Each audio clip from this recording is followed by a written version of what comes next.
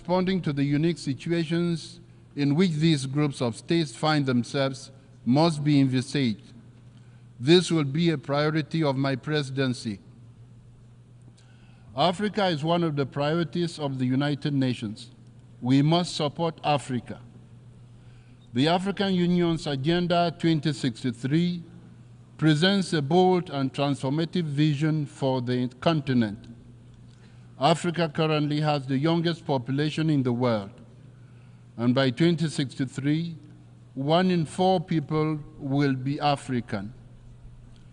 The generation of resources for the well-being of these peoples has been much slower than the population growth. We must not let Africa's potential go unrealized. In fact, to truly unlock Africa's vast potential, we must actively cultivate global partnerships that align with the continent's aspirations and drive its success. In this endeavor, I look forward to working with member states of the United Nations this year on keeping Africa at the heart of our agenda. Excellencies, in this 79th session, I also want to prioritize multilingualism as a recognition of our world's cultural and linguistic richness. We understand that the multitude of languages, cultures, and perspectives should not be viewed as a source of division, but as a wellspring of strength. Excellencies, we anticipate a very successful high-level week. In addition to the recently concluded Summit of the Future and this ongoing general debate, several critical high-level events are expected to take place. These include the high-level event on microbial resistance, the high-level meeting on addressing the existential threats posed by sea level rise, and the high-level plenary meeting to commemorate and promote the International Day for the Total Elimination of Nuclear Weapons. Throughout the 79th session, we will address the urgent issues of our time. While we may not agree on every issue, we all share the same fundamental goal: to build a better world for everyone, everywhere. Here today are representatives from 193 member states, each embodying our collective aspirations, each guided by a shared vision. The path ahead is difficult, fraught with obstacles that may at times seem insurmountable, but they are not impassable. We have the tools, the knowledge, and the collective will to overcome these challenges if we act together with courage and conviction. Thank you.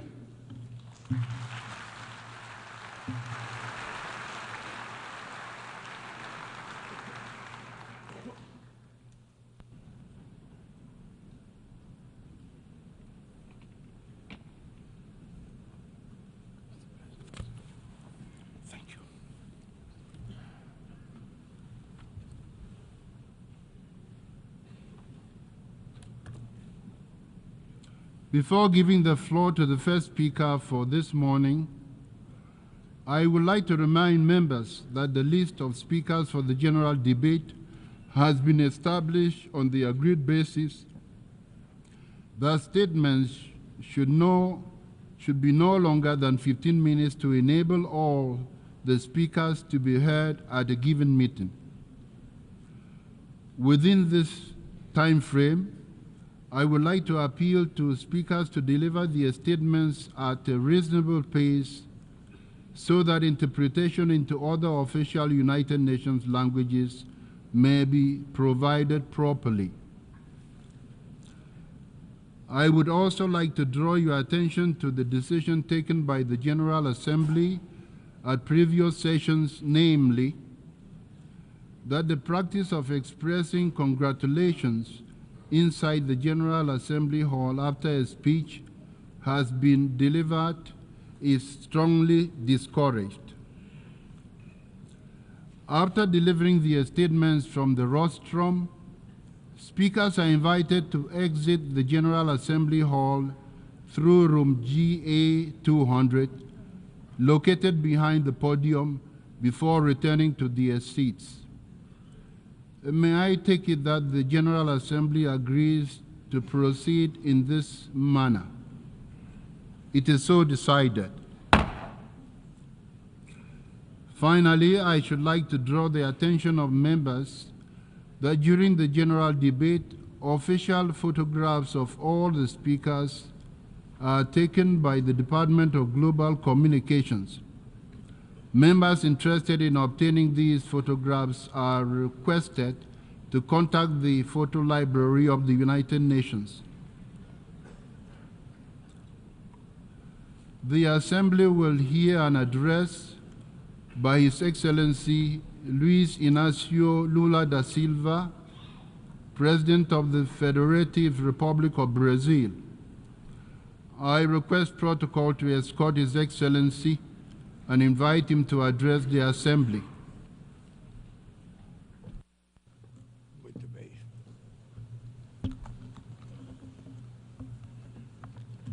Meus cumprimentos ao presidente da Assembleia Geral, Filemon Yang, e também quero saudar o secretário-geral, Antônio Guterres, e cada um dos chefes de Estado e de governo e delegados e delegadas aqui presentes.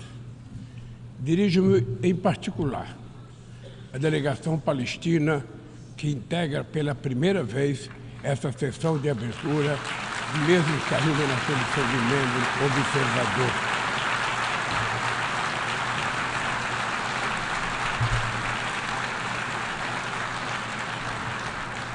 E quero saudar a presença do presidente Mahmoud Abbas aqui presente.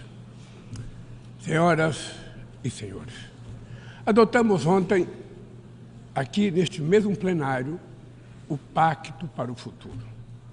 Sua difícil aprovação demonstra o enfraquecimento de nossa capacidade coletiva de negociação e de diálogo. Seu alcance limitado também é a expressão do paradoxo do nosso tempo. Andamos em círculos entre compromissos possíveis que levam a resultados insuficientes. Nem mesmo com a tragédia da Covid-19 fomos capazes de nos unir em torno de um tratado sobre pandemias na Organização Mundial da Saúde. Precisamos ir muito além e dotar a ONU dos meios necessários para enfrentar as mudanças vertiginosas do panorama internacional.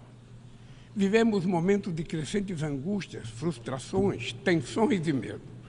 Testemunhamos a alarmante escalada de disputas geopolíticas e de rivalidades estratégicas. 2023 ostenta o triste recorde do maior número de conflitos desde a Segunda Guerra Mundial. Os gastos militares globais cresceram pelo 9º ano consecutivo e atingiram 2 trilhões e 400 bilhões de dólares. Mais de 90 bilhões de dólares foram mobilizados com arsenais nucleares. Esses recursos poderiam ter sido utilizados para combater a fome e enfrentar a mudança do clima. O que se vê é o aumento das capacidades bélicas. O uso da força, sem amparo no direito internacional, está se tornando a regra. Presenciamos 2 conflitos simultâneos com potencial de se tornarem confrontos generalizados. Na Ucrânia, é com pesar que vemos a guerra se estender sem perspectiva de paz. O Brasil condenou de maneira firme a invasão do território ucraniano. Já está claro que nenhuma das partes conseguirá atingir todos os seus objetivos pela via militar. O recurso a armamento cada vez mais destrutivos traz à memória os tempos mais sombrios do confronto estéril da Guerra Fria. Criar condições para a retomada do diálogo direto entre as partes é crucial neste momento.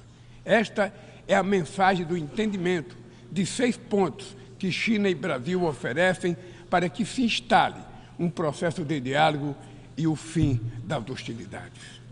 Em Gaza e na Cisjordânia, assistimos a uma das maiores crises humanitárias da história recente. e que agora se expande perigosamente para o Líbano. O que começou como ação terrorista de fanáticos contra civis israelenses inocentes tornou-se uma punição coletiva de todo o povo palestino. São mais de 40 mil vítimas fatais, em sua maioria mulheres e crianças. O direito de defesa transformou-se no direito de vingança, que impede um acordo para a liberação de reféns e adia o cessar-fogo. Conflitos esquecidos no Sudão e no Iêmen impõem sofrimento atroz a quase 30 milhões de pessoas. Este ano, o número dos que necessitam de ajuda humanitária no mundo chegará a 300 milhões de pessoas. Em tempos de crescente polarização, expressões como desglobalização se tornaram corriqueiras. Mas é impossível desplanetizar nossa vida em comum. Estamos condenados à interdependência da mudança climática. O planeta já não espera para cobrar da próxima geração e está farto de acordos climáticos que não são cumpridos. Está cansado de meta de redução de emissão de carbono negligenciadas do auxílio financeiro aos países pobres que nunca chega. O negacionismo sucumbe ante as evidências do aquecimento global. 2024 caminha para ser o ano mais quente da história moderna. Furacões no Caribe, tufões na Ásia, secas e inundações na África e chuvas torrenciais na Europa deixam um rastro de morte e de destruição. No sul do Brasil, tivemos a maior enchente desde 1941. A Amazônia está atravessando a pior estiagem em 45 anos. Incêndios florestais se alastraram pelo país e já devoraram 5 milhões de hectares apenas no mês de agosto. O meu governo não terceiriza a responsabilidade e nem abdica da sua soberania. Já fizemos muito, mas sabemos que é preciso fazer muito mais. Além de enfrentar os desafios da crise climática, lutamos contra quem lucra com a degradação ambiental. Não transigiremos com litígios ambientais, com o garimpo ilegal e com o crime organizado. Reduzimos o desmatamento na Amazônia em 50% no último ano e vamos erradicá-lo até 2030. Não é mais admissível pensar em soluções para as florestas tropicais sem ouvir os povos indígenas, comunidades tradicionais e todos aqueles que vivem nelas. Nossa visão de desenvolvimento sustentável está alicerçada no potencial da bioeconomia. O Brasil sediará a COP30 em 2025, convicto de que o multilateralismo é o único caminho para superar a urgência climática. Nossa contribuição nacionalmente determinada, o NDC, será apresentada ainda este ano, em linha com o objetivo de limitar o aumento da temperatura do planeta a 1,5 graus. O Brasil desponta como celeiro de oportunidade neste mundo revolucionado pela transição energética. Somos hoje um dos países com a matriz energética mais limpa do mundo. 90% da nossa eletricidade provém de fontes renováveis, como a biomassa, a hidrelétrica, a solar e a eólica. Fizemos opção pelos biocombustíveis há 50 anos, muito antes que a discussão sobre energias alternativas ganhasse tração. Estamos na vanguarda em outros nichos importantes, como o da produção do hidrogênio verde. É hora de enfrentar o debate sobre o ritmo lento da descarbonização do planeta e trabalhar por uma economia menos dependente de combustíveis fósseis. Senhor Presidente, na América Latina vive-se desde 2014 uma segunda década perdida. O crescimento médio da região nesse período foi de apenas 0,9%, metade do verificado na década perdida de 1980. Essa combinação de baixo crescimento e altos níveis de desigualdade resulta em efeitos nefastos sobre a paisagem política. Tragada por disputas muitas vezes alheias à região, nossa vocação de cooperação e entendimento se fragiliza. É injustificado manter Cuba em uma lista unilateral de estados que supostamente promovem terrorismo e impor medidas coercitivas unilaterais que penalizam indevidamente as populações mais vulneráveis. No Haiti, é inadiável conjugar ações para restaurar a ordem pública e promover o desenvolvimento. No Brasil, a defesa da democracia implica ação permanente ante investidas extremistas, messiânicas e totalitárias que espalham o ódio, a intolerância e o ressentimento. Brasileiras e brasileiros continuarão a derrotar os que tentam solapar as instituições e colocá-las a serviço de interesses reacionários. A democracia precisa responder às legítimas aspirações dos que não aceitam mais a fome, a desigualdade, o desemprego e a violência. No mundo globalizado, não faz sentido recorrer a falsos patriotas e isolacionistas. Tampouco a esperança no recurso a experiências ultraliberais que apenas agravam as dificuldades de um continente depauperado. O futuro de nossa região passa, sobretudo, por construir um Estado sustentável, eficiente, inclusivo e que enfrente todas as formas de discriminação, que não se intimida ante indivíduos, corporação ou plataformas digitais que se julgam acima da lei. A liberdade é a primeira vítima de um mundo sem regras. Elementos essenciais da soberania incluem o direito de legislar, julgar disputas e fazer cumprir as regras dentro de seu território, incluindo o ambiente digital. O Estado que estamos construindo é sensível às necessidades dos mais vulneráveis, sem abdicar de fundamentos macroeconômicos sadios. A falsa oposição entre o Estado e mercado foi abandonada pelas nações desenvolvidas que voltaram a praticar políticas industriais ativas e forte regulação da economia doméstica. Na área da inteligência artificial, vivenciamos a consolidação de assimetrias que levam a um verdadeiro oligopólio do saber. Avançam a concentração sem precedentes na mão de pequeno número de pessoas e de empresas sediadas em um número ainda menor de países. Interessa-nos uma inteligência artificial emancipadora, que também tem a cara do sul global e que fortaleça a diversidade cultural, que respeite os direitos humanos, proteja dados pessoais e promova a integridade da informação. E, sobretudo, que seja ferramenta para a paz, não para a guerra. Necessitamos de uma governança intergovernamental da inteligência artificial, em que todos os Estados tenham assento. Senhor Presidente, as condições para acesso a recursos financeiros seguem proibitivas para a maioria dos países de renda baixa e média. O fardo da dívida limita o espaço fiscal para investir em saúde, educação, reduzir as desigualdades e enfrentar a mudança do clima. Países da África tomam empréstimo a taxas até 8 vezes maiores que a Alemanha e 4 vezes maior do que os Estados Unidos. É um plano Marshall às avessas, em que os mais pobres financiam os mais ricos. Sem maior participação dos países em desenvolvimento na direção do FMI e do Banco Mundial, não haverá mudança efetiva. Enquanto os objetivos do desenvolvimento sustentável ficam para trás, as 150 maiores empresas do mundo obtiveram juntas um lucro de 1 trilhão e 800 bilhões de dólares nos últimos 2 anos. A fortuna dos 5 principais bilionários mais que dobrou desde o início dessa década, ao passo que 60% da humanidade ficou mais pobre. Os super ricos pagam proporcionalmente muito menos impostos do que a classe trabalhadora. Para corrigir essa anomalia, o Brasil tem insistido na cooperação internacional para desenvolver padrões mínimos de tributação global. Os dados divulgados há 2 meses pela FAO sobre o estado da insegurança alimentar no mundo são estarrecedores. O número de pessoas passando fome ao redor do planeta aumentou em mais de 152 milhões desde 2019.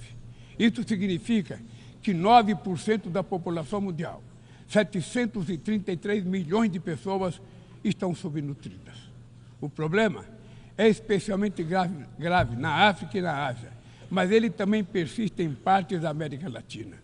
Mulheres e meninas são as vítimas maiores de pessoas em situação de fome no mundo. Pandemias, conflitos armados, eventos climáticos, de subsídios agrícolas dos países ricos ampliam o alcance deste flagelo.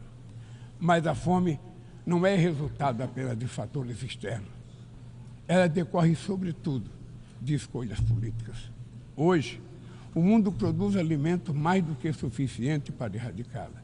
O que falta é criar condições de acesso aos alimentos. Esse é o compromisso mais urgente do meu governo. Acabar com a fome no Brasil, como fizemos em 2014. Só em 2023, retiramos 24.400.000 pessoas da condição de insegurança alimentar severa. A Aliança Global contra a Fome e a Pobreza, que lançaremos no Rio de Janeiro, em novembro, nasce dessa vontade política e desse espírito de solidariedade. Ela será um dos principais resultados da presidência brasileira do G20 e está aberta a todos os países do mundo. Todos os que queiram se somar a esse esforço coletivo serão muito bem-vindos. Senhor presidente, senhoras e senhores, prestes a completar 80 anos, a Carta das Nações Unidas nunca passou por uma reforma abrangente. Apenas 4 emendas foram aprovadas, todas elas entre 1965 e 1973. A versão atual da Carta não trata de alguns dos desafios mais prementes da humanidade. Na fundação da ONU, éramos 51 países. Hoje, somos 193. Várias nações, principalmente no continente africano, estavam sob domínio colonial e não tiveram voz sobre seus objetivos e funcionamento. Inexiste equilíbrio de gênero no exercício das mais altas funções. O cargo de secretário-geral jamais foi ocupado por uma mulher.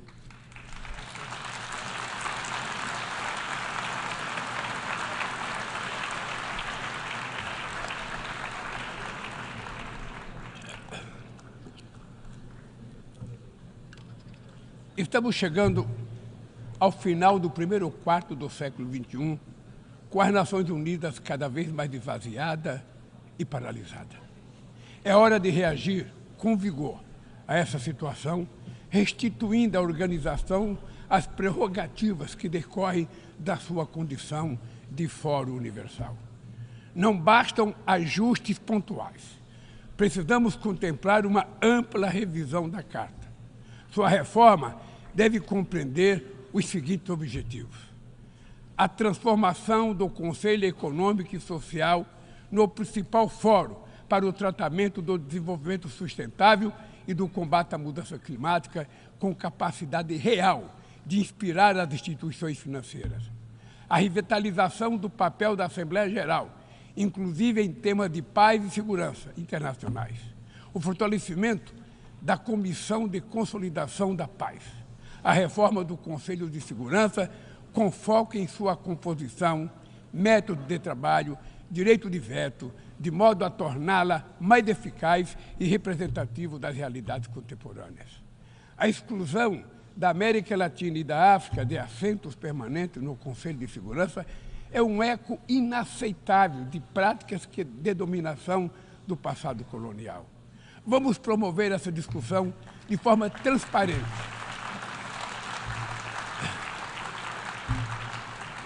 Vamos promover essa discussão de forma transparente, em consulta no G77, no G20, nos BRICS, na CELAC, no CARICOM e tantos outros espaços que existem para discutir.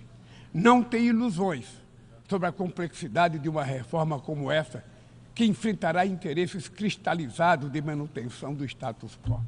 Exigirá enorme esforço de negociação, mas essa é a nossa responsabilidade. Não podemos esperar por outra tragédia mundial, como a Segunda Grande Guerra, para só então construir sobre seus escombros uma nova governança global. A vontade da maioria pode persuadir os que se apegam às expressões cruas dos mecanismos de poder. Neste plenário, ecoa as aspirações de toda a humanidade. Aqui, travamos os grandes debates do mundo. Neste fórum, buscamos as respostas para os problemas que afligem o planeta. Recai sobre a Asamblea General, expressão maior do multilateralismo, a missão de pavimentar o caminho para o futuro. Muito obrigado e boa sorte.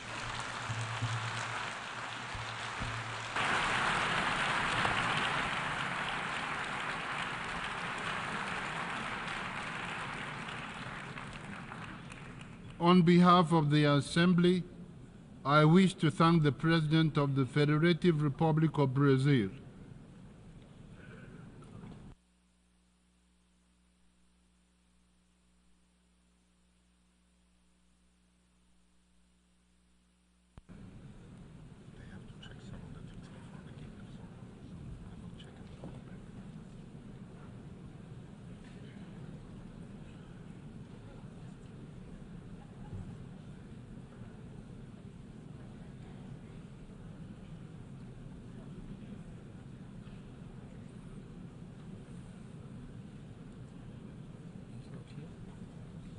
they're checking a few things before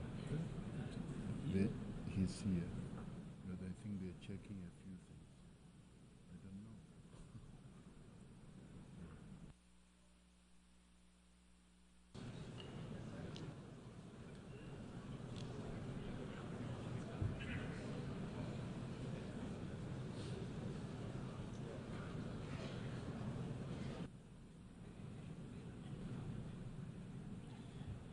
Just driving another minute.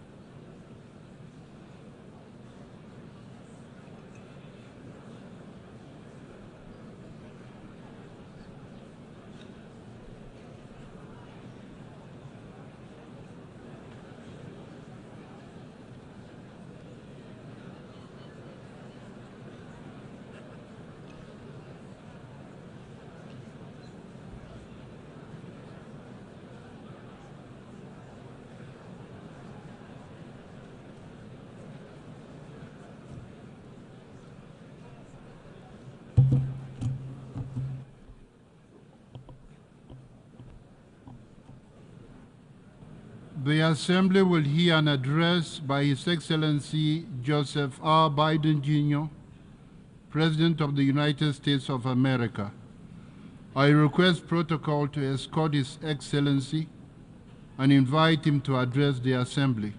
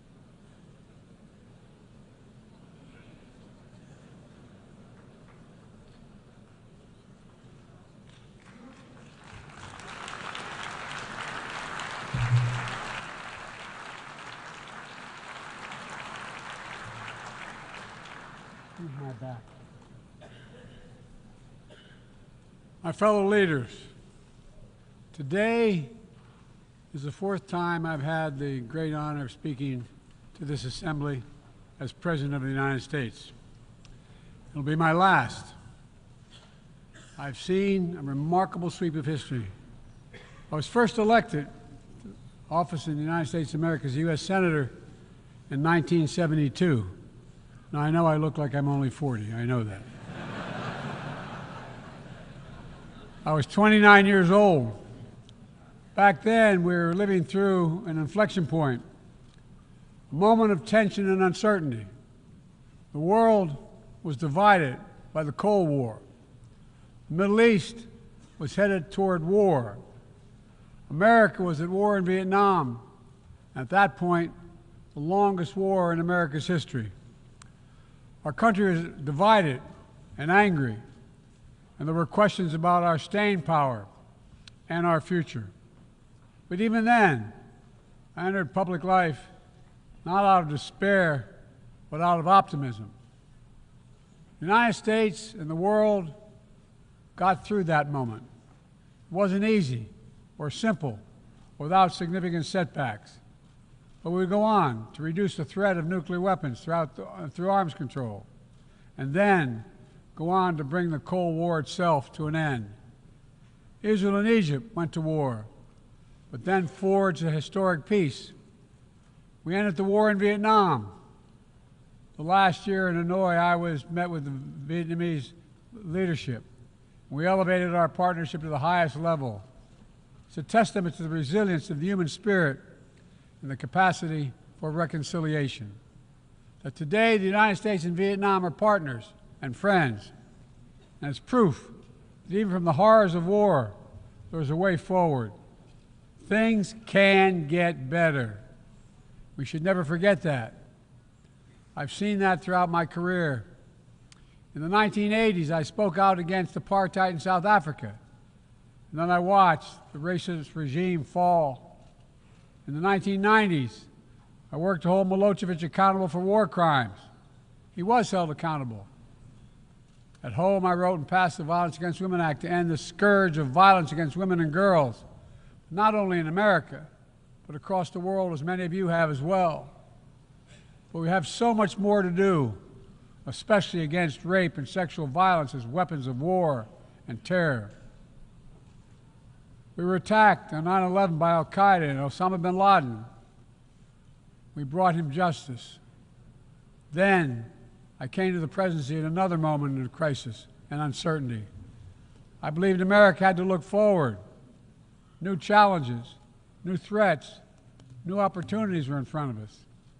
We needed to put ourselves in a position to see the threats, to deal with the challenges, and to seize the opportunities as well. We need to end the era of war that began on 9/11. As Vice President to President Obama, he asked me to work to wind down the military operations in Iraq and we did, painful as it was. When I came to office as president, Afghanistan had replaced Vietnam as America's longest war. I was determined to end it, and I did. It was a hard decision, but the right decision. 4 American presidents had faced that decision, but I was determined not to leave it to the 5th. It was a decision accompanied by tragedy. 13 brave Americans lost their lives, along with hundreds of Afghans in a suicide bomb. I think those lost lives, I think of them every day. I think of all the 2,461 U.S. military deaths over a long 20 years of that war. 20,744 American servicemen wounded in action. I think of their service, their sacrifice, and their heroism. I know other countries lost their own men and women fighting alongside us. We honor their sacrifices as well. To face the future, I was also determined to rebuild my country's alliances and partnerships to a level not previously seen. We did just that, from traditional treaty alliances to new partnerships like the Quad with the United States, Japan, Australia, and India. I know many look at the world today and see difficulties and react with despair, but I do not. I won't. As leaders, we don't have the luxury. I recognize the challenges from Ukraine to Gaza to Sudan and beyond. War, hunger, terrorism, brutality, record displacement of people, a climate crisis, democracy at risk, strains within our societies, the promise of artificial intelligence and its significant risk. The list goes on. But maybe because all I've seen and all we have done together over the decades, I have hope. I know there is a way forward. In 1919, the Irish poet William Butler Yeats described a world, and I quote, "where things fall apart, the center cannot hold, mere anarchy is loosed upon the world," end of quote. Some may say those words describe the world not just in 1919, but in 2024. But I see a critical distinction. In our time, the center has held. Leaders and people from every region and across the political spectrum have stood together, turned the page. We turned the page in the worst pandemic in a century. We made sure COVID no longer controls our lives. We defended the UN Charter and ensured the survival of Ukraine as a free nation. My country made the largest investment in climate, clean energy, ever anywhere in history. There will always be forces that pull our countries apart and the world apart. Aggression, extremism, chaos, and cynicism. A desire to retreat from the world and go it alone.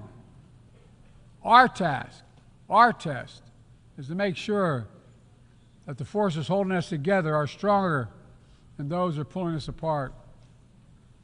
That the principles of partnership that we came here each year to uphold can withstand the challenges. That the center holds once again.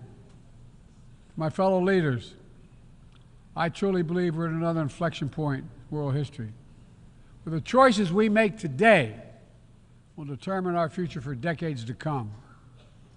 Will we stand behind the principles that unite us? Will we stand firm against aggression? Will we end the conflicts that are raging today? Will we take on global challenges like climate change, hunger, and disease?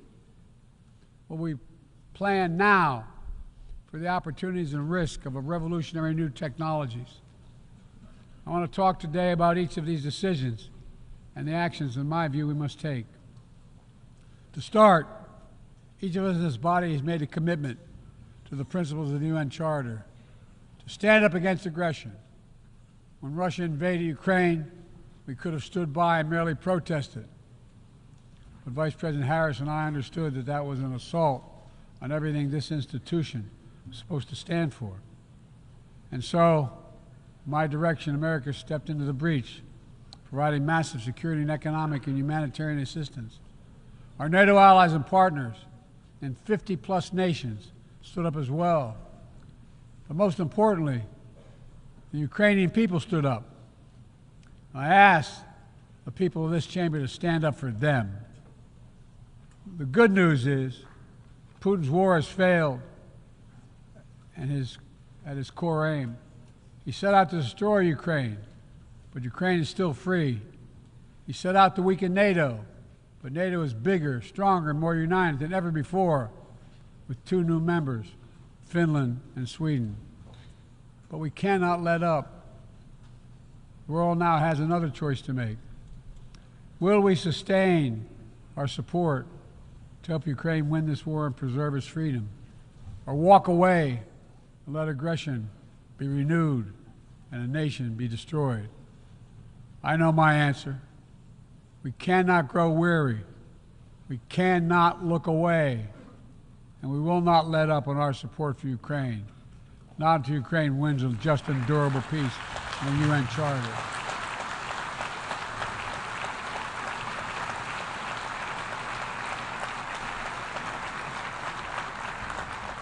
We also need to uphold our principles as we seek to responsibly manage the competition with China so it does not veer into conflict. We stand ready to cooperate on urgent challenges for the good of our people and the people everywhere. We recently resumed cooperation with China to stop the flow of deadly synthetic narcotics. I appreciate the collaboration. It matters for the people of my country and many others around the world. On matters of conviction, the United States is unabashed, pushing back against unfair economic competition, against military coercion of other nations and in the South China Sea, and maintaining peace and stability across the Taiwan Straits, and protecting our most advanced technologies so they cannot be used against us or any of our partners. At the same time, we're going to continue to strengthen our network of alliances and partnerships across the Indo-Pacific. These partnerships are not against any nation. They're building blocks for a free, open, secure, and peaceful Indo-Pacific. We're also working to bring greater measure of peace and stability to the Middle East. The world must not flinch from the horrors of October 7th. Any country would have the right and responsibility to ensure that such an attack can never happen again.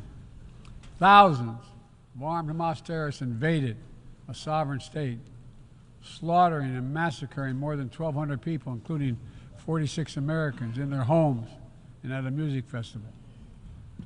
Despicable acts of sexual violence, 250 innocents taken hostage. I've met with the families of those hostages. I've grieved with them. They're going through hell. Innocent civilians in Gaza are also going through hell. Thousands and thousands killed, including aid workers. Too many families dislocated, crowding into tents, facing a dire humanitarian situation. They did not ask for this war that Hamas started. I put forward with Qatar and Egypt a ceasefire and hostage deal. It's been endorsed by the UN Security Council. Now is the time for the parties to finalize its terms, bring the hostages home, and secure security for Israel and Gaza free of Hamas' grip, ease the suffering in Gaza, and end this war. On October 7th,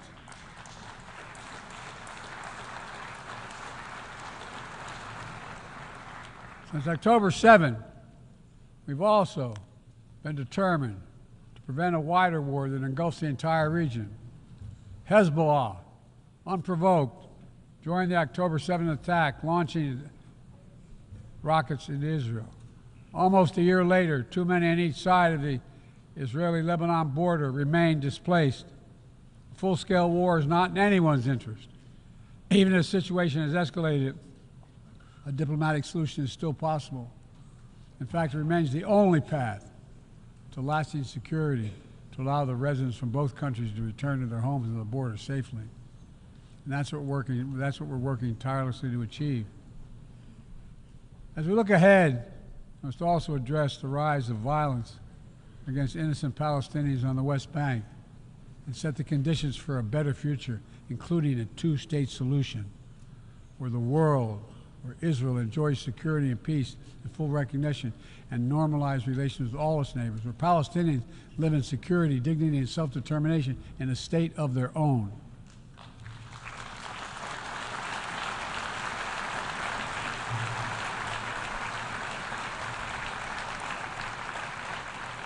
Progress toward peace will put us in a stronger position to deal with the ongoing threat posed by Iran. Together we must deny oxygen to its terrorist proxies, which have called for more October 7th and ensure that Iran will never, ever obtain a nuclear weapon. Gaza is not the only conflict that deserves our outrage.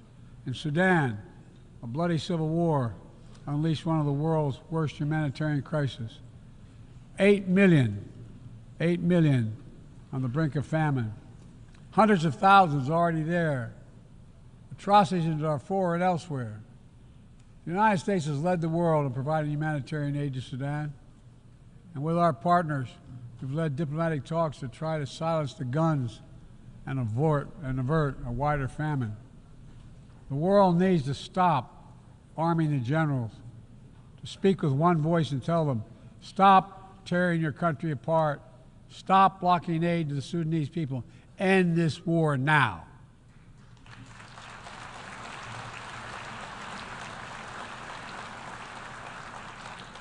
But people need more than the absence of war. They need a chance to live in dignity. They need to be protected from the ravages of climate change, hunger, and disease. Our administration has invested over $150 billion to make progress and other sustainable development goals. It includes $20 billion for food security, over $50 billion for global health. We've mobilized billions more in private sector investment. We've taken the most ambitious climate action in history. We've moved to rejoin the Paris Agreement on day one. And today, my country is finally on track to cut emissions in half by 2030. On track to honor my pledge to quadruple climate financing to developing nations with $11 billion thus far this year. We've rejoined the World Health Organization, donating nearly 700 million doses of COVID vaccine to 117 countries. We must now move quickly to face Mpox outbreak in Africa. We're prepared to commit $500 million to help African countries prevent and respond to Mpox and to donate 1 million doses of Mpox vaccine now.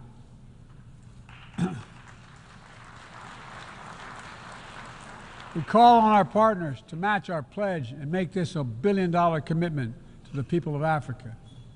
Beyond the core necessities of food and health, the United States, the G7, and our partners have embarked on an ambitious initiative to mobilize and deliver significant finance to the developing world.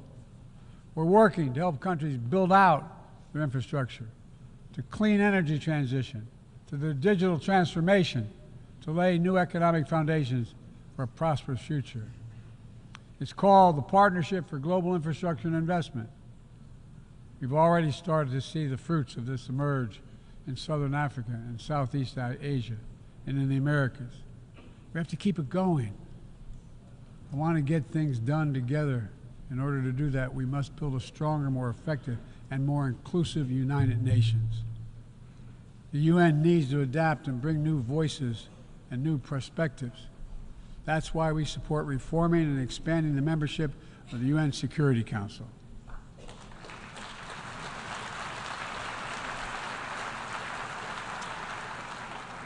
Our UN ambassador just laid out our detailed vision to reflect today's world, not yesterday's.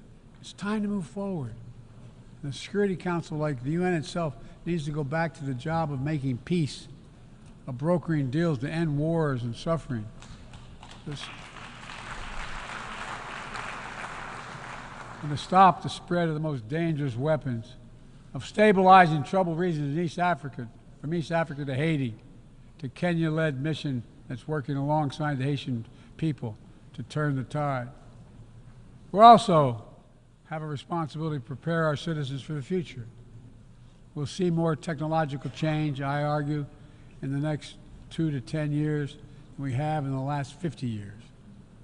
Artificial intelligence is going to change our ways of life, our ways of work, and our ways of war. It could usher in scientific progress at a pace never seen before, and much of it could make our lives better. But AI also brings profound risks, from deep fakes to disinformation, to novel pathogens, to bioweapons. We've worked at home and abroad to define the new norms and standards.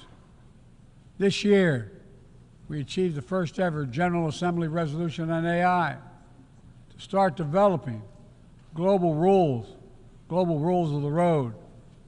We also announced a declaration on the responsible use of AI, joined by 60 countries in this chamber. But let's be honest, this is just the tip of the iceberg, what we need to do to manage this new technology.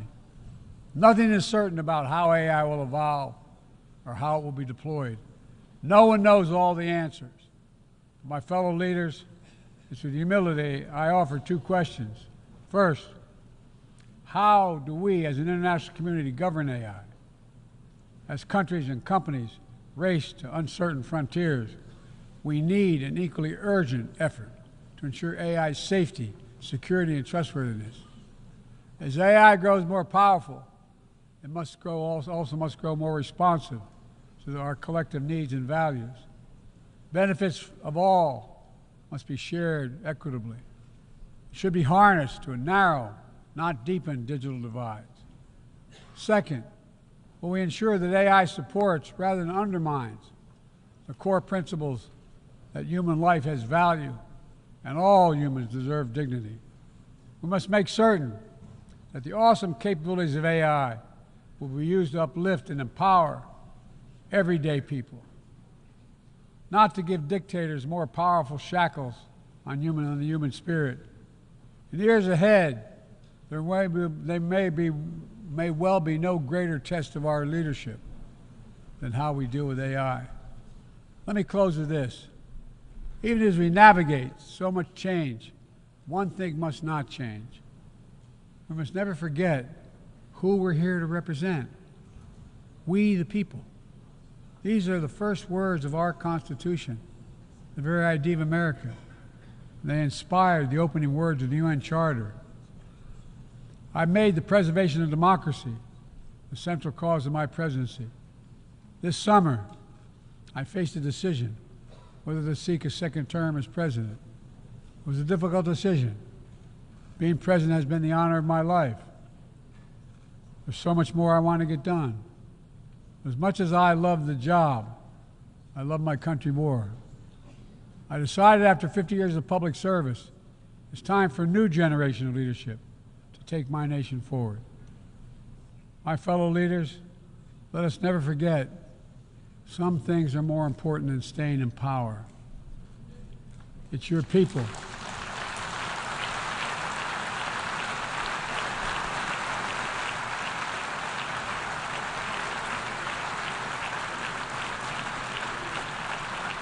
It's your people that matter the most. Never forget, we are here to serve the people, not the other way around. Because the future will be won by those who unleash the full potential of their people, to breathe free, to think freely, to innovate, to educate, to live and love openly without fear. That's the soul of democracy. It does not belong to any one country.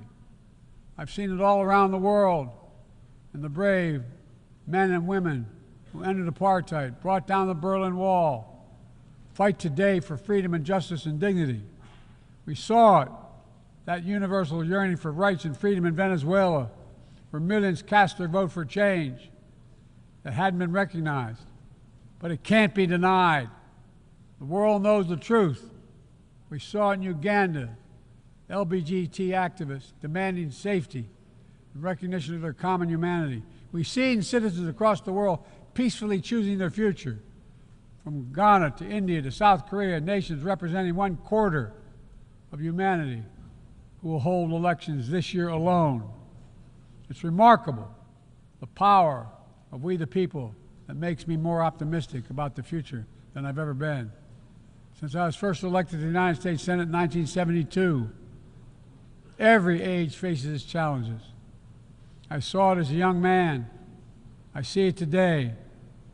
But we are stronger than we think. We're stronger together than alone. And what the people call impossible is just an illusion. Nelson Mandela taught us, and I quote, "It always seems impossible until it's done. It always seems impossible until it's done." My fellow leaders, there is nothing that's beyond our capacity if we work together. Let's work together. God bless you all, and may God protect all those who seek peace. Thank you.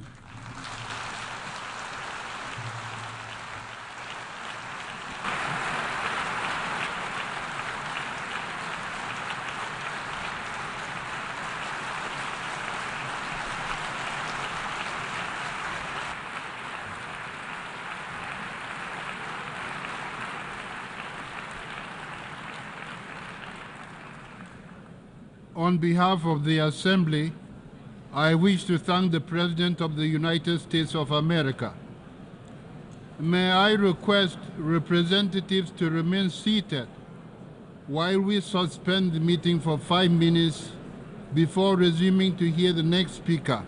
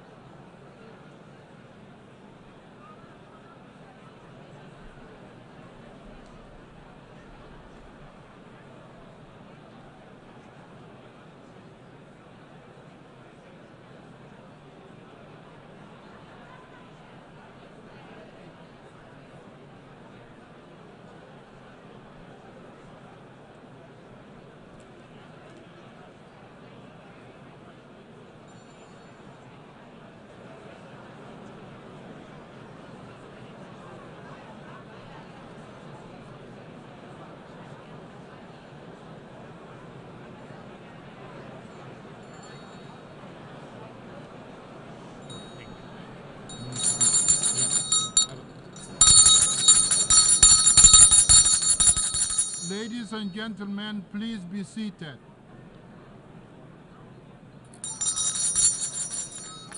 Ladies and gentlemen, please be seated.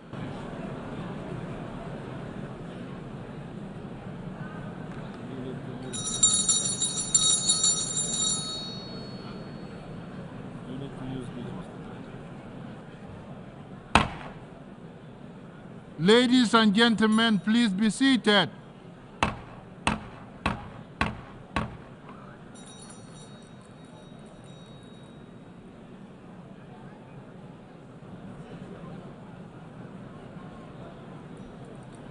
Ladies and gentlemen, please be seated.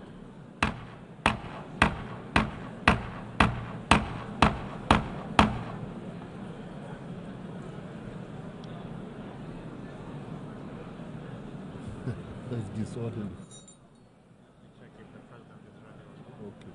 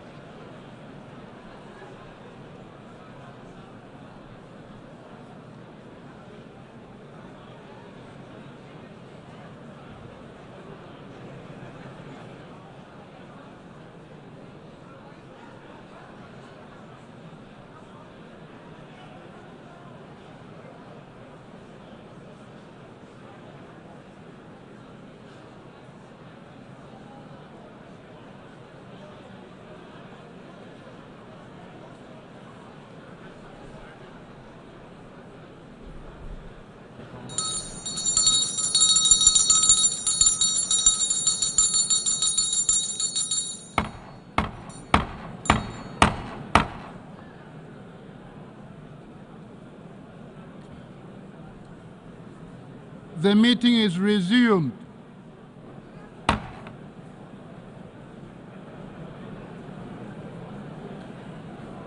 The Assembly will hear an address by His Excellency Recep Tayyip Erdogan, President of the Republic of Turkey.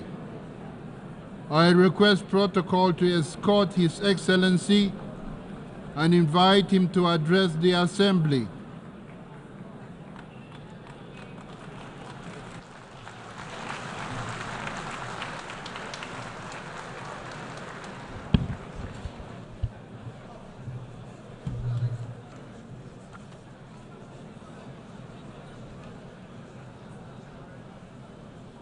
Sayın Başkan, değerli devlet ve hükümet başkanları, Sayın Genel Sekreter, kıymetli delegeler, sizleri şahsım, ülkem ve milletim adına en kalbi duygularımla, saygıyla selamlıyorum. Birleşmiş Milletler Genel Kurulu'na bugün bir kez daha seslenme fırsatı bulmaktan büyük bir bahtiyarlık duyuyorum. 79. Genel Kurul'un ülkelerimiz ve tüm insanlık için hayırlara vesile olmasını temenni ediyorum. Genel Kurul Başkanlığını tamamlayan Sayın Francis'i tebrik ediyor. Bu görevi devralan Sayın Young'a başarılar diliyorum. Uzun mücadeleler neticesinde dost ve kardeş Filistin'in temsilcisini üye ülkeler arasında hak ettiği yerde görmekten duyduğumuz memnuniyeti burada ifade etmek istiyorum. Atılan bu tarihi adımın Filistin'in Birleşmiş Milletler üyeliğine giden yolda artık son dönemeç olmasını temenni ediyorum. Filistin'i tanımayan diğer devletleri de bu çok kritik dönemde tarihin doğru tarafında yer alarak Filistin devletini bir an evvel tanımaya davet ediyorum. Kıymetli delegeler, buradaki dostlarımın çoğunun ekranlarda seyrettiği krizleri biz an be an yaşıyor ve yönetmeye çalışıyoruz. Dolayısıyla bugün sizlere gerilimlerin uzağında değil, tam kalbinde yer alan bir ülkenin lideri olarak sesleniyorum. Birileri rahatsız olsa da, birileri şahsımızı yine hedef alacak olsa da, bugün burada insanlığın ortak kürsüsünde insanlık adına bazı gerçekleri açık açık konuşmak arzusundayım. Bakınız, şu an çatısı altında bulunduğumuz Birleşmiş Milletler, milyonlarca insanın hayatını kaybettiği İkinci Dünya Savaşı sonrasında uluslararası barışı ve güvenliği korumak amacıyla kuruldu. Birleşmiş Milletler'in kuruluşuyla birlikte küresel istikrara, huzura ve adalete dair beklentiler yeniden yeşermiş, barış umutları yeniden filizlenmişti. Ancak üzülerek görüyoruz ki son yıllarda Birleşmiş Milletler kuruluş misyonunu ifa etmekte yetersiz kalıyor, giderek işlevsiz, hantal ve atıl bir yapıya dönüşüyor. Dünya beşten büyüktür şiarının temsil ettiği değerlere bugünlerde daha çok, daha fazla ihtiyaç duyuyoruz. Uluslararası barış ve güvenliğin imtiyazlı 5 ülkenin keyfine bırakılmayacak kadar önemli olduğuna şahitlik ediyoruz. Bunun en dramatik örneği Gazze'de 353 gündür devam eden katliamdır. 7 Ekim'den beri aralıksız süren İsrail saldırılarında 41 bini aşkın Filistinli hayatını kaybetti. Çoğu çocuk ve kadın, 41 bin can, 41 bin insan hem de acımasız bir şekilde hayattan koparıldı.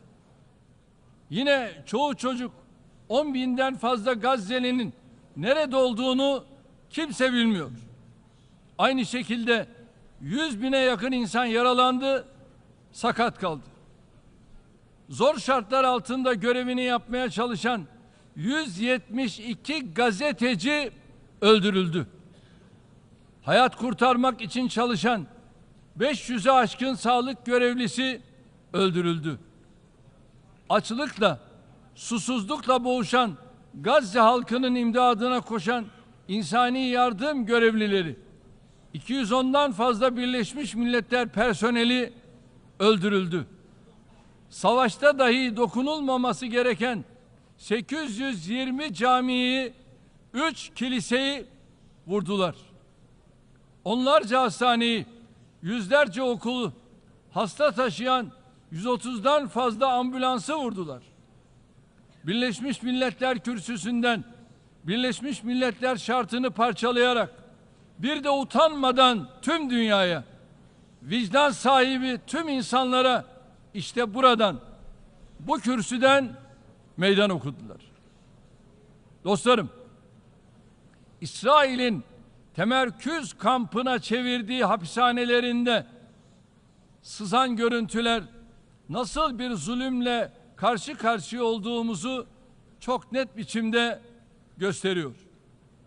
İsrail'in saldırıları sonucunda Gazze dünyanın en büyük çocuk ve kadın mezarlığı haline gelmiştir. 17 binden fazla çocuk İsrail'in kurşunlarının, bombalarının hedefi oldu. Hint Recep sadece 6 yaşındaydı. Yakınlarıyla güvenli bir yer ararken araçları İsrail güçleri tarafından vuruldu. Dayısı, yengesi, kuzenleri herkes ölmüş. Sadece o hayatta kalmıştı. Tam 12 gün boyunca çaresizce kurtarılmayı bekledi. Beni almaya gelecek misiniz? Korkuyorum diyerek bir yardım elinin 12 gün boyunca kendisine uzanmasını bekledi. Dünyamızın geldiği seviyeye, elimizin altındaki teknolojiye rağmen çatısı altında binlerce personel çalıştıran devasa bütçeli kuruluşlarımıza rağmen 8 milyarlık insanlık ailesi olarak henüz 6 yaşındaki bir kız çocuğunu, gözlerimizin önünde çırpınan yaralı bir serçeyi maalesef kurtaramadık. Bir lokma kuru ekmek, bir yudum su, bir tas çorba bulamadığı için bugüne kadar yüzlerce Gazze'li çocuk öldü, halen de ölüyor. Gazze'de sadece çocuklar değil, aynı zamanda Birleşmiş Milletler sistemi ölüyor. Hakikat ölüyor. Batı'nın savunduğunu iddia ettiği değerler ölüyor. İnsanlığın daha adil bir dünyada yaşama umutları tek tek ölüyor. Buradan açık açık soruyorum. Ey insan hakları örgütleri, Gazze'dekiler, Batı Şeria'dakiler insan değil mi? Filistin'deki çocukların okuma, yaşama, sokakta oynama hakkı yok mu? Ey uluslararası basın kuruluşları! İsrail'in canlı yayında katlettiği ofislerini bastığı gazeteciler sizin meslektaşınız değil mi? Ey Birleşmiş Milletler Güvenlik Konseyi! Gazze soykırımının önüne geçmek, bu zulme, bu barbarlığa dur demek için daha neyi bekliyorsunuz? Filistin halkıyla birlikte kendi vatandaşlarının canını tehlikeye atan siyasi ikbali için tüm bölgeyi savaşa sürükleyen katliam şebekesini durdurmak için daha neyi bekliyorsunuz?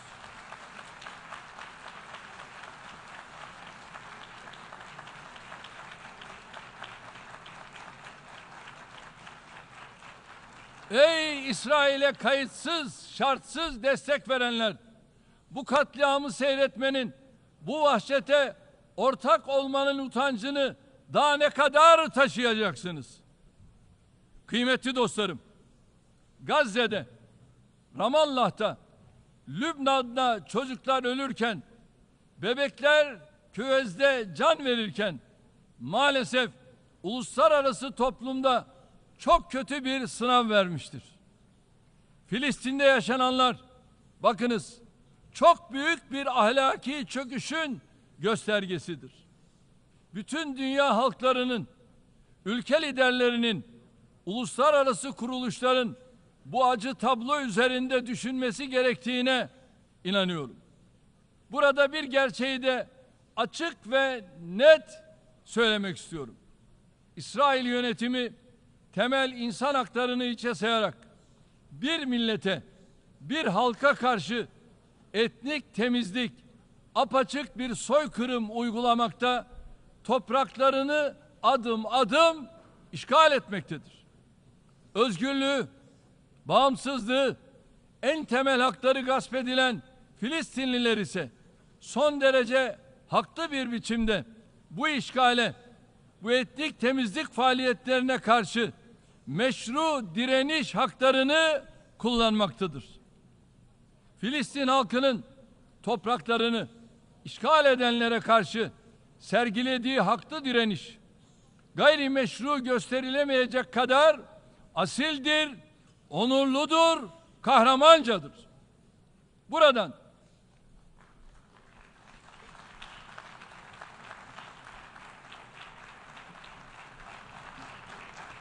Buradan bir kez daha canları pahasına vatanlarını savunan Filistinli kardeşlerimi yürekten selamlıyorum.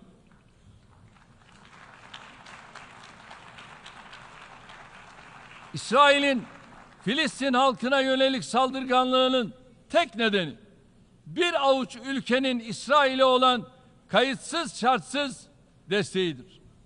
İsrail üzerinde etki sahibi ülkeler tavşana kaç, tazıya tut politikasıyla bu katliama açıkça ortak oluyor. Sahne önünde güya ateşkes için uğraşanlar, arka planda katliamlarını sürdürebilmesi için İsrail'e silah ve mühimmat göndermeye devam ediyor. Bu tutarsızlık ve samimiyetsizliktir. Bakınız, Mayıs ayından beri gidip gelen bir kağıt var. Hamas ateşkes teklifini kabul ettiğini defalarca ilan etti. Ama İsrail hükümeti işi sürekli yokuşa sürerek, sürekli bir bahane bularak ateşkese en yakın olduğunu, özellikle müzakere ettiği muhatabını kalleşçe öldürerek barışı istemeyen taraf olduğunu çok net biçimde gösterdi. İsrail'in oyalama ve aldatma hamlelerine daha fazla prim verilmemelidir. 2735 sayılı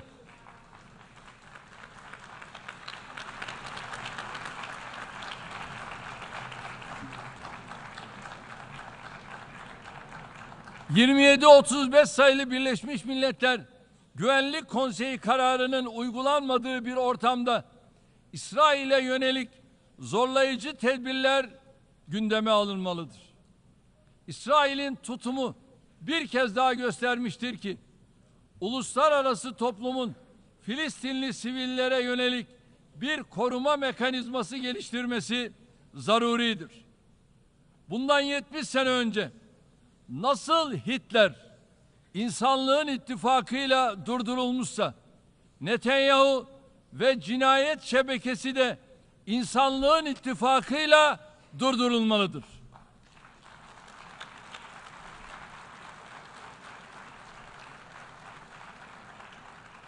Genel Kurul'un 1950 tarihli barış için birlik kararında mevcut olduğu gibi kuvvet kullanma tavsiyesinde bulunma yetkisinin bu süreçte mutlaka değerlendirilmesi gerektiğine inanıyoruz.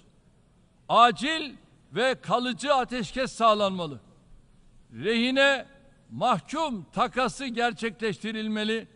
İnsani yardımlar engelsiz ve kesintisiz olarak Gazze'ye ulaştırılmalıdır.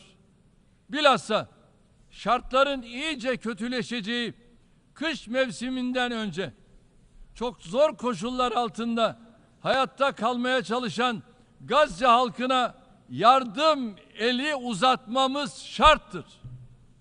Bakınız, şu an Gazze'deki su kaynaklarının %70'i, fırınların %75'i tahrip edildi.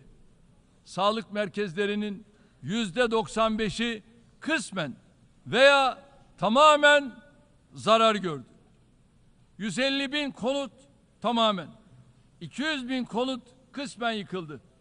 80 bin konut oturulamaz hale geldi. Çocuk felci, hepatit başta olmak üzere bulaşıcı hastalıklar giderek artıyor. Gazze halkı ihtiyacı olan yardım miktarının 1/4'ine ancak ulaşabiliyor. Türkiye olarak ilk günden itibaren Filistinli kardeşlerimize yönelik insani yardım faaliyetlerimizi sürdürdük, sürdürüyoruz. 60 bin tonu aşan yardım miktarıyla Türkiye, Gazze'ye en fazla yardım gönderen ülke konumundadır.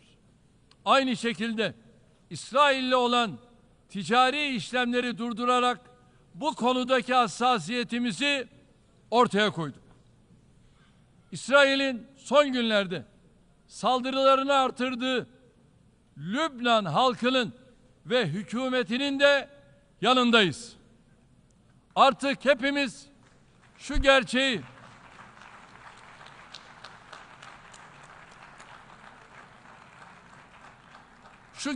görebiliyoruz.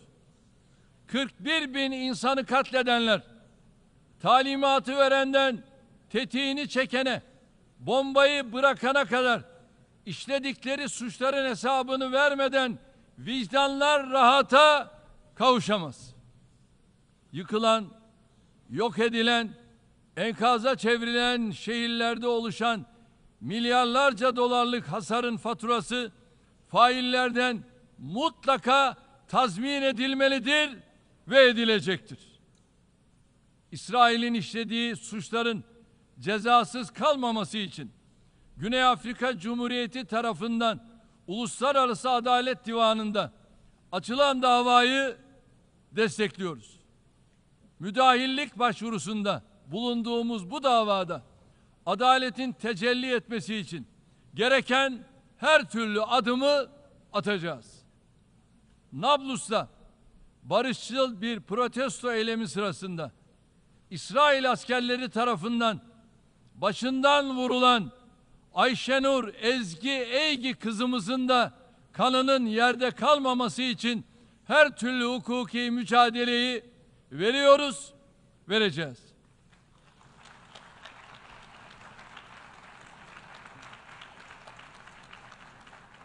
Gazze'de ateşkes acil ihtiyaç olsa da asıl sorun Filistin topraklarının İsrail tarafından işgal edilmesidir. 1967 sınırları temelinde başkenti Doğu Kudüs olan bağımsız, egemen ve coğrafi bütünlüğü haiz bir Filistin devletinin vücut bulması artık daha fazla ertelenemez. İlk kıblemiz Mescid-i Aksa'ya ve Harem-i Şerif'e yönelik artan saldırıları da yakından takip ettiğimizin bilinmesini isterim.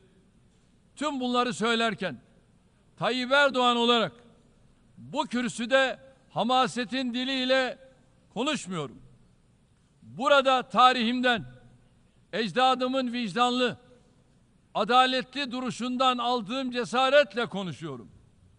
Çünkü biz tarih boyunca daima mazlumun yanında, zalimin ve zulmün karşısında olmuş bir milletiz.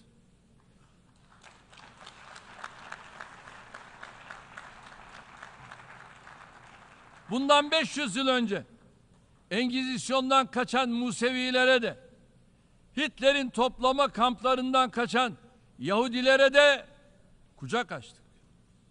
Bizim ülke ve millet olarak açık söylüyorum, İsrail halkına yönelik herhangi bir düşmanlığımız yoktur. Müslümanların sırf inançlarından dolayı hedef alınmasına nasıl karşıysak, antisemitizme de aynı şekilde karşıyız.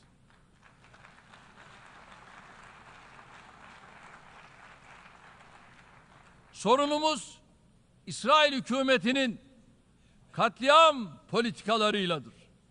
Sorunumuz tıpkı 5 asır önce olduğu gibi yine zalimle ve zulümledir.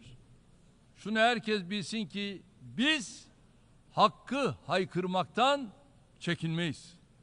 Birileri rahatsız olsa da doğruları söylemekten korkmayız. İnşallah sonuna kadar haklının yanında durmaya, doğru bildiklerimizi acı da olsa söylemeye devam edeceğiz.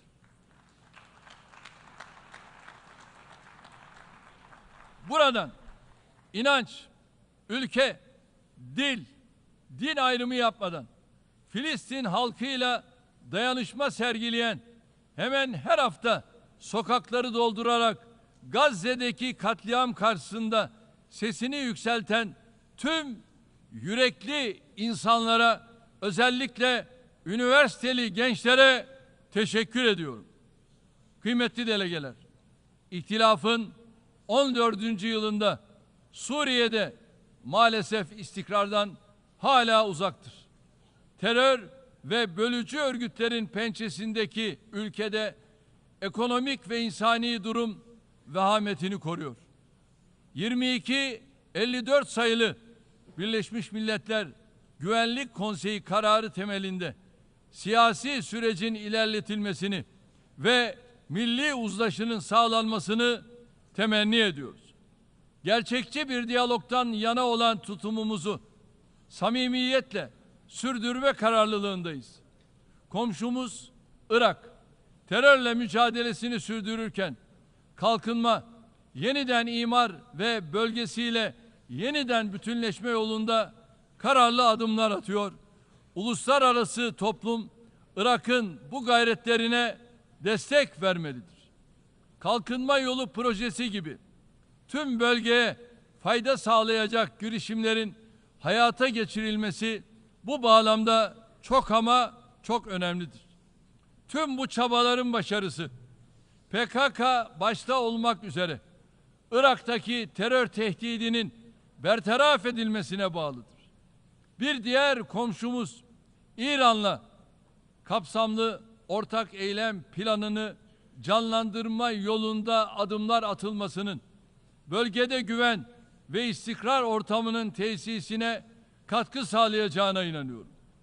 Ukrayna'daki savaş 3. yılını bitirirken adil ve kalıcı bir barışın tesisinden hala uzaktayız. Silahlanma yarışı hızlandıkça diplomasinin alanı giderek daralıyor. Savaşın Ukrayna'nın toprak bütünlüğü ve egemenliği temelinde diplomasi ve diyalogla sona erdirilmesine yönelik çabalara olan desteğimizi daha da artıracağız. Yine bu süreçte Montreux Boğazlar Sözleşmesi'ni titizlikle uygulamaya devam edeceğiz. Azerbaycan ve Ermenistan arasındaki barış sürecini destekliyor, çalışmaların en kısa sürede müjdeli haberlerle neticelenmesini temenni ediyoruz. Türkiye, Ermenistan kulvarında da karşılıklı olumlu adımlar atıyoruz. Azerbaycan, Ermenistan barış sürecinde kaydedilebilecek gelişmeler, Türkiye, Ermenistan normalleşme sürecine de olumlu yansıyacaktır. Değerli dostlar, ayrılmaz bir parçası olduğumuz Balkanların refah ve huzuru için yapıcı rol oynuyor, bölgedeki tüm aktörlerle yakın işbirliği içinde hareket ediyoruz. Bosna Hersek'in egemenliği, siyasi birliği ve toprak bütünlüğünün önemini Barışı Uygulama Konseyi Yönlendirme Kurulu üyesi olarak her platformda vurguluyor, UFOR alto harekatına olan katkımıza özellikle devam ediyoruz. Geçen yıl üstlendiğimiz KFOR komutanlığını başarılı bir şekilde sürdürüyor, Belgrad-Priştine diyalog sürecini destekliyoruz. Ege Denizi ve Doğu Akdeniz'i ilgili tüm tarafların meşru menfaatlerine saygı duyulan bir istikrar ve refah bölgesi olarak görmek istiyoruz. Deniz yetki alanlarının uluslararası hukuka göre sınırlandırılması, seyri sefer serbestisi ve emniyetiyle deniz ticareti konuları başta olmak üzere işbirliğinin geliştirilmesi tüm bölgenin müşterek menfaatinedir.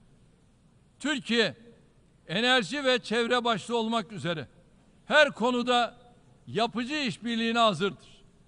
Komşularımızdan aynı yaklaşımı bekliyoruz. Doğu Akdeniz'de en uzun kıyı şeridine sahip ülke olan Türkiye'nin anahtar rolü yadsınamaz.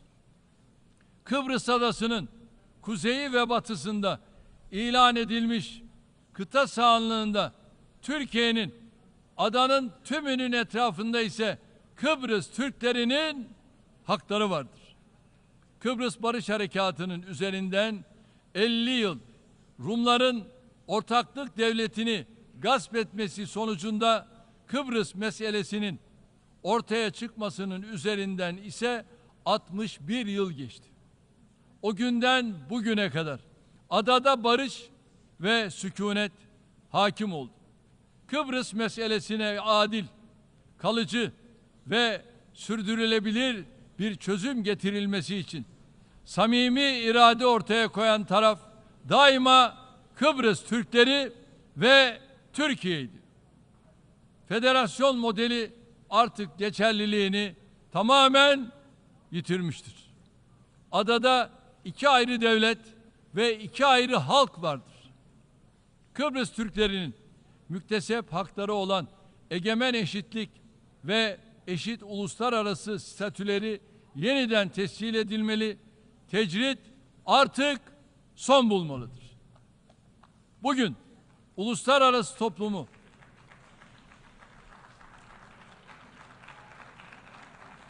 Bugün uluslararası toplumu bir kez daha Kuzey Kıbrıs Türk Cumhuriyeti'ni tanımaya, diplomatik, siyasi ve ekonomik ilişkiler kurmaya davet ediyorum. Libya'da istikrarın tesisine, ülkenin birlik ve bütünlüğünün muhafazasına aktif destek sağlıyoruz. Tüm devletleri bu hassas dönemde Libya'nın yanında samimi bir şekilde yer almaya, taraflar arasında güven tesisine katkı vermeye davet ediyoruz. Sudan'daki çatışmaların sona ermesi için daha fazla çaba harcamalıyız. Çatışmalar sebebiyle yerlerinden edilmiş milyonlarca Sudanlıya insani yardım ulaştırılması noktasında hepimize sorumluluk düşüyor. Afrika genç ve dinamik nüfusu, zengin doğal kaynakları ve verimli geniş topraklarıyla çok büyük bir potansiyele sahiptir. Eşit ortaklık ve karşılıklı saygı ilkeleri temelinde Afrika halklarıyla kıtanın barış, istikrar ve kalkınma çabalarına destek veriyoruz. Afrikalı kardeşlerimizle tam bir dayanışma içinde olmayı sürdüreceğiz. ASEAN başta olmak üzere Hint Okyanusu'na kıyıdaş ülkeler birliği ve Pasifik Adaları Forumu gibi bölgesel kuruluşlarla angajmanımızı derinleştiriyoruz. Yükselen ekonomileri bir araya getiren BRICS'le ilişkilerimizi geliştirme irademizi canlı tutuyoruz. Orta Asya ülkeleriyle köklü bir tarihi paylaşıyor, işbirliğimizi ikili ve çok taraflı zeminde daha da güçlendiriyoruz. Türk Devletleri Teşkilatımız giderek bir cazibe merkezine dönüşüyor. Gözlemci üyeler Macaristan ve Kuzey Kıbrıs Türk Cumhuriyeti'nin de katkılarıyla teşkilat örnek bir işbirliği modeli haline geliyor. Türk dünyası olarak birlik ve beraberliğimizi daha da tahkim edeceğiz. Çin'in egemenliğine ve toprak bütünlüğüne saygı çerçevesinde güçlü tarihi, kültürel ve beşeri bağlarımızın bulunduğu Uygur Türklerinin temel hak ve özgürlüklerinin korunması için Çin'le yakın diyalog halindeyiz.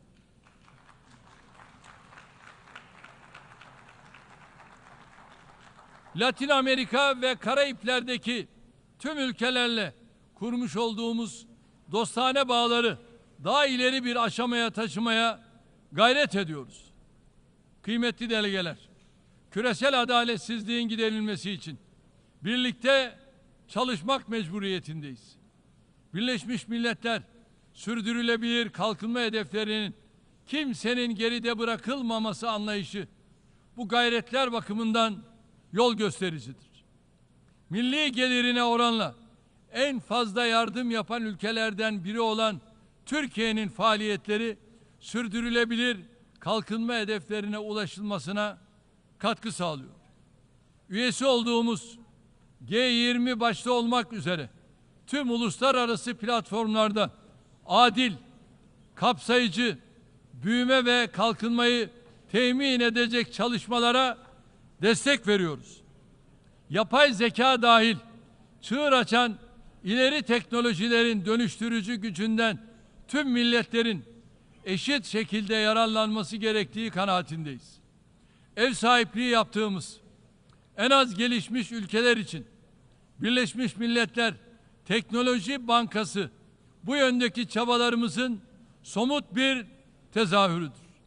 Ancak geçtiğimiz hafta Lübnan'a yönelik gerçekleştirilen siber terör saldırıları aynı zamanda bu teknolojilerin nasıl ölümcül bir silaha dönüşebildiğini de göstermiştir. İklim değişikliğini de benzer yaklaşımla ele almaktayız. Bakınız, hiçbir ülke emisyon azaltımı ve iklim değişikliğine uyum sürecini tek başına göğüsleyemez. Gelişmekte olan ülkeler için en önemli hususlar finansman, teknoloji transferi ve kapasite geliştirmedir. Bakü'de düzenlenecek COP29 iklim zirvesinin bu meselelerin çözümüne katkı yapacağına inanıyorum.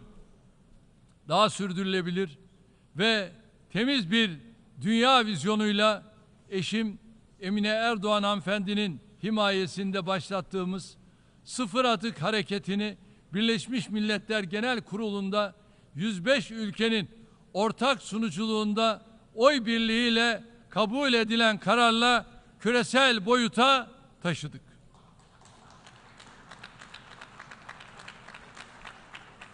Buradan tüm ülkeleri, uluslararası teşkilatları ve sivil toplum kuruluşlarını hareketimize ortak olmaya davet ediyorum. İslam ve yabancı düşmanlığı ile ırkçılığın zehirli bir sarmaşık gibi dünyayı sarmakta olduğunu görüyoruz. Camilere ve mukaddes kitabımız Kur'an-ı Kerim'e yönelik saldırılara şahit olmadığımız neredeyse tek bir gün yok. Avrupa'nın ortasında etnik ve dini kimlikleri nedeniyle insanların evleri ateşe veriliyor. Hayatlarına kastediliyor. En temel hakları göz göre göre özellikle gasp ediliyor. Büyüyen bu tehlikeyi kimse daha fazla görmezden gelemez. 15 Mart 2024 tarihinde kabul edilen karar tasarısının öngördüğü şekilde en yakın zamanda Birleşmiş Milletler'de İslamofobi ile mücadele özel temsilcisi atanmasını bekliyoruz. Kıymetli dostlar, geçen sene bu kürsüde gündeme getirdiğim bir tehlikeye karşı bugün bir kez daha dikkatlerinizi çekmek istiyorum. Toplumun temel direği olan aile kurumuna yönelik saldırılar giderek yoğunlaşıyor. 2024 Olimpiyat oyunlarının açılışında sahnelenen rezalet, insanlık olarak karşı karşıya olduğumuz tehdidin boyutlarını gözler önüne sermiştir. Masum çocukların her yaştan ve inançtan yüz milyonlarca insanın izlediği bir spor etkinliği hem de çok çirkin bir şekilde cinsiyetsiz hale getirilmiş, propagandasına alet edilmiştir. O kötü sahneler sadece Katolik alemini, Hristiyan dünyasını değil, Müslümanları ve kutsala saygısı olan herkesi derinden yaralamıştır. Cinsiyetsizleştirme meselesi bir tercihten ziyade artık küresel bir dayatmaya, tam anlamıyla kutsala ve fırsata karşı bir savaşa dönüşüyor. Bu yıkım projesi karşısında ses çıkaran, en ufak bir tepki gösteren herkes susturulmakta, linç kampanyalarının hedefi olmaktadır. Ne pahasına olursa olsun Türkiye bu kuşatmayı yarmakta ve yıpratmakta. Bu korku iklimine direnmekte kararlıdır. Bu amaçla Birleşmiş Milletler ailenin dostları grubuna üye olduk. İnşallah diğer üye ülkelerle dayanışma içinde aileyi, insanı, fıtratı savunmaktan geri durmayacağız. Bizimle aynı endişeleri paylaşan ülkeleri de bu mücadeleye omuz vermeye davet ediyorum. Bu düşüncelerle 79. Genel Kurul'un tüm insanlık için hayırlara vesile olmasını diliyorum. Hepinizi bir kez daha sevgi ve saygıyla selamlıyorum. Kalın sağlıcakla.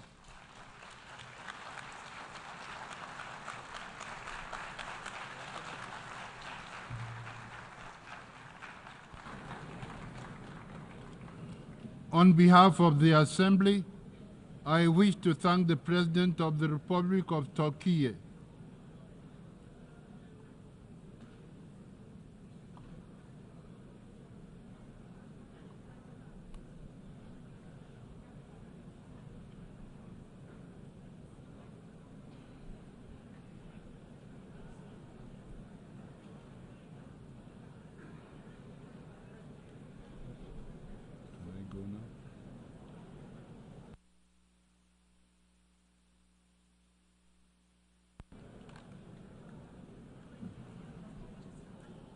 The Assembly will hear an address by His Majesty King Abdullah II Ibn al-Hussein, King of the Hashemite Kingdom of Jordan. I request protocol to escort His Majesty and invite him to address the Assembly.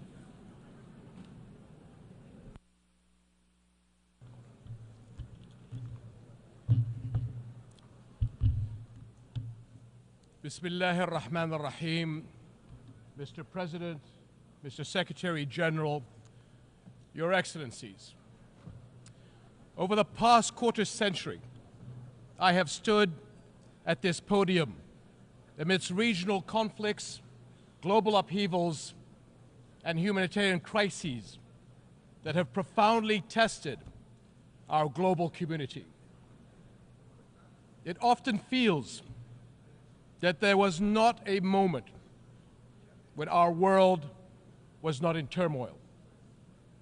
And yet, I cannot recall a time of greater peril than this. Our United Nations is facing a crisis that strikes at its very legitimacy and threatens a collapse of global trust and moral authority. The UN is under attack, literally and figuratively. For nearly a year, the sky blue flag flying over UN shelters and schools in Gaza has been powerless to protect innocent civilians from Israeli military bombardment. UN aid trucks sit motionless just miles away from starving Palestinians. Humanitarian workers who proudly wear the emblem of this institution are disparaged and targeted. And the rulings of the UN's International Court of Justice are defied, its opinions disregarded. So it's no surprise that both inside and outside this hall, trust in UN's cornerstone principles and ideals is crumbling. The harsh reality many see is that some nations are above international law, that global justice does bend to the will of power, and that human rights are selective, a privilege to be granted or denied at will. We cannot stand for that.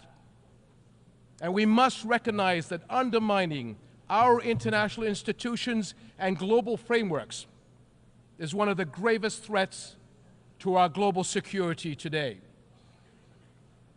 Ask yourselves, if we are not nations united in the conviction that all people are equal in rights, dignity, and worth, and that all countries are equal in the eyes of the law, what kind of world does that leave us with?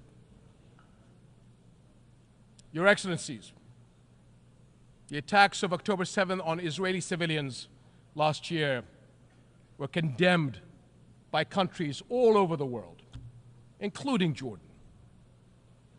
But the unprecedented scale of terror unleashed on Gaza since that day is beyond any justification.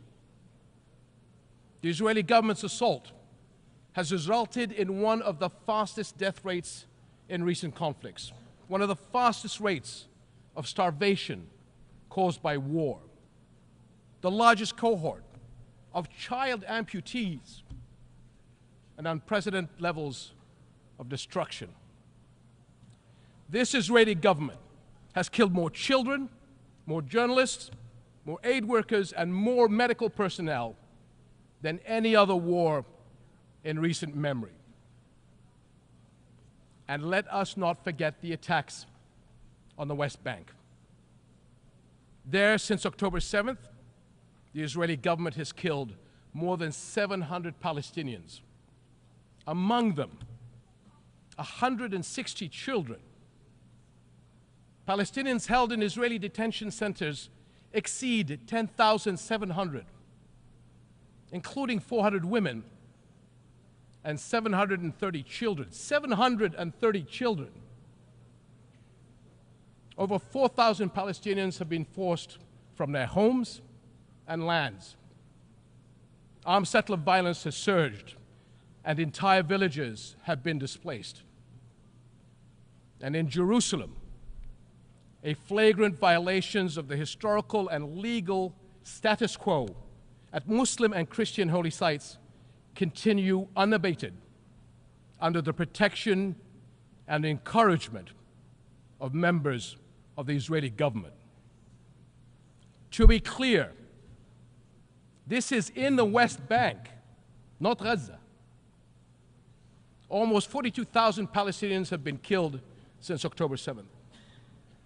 So is it any wonder that many are questioning how can this war not be perceived as deliberately targeting the Palestinians? The level of civilian suffering cannot be written off as unavoidable collateral. I grew up a soldier in a region that is all too familiar with conflict. But there is nothing familiar about this war and the violence unleashed since October 7th. In the absence of global accountability, repeated horrors are normalized, threatening to create a future where anything is permitted, anywhere in the world. Is that what we want? Now is the time to ensure the protection of the Palestinian people. It is the moral duty of this international community to establish a protection mechanism for them across the occupied territories.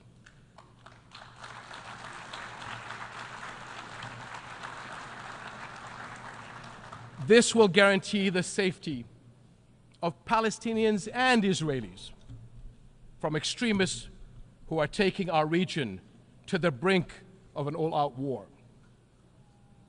That includes those who continue to propagate the idea of Jordan as an alternative homeland. So let me be very, very clear. That will never happen. We will never accept the forced displacement of Palestinians, which is a war crime.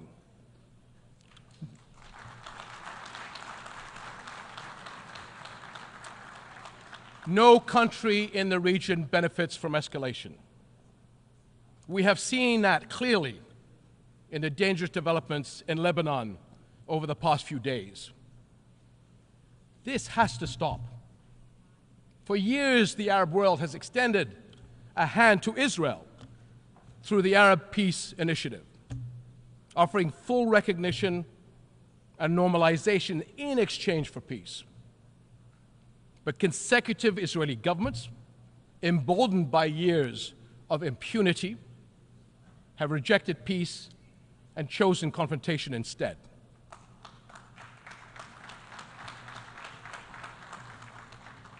Impunity gathers force. Left unchecked, it gains momentum. Palestinians have borne more than 57 years of occupation and oppression. During this time, the Israeli government has been allowed to cross one red line after another. But now, Israel's decades-long impunity is becoming its own worst enemy, and the consequences are everywhere. The Israeli government has been accused of genocide at the ICJ. Expressions of outrage at its conduct are echoing around the world. Cities everywhere have seen mass protests, and calls for sanctions are growing louder. International frustration with Israel has long been mounting, but it has never been more exposed. For decades, Israel has projected itself as a thriving Western-style democracy in the Middle East. But the brutality of the war on Gaza has forced the world to look closer. Now many see Israel through the eyes of its victims. And the contradiction, the paradox, is too jarring. The modern advanced Israel admired from afar, and the Israel that Palestinians have experienced firsthand, simply cannot coexist. Israel will eventually be entirely one or the other. That is the choice its leaders and its people will have to make. To live by the democratic values of freedom, justice, and equality for all, or to risk further isolation and rejection. Over and over, we have watched Israel try to achieve security through military means. Each escalation is followed by a pause until the next deadlier one. And for years, the global community has taken the path of least resistance, accepting the status quo of the ongoing military occupation of Palestinians, all the while paying lip service to the two-state solution. But it has never been more evident that the current status quo is untenable. And as the International Court of Justice's advisory opinion underscored 2 months ago, it is unequivocally illegal. The court's opinion bears a moral imperative to us all. The obligation it carries is one that our nations cannot afford to ignore for the sake of our world, as well as the future for Palestinians and Israelis alike. Because both peoples deserve to live their lives in dignity, free of violence and fear. And the only way to achieve that is a just peace, one grounded in international law, justice, equal rights, and mutual recognition. That is something we, as nations and people everywhere, can and must unite around. Your Excellencies, the world is watching, and history will judge us by the courage we show. And it is not just the future that will hold us accountable, so will the people of the here and now. They will judge whether we, as the United Nations, will surrender to inaction or will fight to uphold the principles that anchor this institution and our world. Right now, they are asking whether we will stand by as parents watch their children waste away, as doctors watch their patients die for lack of basic medical supplies, and as more innocent lives are lost because the world failed to act. This war must end. Hostages and detainees must return home. But every day we wait is one day too long for far too many.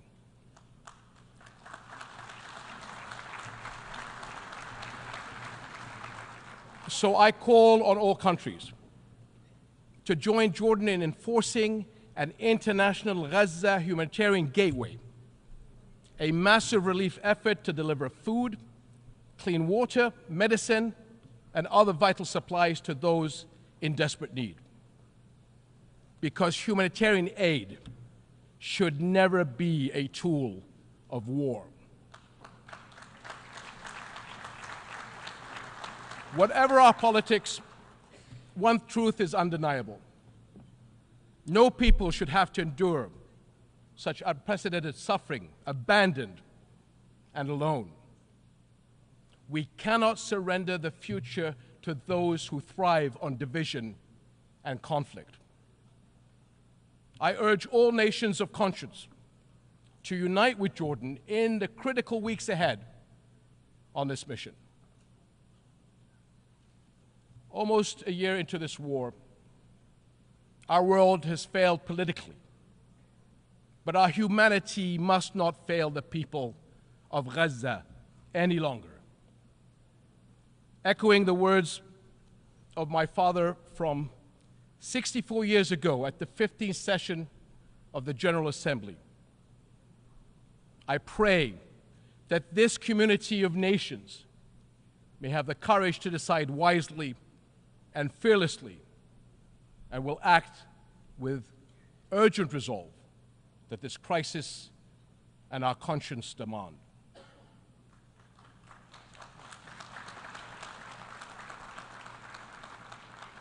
My father was a man who fought for peace to the very end.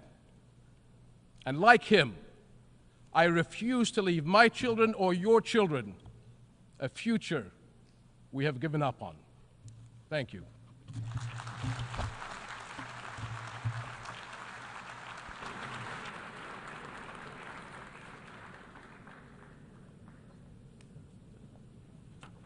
En nombre de la Asamblea, agradezco al rey del reino hashemita de Jordania.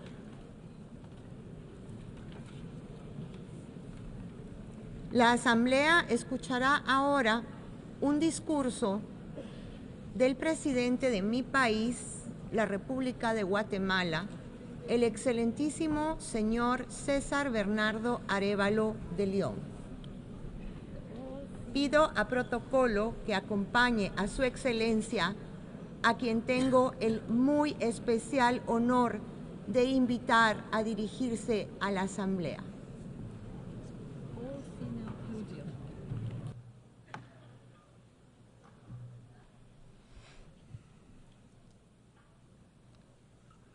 Excelentísima señora Carla Rodríguez, vicepresidente del 79º periodo de sesiones de la Asamblea General, excelentísimo señor Antonio Guterres, secretario general de la Organización de las Naciones Unidas, excelentísimos señores y señoras, jefes de Estado y de Gobierno, honorables delegados, señoras y señores. Risi wantinamit pashil kayala, kuyarutzil uwashri uwashuleu.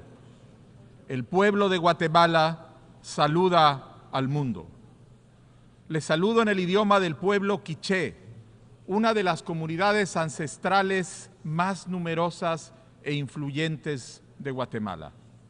Su fuerza y la de los diversos pueblos de Guatemala es el sustento de nuestro gobierno, es la fuerza de nuestro país. Es la voz retumbante de quienes no han sido escuchados, de quienes han sido marginados, pero que tienen mucho que decir, mucho que aportar, que tienen un lugar en la construcción de nuestro futuro colectivo. Estoy aquí como resultado de dos expresiones claras de voluntad popular. La primera, una votación que rechazó tajantemente a los representantes de la historia autoritaria y el pasado corrupto de Guatemala y me otorgó el honor de la presidencia de liderar el esfuerzo nacional para avanzar hacia un futuro de justicia, de igualdad y de progreso.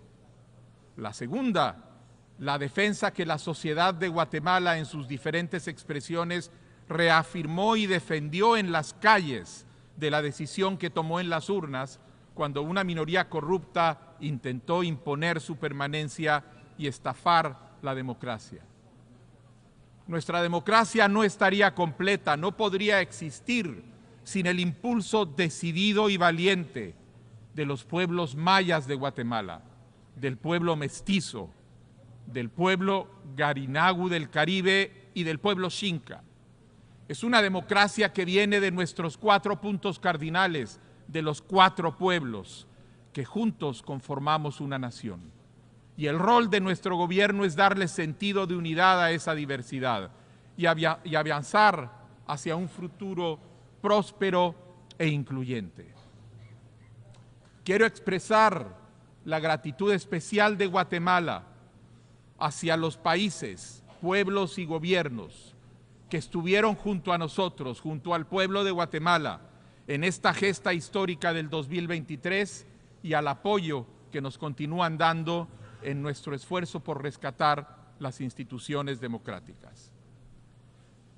Y lo estamos haciendo mediante el diálogo, un diálogo que está enmarcado en un gran consenso nacional, algo que todas y todos los guatemaltecos compartimos más allá de nuestras diferencias ideológicas, de nuestra diversidad cultural, de nuestras distintas formas de ver el mundo, y que estoy seguro que en este foro todos se identifican con ese consenso. No podemos seguir tolerando la corrupción. La corrupción, cuando unos pocos abusan de lo que es de todos para enriquecerse, es como un ancla que nos detiene en el pasado, que nos impide crecer, prosperar y construir una sociedad basada en el bien común. En el caso de Guatemala, la corrupción hunde sus raíces en el pasado autoritario de represión, de violencia política, de exclusión social. Pero nos estamos liberando de las cadenas del pasado oscuro y está surgiendo una nación joven, creativa, vital, alegre e inquieta, una juventud que no sabe callar ante las injusticias y ante la corrupción, una comunidad diversa que está construyendo el futuro, un futuro donde quepan todas y todos, donde las oportunidades se multipliquen, donde la colaboración y la solidaridad potencien el ingenio, la creatividad y el esfuerzo individual, donde los padres duerman tranquilos sabiendo que la salud y las oportunidades educativas de sus hijos estarán garantizadas, donde el trabajo será recompensado justamente y donde la prosperidad no exigirá actos inmorales, actos de corrupción, donde la tierra, nuestra tierra, será tratada con gratitud y respeto y nos dará a cambio espacios limpios para trabajar, para vivir, para recrearnos, para crecer. Ese es el futuro que estamos construyendo para Guatemala. Y este futuro no surge en el vacío. Lo hemos imaginado viendo hacia adentro, hacia nuestros principios, nuestros propios valores, hacia nuestra propia cosmovisión. Nuestro gobierno es de los pueblos diversos de Guatemala y son los valores y la visión de estos 4 pueblos los instrumentos que tenemos para navegar el mar de la transformación. De la misma manera, este foro tan importante, tan necesario para la convivencia global y para el progreso de todas las naciones, debe ver hacia adentro, debe retomar sus valores fundamentales y utilizarlos para navegar la compleja realidad que enfrentamos hoy como planeta. Es tiempo de rescatar el multilateralismo, de revitalizar el diálogo para la paz y de tomar acciones concretas para la solución de los problemas urgentes que nos aquejan.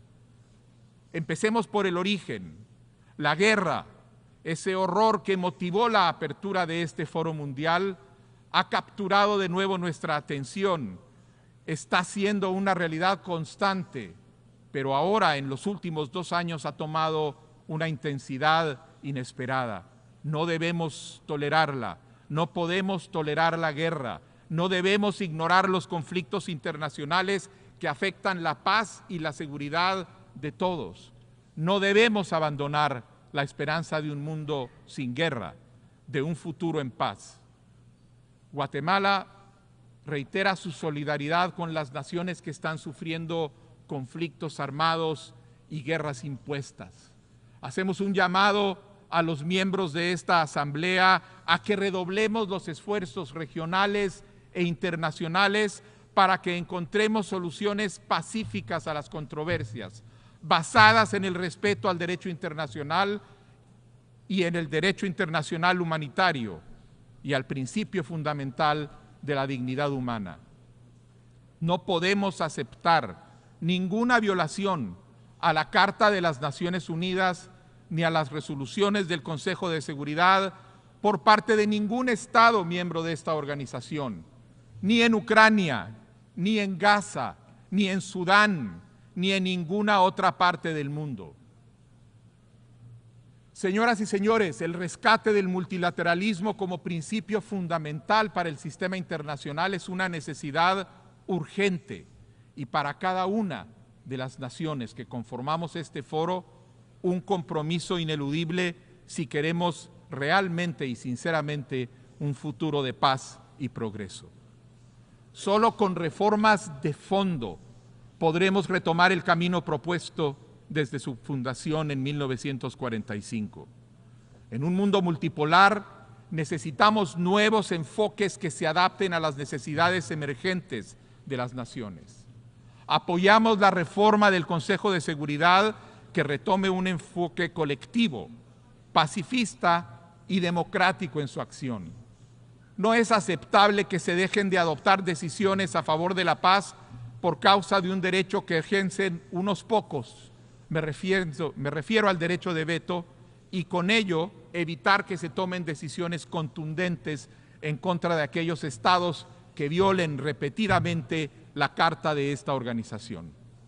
Recordamos a los miembros del Consejo de Seguridad su responsabilidad primordial de mantener la paz internacional y la seguridad internacional, y que en el desempeño de sus funciones deben proceder de acuerdo con los propósitos y principios de las Naciones Unidas. Señora Vicepresidente, Guatemala contribuye como parte de su compromiso pacifista con 213 oficiales, observadores militares y oficiales de Estado Mayor en 7 de las misiones de mantenimiento de la paz de la Organización de Naciones Unidas. Una contribución que nos llena de orgullo. Nuestro profesionalismo y experiencia en este campo nos ha llevado a ser reconocidos internacionalmente como uno de los países que más contribuye a la paz en América Latina y el Caribe. Comparto con esta Asamblea General que estamos finalizando las gestiones administrativas para concretar nuestra participación y despliegue de un contingente de policía militar en la misión multinacional de apoyo a la seguridad en Haití, en virtud de la resolución 2699-2023 del Consejo de Seguridad de la organización. Guatemala expresa su disposición de apoyar todo esfuerzo encaminado hacia el restablecimiento de la seguridad y la estabilidad en Haití, la primera nación contemporánea independiente de este hemisferio y con quien nos unen a todos los países de las Américas lazos históricos de responsabilidad. Hemos sabido desde hace mucho tiempo que un atentado contra la dignidad humana en cualquier parte del mundo es un atentado contra toda la humanidad. Por eso, la paz es un imperativo de orden global. Todos podemos contribuir, todos debemos hacer la parte que nos corresponde. Esta idea está en el corazón y la existencia de esta organización. En el mismo sentido, esta organización tiene la obligación de mantener e incrementar su cooperación para asegurar la protección de los migrantes, los desplazados, las personas que por razones políticas, sociales, económicas o ambientales han llevado su vida a otros territorios. Nuestro gobierno se ha comprometido a transformar la relación entre el Estado de Guatemala y las y los guatemaltecos que se encuentran residiendo fuera de nuestro territorio, pero que continúan siendo parte integral de nuestra nación y cuyo trabajo es parte fundamental de nuestra economía.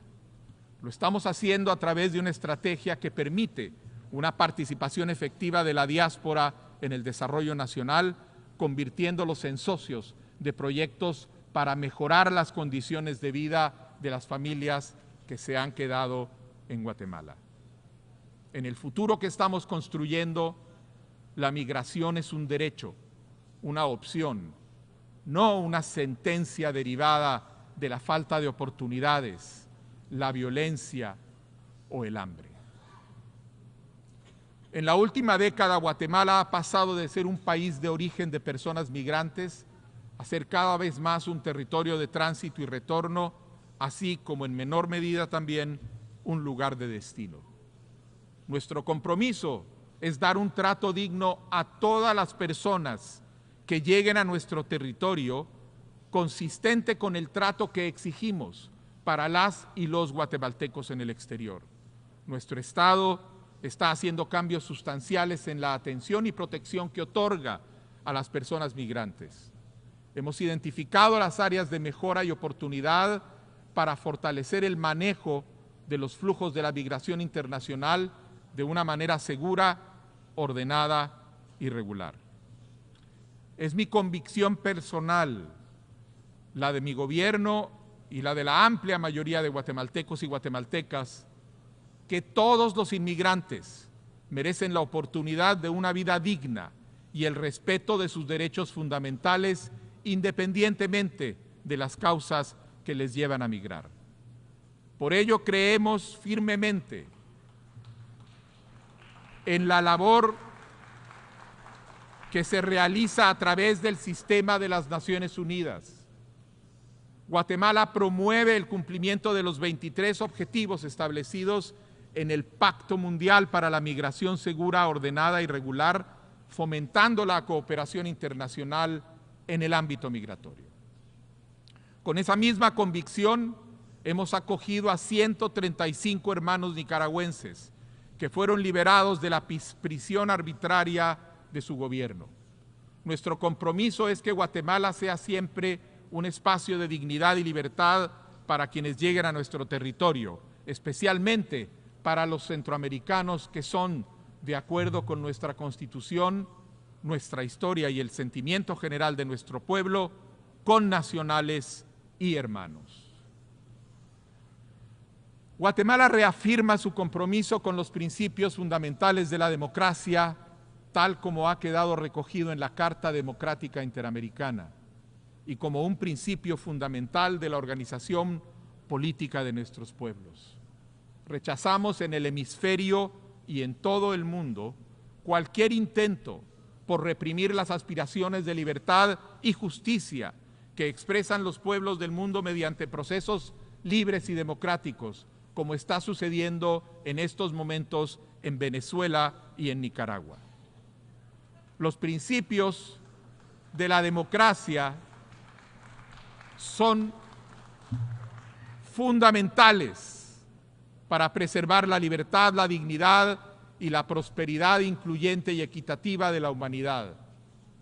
Señora Vicepresidente, ante esta Asamblea General quiero reafirmar el compromiso de Guatemala para resolver de manera permanente y definitiva ante la Corte Internacional de Justicia el diferendo territorial, insular y marítimo con nuestro vecino país, hermano, Belice. Al optar por el diálogo y los mecanismos jurídicos internacionales, hemos demostrado que la vía pacífica y el respeto a las instituciones multilaterales son el camino más efectivo para resolver disputas entre naciones. Confiamos en que este proceso permitirá alcanzar una solución justa y definitiva, respetuosa de los derechos y la dignidad de ambos países. Este acto es una muestra de fe, de nuestra fe en el derecho internacional y nuestro compromiso con la paz duradera, no solo para Guatemala y Belice, sino como ejemplo para la región y el mundo. Señora Vicepresidente, la urgencia de los desafíos que enfrentamos nos obliga a tomar acciones concretas y no simplemente limitarnos a la retórica. Ya se ha dicho a menudo que es momento de pasar de las palabras a la acción. Los conflictos y la migración en Centroamérica son alimentados por lo que consideramos el más urgente desafío global, la crisis climática. Una crisis que pone en riesgo a nuestros sistemas, a nuestra economía, a nuestra alimentación, a nuestra supervivencia misma. Estamos en un momento crítico para salvaguardar la generación presente y a las futuras. El cambio climático es una realidad devastadora que afecta a la humanidad, que nos afecta hoy, pero que tendrá consecuencias catastróficas para el futuro. Guatemala, a pesar de ser un país mega diverso, es altamente vulnerable a los eventos climatológicos extremos que causan desastres naturales, inundaciones, deslizamientos, incendios y el incremento de temperaturas de las cuales hemos sido todos testigos este año. Nuestra contribución a la emisión de gases de efecto invernadero es mínima y sin embargo sufrimos como pocos territorios el embate de estos eventos climáticos extremos. Estamos adaptándonos a esta realidad y reduciendo la vulnerabilidad en nuestro territorio. En el año 2025 presentaremos la actualización de nuestra contribución nacionalmente determinada en cumplimiento a los compromisos establecidos en el Acuerdo de París. Pero debemos recordar en este foro que la responsabilidad para atender esta crisis es compartida. Nos corresponde actuar para resolverla a quienes sufrimos los embates de esta crisis, pero también a quienes la han provocado. Llamamos urgentemente a las grandes potencias a asumir el liderazgo que les corresponde, así como la responsabilidad moral y financiera con las naciones que hemos sufrido sus peores efectos. El momento para actuar es ahora, y es esencial que la próxima COP29 a celebrarse en Azerbaiyán sea un éxito. El compromiso de Guatemala para lograr ese objetivo es total. Estimados amigos, señora vicepresidente, Guatemala está cambiando y ese cambio implica una transformación de nuestra relación con el mundo.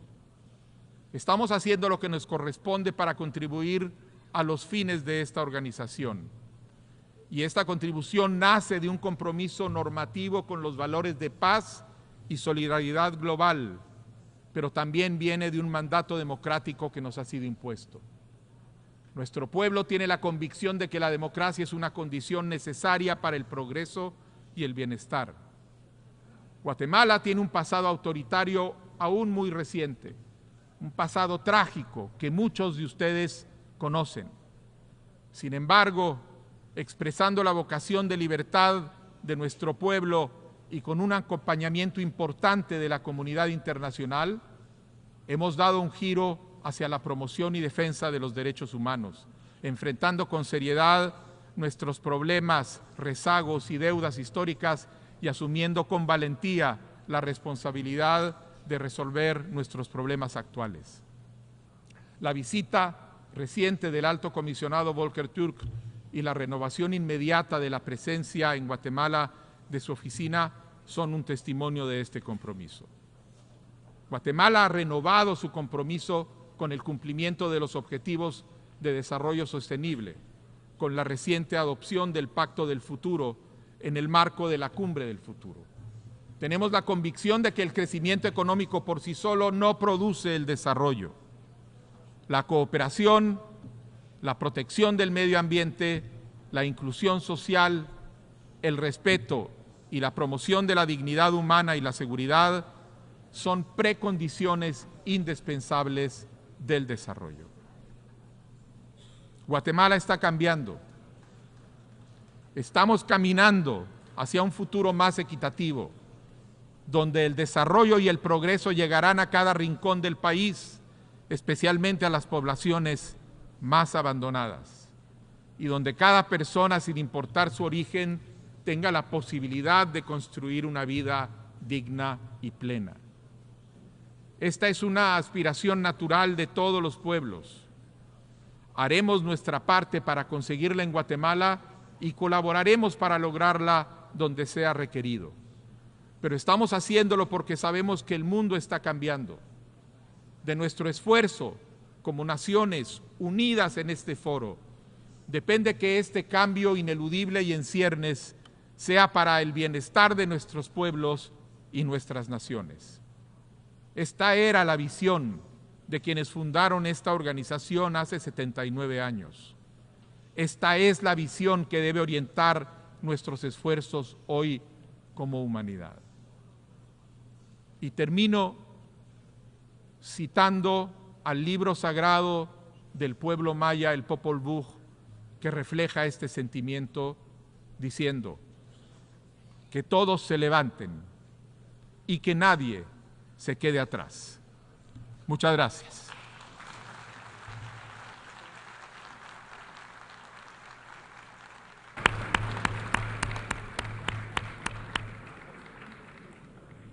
En nombre de la Asamblea, agradezco al excelentísimo señor presidente de la República de Guatemala. La Asamblea escuchará ahora un discurso de la excelentísima señora Viola Amher, presidenta de la Confederación Suiza. Pido a protocolo que acompañe a su excelencia, a quien invito a dirigirse a la Asamblea.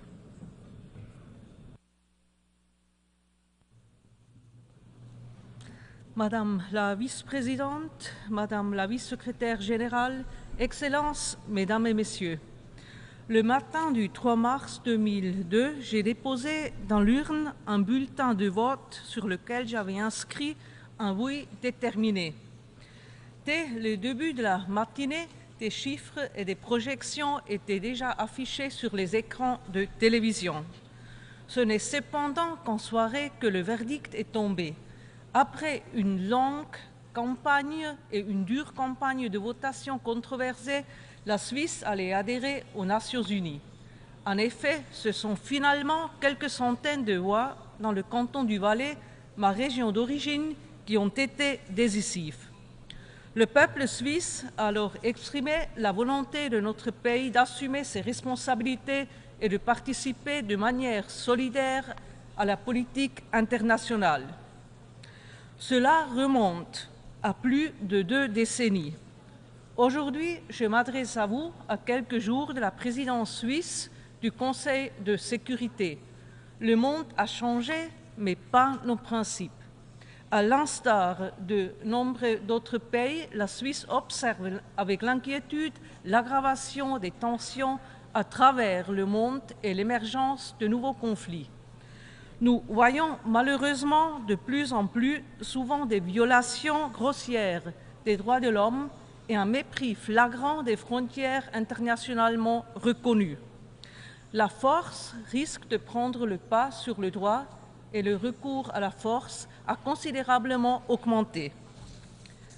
Ce n'est qu'ensemble que nous pouvons faire face à cette dynamique que le grand écrivain Charles Ferdinand Ramus a si bien décrit il y a un siècle, et je cite, « Parce qu'un malheur ne vient jamais, qu'un autre ne vienne. Les malheurs se marient entre eux, ils font des enfants. » Devant nous se dressent de grands défis. Guerre, catastrophes, dommages que nous infligeons à notre propre planète, ainsi que les risques, opportunités associés au progrès technologique. L'ONU, en tant que seule organisation universelle, est d'une importance centrale pour traiter ces questions. Prendre la décision de mieux travailler ensemble, indépendamment du régime politique, des structures économiques et des différences culturelles, est un commencement. Le monde ne doit pas se diviser en blocs. Cela implique que nous soyons prêts à négocier avec toutes les grandes régions du monde sur des principes qui soient dans l'intérêt de tous et respectés par tous. Le droit international doit toujours en constituer la base. Excellences, Mesdames et Messieurs, la recherche de la paix prime sur tout et la Suisse s'y engage. Par solidarité, fidèle à sa tradition des bons offices, et parce que la résignation et l'inaction ne doivent jamais être une alternative, la Suisse a réuni cet été une centaine d'États et organisations internationales lors de la conférence de haut niveau pour la paix en Ukraine. Notre objectif était de donner une première impulsion vers une paix globale, juste et durable en Ukraine, fondée sur le droit international et la Charte des Nations Unies. Nous renouvelons notre invitation à la communauté internationale à ne ménager aucun effort pour soutenir des mesures concrètes et ce communiqué conjoint.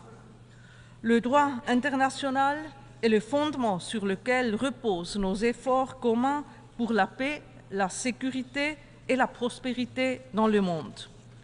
Les conventions de Genève, dont nous commémorons le 75e anniversaire cette année, régissent les bases juridiques de la guerre et par conséquent la protection des civils. Cependant, les chiffres récents de l'ONU dressent un tableau désastreux de la communauté internationale. Non seulement la population et les infrastructures civiles ne sont pas suffisamment protégées, mais elles font l'objet d'attaques répétées. Nous observons des violations du droit international humanitaire du Myanmar à l'Ukraine, du Proche-Orient au Soudan. Mon pays s'est fortement engagé pour que le Conseil de sécurité adopte des résolutions de cessez-le-feu à Gaza et au Soudan notamment. Il est urgent que ces résolutions soient maintenant mises en œuvre et respectées. De même, nous appelons avec insistance à un retour immédiat à la cessation totale des hostilités de part et d'autre de la ligne bleue. Le lourd tribut payé par les populations civiles, tant ces crises et conflits actuels, conforte la Suisse dans sa volonté de continuer à considérer le droit international humanitaire comme une priorité absolue. Son respect est au cœur de notre engagement au sein du Conseil de sécurité. La protection de la population civile ne va pas de soi et n'est en aucun cas garantie. Nous devons lui accorder une plus grande importance dans les situations de conflit. La meilleure condition pour la protection de la population civile reste et demeure la paix. C'est dans cet esprit que mon pays s'investit dans la promotion de la paix civile et militaire. Bien que certaines missions de paix n'aient pas atteint tous les objectifs fixés, elles contribuent jour après jour à la sécurité des personnes, à la stabilité et à la paix. Nous devons surmonter les désaccords lorsqu'il s'agit de décider de nouvelles missions. La paix est trop précieuse pour devenir un terrain de jeu où s'expriment des intérêts particuliers. Aux côtés de nombreux partenaires internationaux, la Suisse apporte sa contribution à la promotion de la paix et renforce son engagement là où cela est possible. Outre les questions liées au conflit et à la paix, de nombreux autres défis nous préoccupent. Nous devons les relever de toute urgence. Depuis quelques années, il apparaît toujours plus évident que la population civile doit être protégée non seulement lors de conflits armés, mais aussi face aux catastrophes naturelles. Le changement climatique et la perte de biodiversité ont des conséquences existentielles pour un nombre croissant de personnes. Il est crucial que nous maintenons également notre engagement dans ces domaines, que nous les renforcions et prenions des mesures courageuses pour l'avenir. De nombreux accords internationaux sur l'environnement ou sur le changement climatique ne sont pas appliqués ou le sont de manière insuffisante. Cela conduit à une destruction massive de notre environnement. Je suis également préoccupée par l'augmentation de la désinformation qui sape la liberté d'opinion basée sur des faits. Des acteurs privés, étatiques, diffusent des fausses informations dans leur propre pays et dans d'autres États afin d'attiser la polarisation, semer la discorde et déstabiliser des États. La Suisse s'engage résolument en faveur de la liberté d'expression et de la liberté des médias. La désinformation est un poison.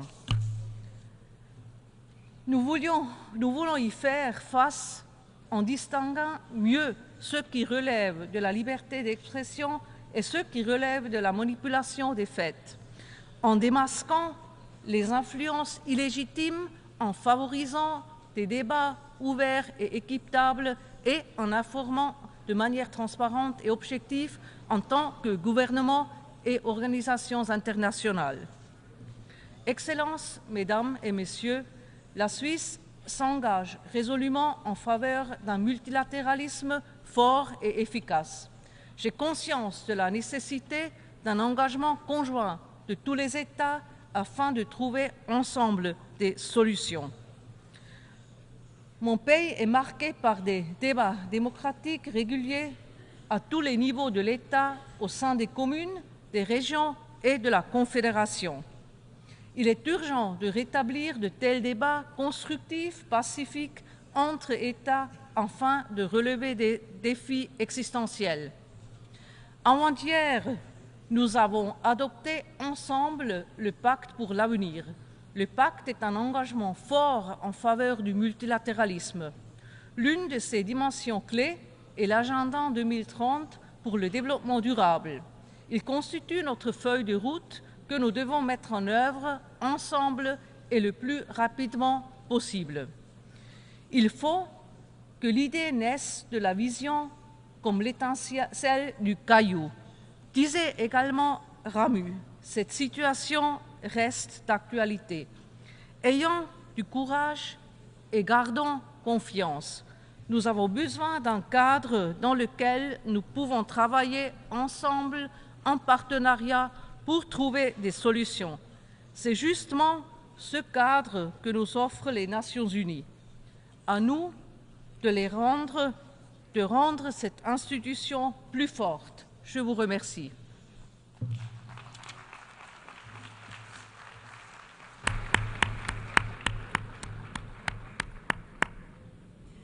Au nom de l'Assemblée, je remercie la présidente de la Confederación Suisse. La Asamblea escuchará ahora un discurso del excelentísimo señor Gustavo Petro Urrego, presidente de la República de Colombia. Pido a protocolo que acompañe a su excelencia, a quien invito a dirigirse a la Asamblea.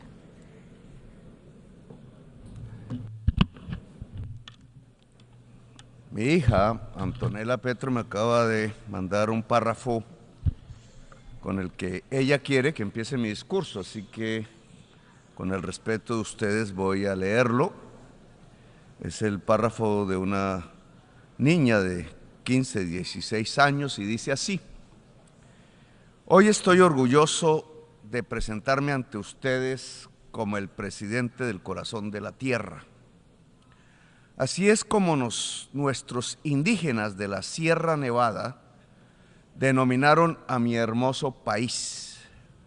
Geográficamente hablando, tiene sentido que nosotros seamos el corazón del mundo. Sin embargo, si somos el corazón, tenemos que dar el ejemplo de unidad, de paz total y de preservación de la naturaleza. Si el corazón funciona, es un gran avance. Sin embargo, todas las otras partes del cuerpo son importantes. Si una falla, el resto también lo hará. Por eso es que desde el corazón de la tierra invitamos a todos los países a hacer un acto de conciencia, dejar a un lado la codicia que está matando al ser humano y a la madre tierra y dar un paso hacia la paz total. Hasta ahí mi hija. Cumplo sus órdenes. Y sigo. Señoras y señores presidentes del mundo, en este recinto la capacidad de comunicación de un presidente depende de la cantidad de dólares que tenga en su presupuesto, en la cantidad que tenga de aviones de guerra y en el fondo en la capacidad que tenga su país de destrucción sobre la humanidad.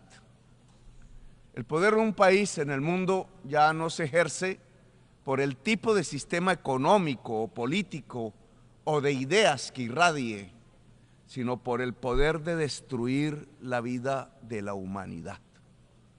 Los que no tenemos ese poder de destrucción, al contrario, los que tenemos el poder de sostener la vida en el planeta, hablamos sin mucha atención prestada y muchas veces quizás solo para nuestros propios pueblos. Por eso no nos escuchan cuando votamos que se detenga el genocidio en Gaza, aunque seamos la mayoría de los presidentes del mundo y representantes de la mayor parte de la humanidad. No nos escucha una minoría de presidentes que pueden detener el bombardeo. Es decir, no nos escuchan los presidentes de los países que pueden destruir la humanidad. Si pedimos que se cambie la deuda por acción climática, no nos escuchan las minorías poderosas. Si pedimos que dejen las guerras para concentrarnos en la transformación rápida de la economía del mundo para poder salvar la vida y la especie humana, tampoco nos escuchan. Es el poder de destrucción de la vida lo que da volumen a la voz en el recinto de las Naciones Unidas y congrega a la mayoría de sus representantes y delegados. No se escucha la voz de las naciones y pedimos unir el esfuerzo humano en pos de la existencia. Aquí hablamos, pero no se nos escucha.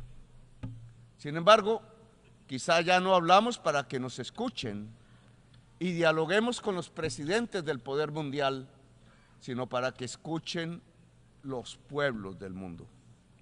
Hoy las cosas están peores que hace un año. Se han quemado 11 millones de hectáreas en la selva amazónica en tan solo un mes por el calentamiento global y la crisis climática.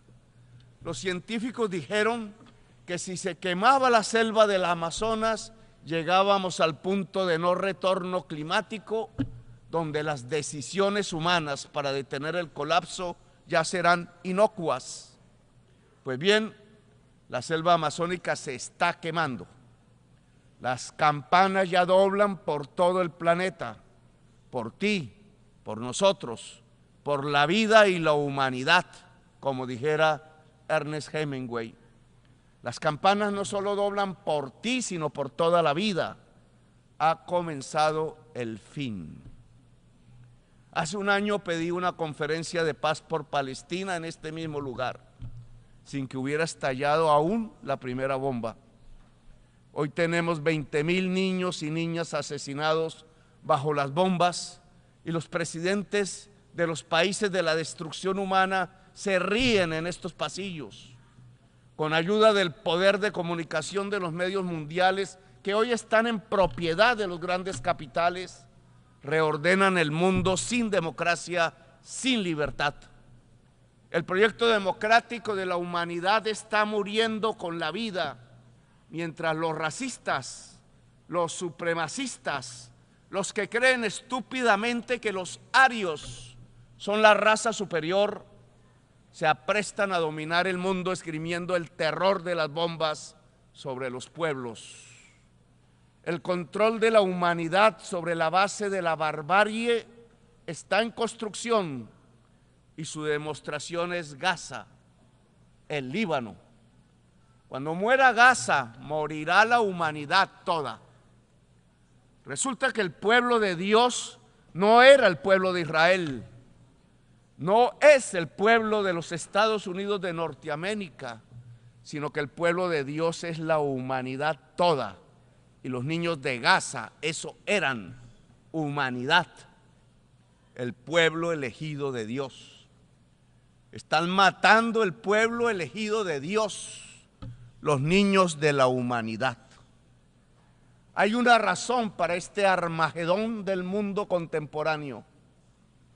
En la sinrazón de los gobiernos que aplauden el genocidio y que no actúan pronto para cambiar las economías hacia la descarbonización, hay una lógica. La lógica no está en el mundo político ni en este atril donde hablan todos los presidentes.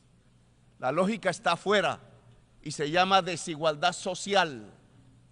Oxfam dice que el 1% más rico de la humanidad tiene más riqueza que el 95% de toda la humanidad junta.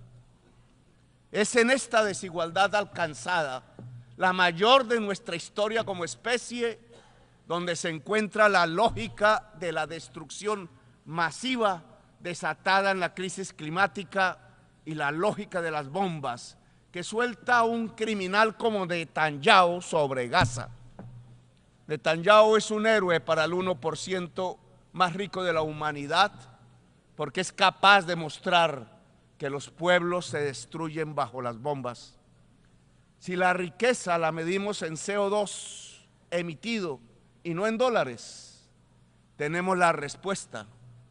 El 1% más rico de la humanidad es responsable de la crisis climática que avanza y se opone a acabar el mundo del petróleo y del carbón, porque es su propia fuente de riqueza. Los políticos, incluidos los presidentes de los países más poderosos de la tierra, simplemente les obedecen. Ellos pagan las campañas, ellos son los dueños de los medios de comunicación, ellos son los que ocultan la verdad de la ciencia, como en la película No mires arriba. Ellos son los que dicen qué se piensa, qué se dice y que debe ser prohibido y silenciado. En su poder de prohibición y censura gritan: ¡viva la libertad, carajo! Pero es solo la libertad del 1% más rico de la población mundial que en su sentir mercantil y libre nos lleva a la destrucción de la atmósfera y de la vida. El libre mercado no era la libertad, como decían, sino la maximización de la muerte. Ese 1% más rico de la humanidad, la poderosa oligarquía global, es la que permite que se tiren bombas a las mujeres, ancianos y niños de Gaza, del Líbano o de Sudán. O se bloqueen económicamente los países rebeldes que no encajan en su dominio, como Cuba o como Venezuela, porque necesitan mostrar su poder de destrucción al 99% restante de la humanidad para que los dejen seguir dirigiendo el poder del mundo y apropiándose y acumulando cada vez más su riqueza. La oligarquía global lleva a la humanidad a su propia extinción y es para allá. Y la política le rinde pleitesía abandonando por completo la idea de la libertad y del poder de los pueblos, la idea de la democracia. La pregunta que hay que hacer desde esta tribuna es si los pueblos lo permitirán. Ya no hay más tiempo. Los gobiernos son incapaces de detener la extinción de la vida. Hoy hay que escoger si es la vida o es la codicia, si es la humanidad o es el capital. No puedo más que decirle a los pueblos del mundo desde la voz débil de un país sin armas de destrucción masiva, sin dólares, pero hermoso por su diversidad natural y cultural, el país de la belleza y las mariposas de todos los colores, que ya no es la hora de los gobiernos, sino la hora de los pueblos. El tiempo ya se acabó. O levantamos la bandera de la vida, o nuestros pueblos se llenarán de cementerios, como nos lo mostró la epidemia. Es la hora de los pueblos y hay que actuar localmente y concertar mundialmente. El capital fósil puede seguir. El capital fósil no puede seguir. Los pueblos deben detenerlo.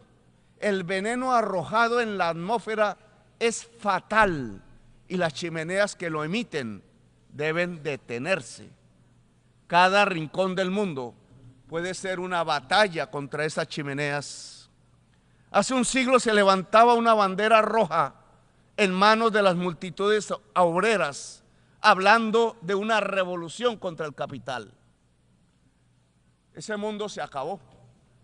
Perdido en el gigantismo de los estados y la ausencia de la libertad, la bandera roja no encontró su lugar en la historia de la humanidad. Pero hoy, con más razón, ya no para defender una clase, un sistema de ideas, sino para defender la vida colectiva, se necesita de nuevo la bandera levantada, quizás ya no roja, sino de todos los colores, una bandera de toda la humanidad para defender su propia existencia en el planeta. Quizás la palabra socialismo hoy tiene una nueva significación. Los cerebros, que son la base verdadera del trabajo, hoy están más conectados que nunca. Hoy el saber humano es más colectivo que nunca. Ayudarnos siempre fue la magia que nos permitió sobrevivir durante 1 millón de años en este planeta. Los individuos solos son débiles y terminan en manos del fentanilo, la droga de la muerte, de la derrota humana. Las personas somos fuertes si nos ayudamos, y esta ayuda alcanza la escala planetaria. La ayuda mutua, la construcción colectiva del saber, la humanidad como nuevo sujeto político es la base de una nueva significación del socialismo.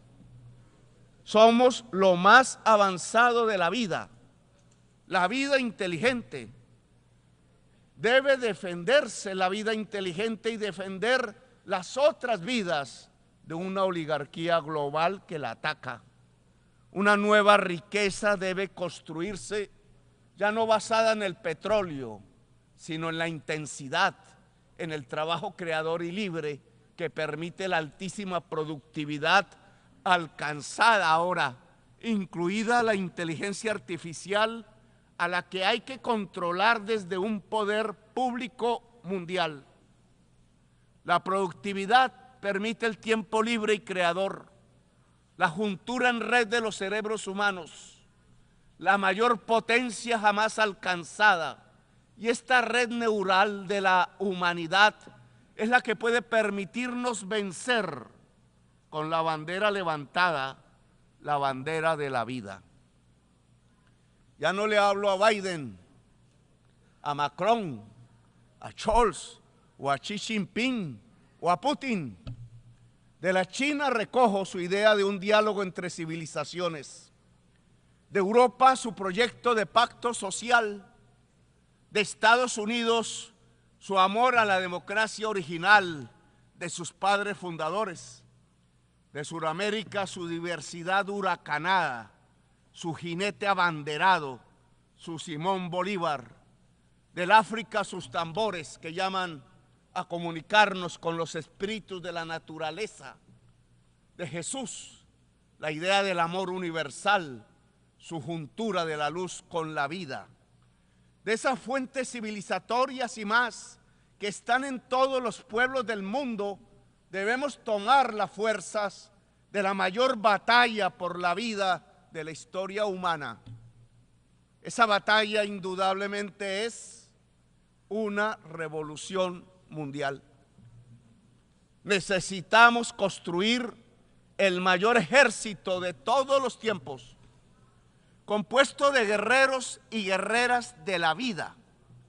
El ejército de la vida no tendrá las armas de la oligarquía global, no tendrá armas nucleares, no competirá por armas, ni tendrá los dineros a manos llenas de los bancos, ni el poder de destrozar los niños en los genocidios de la oligarquía, pero tendrá el mayor poder de todos, el poder de una humanidad unida que no se dejará quitar su existencia en el planeta. Solo hay un punto de vida infinitesimal en millones de años luz alrededor del universo y se llama Tierra. Y en ella hay una vida superior, que es la vida inteligente, la humanidad. No podemos dejar apagar esa perla del universo.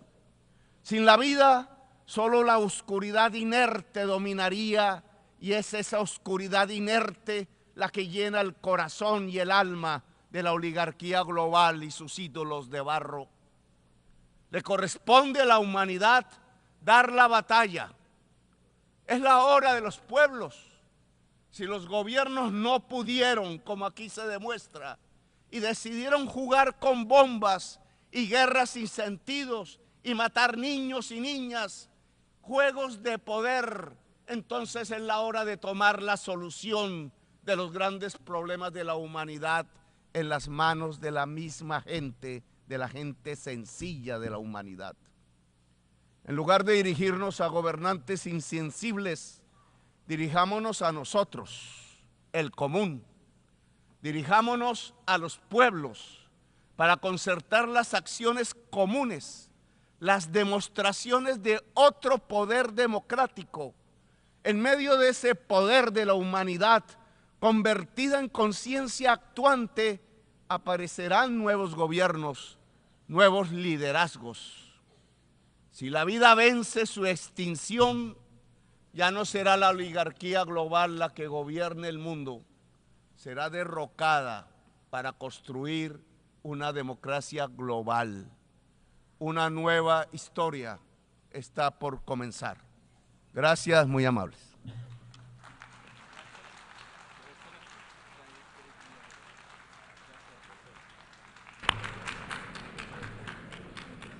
Agradezco en nombre de la Asamblea al señor Presidente de la República de Colombia. A continuación, la Asamblea escuchará un discurso de Su Alteza el jeque Tamim bin Hamad Al Thani, emir del Estado de Qatar. Pido a protocolo que acompañe a Su Alteza, a quien invito a dirigirse a la Asamblea.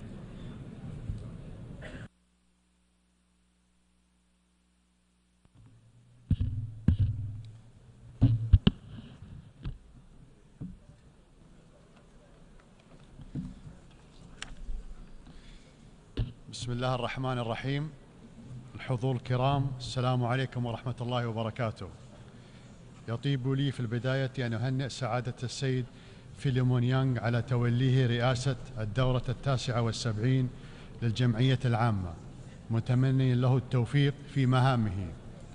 وأعرب عن التقدير لسعادة السيد دينيس فرانسيس على جهوده في رئاسة الدورة السابقة، ونثمن الدور البارز الذي يقوم به سعادة السيد أنطونيو غوتيريش الأمين العام لمنظمة الأمم المتحدة في تعزيز دورها وتحقيق أهدافها السامية. السيد الرئيس، إن ما يتعرض له الشعب الفلسطيني في قطاع غزة اليوم من عدوان سافر هو الأشد همجية وبشاعة والأكثر انتهاكاً للقيم الإنسانية والمواثيق والأعراف الدولية. ليست هذه حرباً بمفهوم الحرب المعروف والمتداول في العلاقات الدولية، بل هي جريمة إبادة بأحدث الأسلحة لشعب محاصر في معسكر اعتقال لا مهرب فيه من وابل القنابل الذي تلقيه الطائرات. لقد استنفذت القرارات والإدانات والتقارير، ولم يبقى سوى الجريمة العارية المتواصلة مع سبق الإصرار ومن دون روادع، وضحاياها من الأطفال والنساء وكبار السن. نحن نعارض العنف والتعرض للمدنيين الأبرياء من أي طرف كان، ولكن بعد مرور عام على الحرب ومع كل ما ارتكب ويرتكب فيها، لم يعد ممكنا الحديث عن حق إسرائيل بالدفاع عن نفسها في هذا السياق من دون التورط في تبرير الجريمة.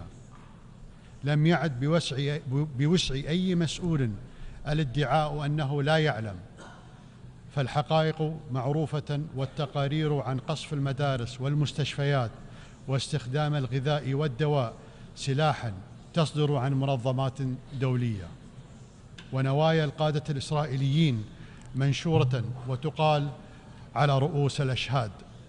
ولذلك فإن عدم التدخل لوقف العدوان هو فضيحة كبرى. السيدات والسادة، في كل عام أقف على هذا المنبر وأبدأ كلمتي بالحديث عن قضية فلسطين، وغياب العدالة ومخاطر الاعتقاد أنه يمكن تجاهلها، وأوهام السلام من دون حلها حلا عادلا. فعلت ذلك كل عام في الوقت الذي باتت فيه قضية فلسطين تغيب عن خطابات ممثلي قوى رئيسية في عالمنا. ثمة من يغريه احتمال تهميش هذه القضية والاستراحة من همها أو زوالها من دون حلها، لكن قضية فلسطين عصية على التهميش، لأنها قضية سكان أصليين على أرضهم يتعرضون لاحتلال استيطاني إحلالي، وبات هذا الاحتلال يتخذ شكل نظام مفصل عنصري في القرن ال21. فهل يمكن تجاهل ذلك؟ لن تزول قضية فلسطين إلا في حالتين: زوال الاحتلال أو زوال الشعب الفلسطيني. ويبدو أن في إسرائيل من يمني النفس بالقضاء على هذا الشعب. إن العدوان الإسرائيلي المستمر منذ قرابة عام ليس إلا محصلة غياب إرادة سياسية صادقة وتقاعس دولي متعمد عن حل القضية الفلسطينية حلا عادلا، وإصرار السلطات الإسرائيلية المحتلة على فرض الأمر الواقع على الفلسطينيين والعالم بكل أنواع القوة. لقد أطلقت الحرب الوحشية الجارية رصاصة الرحمة على الشرعية الدولية، وألحقت أضرارا فادحة بمصداقية المفاهيم التي قام على أساسها المجتمع الدولي بعد الحرب العالمية الثانية. وكأن النتائج الوخيمة لهذا النهج والماثلة أمام عيوننا لا تكفي لإثبات أن تجاهل الحل العادل يقود إلى الكارثة. نكتشف غير مصدقين أن البعض ما زال يحاول البحث عن تدابير مبتكرة لإدارة غزة بعد الحرب بسلطة أو من دون سلطة، من منطلقات أمنية فحسب، والمقصود بالطبع أمن الاحتلال لا أمن الرازح تحت الاحتلال. إنها نفس طريقة التفكير التي قادت من كارثة إلى أخرى. إنه النهج الذي يريد تفصيل المنطقة كلها على قياس إسرائيل، ويبحث عن طرق التفافية لتجنب إنهاء الاحتلال وفرض حكم شعب على شعب آخر بالقوة. أيعقل أنه حتى بعد هذه الكارثة لم تستنتج الدول الكبرى ذات القدرة على التأثير في سير الأحداث ضرورة وقف الحرب والتوجه إلى الحل العادل على الفور بدلاً من التفنن في الصياغات للتهرب منه؟ إن زوال الاحتلال وممارسة الشعب الفلسطيني حقه في تغيير المصير ليست منة أو مكرمة من أحد. ومن المؤسف أن يفشل مجلس الأمن في تنفيذ قراره بوقف إطلاق النار في قطاع غزة، أو يمتنع عن منح دولة فلسطين العضوية الكاملة في الأمم المتحدة على الرغم من اعتماد الجمعية العامة في شهر مايو الماضي قراراً يدعم طلب فلسطين لهذه العضوية.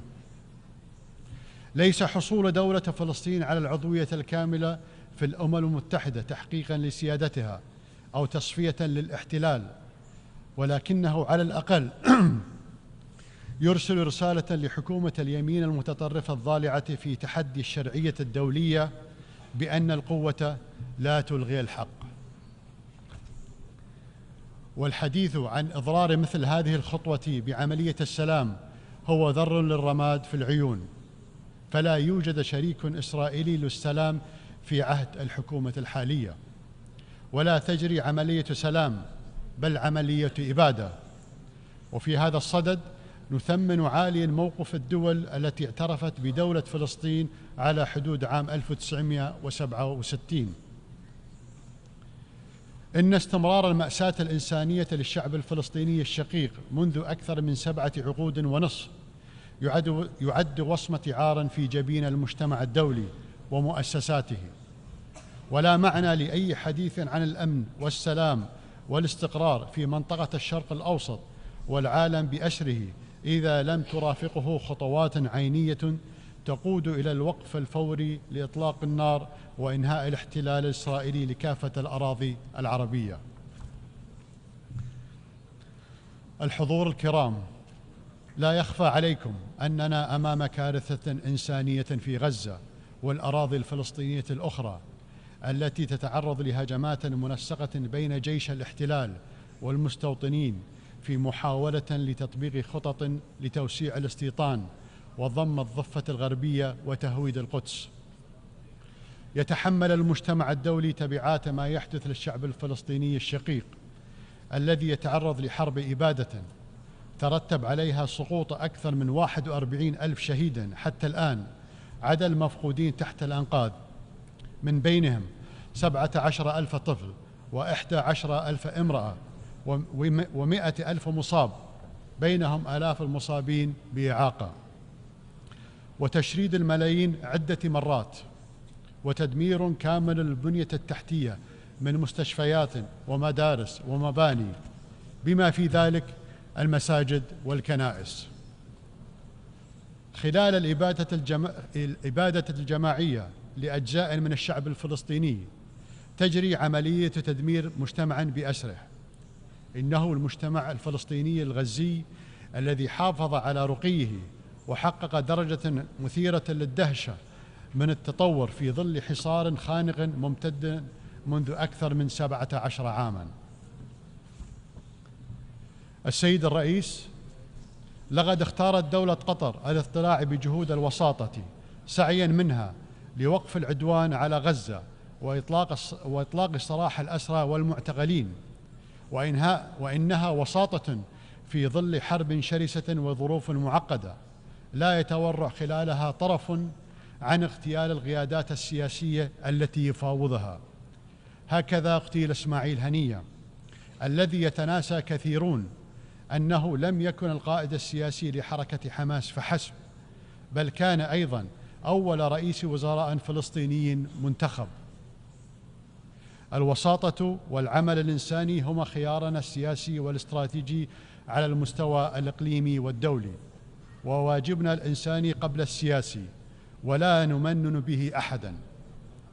وقد أثمرت جهود الوساطة التي بذلناها بالشراكة مع جمهورية مصر العربية والولايات المتحدة الأمريكية بعقد اتفاق هدنة إنسانية في شهر نوفمبر الماضي أدى إلى وقف مؤقت لإطلاق النار في قطاع غزة، وإطلاق سراح 240 من الأسرى الفلسطينيين و109 من المحتجزين في غزة، ورفع مستوى تدفق شحنات الإغاثة، كما قدمنا الدعم الإنساني للسكان المدنيين في قطاع غزة، وأسهمنا في إجلاء الجرحى والمرضى، ودعمنا المبادرات الإنسانية لإيصال المساعدات عبر كل الطرق المتاحة، ورفعنا أيضاً من مستوى دعمنا لوكالة أونروا، هذه الوكالة الدولية التي لا يمكن الاستغناء عن خدماتها، والتي تعرضت إلى افتراءات لأسباب سياسية متعلقة برغبة حكومة إسرائيل في تصفية قضية اللاجئين من دون حل لقضية فلسطين. ولن تألو دولة قطر جهداً في تقديم مختلف أشكال الدعم الإنساني للشعب الفلسطيني الشقيق حتى إنهاء هذه الأزمة. وعلى الرغم من التحديات الجسيمة ومحاولات العرقلة وما نتعرض له من افتراءات، نواصل جهدنا في التوسط لحل النزاعات بالطرق السلمية، فنحن ندرك أن أي نزاع لا يخلو من قوى معنية باستمراره ومشككة بأي وساطة مهما كانت النوايا. وسوف نواصل بذل الجهد مع شركائنا حتى التوصل إلى وقف إطلاق النار الدائم وإطلاق سراح الأسرى المعتقلين، والتوجه إلى مسار الحل العادل وفقاً لقرارات الشرعية الدولية ومبادرة السلام العربية، وحصول الشعب الفلسطيني على كافة حقوقه المشروعة، وفي مقدمتها دولته المستقلة وعاصمتها القدس الشرقية على حدود 1967. إن قيام دولة فلسطينية مستقلة ضمن حل عادل ودائم هو مصلحة الشعبين الإسرائيلي والفلسطيني، ولن نصل إلى هذا الهدف إلا بوجود شريك جاد وواع لأهمية نبذ الخلاف وإنهاء الاحتلال وكل أشكال العدوان، حتى نصل معه سويا إلى السلام المنشود في الشرق الأوسط. السيد الرئيس، وفيما عدا ارتكاب جريمة كبرى بتفخيخ وسائل اتصال لاسلكية وتفجيرها بآلاف الناس في لحظة واحدة دون أخذ هويتهم أو مكان تواجدهم بالاعتبار، تشن إسرائيل حاليا حربا على لبنان، ولا أحد يعلم إلى أي حد يمكن أن تتدهور هذه الحرب، وهو ما سبق أن حذرنا منه مرارا وتكرارا. إذا لم تتوقف الحرب الوحشية على غزة، يجب أن تتوقف هذه الحرب التدميرية المنهجية، وهذا خيار إسرائيل كما يعرف قادتها جيدا. إنهم يعرفون أنها لن تجلب الأمن والسلام لشمال إسرائيل أو للبنان، وإن مفتاح الأمن هو السلام العادل. أوقفوا العدوان على غزة، أوقفوا الحرب على لبنان. وفي اليمن الشقيق نتطلع إلى الحفاظ على هدنة عام 2022 والانطلاق منها نحو وقف شامل لإطلاق النار وتسوية الأزمة وضمان وحدة اليمن وتحقيق تطلعات شعبه الشقيق، وذلك من خلال التفاوض بين الأطراف اليمنية على أساس مخرجات الحوار الوطني والمبادرة الخليجية وقرارات مجلس الأمن ذات الصلة. وإزاء الأزمة في سوريا، فإن موقف دولة قطر واضح منذ البداية وحريص على مصلحة الشعب السوري الشقيق، ونتطلع إلى أن تقتنع الأطراف والدول ذات الصلة بالأزمة بضرورة الحوار والتفاهم على إنهائها وفقا لإعلان جنيف 1 وقرار مجلس الأمن 2254، وبما يحقق تطلعات الشعب السوري ويحافظ على وحدة سوريا وسيادتها واستقلالها. وفي الشأن السوداني ندعو جميع الأطراف السودانية إلى وقف القتال، ونؤكد على دعمنا لكافة الجهود الإقليمية والدولية لإنهاء هذه الأزمة بما يضمن وحدة مؤسسات الدولة وسيادة السودان واستقراره. وفي ليبيا ندعم المسار السياسي وتنفيذ قرارات مجلس الأمن، ونحث كافة الأطراف على العودة إلى الحوار وتجاوز الخلافات من أجل إتمام المصالحة الوطنية الشاملة والحفاظ على التقدم والمكاسب التي تحققت على المسارات الأمنية والسياسية والاقتصادية وتوحيد مؤسسات الدولة. لا يمكن للبلدان العربية أن تحقق الأمن والاستقرار من دون دول راسخة قادرة على التشريع وإنفاذ القانون ووضع سياسات وطنية وتنفيذها، ولا يمكن أن ترسخ أي دولة وتستقر بوجود قوى مسلحة غير خاضعة لها. هذه أمور بديهية لا نقاش فيها. السيدات والسادة، لقد تسببت الحرب بين روسيا وأوكرانيا بمعاناة إنسانية كبيرة وآثار على أوروبا والعالم، ونحن نكرر دعوتنا لجميع الأطراف إلى تطبيق أحكام ميثاق الأمم المتحدة وقواعد القانون الدولي، والعمل على إيجاد حل سلمي بوصفه الحل الوحيد الممكن. وفي هذا السياق، وانطلاقا من إيماننا الراسخ بمبدأ التسوية السلمية للنزاعات، قدمنا خلال العام الماضي سهاما ملموسا، حيث أدت الوساطة القطرية إلى تبادل للمحتجزين بين الولايات المتحدة وفنزويلا، كما تم لم شمل عشرات من الأطفال الأوكرانيين مع ذويهم بعد أن فرقتهم الحرب. وختاما، نؤكد أن دولة قطر لن تدخر وسعا في العمل مع شركائها الدوليين ومنظمة الأمم المتحدة لتوطيد أركان السلم والأمن والتنمية المستدامة وحقوق الإنسان وسيادة القانون على جميع المستويات والتصدي للتحديات العالمية من أجل تحقيق مستقبل أفضل للجميع.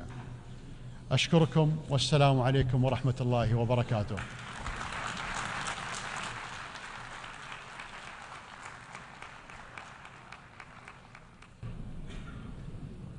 En nombre de la Asamblea agradezco al Emir del Estado de Qatar. A continuación, la Asamblea escuchará un discurso del excelentísimo señor Matamela Cyril Ramaphosa, presidente de la República de Sudáfrica. Pido a protocolo que acompañe a su excelencia, a quien invito a dirigirse a la Asamblea.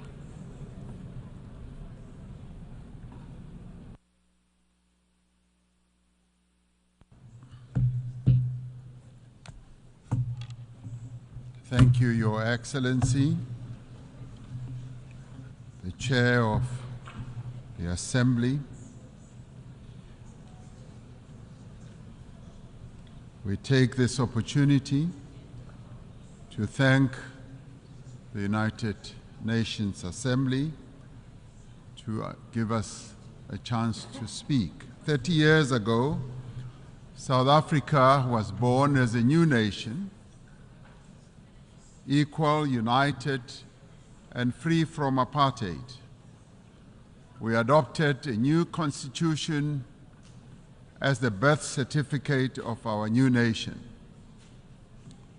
Our first democratic elections brought the tyranny of apartheid to an end, a system that this General Assembly had declared to be a crime against humanity. In adopting Resolution 2202A in 1966, as later endorsed by the Security Council in 1985, the United Nations was a beacon of hope in our quest for justice. The great wave of solidarity of the peoples of the world, led by the United Nations, turned the tide against apartheid. Today, democracy flourishes in South Africa. We have a progressive constitution, an entrenched human rights culture, and strong institutions. We have laws to advance equality and programs to protect society's most marginalized and vulnerable. We continue to transform our economy so that it is in a more competitive position to create jobs, to attract more investment, and that it should benefit all. South Africa is a party to global treaties on human rights, gender equality, children's rights, refugee protection, and environmental protection. A few days ago, South Africa also endorsed the pact that charts the course for a better future for global governance and towards the attainment of the Sustainable Development Goals. As signatory to the Paris Agreement, we are contributing our fair share towards the global effort and have a just energy transition plan to guide our carbon journey and climate resilient development. Through the African Union, we are working to advance Agenda 2063. We're involved in mediation and conflict resolution across our continent and actively contribute to peacekeeping missions. Our political culture has evolved and it continues to mature. We have just held our 7th free and fair general elections since our democracy, paving the way for the formation of the government of national unity. 10 political parties have coalesced around a common agenda for economic growth, job creation, poverty eradication, and sustainable development. South Africa is in a new era, an era of great promise. in what some have called our second miracle, South Africans of all races have rallied behind the government of national unity. We are making headway in resolving some of our most pressing challenges. Our economy has started to improve, and investor confidence is on the rise. Our country's prospects look bright, and we look to the future with great hope. The South African story bears witness to the enduring role of the United Nations in global matters. In supporting our struggle, the United Nations affirmed the principles of the UN Charter, the fundamental human rights, the dignity and worth of every person, and the equal rights of nations, large and small. It affirmed the aspiration contained in the Universal Declaration of Rights that we should strive for a world free of barbarous acts that outrage the conscience of humankind. Genocide was declared to be a stain on the conscience of the world, and the world community took a stand against genocide. Apartheid was declared a crime against humanity and a stain on the conscience of the world. The United Nations took a stand against apartheid. These were seen as crimes against humanity then, and they continue to be crimes against humanity now. It has been 11 months since the Hamas attack that killed 1,200 people and where hostages were taken. As South Africa, we have condemned this attack. In response, Israel embarked on an act of collective punishment in its assault on the people of Gaza. The torment of the people of Gaza continues unabated. More than 41,000 Palestinians have been killed. Homes, hospitals, churches, mosques, and schools lie destroyed. Famine and disease stalk the streets of Gaza. This cannot but shock our collective humanity.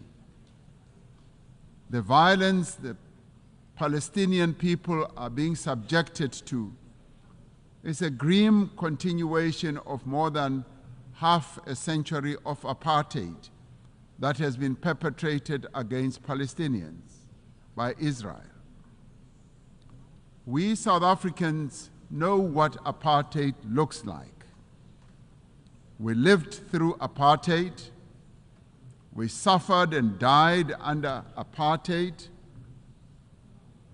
We will not remain silent and watch as apartheid is perpetrated against others.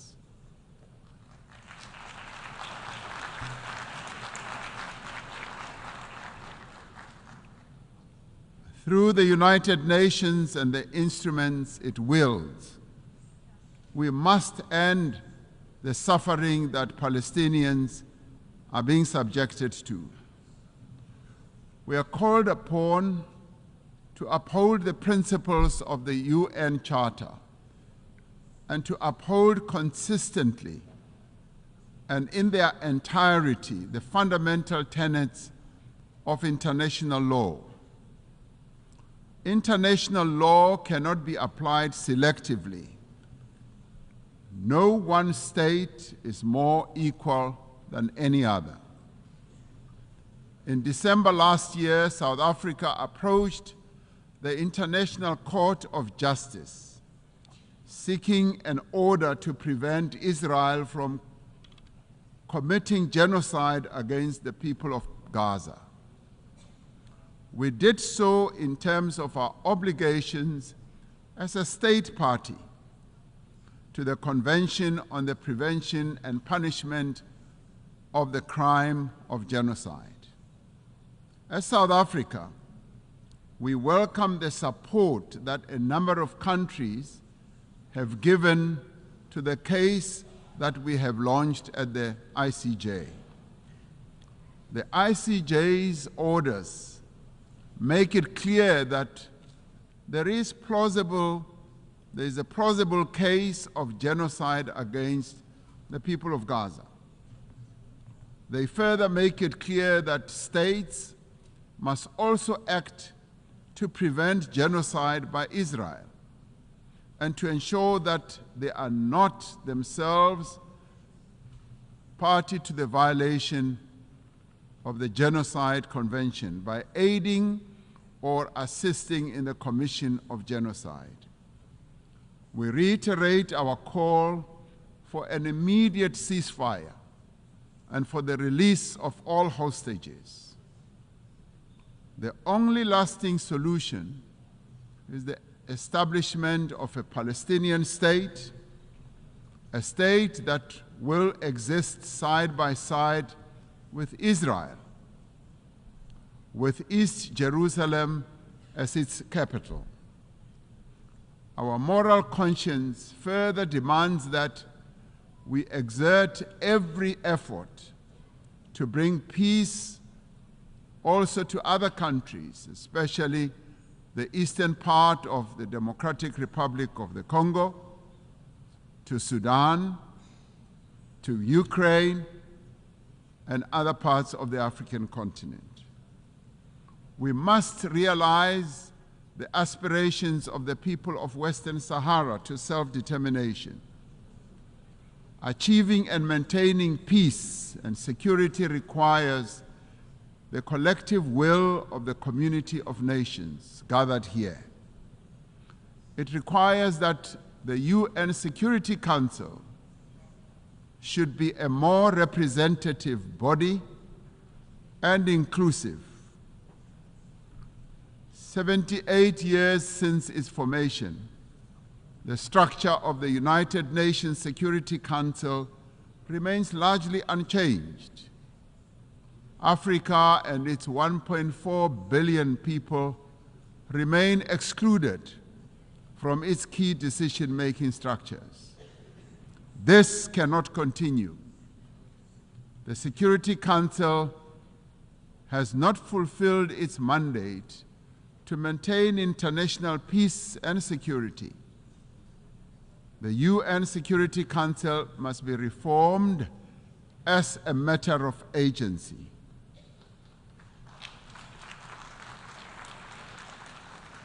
We would like to see the Security Council being more inclusive so that the voices of all nations can be heard and be considered.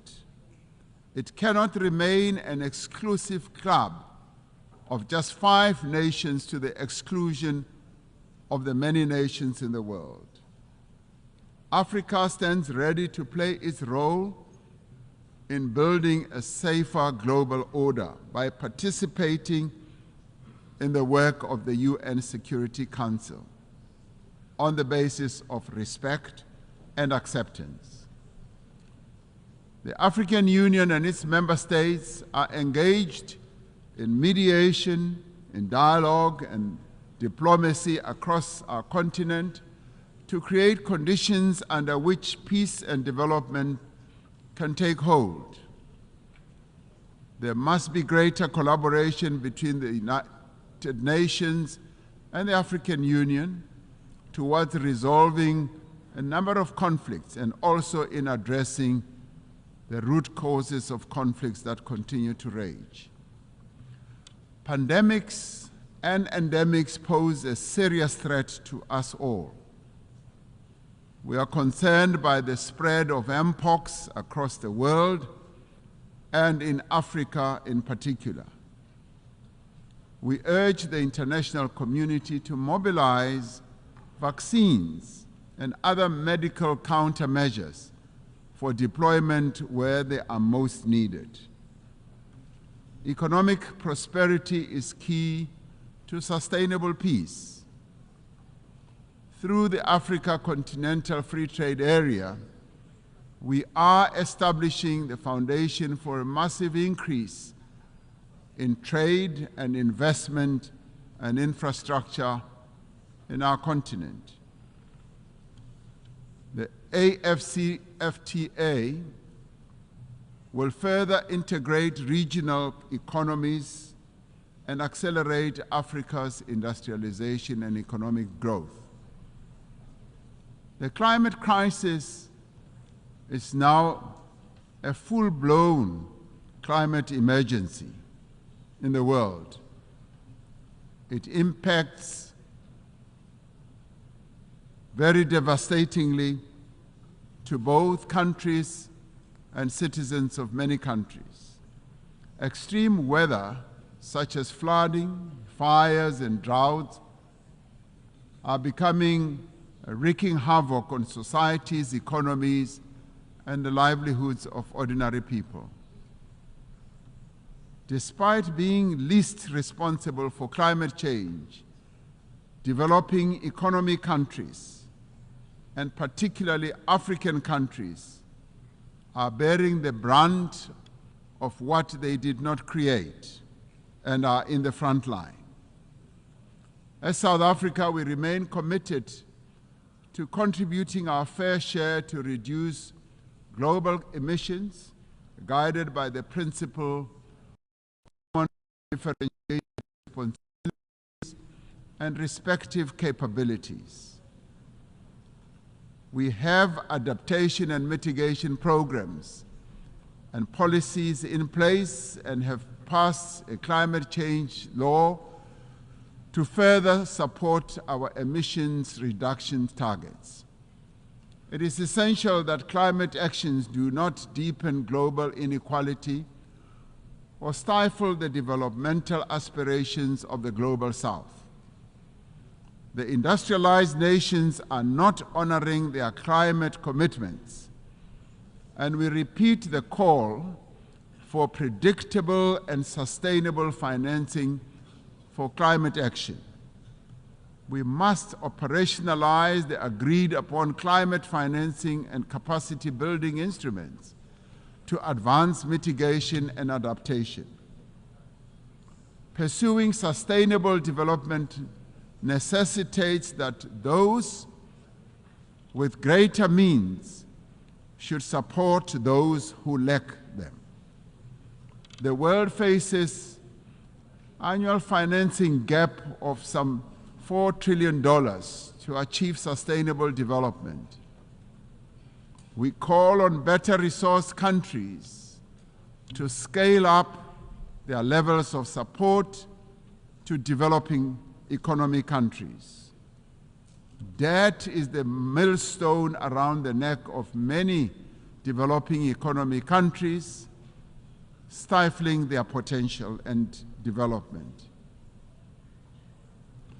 Debt servicing is robbing a number of countries of much needed funds to support health, education, and social spending. South Africa endorses the United Nations Secretary General's call for the reform of the global financial architecture to enable developing economy countries to lift themselves out of the quicksand of debt. We must commit to systems for financing development that are more accessible, agile, and equitable. In 2025, South Africa will assume the presidency of the G20.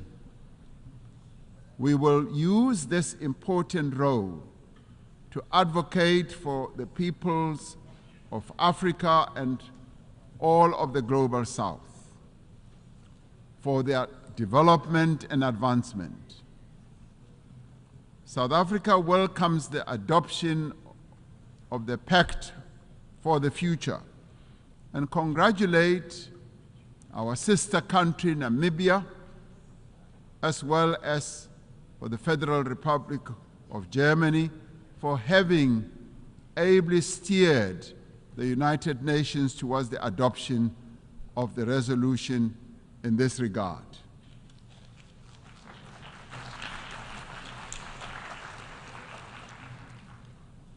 This Pact of the Future is a platform for us to focus on those actions we need to take together to build a world in which the equal worth of every person and the equal worth of every country is recognized and valued. We particularly welcome the commitments to place poverty eradication at the center of all our efforts, and for the Sustainable Development Goals financing gap in developing countries to be closed. The disparities in wealth and development within and between countries is simply unjust and unsustainable.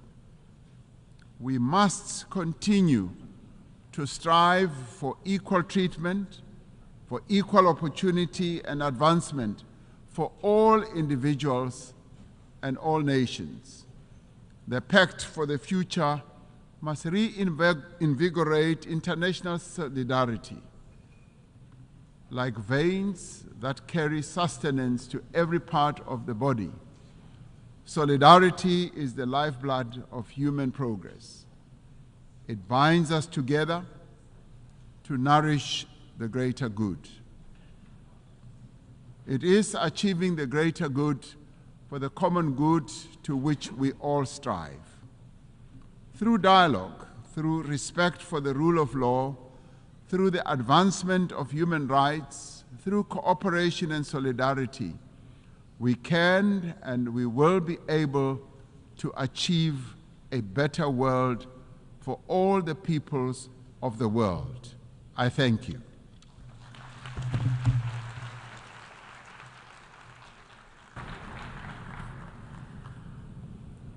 Agradezco en nombre de la Asamblea al señor Presidente de la República de Sudáfrica y a continuación la Asamblea escuchará un discurso del excelentísimo señor Mohamed Muizu, Presidente de la República de Maldivas. Pido a protocolo que acompañe a su Excelencia, a quien invito a dirigirse a la Asamblea.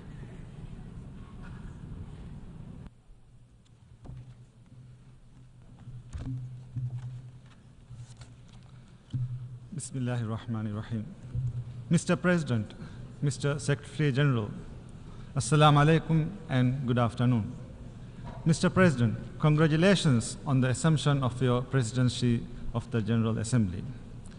Our appreciation also to your predecessor for his strong leadership. We extend our gratitude to the Secretary General for his tireless efforts in steering the Secretariat. We gather here today at a delicate moment in the world history. Let's not mince our words today. Humanity is in deep trouble, facing an ever-growing list of crises: conflict, poverty, hunger, climate change, the wealth gap, the cost of living crisis, migration, occupation, opioid addiction. The list goes on and on and on. In fact, I have a map here of the world with countries which are facing some sort of crisis in red. Do you see any countries in green who are not facing any crisis? Do you know why? Because we are all deep in the red. Humanity is in crisis, and in many cases, it's man-made. But we look the other way, continuing with business as usual. While the alarms are ringing, the band is still playing the same old tunes as the whole ship descends deeper and deeper into uncharted waters. We need nations united in harmony, not United Nations in misery. These are crucial times for the world. important years for my country. In 2040, the Maldives will celebrate 75 years regaining its independence. 75 years as a sovereign nation. As we look forward to that milestone in our nation's life, what we can hope to achieve? What do we wish to accomplish? And is the world ready to play its part? I took office as the President of Maldives last November, duty-bound by the aspirations of my people. The same aspirations I hold dear to my heart, not just for the present, but for the future too. Today, I'm here at the United Nations with a vision of where I want to take my country. By 2040, I wish to see the Maldives as a full-fledged developed nation. A nation that commands respect, is relevant, and one that embodies resilience. A society that is inclusive and just. A country that exemplifies sustainability and democratic governance. Destiny is not mere fate. It is a consequence of the many choices we make, the many decisions we take, and the many hours we work. Becoming a developed nation may seem like a daunting task and a distant possibility, but I can tell you this, with a goal in sight and a plan in hand, it is achievable because prevailing and even flourishing against formidable odds is nothing new for the Maldivians. In 1965, when we regained independence, we were among the poorest countries in the world. 1/3 of our population was illiterate. More than 1 out of every 10 babies were dying before their first birthday. We had no industries, barely any exports, and even fewer prospects. And in just 5 decades, we have reached upper middle income status, a feat we are incredibly proud of. I believe the Maldives can become a developed country by investing in the country's productive capacity and increasing its productivity, by transforming our economy into one that is fully digitized and driven by artificial intelligence, and most importantly, by leveraging the natural beauty and marine resources of our country. Boosting productivity will be the key to economic transformation. This we will do by reforming and strengthening our institutions, increasing our state capacity, and leveraging the private sector. We will also identify and implement policies that support investments in key sectors, such as the digital economy. The Maldives has over 1,100 islands spread across 90,000 square kilometers. Enhancing digital connectivity is key to achieving inclusive development, mobilizing economic activity, and fostering a more diversified and resilient economy. We believe the future is intelligence-driven. This is why we are working towards a digital economy that can contribute up to 15% of our GDP by 2030.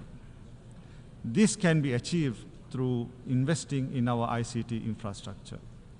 We are using and expanding artificial intelligence systems to deliver essential services such as healthcare, education, and social welfare.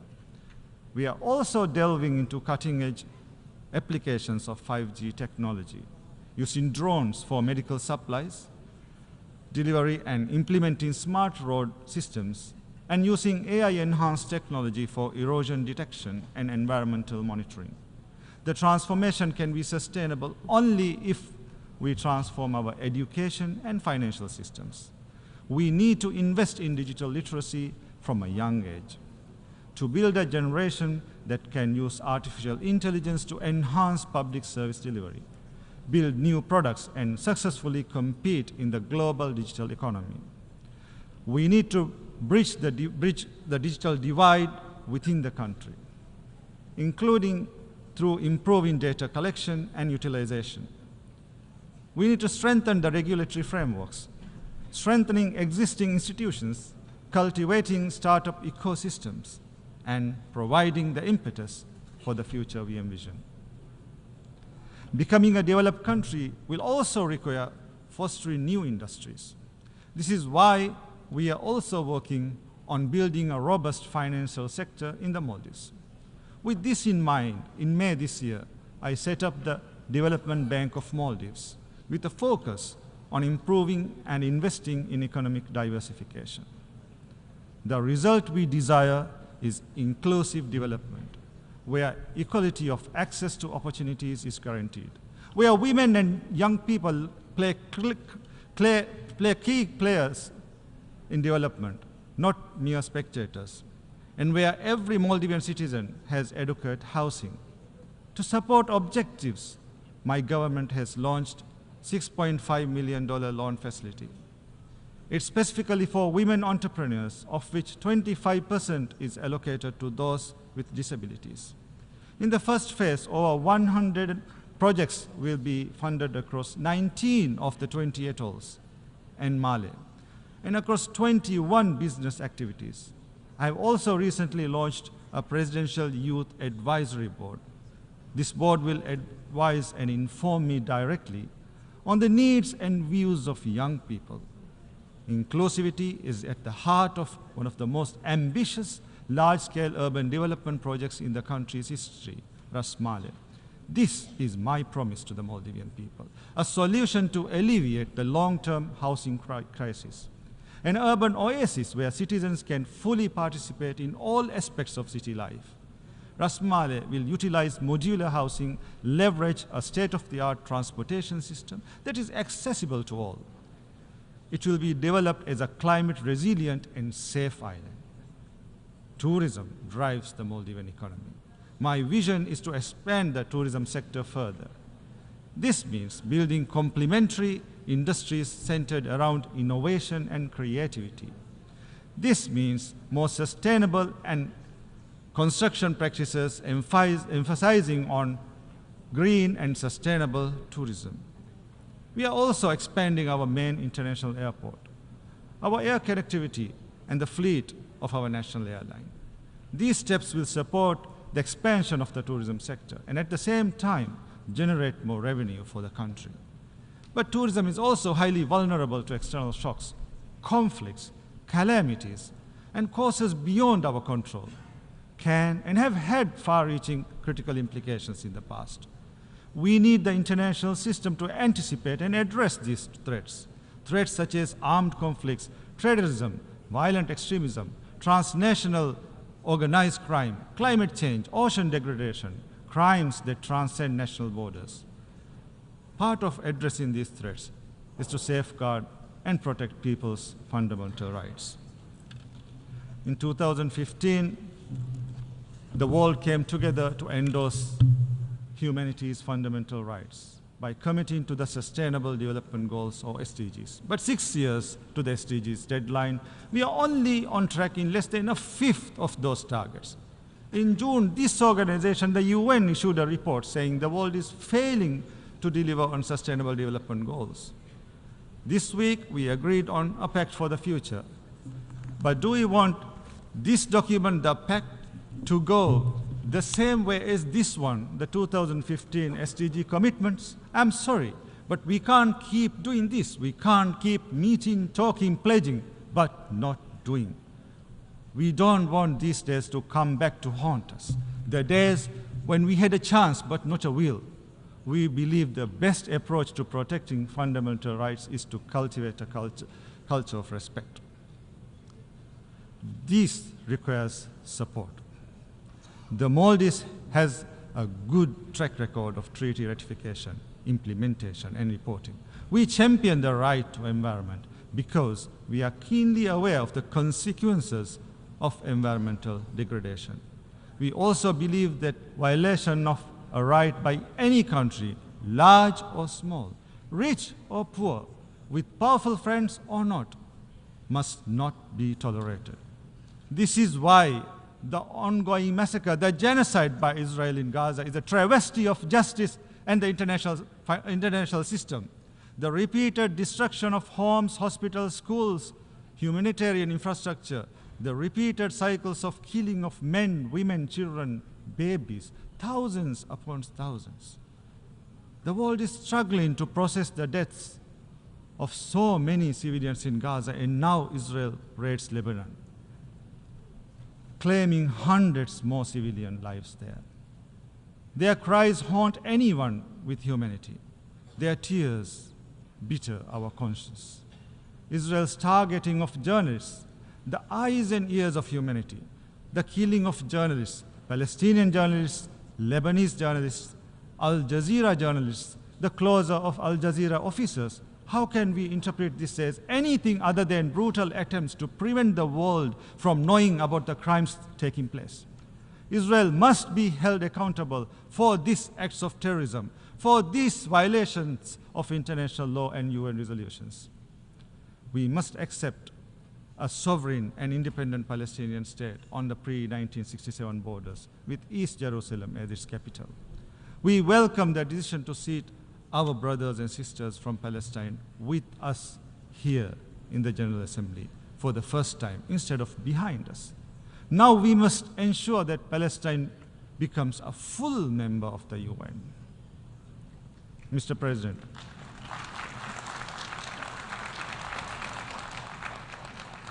Mr. President, the Maldives is gearing up for an economic transformation that will change lives. But our policies can deliver the results only with sufficient international financial support. The Maldives has always taken ownership and responsibility for its own development.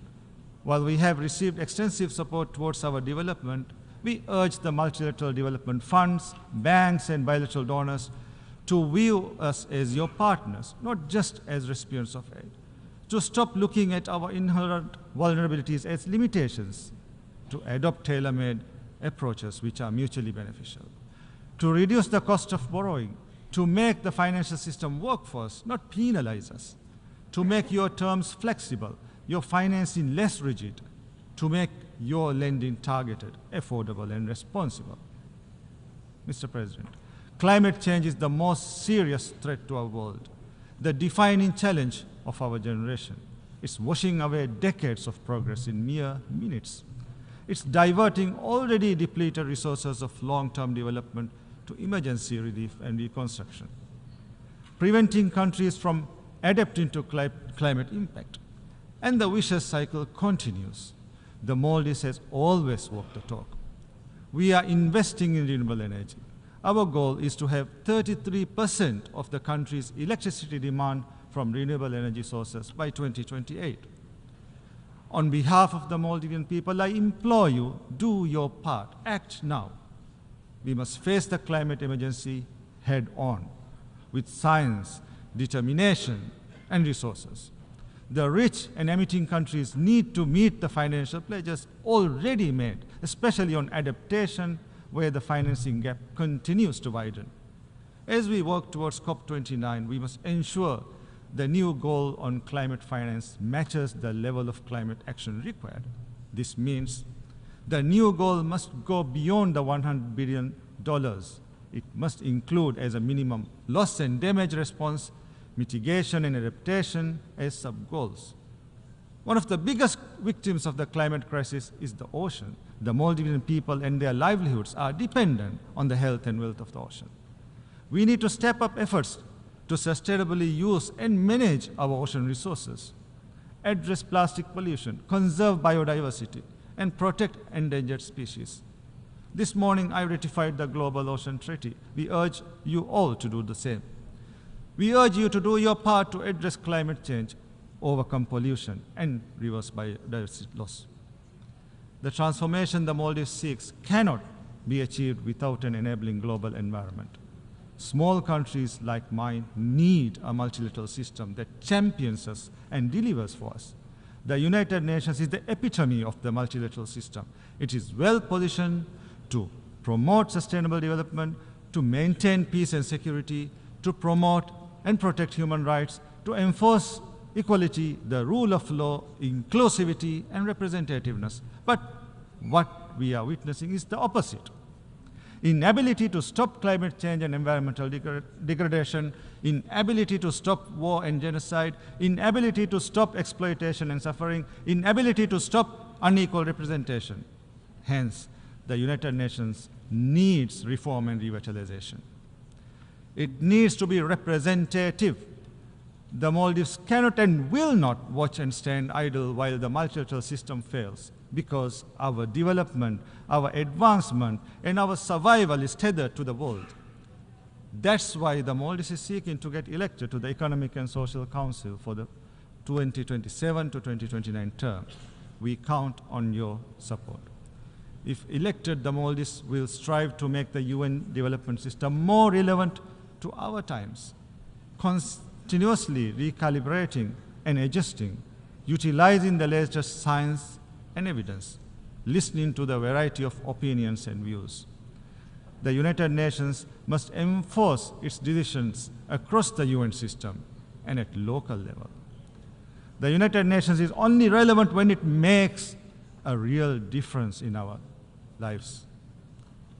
Mr. President, 59 years ago, the Maldives reached out to the United Nations as its first port in a sea of uncertainty. We came here to this great hall, seeking recognition, seeking a partner.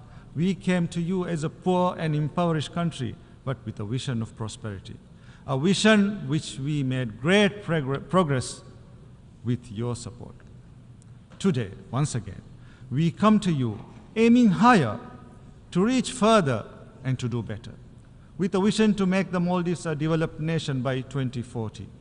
For I believe development is destiny, and our destiny beckons towards a brighter future for the present and future generations. I thank you.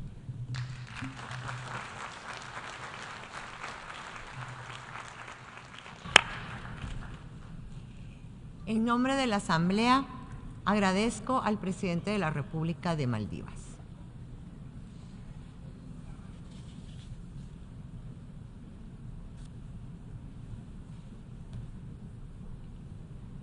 A continuación, la Asamblea escuchará un discurso del excelentísimo señor Emomali Rahmon, presidente de la República de Tayikistán.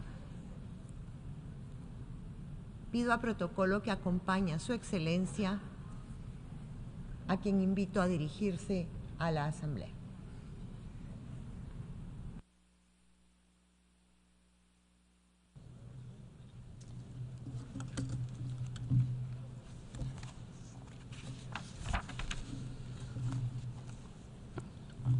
محترم جناب رئیس، حاضرین گرامی، در آغاز سخن جناب فیلیمون یانگ را به مناسبت انتخاب شدنشان به حیث رئیس اجلاس 79 مجمع عمومی سازمان ملل متحد تبریک میگویم. حاضرین گرامی، امروز جهان در شرایط خیلی حساس و مرکب قرار دارد.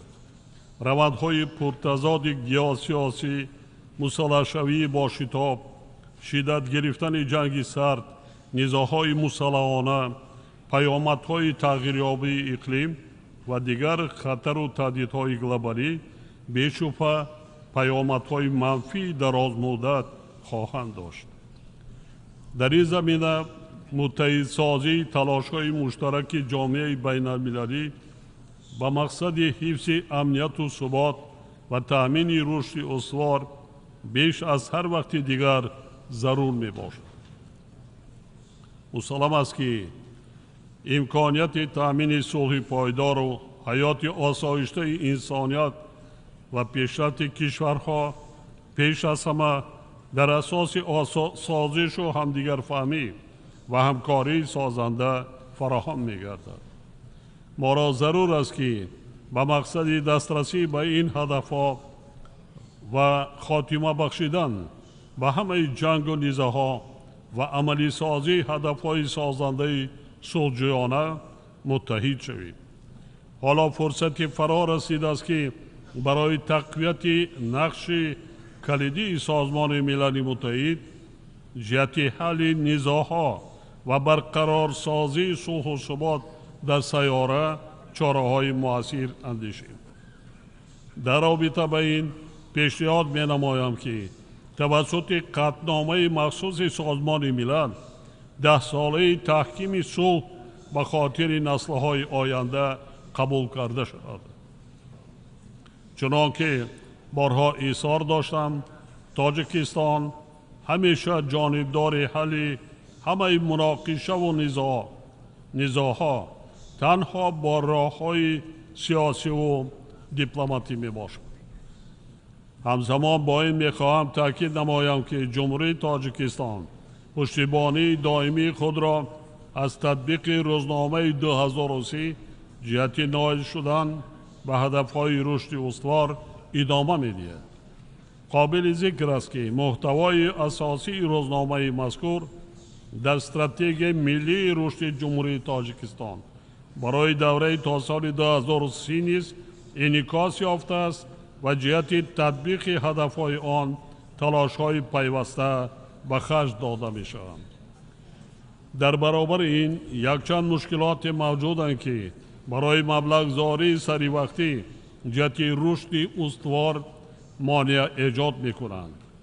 ناآرامی‌های امنیتی، بحران‌های اقتصادی و مالیوی، گرمشوی بی‌سابقه بر اثر تغییریابی اقلیم و تلفات گوناگونی بیولوژی، اینچنین پهن‌شوی بیماری‌های سرایتی از جمله چنین مشکلات میباشد.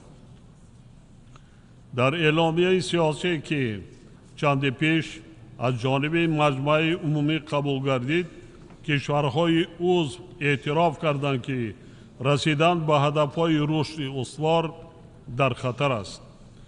طبق حسابات دبیر کل سازمان ملل، جامعه جهانی تا سال 2030 فقط به 17% هدفهای رشد استوار نائل شده میتواند.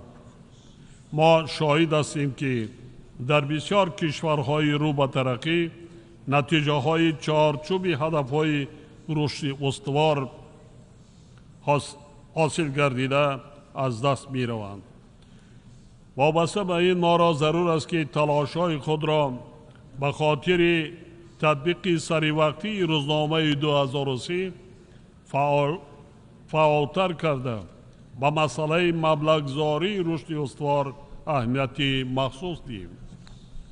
ما همچنین کنفرانس چهارم بین المللی عاید به مبلغ‌زاری رشد را که برگزاری آن طبق قطعنامه مجمع عمومی سازمان ملل متحد ماه ایول سال 2025 در اسپانیا در نظر است، برای دریافت راه‌های رفع مانع‌ها در سمت مبلغ‌زاری رشد مهم می‌دانیم.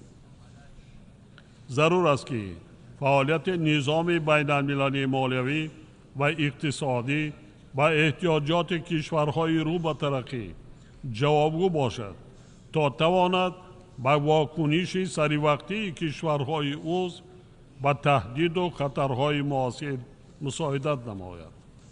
در این راستا ما ادامه مبلغ‌زاری انستیتوت‌های بین المللی مالیوی بخصوص توسط اساسیاسیون بین المللی رشد را با کشورهای نیازمند با مقصد تطبیق هدف و برنامه‌های پیش بینی شده مهم می‌شماریم.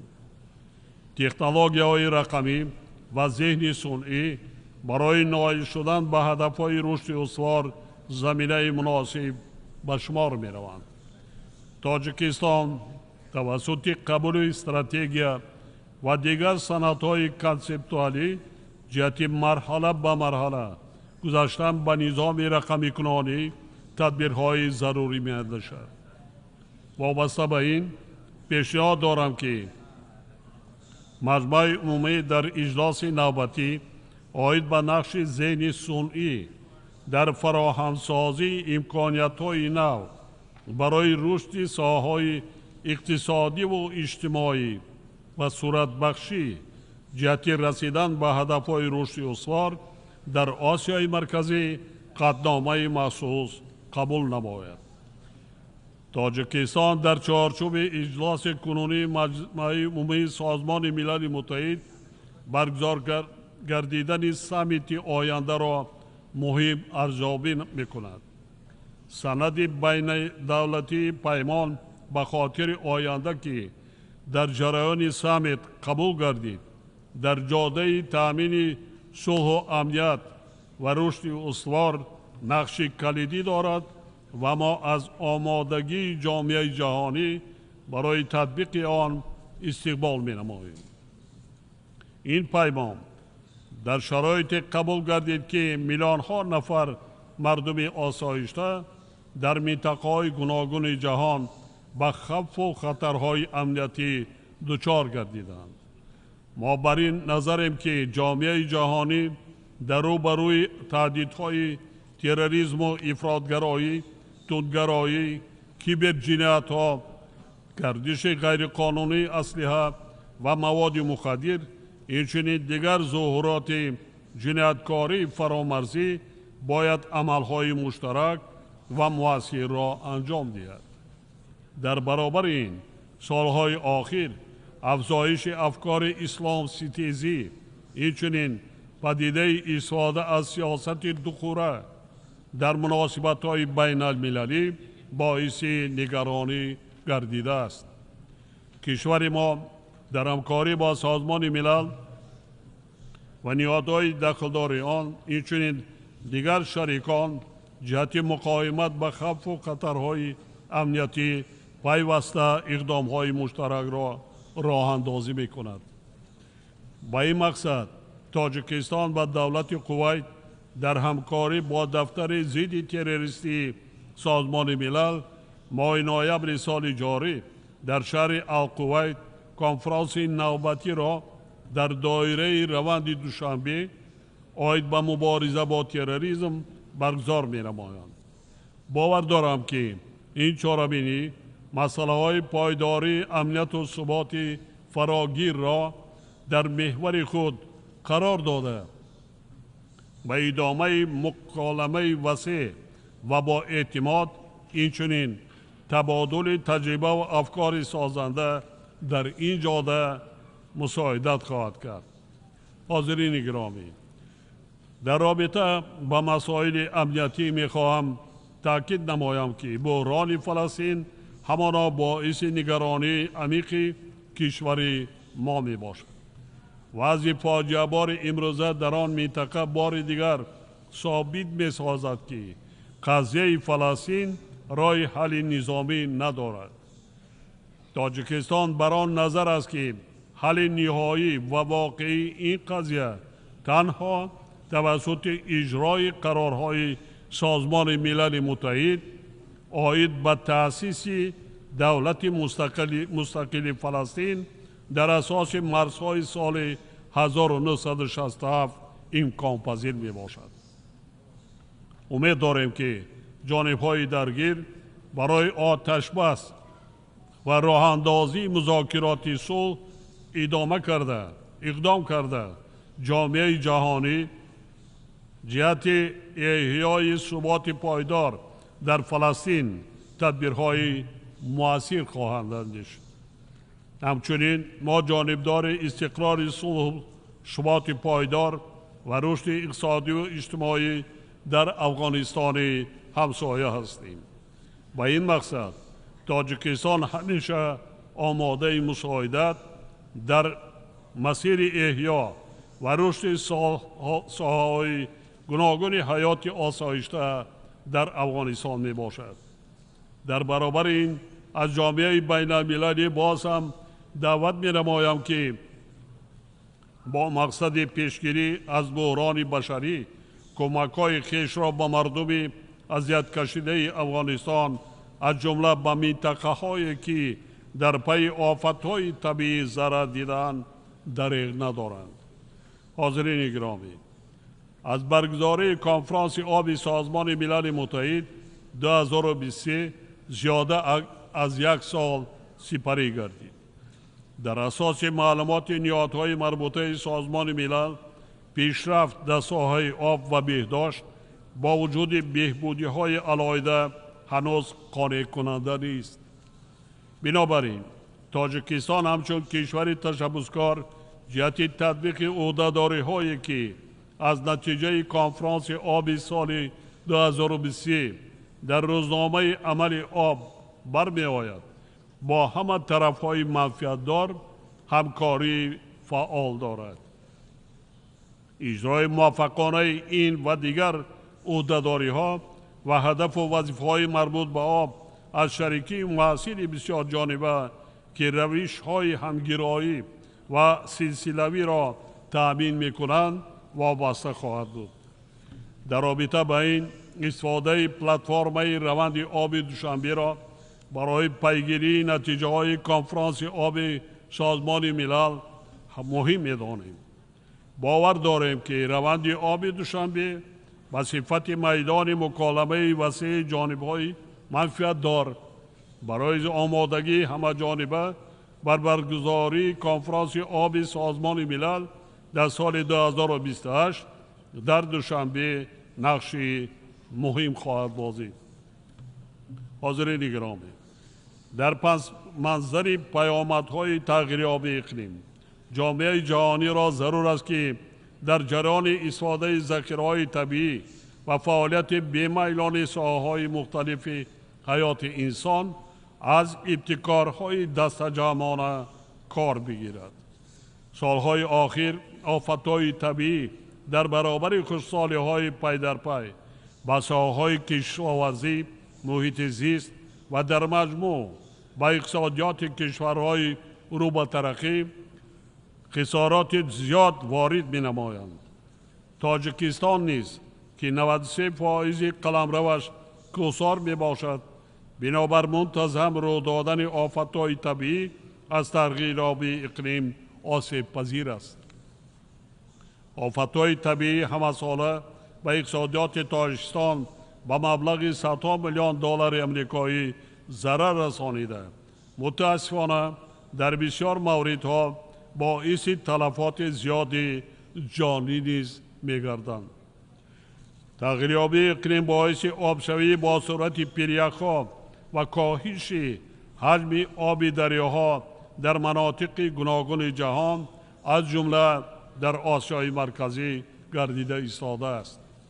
این روند به بخش‌های واقعی اقتصاد ملی از قبیل انرژتیک، صنعت و کشاورزی تأثیر منفی می‌رساند. تا امروز از 14,000 پریخ تاجیکستان که سرچشمه اساسی آب آشامیدنی در منطقه می باشد، زیاده از 1,000 پر آب شده، سرعت آبشوی آنها رو به افزایش است. آن در حالی است که بارشات و پریخ‌های تاجیکستان تا 60% منبع تشکل یابی ذخیره‌های آب آسیای مرکزی را تشکیل می‌دهند. ضمناً با تشبث تاجیکستان از جانب سازمان ملل اعلان گردیدن سال 2025 همچون سال بین المللی حفظ پریخ‌ها برای رشد همکاری طرف‌های منفعت دار زمینه مناسب را فراهم می‌آورد.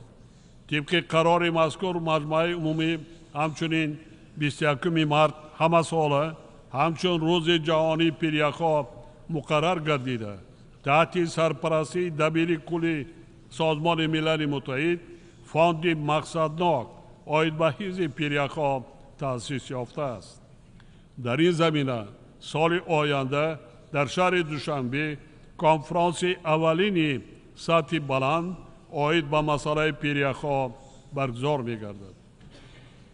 با استفاده از فرصت از کشورها و سازمان‌های شریک دعوت می‌نمایم تا در کار این کنفرانس به طور فعال شرکت ورزند و سهم بگیرند. ما بر آن نظریم که این همایش مهم بین المللی که در همکاری با یونسکو و سازمان جهانی متئورولوژی دایر می‌گردد، جهت ارزیابی مشکلات گلوبالی پریخ‌ها و دریافت راه‌های مشخص حل آنها نقش مؤثر خواهد بازید. همزمان با این ما از همه شریکان دعوت به عمل می‌آوریم که سهم مالیوی خود را در فاند بین المللی مقصدناک آید به حفظ پریخ‌ها فعالانه گذرانند. قابل ذکر است که تاجیکستان در ادامه پیشبرد روزنامه حفظ پریخ‌ها یکجا با فرانسه تشبث نوبتی را آید به اعلان سالهای 2025 2034 همچون 10 ساله عمل برای علم‌های یکشناسی پیشنهاد کرد. کشور ما بر اساس عهده‌داری‌های بین المللی خود از جمله بر پایه مقررات سازشنامه پاریس استراتژی ملی را آید به مطابق شوی با تغییریابی اقلیم تا سال 2030 قبول نموده است. مسلم است که یکی از راه‌های حل موفقانه مشکلات مربوط به تغییریابی اقلیم رشد اقتصادی سبز می باشد که در نوبت خود ضرورت رشد انرژی سبز را به میان می آورد. با در نظر داشت این واقعیت کشور ما استراتژی رشد اقتصادی سبز را برای سالهای 2023-2037 قبول و مورد تطبیق قرار داده است. حالا ما 98% نیروی بر را از حساب ذخیره‌های هیدروانرژتیکی کشور استحصال می‌کنیم و از روی حصه تولید انرژی سبز از منبع‌های تجدید شونده در جهان جای ششم را اشغال می‌نماییم. هدف از تطبیق نقشه‌های ما در این سمت تا سال 2037 به کشور سبز تبدیل دادن تاجیکستان می باشد. امروز برای جامعه جهانی دریافت راه‌های حل مسائل روزمره مطابق شوی و تغییریابی اقلیم و پس کردن شدت تأثیر منفی آن یکی از وظیفه‌های اولی درجه به حساب می رود.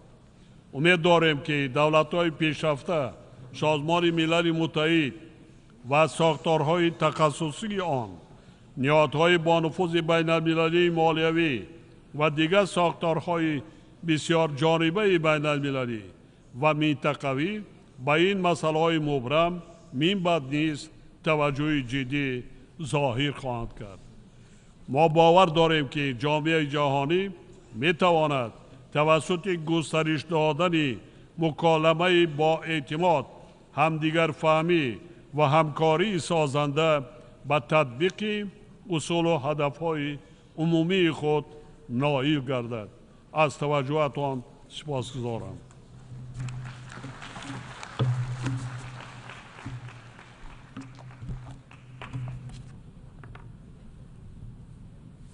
Agradezco en nombre de la Asamblea al presidente de la República de Tayikistán.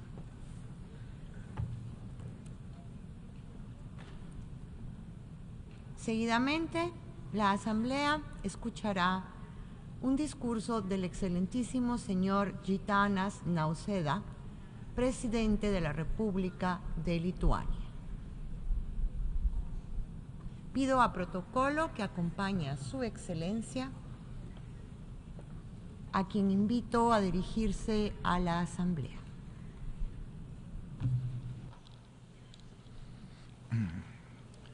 Dear President of the General Assembly, Excellencies, ladies and gentlemen, over the last 2 days in this very room, global leaders welcomed the Pact for the Future. Together, we reaffirmed our commitment for multilateralism anchored in the 3 pillars of the United Nations: sustainable development, peace, and security, and human rights. These are all great and noble principles that have defined the essence of the United Nations systems since the end of the Second World War. Most significant global political developments, from decolonization to the end of the Cold War and the singing revolutions in Europe, have seemed to bring us closer to the bright future of peace, freedom, and human dignity. While this international rules-based world order was never perfect, it helped us to search for joint solutions. For many decades, we have been trying to resolve multiple conflicts and crises and address emerging global challenges such as climate change, unequal development, food insecurity, terrorism, and illegal migration. And then, more than 10 years ago, something entirely different happened. A permanent member of the Security Council began military aggression against a peaceful member state. At first, covertly, then more and more openly breaking ever more international norms. And finally, Russia started the full-scale invasion of Ukraine. Today, even though we face yet another distressing crisis in the Middle East, as well as rising tensions in the Indo-Pacific region, the Russian war of aggression is the most dangerous threat. The entire international order, defined by sovereignty, territorial integrity, and inviolability of borders, is under assault in Ukraine. Each and every member of the United Nations, every sovereign nation, has also much to lose. To fully understand what is presently at stake, we must all start paying attention to the words of Russian leaders and their representatives at the United Nations Security Council. How many times they have openly admitted the Kremlin intends to wipe Ukraine from the face of earth. If any sovereign nation is under the threat of complete destruction, no country is truly safe anymore. If the international community looks away and ignores the unpleasant truth, no country is safe anymore. And if mass killings, deportation, and deliberate actions on civilian population became the new norm, no country is truly safe anymore. That should be perfectly clear to anyone. That should disturb us all. Ladies and gentlemen, what Russia presents to the world is a return to the era of imperial conquest, colonial domination, and genocide. And I do not believe we are ready to follow this path. I do not believe any of us want to see powerful neighbors convincing themselves that from now on every dispute should be settled by force. Therefore, right now, Ukraine is fighting not only a war of self-defense. Ukraine is also fighting for the future of all those countries who believe in the United Nations Charter and its principles. Ukraine is fighting for us all. And yet, our joint collective response to this day is insufficient. We have not been able to stop this madness. We have not been able to force Russia to reconsider its dangerous course. We have not been able to hold it accountable for so many violations of the United Nations Charter. Why was that the case? Because to this day, the aggressor is hiding under the cover of the Security Council's permanent membership, hiding in plain sight, mocking every one of us with its unrestricted veto power. It is a terrible blow to the very credibility of the United Nations system. And still we keep hearing some calls for Ukraine to surrender, to compromise on its sovereignty and territorial integrity, or to accept Russia's ultimatums. Why should the aggressor be rewarded? Why should appeasement work this time when it failed so spectacularly almost 90 years ago? Why should the victim agree to the demands of the aggressor, sitting safe in the Kremlin after so much bloodshed and loss of innocent lives? Ukraine is still fighting. Ukraine is still going strong, regardless of all the appeasers and doomsayers. And only Ukraine has the right to determine the actual conditions for peace. Meanwhile, we have the duty to support Ukraine, to restrict Russia's ability to wage war and ensure the accountability of those responsible for the crime of aggression and crimes against humanity, to reform the Security Council and to rebuild the credibility of the United Nations Charter. To withstand enormous pressure and win this war, Ukraine will need more military equipment, ammunition, medical supplies. Ukraine also urgently needs humanitarian and financial aid. This upcoming winter will be extremely difficult for the Ukrainian people. Constant deliberate Russian attacks on critical energy infrastructure have destroyed more than 80% of Ukraine's thermal energy generation and a third of its hydro generation. To prevent a humanitarian catastrophe, our assistance should be swift and focused on the energy sector.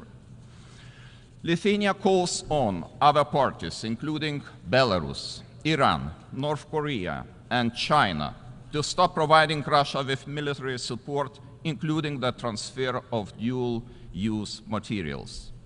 More arms for Russia means more civilian deaths, more civilian infrastructure destroyed, more chaos.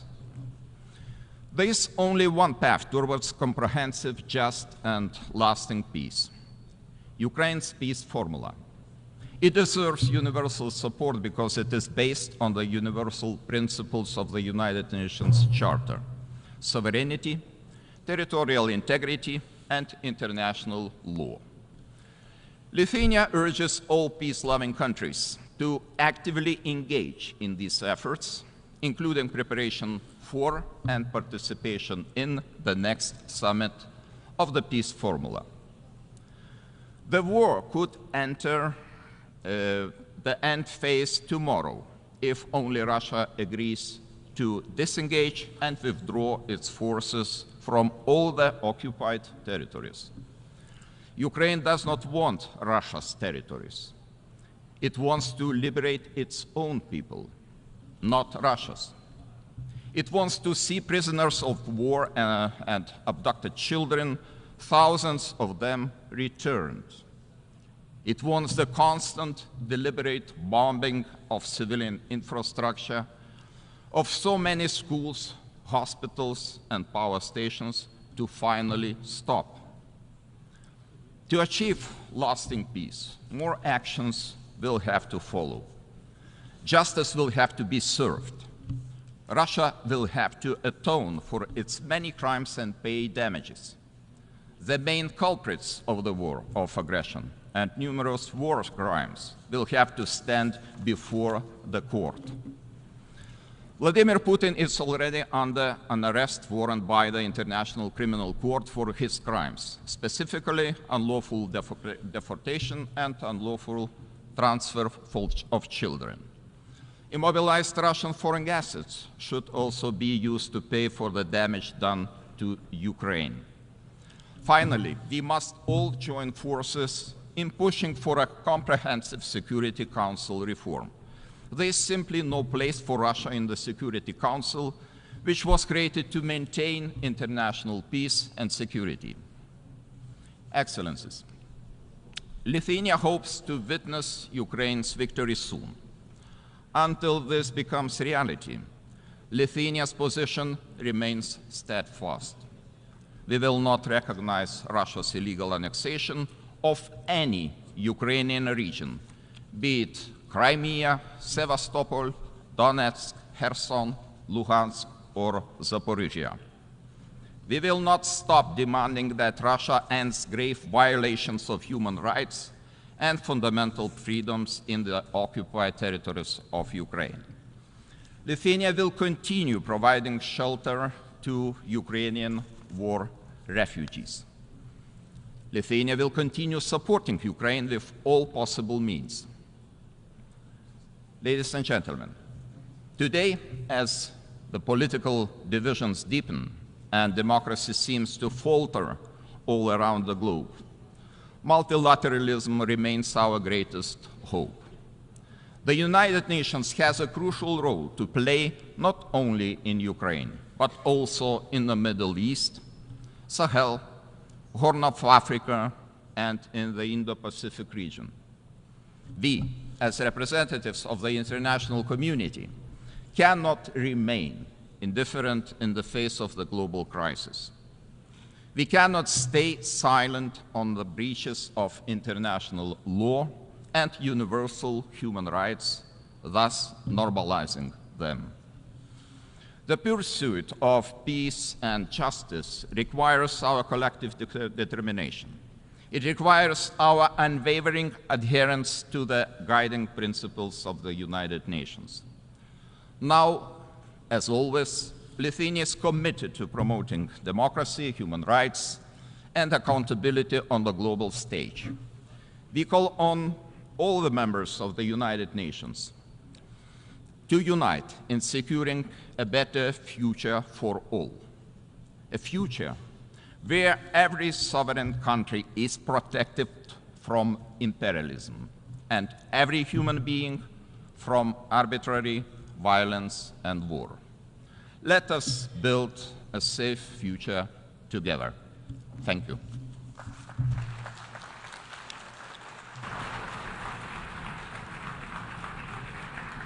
On behalf of the Assembly, I wish to thank the President of the Republic of Lithuania.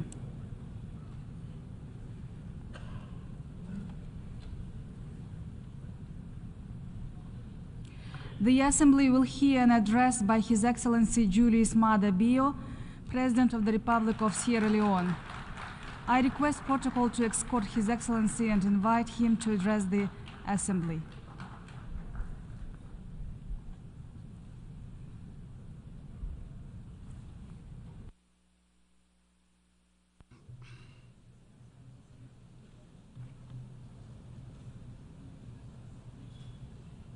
Madam President,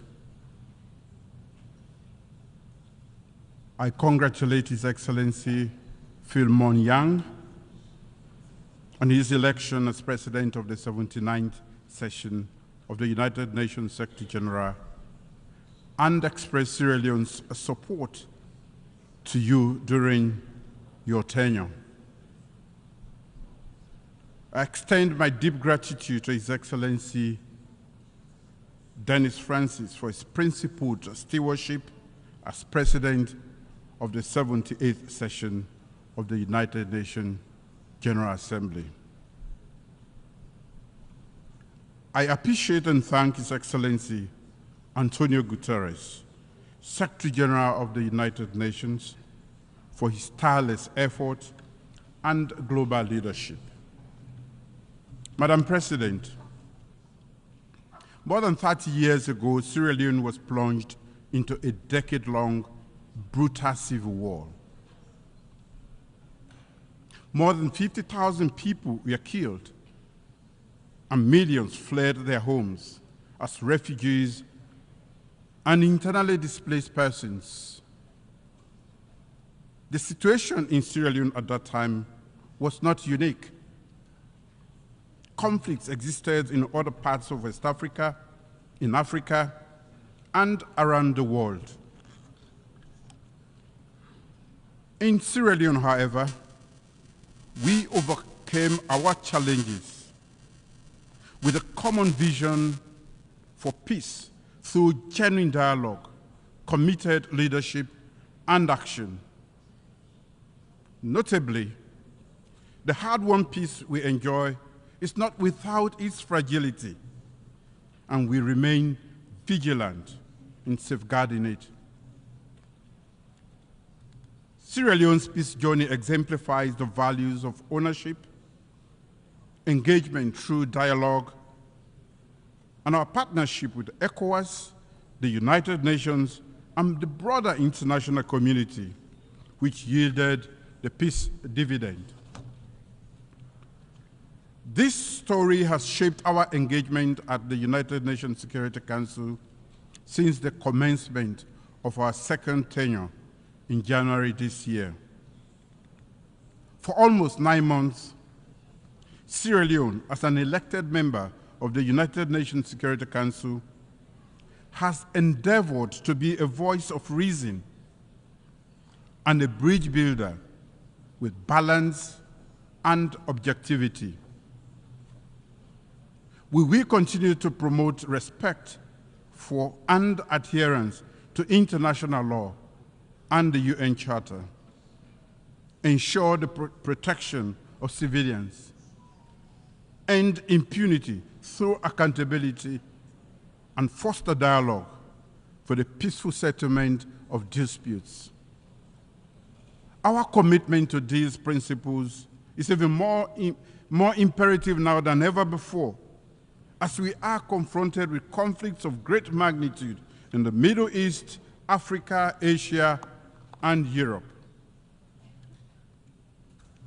The need for a ceasefire in Gaza and the wider Middle East, as well as in Sudan, Eastern Democratic Republic of Congo, and Ukraine, is not just pressing, but urgent.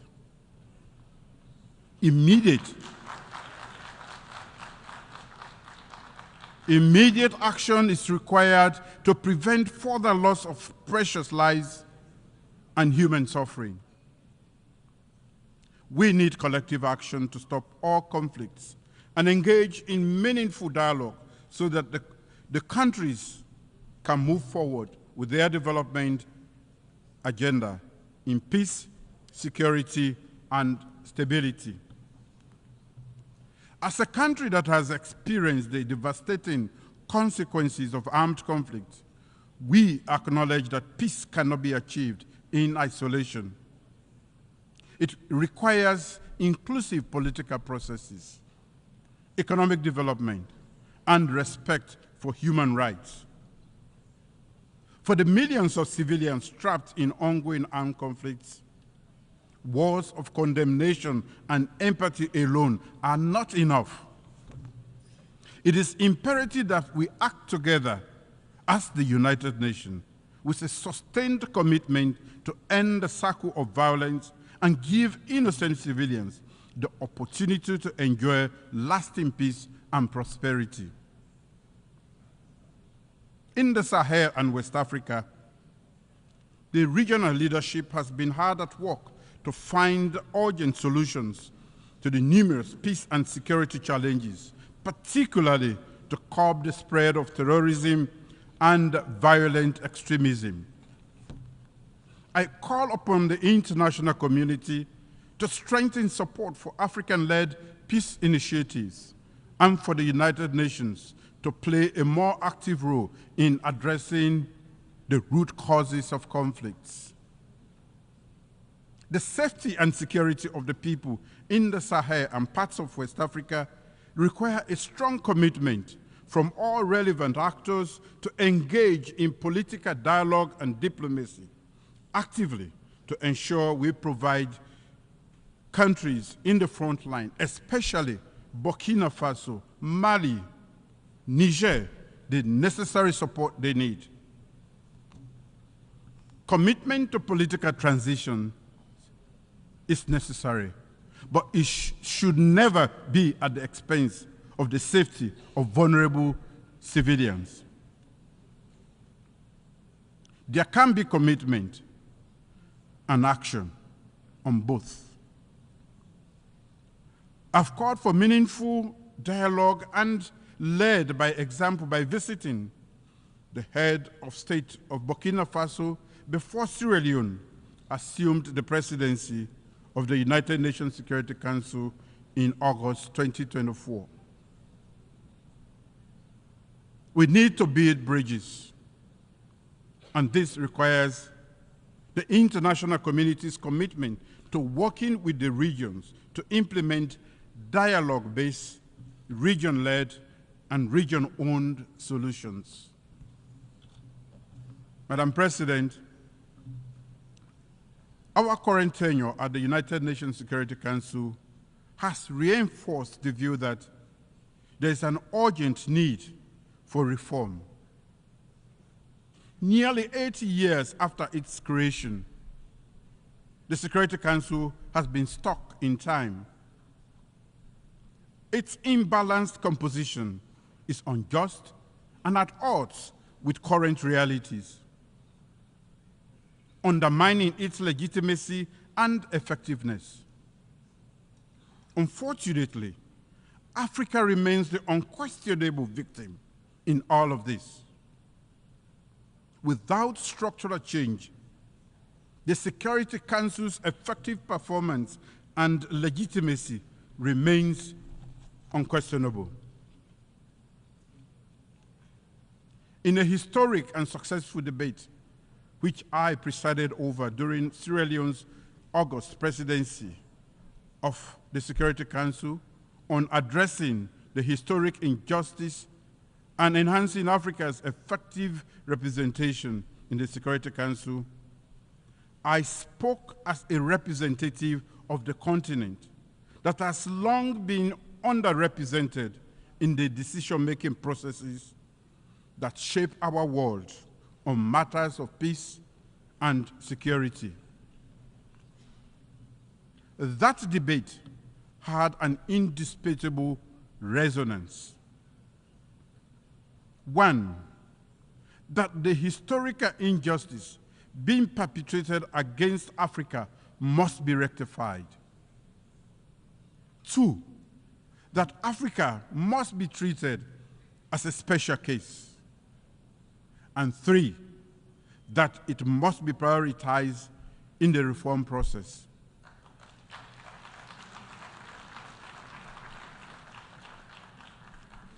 In expressing appreciation for the active and supportive engagement by the many interest and regional groups, as well as invited member states to the debate, the facts and issues are now clear to all.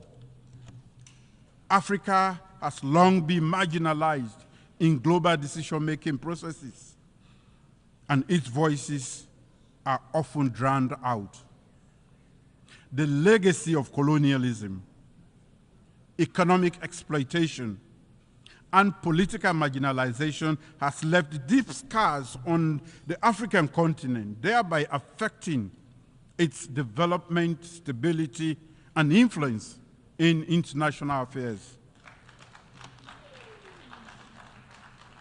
This results in a lack of meaningful representation on issues that directly affect the continent, such as conflict prevention, conflict resolution, peacekeeping operations, and sustainable development. Addressing contemporary global security challenges require the collective wisdom and cooperation of all nations, not just the privileged few or the most militarily or economically powerful. We urge that equitable representation of Africa, we argue that equitable representation of Africa will better equip the United Nations to tackle global challenges and foster a more just, fair, and peaceful world. As the coordinator of the African Union Committee of 10 on the reform of the Security Council, Sierra Leone remains fully committed to promoting, defending, and soliciting support for the common African position as espoused in the Ezowini Consensus and SAT Declaration. Africa, therefore, demands no less than 2 permanent seats with all the rights and privileges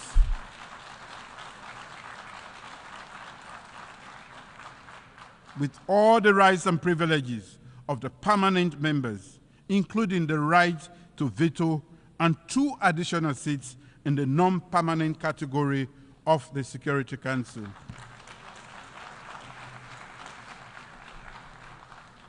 Sierra Leone welcomes the consensus that has emerged from the UN Secretary General, from the UN General Assembly intergovernmental negotiations, as reflected in the Pact for the Future.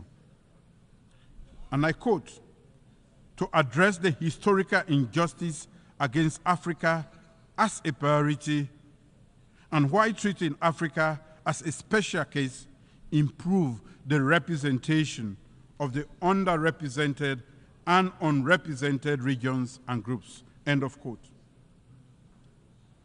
Let us work together to redress historical injustice and recreate a Security Council that truly reflects the diversity of the world that we live in today.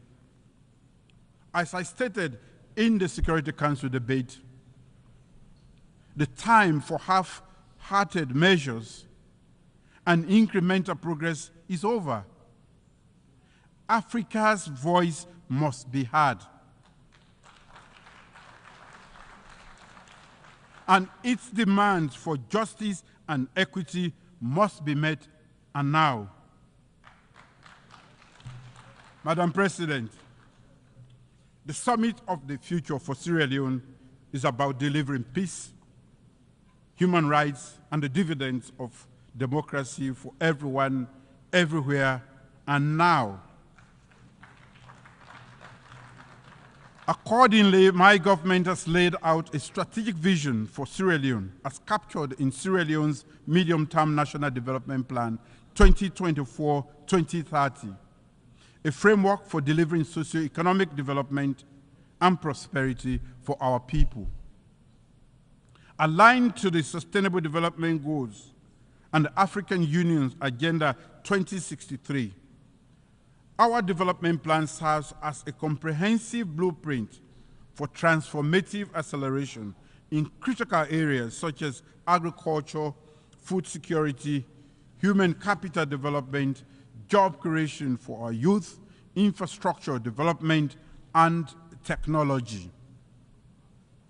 With the adoption of the Pact for the Future, including the Declaration on Future Generations, and the Global Digital Compact at the Summit of the Future, my government is reinforcing its commitment to championing and investing in human capital development.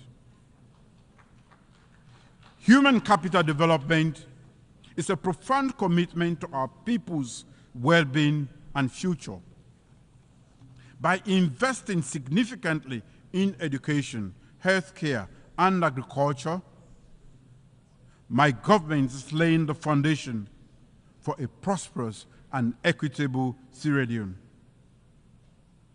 Over the past 6 years, our achievements through our free quality education program, legislative reviews, and governance reforms in the education sector, and radical inclusion strategy have been highly impactful, well acclaimed and seen as a good model for the world. We welcome the Global Digital Compact's principle of ensuring safe, secure, and trustworthy emerging technologies, including artificial intelligence, to offer new opportunities to accelerate development and leaving no one behind. In the area of gender equality and women's economic empowerment, significant strides have been made, and they are some of the legacies my government will bequeath to our current and future generations. I recently signed into law this year a bill prohibiting child marriage. Following the historic signing into law of the Gender Equality and Women's Empowerment Act of 2023. This is all meant to ensure the realization of the national aspiration for our women and girls to build an inclusive and equitable society. I remain steadfast in my commitment to ensuring that every girl and woman lives in a safe environment with ample opportunities to realize their full potential and thrive equally in the world. From prioritizing the women's peace and security agenda at the Security Council to adoption by the General Assembly of a resolution condemning all forms of sexual and gender-based violence, and urging all countries to provide victims and survivors with access to justice, reparation, and assistance. We will continue to advocate for women and girls across the globe. Therefore, I'm pleased to announce that Sierra Leone will commence preparatory work that will lead to the convening of a diplomatic conference to conclude an internationally legally binding instrument on access to justice for sexual violence survivors, the proposed treaty, Freetown Treaty, in accordance of the success of the United Nations resolution on access to justice, remedies, and assistance for survivors of sexual violence. Madam President, leaving no one behind and acting together to achieve sustainable development similarly means that we have to end global economic inequalities and ensure that government in least developed countries can deliver on the dividends of democracy. The unmanageable debt crisis, lack of capital flow, the devastating impact of climate change and lack of climate finance, conflicts, and political instability around the world are increasing the odds of developing countries not achieving the SDGs. The role of development finance institutions in supporting the objectives of national development plans of low-income countries, particularly those emphasizing the SDGs, is of great significance to their socio-economic development. At the International Development Association for Africa Heads of State Summit in Nairobi, April this year, Sierra Leone unreservedly expressed its endorsement of the Nairobi IDA communique.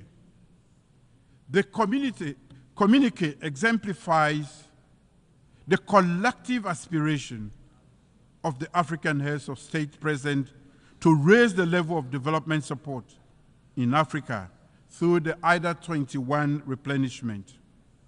I wish to re-echo that endorsement at this August gathering.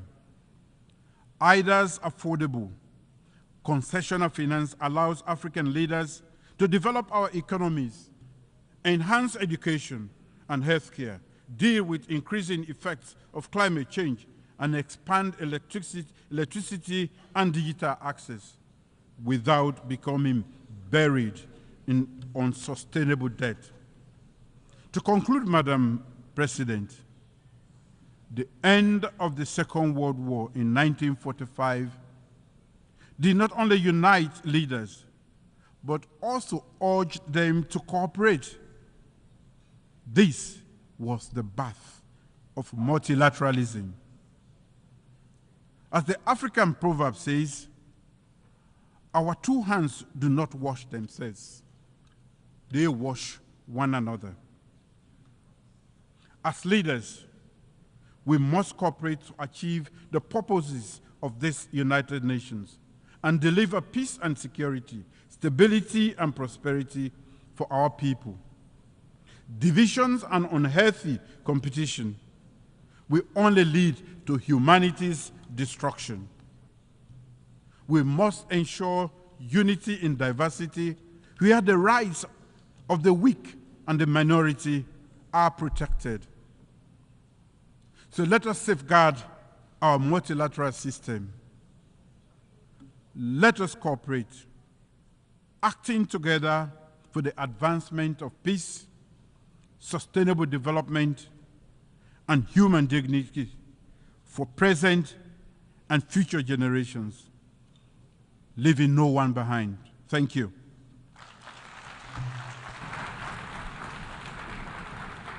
The Republic of Sierra Leone. The Assembly will hear an address by His Excellency Alexander Vučić, President of the Republic of Serbia. I request protocol to escort His Excellency and invite him to address the Assembly.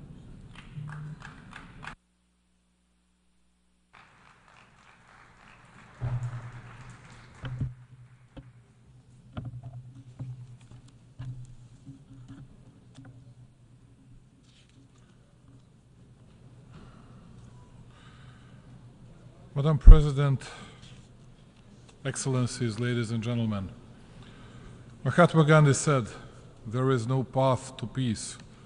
Peace is the path." In the same spirit of fraternal love and open heart, I address you today on behalf of the Republic of Serbia, a founding country of the United Nations, a country of freedom and justice. It is my honor to address you as President of the Republic of Serbia, the country on whose behalf I stand proudly before you today.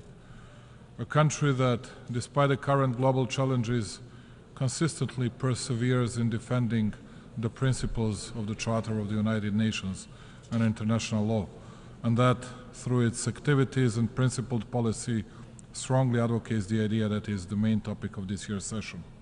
Ladies and gentlemen, when we talk about the current moment this year again, to my immense regret, I have to state that the situation in the world seems even more difficult and dark than a year ago. The tensions are growing and challenges are becoming more numerous and complex. What worries me the most is that despite our declaratory efforts for peace, development and prosperity of humanity, there is no end in sight to this geopolitical nightmare. I would not like to see the wise words of the former President John Fitzgerald Kennedy becoming the words of a prophet. Mankind must put an end to war, or war will put an end to mankind. Today, mankind relies more on technology than it relies on mankind. This year, we are once again talking about tragic conflicts and destruction that bring suffering and enormous human losses, as well as about the numerous serious consequences that inevitably accompany armed conflicts. The Republic of Serbia and the Serbian people deeply sympathize and share the grief for all the lives lost in the conflicts happening around the world, including the tragic events in the Middle East and Ukraine. It is unforgivable that today, in the 21st century, we are talking about gruesome figures related to children who have died in conflicts. It seems absolutely incredible, but the world is on the verge of nuclear disaster and nuclear holocaust. In a desire to win and destroy the other one, step by step, we were getting closer to the verge of precipice, and eventually we got there. We live in a world where no one listens to anyone. There are only our arguments and our truth, while the other ones must disappear because they always endanger our or universally false values. We need to talk, even when we disagree. We need to restore the eroded credibility and authority of the United Nations. And I need to say, that's why Serbia will strongly support bigger presence of African country in the United Nations Security Council, and we believe that bigger African presence will mean a lot for the world's peace. We need to stop the practice of double standards being applied to restore faith in international law and the principles we all agreed on long ago. We must restore faith in peace, the only path that has no alternative. We owe that to every innocent victim anywhere in the world, to all the current and future generations. The future of the world in the next 5 or 25 years is a matter of our choice, but it is also our responsibility. All of us that have gathered here from all over the world did that for, we'd say, noble, but first and foremost for selfish reasons. Almost always the leaders from all and even the most powerful countries speak in front of you, allegedly addressing you, but actually addressing only their public and not caring substantially for the real concerns of the world today. I'm not very much different. But today I will not present to you only Serbia, the founder of the United Nations, its successes, its high growth rate, because I have and I will have the opportunity to brag about the results we have achieved in my country. And by the way, I know that all of you here are not very much interested in the respective. Today, I will speak about how the collapse of the modern world had started, about when and how the UN Charter was discredited, and when we stopped believing in law and started appeasing the force. I will explain it to you on the example of my country, to me the most beautiful country in the world, Serbia, how it was being destroyed and trampled on, and how today, because of its tenacity and freedom-loving tradition, it is a small stone in the shoe of the big and powerful ones. After the big victories that a better part of humanity won in the World War I and the World War II, and Serbs as the nation suffered the biggest losses proportionally to its size in the Great War, as well as in the World War II, where they were one of the few nations in the Southeast Europe that had confronted the Nazis from the very beginning. And that is why Belgrade, as the capital of Serbia, was perhaps the only city that was brutally bombed and devastated already at the beginning of 1941.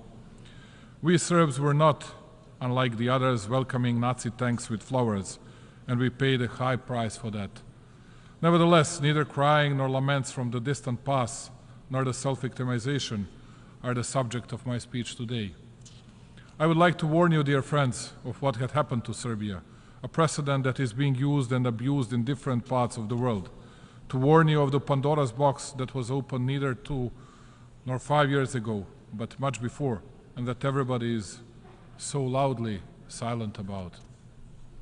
The absolute dominance of the Western capitalist way of manufacturing, its science and technology supremacy, convincing victory against the Eastern contenders, Soviet Union first of all, within the framework of the Third Industrial Revolution, brought the world, some would say, to the end of history and complete hegemony of the Western ideas in all spheres of social life.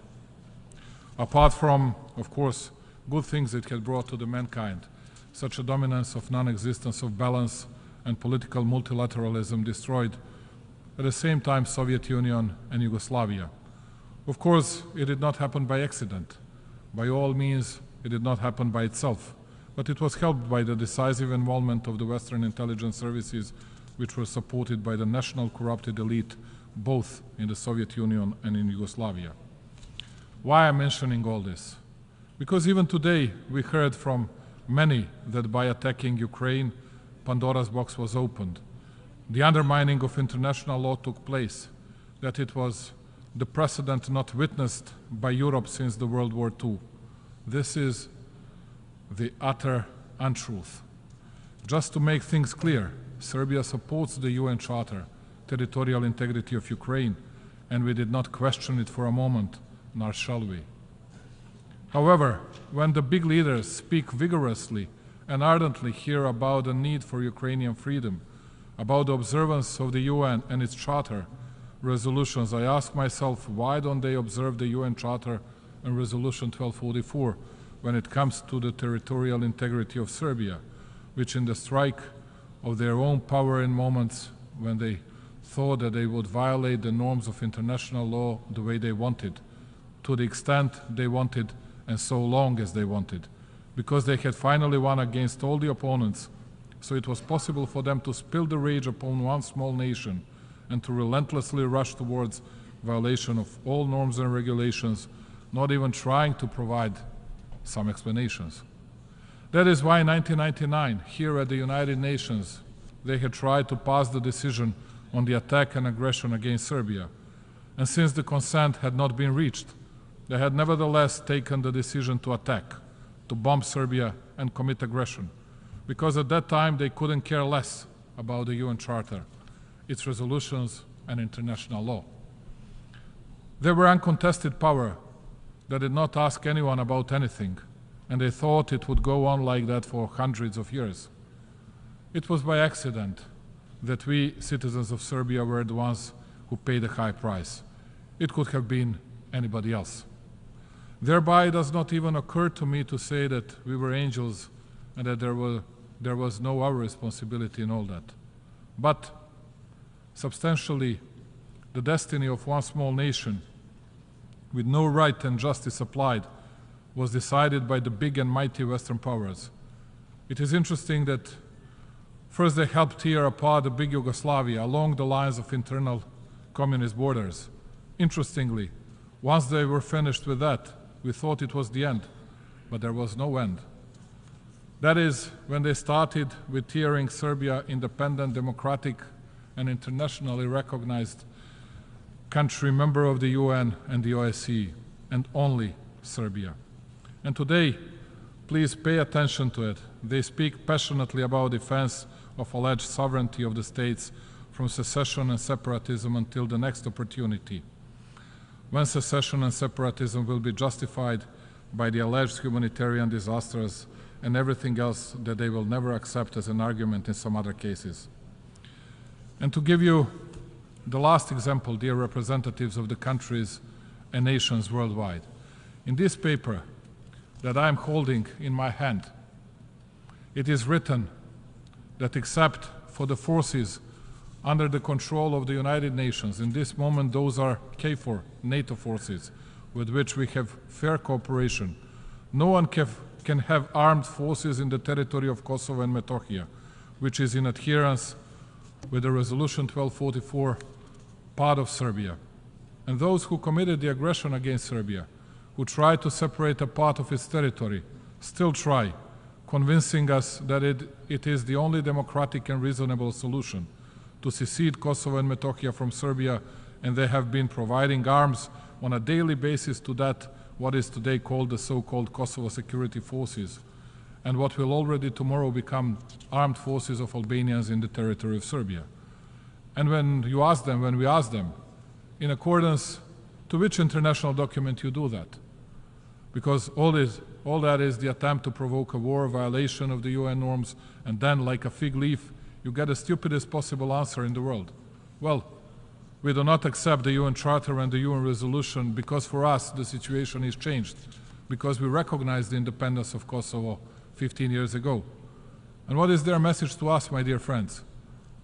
Their message is, we are the power, we are God, we don't care about United Nations, the law of the United Nations and UN resolution. We can do whatever we want, the way we want, and as long as we want. And now I'm asking you, dear friends, dear representatives, not the ones of obedient and satellite puppet countries, but you freedom-loving nations and countries, what we as a small country can do. How can we fight? Because everybody in the world speaks about Ukraine, no one dares to speak about Serbia. And even if they do, they say how we will start the war in the Balkans upon the Russian order. And they have been lying all the time for more than 2.5 years. We are neither servants of Russia nor the United States of America. We have our own politics and our own interests. And that is why I want to ask you something and tell you that the only hope, not only for my country, which I love more than anything in the world, but also for your countries, to understand well the mechanisms of lies, the mechanisms of fraud in international relations, and to try to gather here in the most important organization, to try to change it, to try to respect it, because it is the only way to preserve peace. This way, the world is on the verge of disaster, and everyone is allegedly defending principles. No one admits any mistakes, and it is clear to everybody that there are no principles anywhere, nor anybody has them. Neither ones nor the others.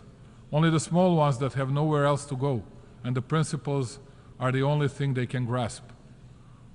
And the only thing that has left to the big ones, once they have crushed all the small ones, is to eat each other. And when the bite is no longer so easy and small, it is then that they remember the principles and accuse the others for violating those same principles.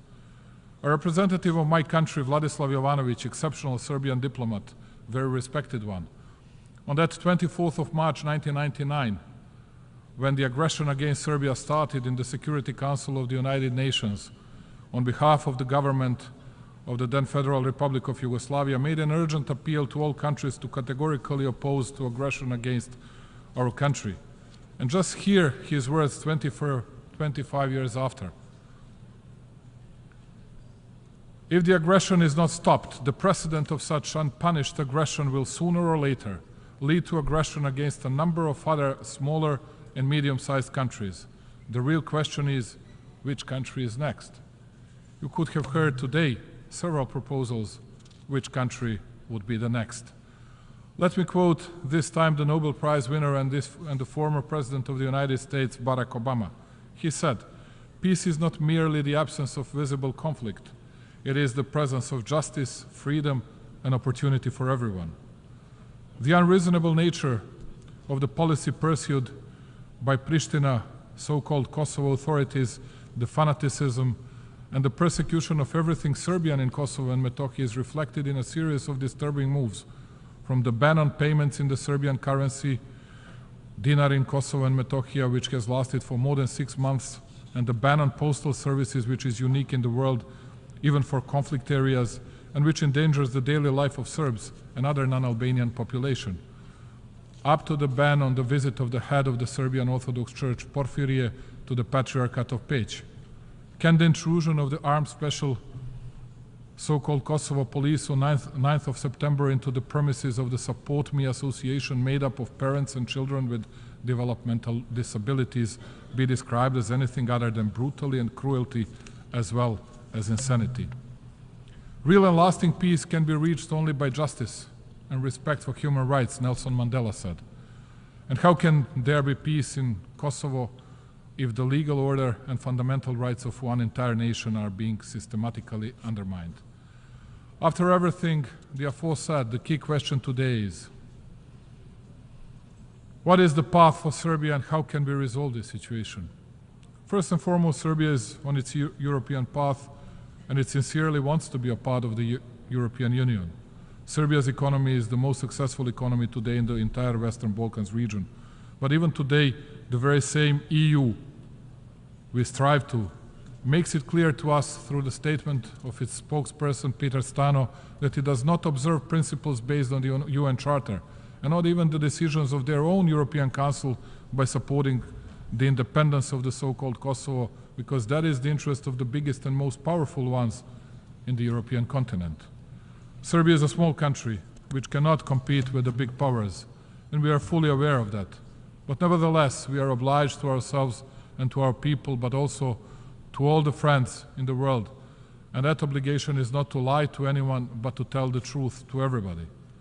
Since all these big ones are interested neither in law nor in truth, there is nothing left to small but proud Serbia, but to be dedicated and committed to its economic progress, accelerated growth, new technologies and innovation, to look towards the future and to wait for the moment when the principles of international law observance will be brought back to the world's political stage. We will remain committed to the dialogue with Pristina and under the auspices of the EU, and we will fight to preserve peace. There is only one thing that we will never give to anyone, that is freedom and independence of Serbia. As the President of Serbia, I believe in a world based on real and not false values, and I believe that the strength of the developing countries, all of us who have raised our heads and who dare to say the truth, will be a foundation of a new, different, and a better world. I thank you very much. On behalf of the Assembly, I wish to thank the President of the Republic of Serbia,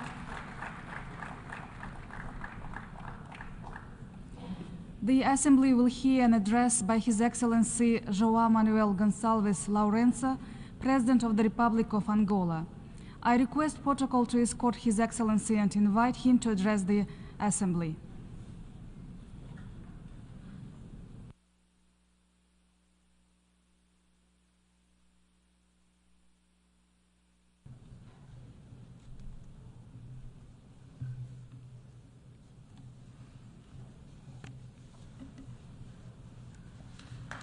Sua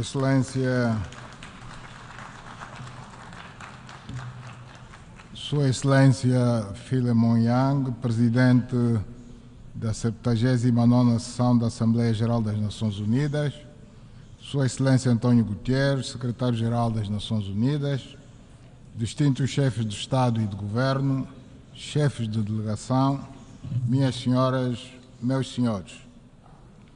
É com um sentimento de honra muito particular que me dirijo a Vossas Excelências e a todos os participantes nesta 79ª sessão da Assembleia Geral das Nações Unidas, que se realiza dentro de um contexto internacional bastante preocupante, onde sobressai o agravamento das tensões nas relações internacionais pela multiplicidade de conflitos de natureza e intensidades distintas em vários pontos do nosso planeta.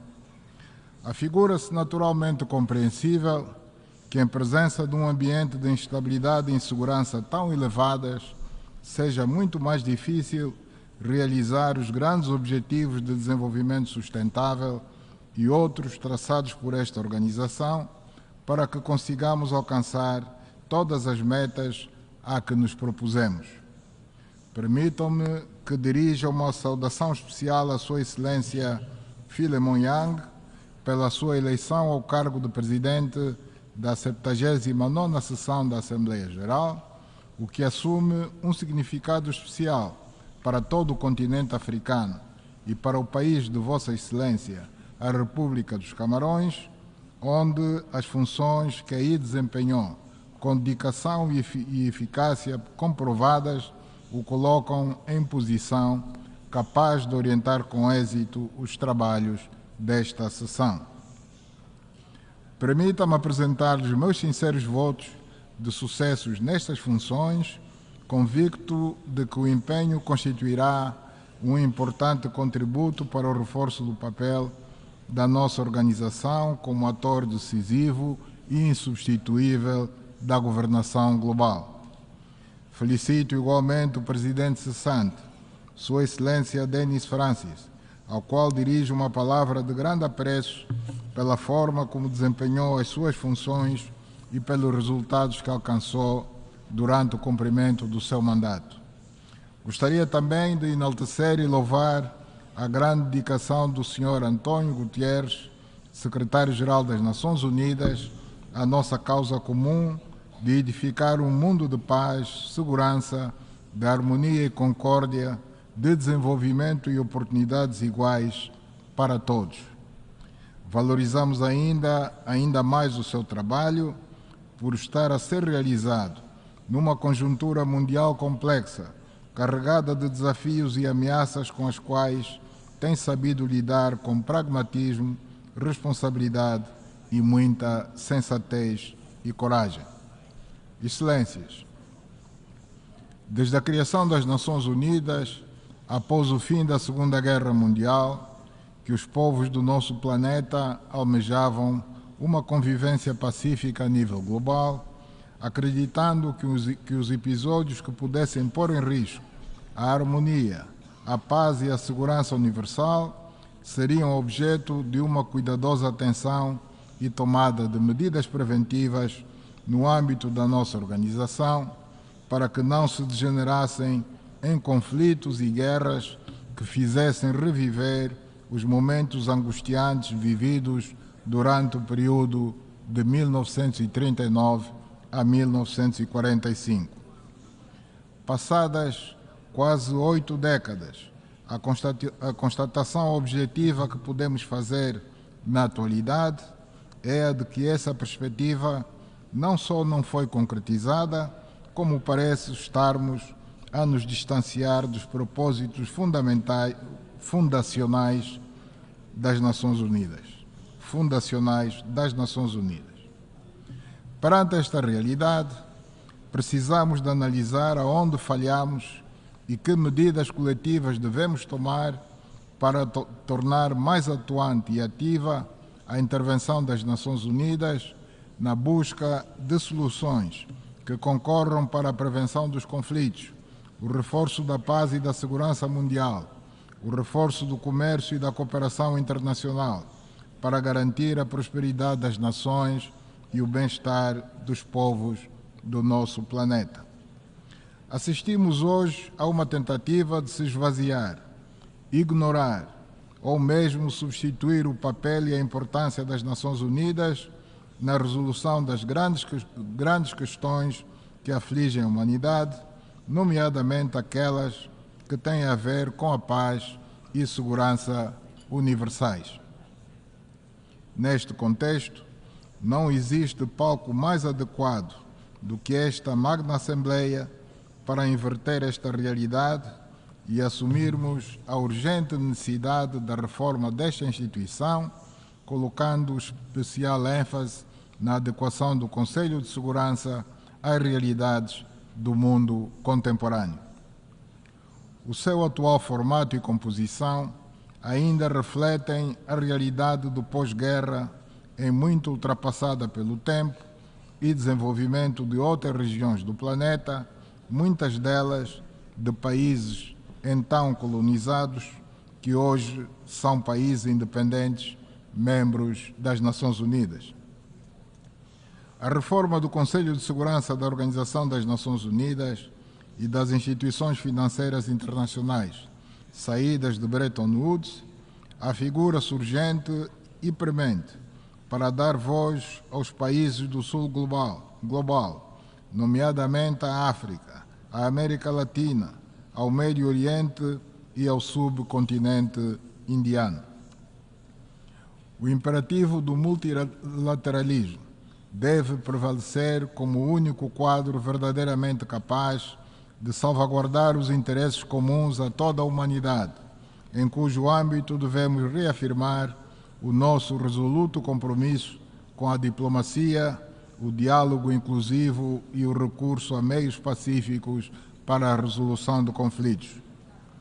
É dentro deste espírito que a República de Angola está profundamente empenhada no processo de busca de soluções para conflitos em África, dando aqui nota de que o esforço maior neste momento centra-se no conflito que se desenvolve no leste da República Democrática do Congo, sem descurarmos os que ocorrem no Sudão e na região do Sahel. No quadro do processo de Luanda, foi alcançado um cessar-fogo no leste da RDC, que entrou em vigor no passado dia 4 de agosto do corrente ano. Para que se consolidem os ganhos obtidos, foi colocada sobre a mesa uma proposta de um acordo de paz formulada pela República de Angola, envolvendo a República Democrática do Congo e a República do Ruanda, cujos termos vêm sendo discutidos pelas partes a nível ministerial, com a perspectiva de que venham a alcançar entre si um entendimento que justifique a realização de uma reunião cimeira para selar a assinatura do acordo de paz definitivo e o restabelecimento das relações entre a RDC e o Ruanda. Preocupa-nos muito seriamente a situação que prevalece no Sudão, onde se desenrola uma guerra violenta com consequências humanitárias de proporções dramáticas perante uma certa apatia da comunidade internacional, que deve procurar convergir os seus esforços e agir em coordenação com a União Africana no sentido de se promover e se alcançar a paz duradoura. Estamos a colocar em benefício da paz em África a experiência adquirida por Angola com a resolução do seu conflito interno, que após várias décadas ficou resolvido de forma definitiva por via de um diálogo inclusivo entre as partes beligerantes. Aprendemos com o nosso próprio conflito que não há paz sem diálogo e não há paz sem concessões de parte a parte. Este é um caminho que não pode ser negligenciado no contexto de todos os esforços a desenvolver para se resolverem as graves crises de segurança que o mundo enfrenta atualmente. A guerra da Rússia contra a Ucrânia tem abalado de forma séria e profunda a estabilidade e a segurança na Europa, com fortes reflexos no resto do mundo no que se refere à estabilidade econômica e à segurança alimentar e energética. Temos assistido a um contínuo recrudescimento desse conflito, que vem escalando de forma inquietante, com efeitos devastadores sobre a situação interna dos países contendores, pela utilização de armamento cada vez mais letal, sem que isto prenuncie uma perspectiva de solução para este intrincado problema. Apesar de estarem a ser empregues meios militares e outros cada vez mais sofisticados no teatro de operações, não se vislumbra nenhuma vitória militar nesta guerra, com tendência de se alastrar para o resto da Europa, se não se encontrar uma solução negociada, assente na observância dos princípios das Nações Unidas, que salvaguardem a soberania dos Estados, a indivisibilidade e a integridade territorial dos países. A inobservância dos princípios da Carta das Nações Unidas está na base de grande parte dos problemas e tensões que proliferam um pouco por toda a parte do nosso planeta, onde os interesses e ambições geopolíticas particulares, contrários aos valores defendidos pela comunidade internacional, afetam muitas vezes a segurança e a estabilidade de regiões inteiras do nosso planeta. No Médio Oriente, assistimos e condenamos a morte e rapto de indefesos civis israelitas a 7 de outubro do ano passado. Na sequência disso, embora Israel tenha o direito de proteger seu território, de garantir a segurança de seus cidadãos e de procurar resgatar os reféns ainda em paradeiro incerto, mas por ter responsabilidades de um Estado, tudo deveria fazer para evitar o genocídio a que o mundo assiste em direto na faixa de Gaza e os ataques dos colonos e expansão dos colonatos na Cisjordânia.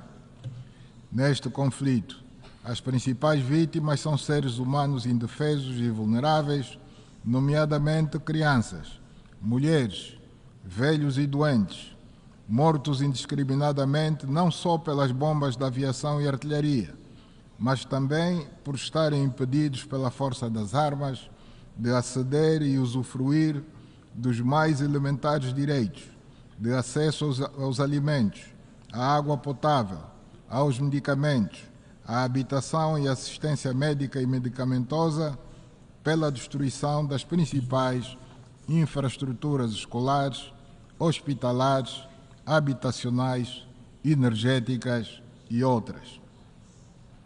Assistimos à morte em números alarmantes de jornalistas de cadeias internacionais, de funcionários das Nações Unidas e de trabalhadores de organizações humanitárias internacionais, o que é inaceitável e condenável. Não se pode continuar a permitir que em apenas 11 meses, num pequeno território sem escapatória, sejam mortas perto de 43 mil pessoas e que seus autores não sejam responsabilizados pela comunidade internacional. A comunidade internacional não pode ficar indiferente a esta situação que ameaça a existência do povo palestino, que tem o mesmo direito a viver em paz e segurança no território dos seus ancestrais, tanto como o povo judeu também tem. Preocupa-nos a escalada deste conflito para outros países, porque ameaça a paz e segurança em todo o Médio Oriente e abre a perigosa possibilidade do envolvimento direto das grandes potências mundiais e, com isso, a internacionalização do conflito, com todas as consequências possíveis à escala global. Estamos perante um facto que, mais uma vez, coloca em destaque o papel das Nações Unidas, as suas decisões e resoluções, que, se forem estrita e rigorosamente observadas, resolvem o impasse à volta da criação do Estado soberano da Palestina, única via capaz de pôr um fim definitivo ao problema que o Médio Oriente enfrenta há décadas. Aproveito esta ocasião para apelar mais uma vez à necessidade de se pôr fim ao embargo contra Cuba e as sanções contra o Zimbábue, atual presidente em exercício da nossa Comunidade Econômica Regional, a SADC, por serem injustas e desumanas, por aumentarem o sofrimento de seus povos e entravarem sobremaneira o desenvolvimento econômico e social daqueles países. Excelências, dentro do esforço coletivo empreendido pelas nações do nosso planeta em favor da consolidação da paz, os países africanos têm procurado contribuir de forma cada vez mais efetiva em missões das Nações Unidas destinadas a estabilizar países e regiões em conflito. Muitas vezes, estas operações de paz não se realizam com a frequência e a efetividade que se impõem por limitações financeiras dos países que se dispõem a participar. Felizmente, esta condicionante parece estar finalmente ultrapassada ao nível do Conselho de Segurança, o que representa um passo determinante no reforço da operacionalidade e efetividade das missões de paz e estabilidade lideradas pela União Africana, que dispõe, doravante, de um mecanismo de financiamento mais adequado às suas operações. Saúdo vivamente estes desenvolvimentos, sobretudo porque a África quer estar cada vez mais presente, não só na abordagem, como também nos processos de decisão e resolução relativos aos grandes temas mundiais. Excelências, pretendemos ser parte da construção de uma nova arquitetura financeira internacional, em cujo âmbito se impõe uma colaboração mais estreita entre os Estados, com vista a um combate efetivo ao fluxo ilícito de capitais e à recuperação dos ativos, que é, muitas vezes, incompreensivelmente dificultada pelos países que detêm os fundos sob seu controle. É importante fazer notar que os recursos que advêm da recuperação de ativos têm um efeito direto sobre a implementação dos Objetivos de Desenvolvimento Sustentável e, por conseguinte, sobre a melhoria das condições gerais de vida das populações. Angola tem tido importantes progressos na luta contra a corrupção, com casos concretos de cidadãos julgados e condenados que viram seus bens recuperados a favor do Estado por força das sentenças ditadas em tribunal e confirmadas pelo competente Tribunal de Apelação. No que diz respeito à recuperação de ativos, tivemos 2 casos de sucesso em que contamos com atitude bastante responsável e de respeito à nossa soberania por parte das autoridades do Reino Unido, que devolveram a Angola 2,5 mil milhões de dólares americanos que estavam num banco em Londres, sendo justo reconhecê-lo publicamente a partir desta tribuna mundial. Lamentavelmente, nem todos os países que aceitaram receber esses ativos da corrupção, sem questionar na altura as origens dos mesmos, respeitam hoje as sentenças dos nossos tribunais que são de cumprimento obrigatório. Alguns desses países se arrogam mesmo ao direito de questionar a credibilidade dos nossos tribunais, quase que querendo rever as sentenças emitidas pelos mesmos, como se de órgãos de apelação extraterritoriais se tratassem. Esses ativos são propriedade dos nossos Estados já empobrecidos ao longo do período colonial. Vamos, por isso, continuar a lutar com todas as nossas forças para a recuperação dos ativos desviados do erário público e que muita falta fazem para a construção de infraestruturas escolares, hospitalares, de energia e água, rodoviárias e outras. Excelências, minhas senhoras, meus senhores, a República de Angola defende a implementação urgente de reformas que conduzam a uma representatividade mais justa dos países africanos no seio das principais instituições financeiras internacionais, para defendermos a tomada de decisões e a elaboração de políticas que impactam no cotidiano das populações dos países-alvo das mesmas.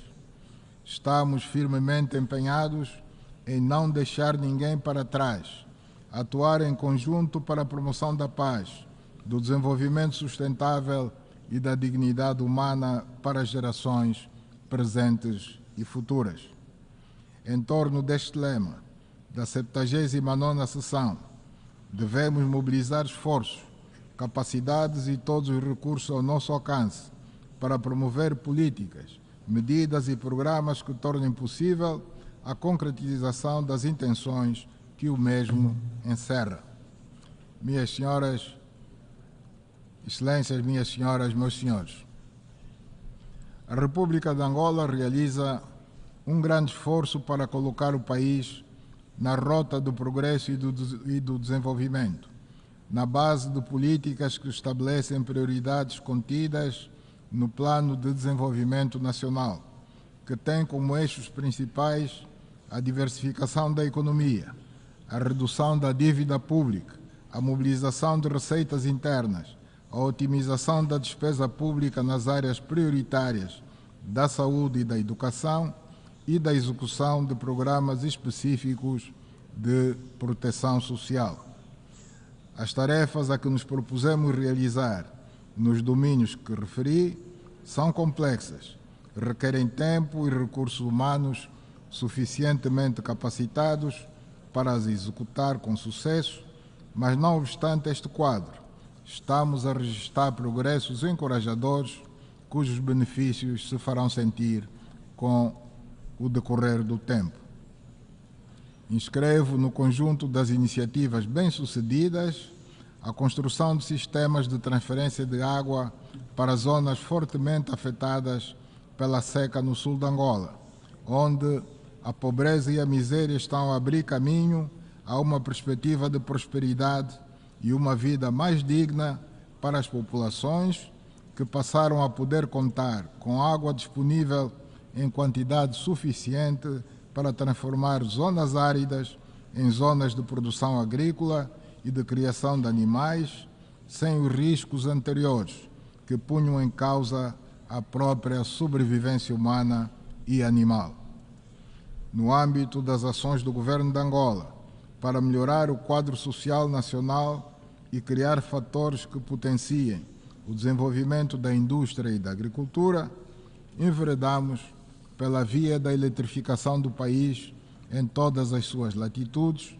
Fizemos uma aposta na produção de energias limpas, com a construção de grandes barragens hidroelétricas e de parques fotovoltaicos, fazendo com que cerca de 67% da matriz energética do nosso país seja já de fontes limpas e com uma tendência de supressão das centrais térmicas ainda em funcionamento já nos próximos 3 anos.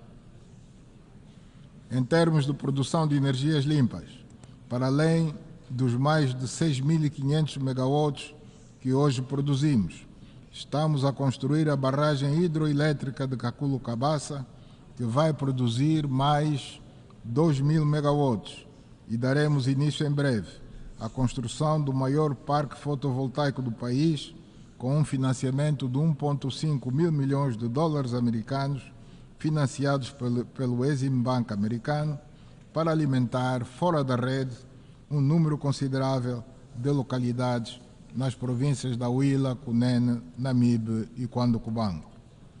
Com estes projetos de produção adicional de energia a decorrerem, nossa maior aposta de momento está voltada para o investimento público ou em parcerias público-privadas de construção de linhas de transportação em alta e média tensão para o leste e sul do país, na perspectiva da interconexão com a rede da SADC, a leste, via Zâmbia, e a sul, via Namíbia.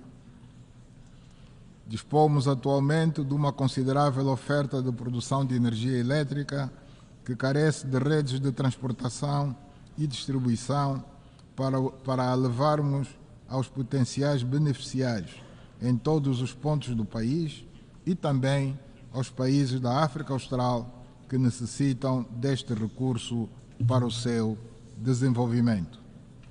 Os investidores interessados têm agora a oportunidade de vender energia elétrica produzida em Angola aos clientes das zonas de exploração mineira da RDC e da Zâmbia, assim como aos países da SADC no geral, com destaque para o maior consumidor industrial e doméstico, que é a África do Sul.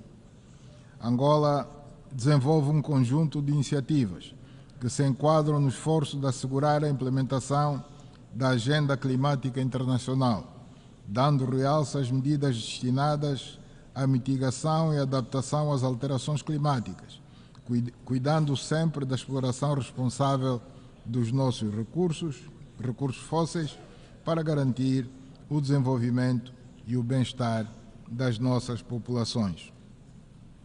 Importa realçar o grande investimento público que Angola vem realizando no setor da saúde em todo o país, com a construção a ritmo acelerado de infraestruturas hospitalares dos 3 níveis de atendimento, bem equipadas e com um ambicioso programa de formação e recrutamento de profissionais de saúde para o nosso Sistema Nacional de Saúde. Minhas senhoras, meus senhores, nos tempos que correm, de entre as grandes prioridades do continente africano, inscreve-se a questão do desenvolvimento assente na promoção e intensificação do comércio, para o que se afigura essencial a construção de infraestruturas que garantam a conectividade entre os países africanos, a mobilidade dos operadores econômicos e favoreçam o livre comércio entre todos no âmbito da Zona de Livre Comércio Continental Africana. Dentro desta perspectiva, a República de Angola estabeleceu parcerias ao nível internacional para garantir a operacionalização do caminho de ferro de Benguela, dos portos mineraleiro e comercial do Lubito, no quadro do grande projeto transnacional de transporte e de logística do corredor do Lubito, que vai assegurar o escoamento mais rápido, mais seguro e a preços mais competitivos dos minérios, produtos agrícolas e industriais produzidos na República da Zâmbia, na República Democrática do Congo e em Angola, através do Oceano Atlântico para o resto do mundo. Este é um projeto catalisador que vai mudar o panorama econômico em Angola e na África Austral, permitindo o surgimento de um conjunto de vários empreendimentos ao longo do mesmo corredor do Lubito, com impacto direto nas economias da sub-região austral de África e de outras do nosso continente.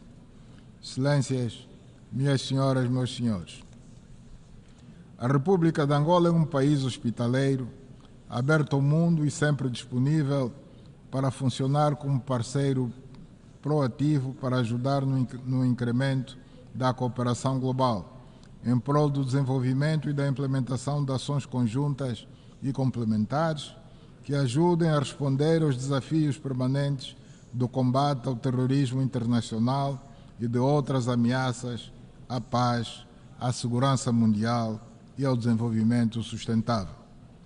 Com a melhoria do ambiente de negócios nos últimos anos, estamos abertos ao turismo e ao investimento privado direto em praticamente todos os ramos da nossa economia que sejam do interesse dos investidores. Bem-vindos a Angola e muito obrigado pela atenção dispensada. On behalf of the Assembly, I wish to thank the President of the Republic of Angola. We have heard the last speaker in the general debate for this meeting. The 8th plenary meeting to continue with the general debate will be held immediately following the adjournment of this meeting. The meeting is adjourned. The 8th plenary meeting of the General Assembly is called to order.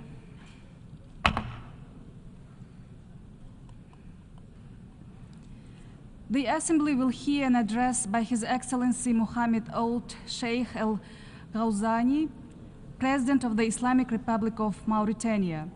I request protocol to escort His Excellency and invite him to address the Assembly.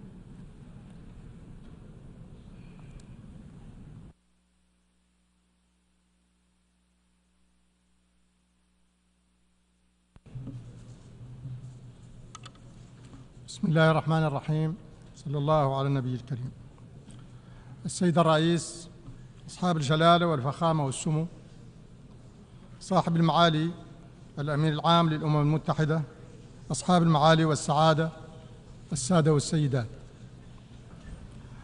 أود ابتداء أن أتقدم بأحر التهاني إلى صاحب المعالي السيد فيليمون يانغ على توليه رئاسة الدورة 79 للجمعية العامة للأمم المتحدة، راجيا له كل التوفيق في قيادتها ومهنئا في الآن ذاته صاحب السعادة السيد دينيس فرانسيس على ما أبان عنه من حكمة وكفاءة عالية في إدارته للدورة الماضية 78. كما يطيب للإعراب عن عظيم تقديري وتثميني للجهود التي يبذلها سعادة الأمين العام للأمم المتحدة السيد أنطونيو غوتيريش في سبيل تطوير منظمتنا وتعزيز دورها كتعبير مؤسسي فعال عن إرادتنا الجماعية في رفع مختلف التحديات التي تواجه عالمنا على طريق تحقيق التنمية المستدامة الشاملة.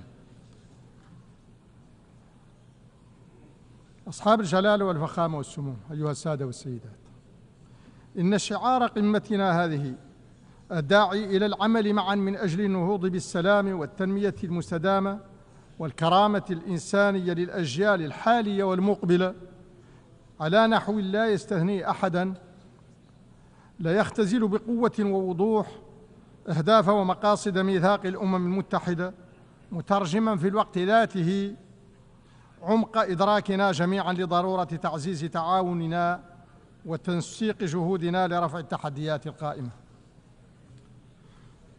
فإن ما شهده ويشهده عالمنا اليوم من صدمات عنيفة وأزمات غير مسبوقة على مختلف الأصعدة ليضعف كثيراً من قدرتنا آحاداً ومجتمعين على الوفاء بما قطعناه على أنفسنا جماعياً من التزامات في إطار أجندة 2030. فالظرف الدولي القائم بالغ الأثر السلبي على جهود تحقيق التنمية المستدامة، خاصة في قارتنا الإفريقية التي تعاني أصلاً من اختلالات وعوائق بنيوية وظرفية تعيق جهودها الإنمائية وتبطئ وتيرة تقدمها على طريق تحقيق أجندتي 2030 و2063 المتناغمتين. فلا تزال قارتنا تعاني الفقر والهشاشة والبطالة وضعف المنظومات الصحية والتعليمية من حيث الجودة والشمول، ناهيك عن تفشي الإرهاب والنزاعات المسلحة وتعاظم الآثار الهدامة للتغيرات المناخية. وإن قتامة هذا المشهد الإفريقي لتؤكد بقوة الحاجة الملحة إلى تخفيف عبء مديونية الدول الإفريقية الهائل وتصحيح الاختلالات الجلية في منظومة المساعدة الإنمائية وفي الحكامة الدولية السياسية والمالية، وإلى تعزيز التعاون المتعدد الأطراف عموماً، فكل ذلك مما يساعد القارة على الإقلاع الاقتصادي بنحو يضاعف فعالية ما تبذله من جهود في سبيل الوفاء بما التزمته دولها مع المجتمع الدولي من تحقيق أهداف التنمية المستدامة في أفق 2030. ونحن في الجمهورية الإسلامية الموريتانية عملاً بمقتضى هذا الالتزام جعلنا من تحقيق أهداف التنمية المستدامة هدفاً مركزياً تتكامل في العمل على تحقيقه كل سياساتنا العمومية. وقد تمكنا وإن بنحو طفيف من تحسين مؤشرات العديد من أهداف التنمية المستدامة في بلادنا، كما يعكس ذلك تحسن ترتيبنا بين الدول في التقرير الأممي حول التنمية المستدامة لسنة 2024. ومع ذلك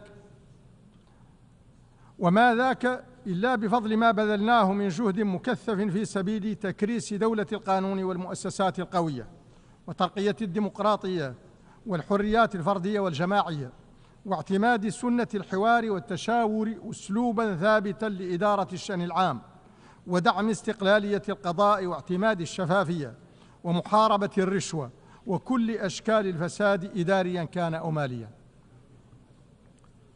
وكذلك بفضل جهودنا المتواصلة لحماية وترقية حقوق الإنسان من خلال مكافحة مخلفات الرق وأشكاله الحديثة والاتجار بالبشر، وحماية حقوق المرأة والطفل، ومحاربة الهجرة غير النظامية والجريمة العابرة للحدود.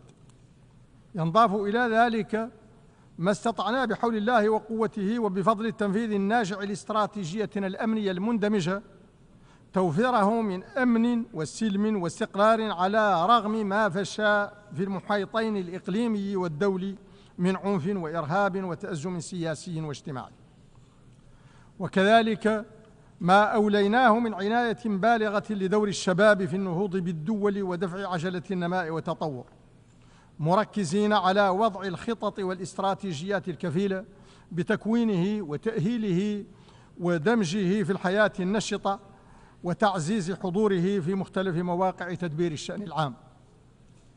ولقد كان لكل ما تقدم دور إيجابي في تكريس وحدتنا الوطنية وتوطيد لحمتنا الاجتماعية، اللتين عملنا على تعزيزهما بجهد مكثف في سبيل القضاء على مختلف مظاهر الإقصاء والغبن والهشاشة عبر بناء شبكة أمان اجتماعي واسعة ومتنوعة تهدف إلى تخفيف عبء إكراهات الحياة اليومية على الفئات الفقيرة وتعزيز قدرتها على الصمود وتمكينها من النفاذ إلى كل الخدمات العمومية. كما أطلقنا عملية إصلاح واعدة لمنظومتنا التربوية هدفها تأسيس مدرسة جمهورية تجسد قيم المساواة والإنصاف وتضمن للجميع في ظروف متماثلة تعليماً ذا جودة عالية يكون رافعة للترقية الاجتماعية. وبالموازاة مع ذلك ضاعفنا الجهود من أجل توسيع نطاق عرض الخدمات الصحية وتحسينها وضمان الولوج إلى الأدوية، وأنشأنا صندوقاً لتحمل أعباء التأمين الصحي عن المواطنين غير المشمولين في برامج التأمين التقليدية، هذا إضافة إلى توفير مجانية بعض الخدمات الطبية الأساسية خاصة للأمهات والمسنين والأشخاص ذوي الإعاقة.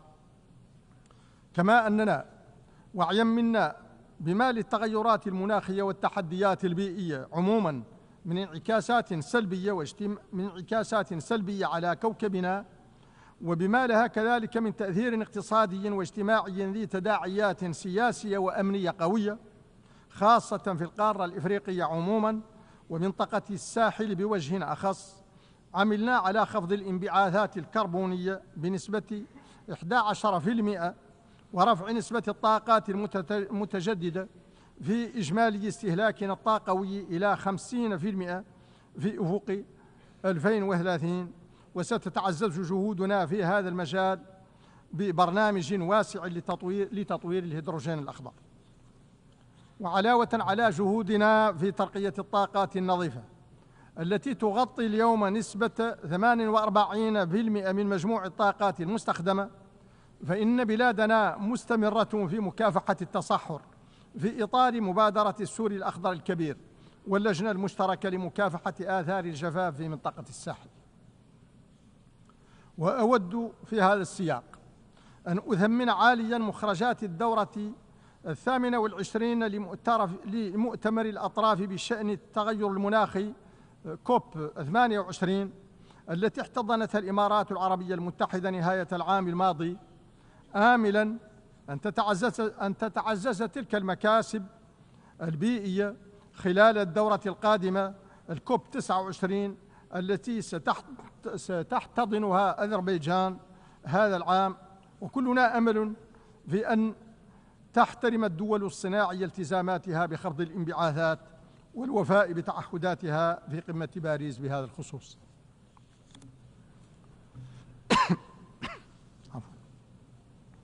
أصحاب الجلالة والفخامة والسمو، أيها السادة والسيدات،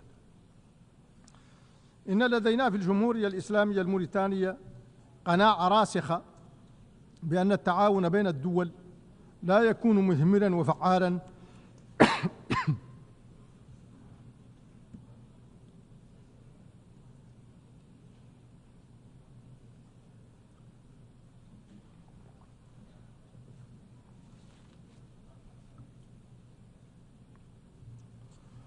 إن لدينا في الجمهورية الإسلامية الموريتانية قناعة راسخة بأن التعاون بين الدول لا يكون مثمراً وفعالاً إلا بقدر ما يكون قائماً على الصداقة والثقة والاحترام المتبادل.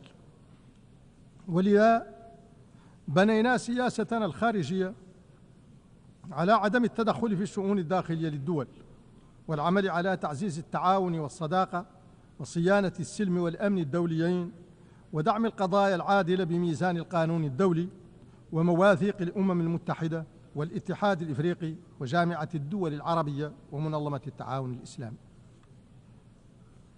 ونحن نود في هذا الإطار التأكيد على إدانتنا القوية لحرب الإبادة الجماعية التي تمارسها إسرائيل ضد الشعب الفلسطيني الأعزل في خرق سافر للقانون الدولي والقانون الدولي الإنساني، ونحن نطالب بوقفها الفوري ونعلن تمسكنا بحق الشعب الفلسطيني في الكرامة والسيادة في إطار دولة مستقلة عاصمتها القدس الشرقية طبقا لمبادرة السلام العربية والقرارات الدولية ذات الصلة. استنكارنا وإدانتنا لما يجري حاليا من اعتداءات إسرائيلية على لبنان ومطالبتنا بوقفه الفوري. دعوتنا إلى إيجاد حل يصون وحدة وسيادة دولة ليبيا الشقيقة، وإصرارنا على تعزيز الجهود الإفريقية ودعم الجهود الدولية في هذا الصدد. دعمنا لأمن واستقرار السودان الشقيق والسيادة وسلامة أراضيه، ودعوتنا إلى تغليب لغة الحوار والعقل لحل المشاكل المطروحة بما يفضي لوقف فوري للحرب وينهي المعاناة الإنسانية للشعب السوداني الشقيق ويضمن احترام القانون الدولي الإنساني. حرصنا على السعي الجاد للوصول إلى حل سياسي يصون وحدة الجمهورية العربية السورية الشقيقة واستقلالها وكرامة شعبها وحقه في العيش في أمن وسلام. دعمنا للشرعية في اليمن الشقيق ودعوتنا إلى انتهاج سبل الحل السلمي وفقا للمبادرات العربية والقرارات الدولية ذات الصلة. موقفنا الثابت من النزاع في الصحراء الغربية ودعمنا لجهود الأمم المتحدة ولكل قرارات مجلس الأمن ذات الصلة الرامية إلى إيجاد حل مستدام ومقبول لدى الجميع. قلقنا من استمرار الحرب الروسية الأوكرانية ومطالبتنا بحل ينهي الحرب ويراعي انشغالات الطرفين وفقا للقانون الدولي وميثاق الأمم المتحدة ويجنب المنطقة والعالم مزيدا من المآسي والدمار. أصحاب الجلال والفخامة والسمو، أيها السادة والسيدات، لقد كشفت قمة المستقبل التي اختتمت بالأمس عمق إدراكنا جميعا لحجم مسؤوليتنا الجماعية تجاه مستقبلنا المشترك، كما أكدت بحكم ما اعتمد خلالها من خطط وإجراءات أنه لا يزال بمقدورنا أن نجعل من هذا المستقبل مستقبل أمن وسلام وازدهار وتنمية مستديمة شاملة لا تستثني شعبا ولا بلدا. فلنعزز إذن الثقة فيما بيننا ولنكثف من تعاوننا المتعدد الأطراف ولنسرع في إصلاح قواعد حكامتنا الدولية السياسية والمالية بنحو يجعلها أكثر عدلا وتوازنا وإنصافا، وسنتمكن حينها إن شاء الله من انتشال كوكبنا من الضياع ومن تأمين مستقبل زاهر لأجيالنا الحالية والمقبلة. أشكركم والسلام عليكم ورحمة الله وبركاته.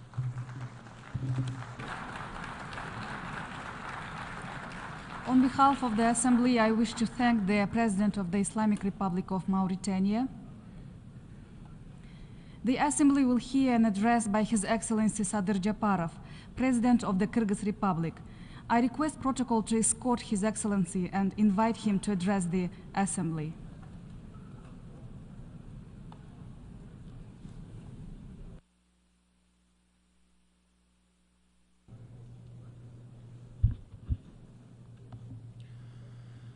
Урматтуу генералдык катчы, урматтуу төрага, урматтуу айымдар жана мырзалар, Африка мамлекеттерин жана урматтуу Филимон Янгты Бириккен Улуттар Уюмунун башкы ассамблеясынын 79-чу сессиясынын төрагасы болуп шайланышы менен куттуктаймын. Сизге бул жоопкерчиликтүү кызматта ийгиликтерди каалайм жана Кыргыз Республикасы сиздин төрагалыгыңызга тынчтык менен туруктуу өнүгүүнүн кызыкчылыгында толук колдоо көрсөтө тургандыгына ишендирип кете аламын. Ошондой эле урматтуу Деннис Фрэнсиске 78-чи сессиядагы активдүү иши үчүн ыраазычылык билдирем. Кыргыз Республикасынын атынан эл аралык укукка, Бириккен Улуттар Уюмунун уставынын принциптерине жана жоболоруна берилгендигибизди тастыктайм. Жана уюмдун эл аралык коопсуздукту камсыз кылуу, глобалдык, социалдык, экономикалык жана климаттык чакырыктарды чечүү, ошондой эле адам укуктарын жана эркиндиктерин коргоо боюнча аракеттерин толук колдойбуз. Заманбап глобалдык көйгөйлөр, анын ичинде климаттык кризис, азык-түлүк коопсуздугуна болгон коркунуч жана өсүп жаткан теңсиздик эл аралык коомчулуктун биргелешкен аракеттерин талап кылат. Бул турбуленттүү мезгилде мен бардык мамлекеттерди Бириккен Улуттар Уюмунун негизги миссиясын тынчтыкты камсыз кылуу жана учурдагы тобокелчиликтер менен коркунучтардын алдын алуу ишин улантууга чакырамын. Азыр бул колдоо өтө маанилүү. Мен генералдык катчы мырза Антонио Гутеррештин жетекчилиги жана мамлекеттердин активдүү колдоосу менен биздин уюм өзүнүн милдеттерин натыйжалуу аткарып, мамлекеттерге глобалдык көйгөйлөрдү чечүүдө жардам берет деп үмүттөнөмүн. Урматтуу айымдар жана мырзалар, биз жылдан жылга туруксуз жана татаал болуп бараткан дүйнөдө жашап жатабыз. Алдыбызда мурун болуп көрбөгөндөй чакырыктар турат. Глобалдык климаттык катастрофа, континенттерди бөлгөн экономикалык теңсиздик жана албетте элдердин келечекке болгон тынчтык үмүтүн жок кылган кагылышуулар. Ушул учурда биз дүйнөдөгү куралдуу чыгымдардын жыл сайын өсүп жатканын көрүп турабыз. Ошол эле учурда жакыр жана аялуу мамлекеттер өздөрүнүн өнүгүүсүнө жана жашоо шартын жакшыртууга жетишпей жатышат. Мен биздин доордун эки карама каршы чындыгына көңүлүңүздөрдү бургум келет. Биринчи чындык бул куралдуу керектөөлөргө болгон чексиз чыгымдар. Стокгольмдогу эл аралык тынчтык изилдөөлөр институтунун маалыматы боюнча 2023 жылы дүйнөлүк куралдуу чыгымдар 6,8%га өсүп, рекордтук 2,5 триллион долларга жеткен. Же глобалдык ички дүң өндүрүшүнүн 2,3%-ын түзөт. Бул акыркы ондогон жылдардагы эң жогорку сумма. Алдыңкы державалар ири каражаттарды куралдуу күчтөрдү түзүүгө жана өнүктүрүүгө, арсеналдарды кеңейтүүгө жана жаңы кыйратуучу куралдардын түрлөрүн иштеп чыгууга жумшап жатышат. Тилекке каршы бул көптөгөн мамлекеттер жана элдер негизги кызматтарга, сууга, медициналык жардам жана билимге жетпей жаткан дүйнөдө болуп жатат. Биз согушка, кыйроолорго жана өлтүрүүлөргө кетип жаткан акчаларды жаратууга же бүткүл адамзат үчүн глобалдык көйгөйлөрдү чечүүгө багыттап, климаттын өзгөрүшүнө каршы күрөшүүгө, глобалдык миграцияны алдын алууга, жакыр мамлекеттерге жардам берүү үчүн колдонсок жакшы болмок. Аскердик чыгымдар жана куралдуу чыр-чатактар көптөгөн мамлекеттерге кыйратуучу таасирин тийгизип, жакырчылыкты жана теңсиздикти ого бетер күчөтүп жатат. Чыр-чатактар жана куралдуу кагылышуулар инфраструктуранын кыйрашына, элдин жашоо деңгээлинин төмөндөшүнө жана массалык миграцияга алып келди, жакырчылык менен туруксуздуктун татаал айлампасын жаратты. Бир катар мамлекеттер курал жаракка бюджеттерин көбөйтүп жаткан учурда жардамга муктаж болгон көптөгөн мамлекеттер кадимки жашоого мүмкүнчүлүктөн ажырап жатышат. Экинчи чындык бул жакыр жана аялуу мамлекеттерге жардам берүүдө прогресстин жоктугу. Биз баарыбыз билебиз, экономикалык теңсиздик өсүүдө. Дүйнө лидерлери ондогон жылдар бою жакырчылыкты жоюу зарылчылыгы жөнүндө өздөрү айтып келишет, бирок бул үчүн өздөрүндө жетиштүү эрк болбой жатат. Африка, Түштүк Азия жана Латын Америкасынын мамлекеттери дагы деле өнүгүүгө керектүү каржылоо тартыштыгына, эл аралык коомчулуктун колдоосунун жоктугуна жана экономикалык системалык кризистерге туш болууда. Бул проблеманы алар өз алдынча албетте чече алышпайт. Эң төмөнкү экономикалык деңгээлде турган өлкөлөр саламаттыкты сактоо, билим берүү, инфраструктура жана климаттын өзгөрүшүнө каршы күрөштө инвестицияларга муктаж. Курал жаракка кеткен чыгымдардын ылдам өсүшүнүн кесепетинен бул мамлекеттерге жардам жетишсиз бойдон калууда. Гуманитардык жардам көрсөтүү жана өнүгүүгө көмөктөшүү программалары көп учурда каржылык тартыштыкка туш болуп турганда, бул ресурстар курал жарак сатып алуу жана аскердик операцияларды жүргүзүү үчүн колдонулууда. Мамлекеттер арасындагы теңсиздик азайбастан күчөп жатат. Урматтуу жыйындын катышуучулары, дүйнө алдында эң маанилүү эки тандоо турат. Биз коопсуздукту куралдуу күчтөр аркылуу курал жаракты көбөйтүүнү тандап алабыз же жакырчылыкты жоюуга жана эң аялуу болгон мамлекеттерди колдоого багытталган туруктуу өнүгүүнү тандап алабыз. Аскердик чыгымдарга жумшалган ресурстар таза сууга жетүү, өнүгүп келе жаткан өлкөлөрдөгү балдардын билими, ачарчылыкка каршы күрөш же климаттын өзгөрүшүнө каршы күрөшүү программаларына жумшасак чоң салым болмок. Бул багытта прогресске жетишүү үчүн бай жана муктаж болгон мамлекеттердин биргелешкен аракеттери зарыл. Биринчиден, өнүккөн мамлекеттер муктаж өлкөлөргө финансылык жардамды көбөйтүп гана тим болбостон, аны максаттуу жана инфраструктуралык долбоорлор менен социалдык өнүгүүгө багытташы керек. Экинчиден, муктаж өлкөлөр уктап жатпай, туруктуу өнүгүү боюнча эл аралык демилгелерге активдүү катышып, берилген ресурстарды туш келди чачпай, натыйжалуу пайдалануу боюнча милдеттенмелерди өз моюндарына алышы керек. Үчүнчүдөн, заманбап технологияларды бай өлкөлөрдөн муктаж өлкөлөргө өткөрүү маанилүү. Бул муктаж өлкөлөрдүн экономикасын өз алдынча өнүктүрүүгө жана тышкы жардамга көз карандылыкты азайтууга мүмкүндүк берет.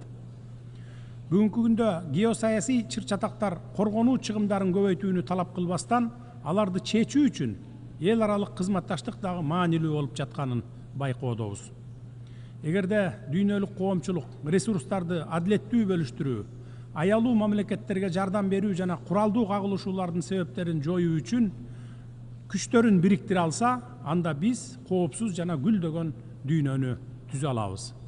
Эгерде биз согушка эмес, кедей адамдарга, жакыры өлкөлөргө инвестиция жасай алсак, курал жаракка эмес, билимге, медицинага жана туруктуу өнүгүүгө каражат салсак, гүлдөгөн дүйнөнү сөзсүз курабыз.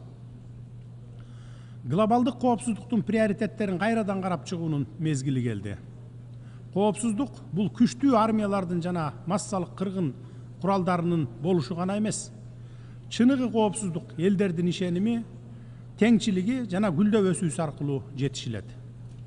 Муктаж өлкөлөрдүн келечегине инвестиция салып, аларга жакырчылыкка каршы күрөшүүгө жардам берип, туруктуу өсүү үчүн мүмкүнчүлүктөрдү түзсөк, биз туруктуу жана коопсуз дүйнөнү сөзсүз кура алабыз.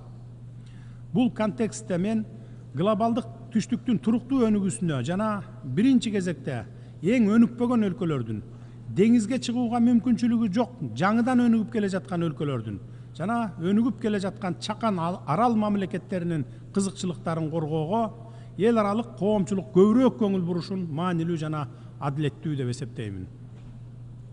Урматтуу кесиптештер, биздин планетанын жашоосуна коркунуч келтирген эң кооптуу чакырыктардын бири болуп климаттын өзгөрүшү саналат. Ал күн сайын тездеп, дээрлик бардык өлкөлөрдү жана элдерди камтып келе жатат. Мөңгүлөрдүн тез эриши, табигый катаклизмдердин көбөйүшү жана тоолуу экосистемалардагы суу ресурстарынын азайышы терең тынчсызданууну жаратууда.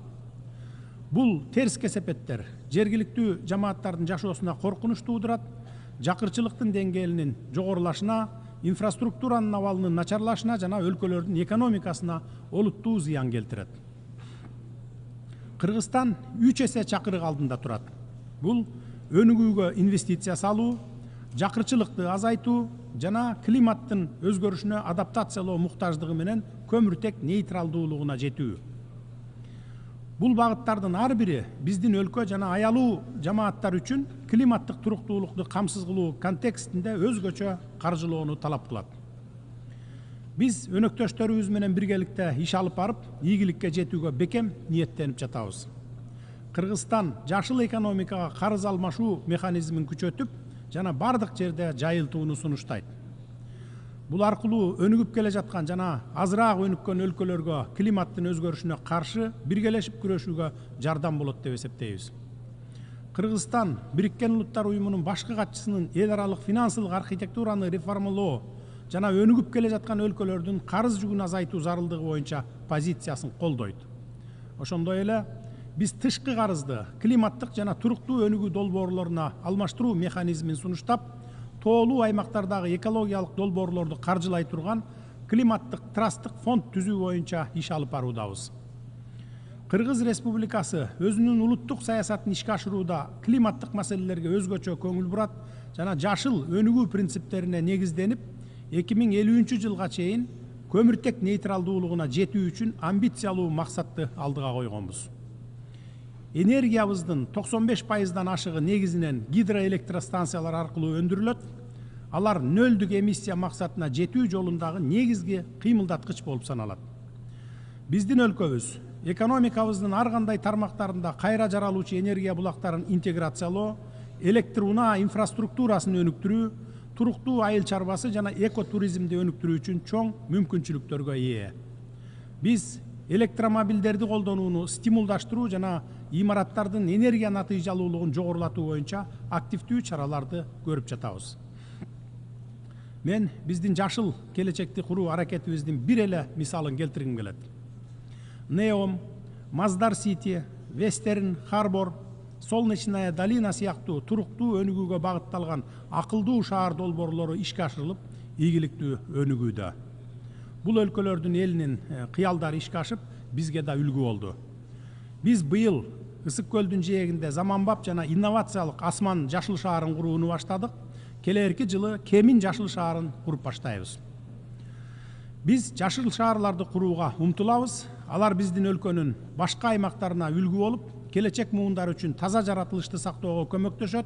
Жана ошондой эле менин ишенимим күч, аталган шаарлар экономикалык, соода, маданий, туристтик хаб болуп, инновациялар жана жаңы технологиялардын борбору болот. Борбордук Азия глобалдык коопсуздук жана дүйнөлүк экономика үчүн маанилүү регионго айланууда. Кыргызстан коңшу мамлекеттер менен биргеликте региондун туруктуу өнүгүүсү боюнча ишин улантууда. Казакстан жана Өзбекстан менен биргеликте биз Камбарата бир кесин куруп жатабыз. Бул станция региондун энергия жана суу боюнча муктаждыктарын камсыз кылат. Ошондой эле биз Кытай, Кыргызстан, Өзбекстан темир жолун курууга катышып жатабыз. Бул соода жана транспорттук кызматташууну күчөтүп, континенттин чыгыш жана батышын байланыштырат. Урматтуу айымдар жана мырзалар, дүйнөбүздүн келечеги биздин тандаган жолдон көз каранды. Биз курал жаракка чыгымдарды көбөйтүүгө, кагылышуулар менен алааматтардын курчушуна жол бербешибиз керек. Бардык үчүн адилеттүү, коопсуз жана гүлдөгөн дүйнөнү курууга күч аракетибизди багыттообуз зарыл. Бүгүнкү тандаган жолубуз эртеңки күндү келечек муундар үчүн кандай болорун аныктайт. Баарыбыз эл аралык чыңалууну жеңилдетүү керекпиз.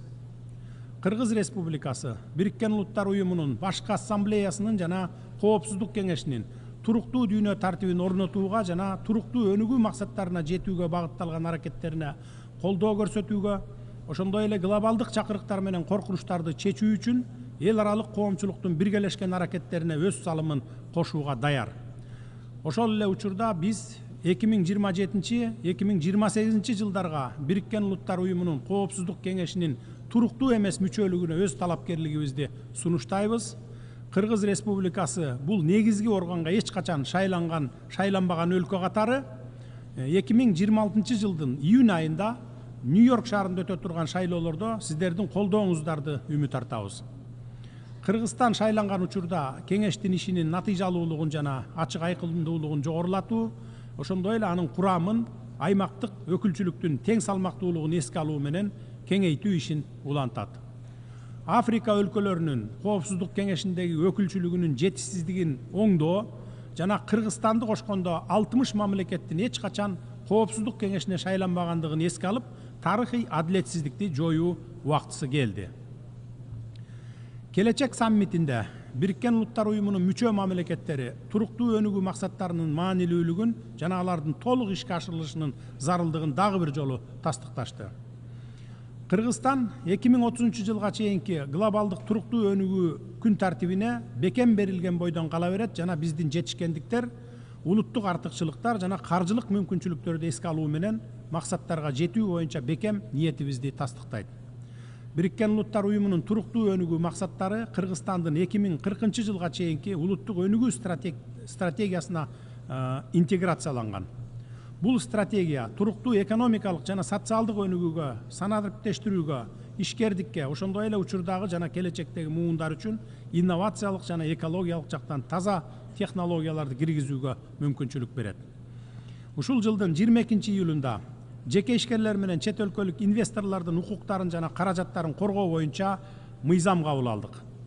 Бул мыйзам инвесторлорду ишкердик жактан коргоо боюнча тиешелүү чараларды көрүүнү аныктайт.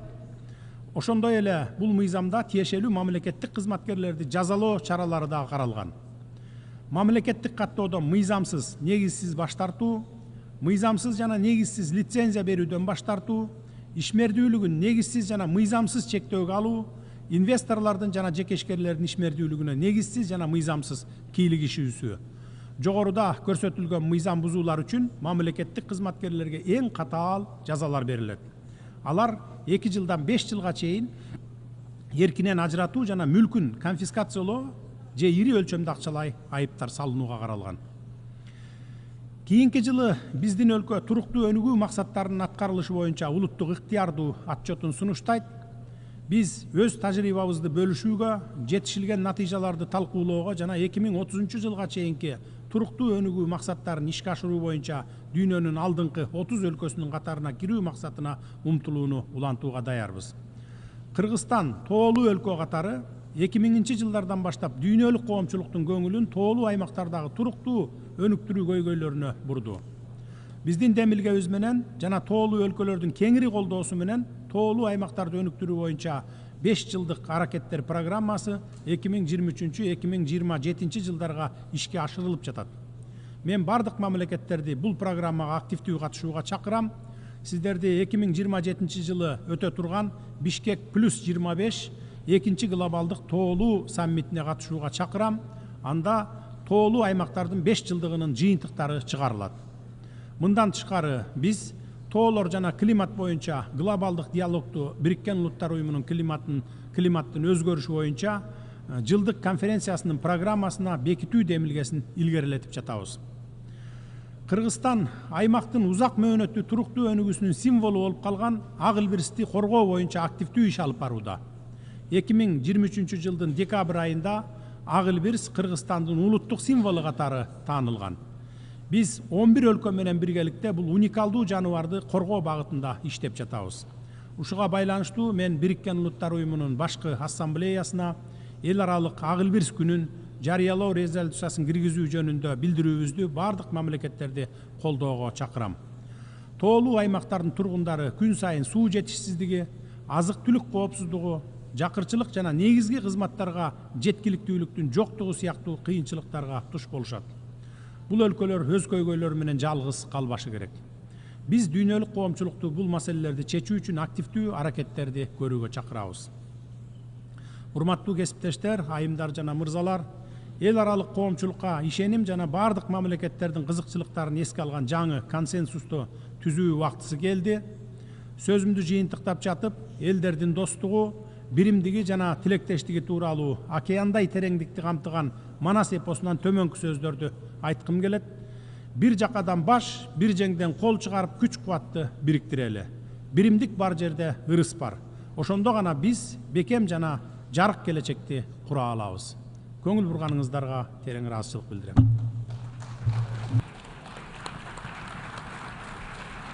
On behalf of the Assembly, I wish to thank the President of the Kyrgyz Republic. The Assembly will hear an address by His Excellency Javier Gerardo Milei, President of the Argentine Republic. I request protocol to escort His Excellency and invite him to address the Assembly.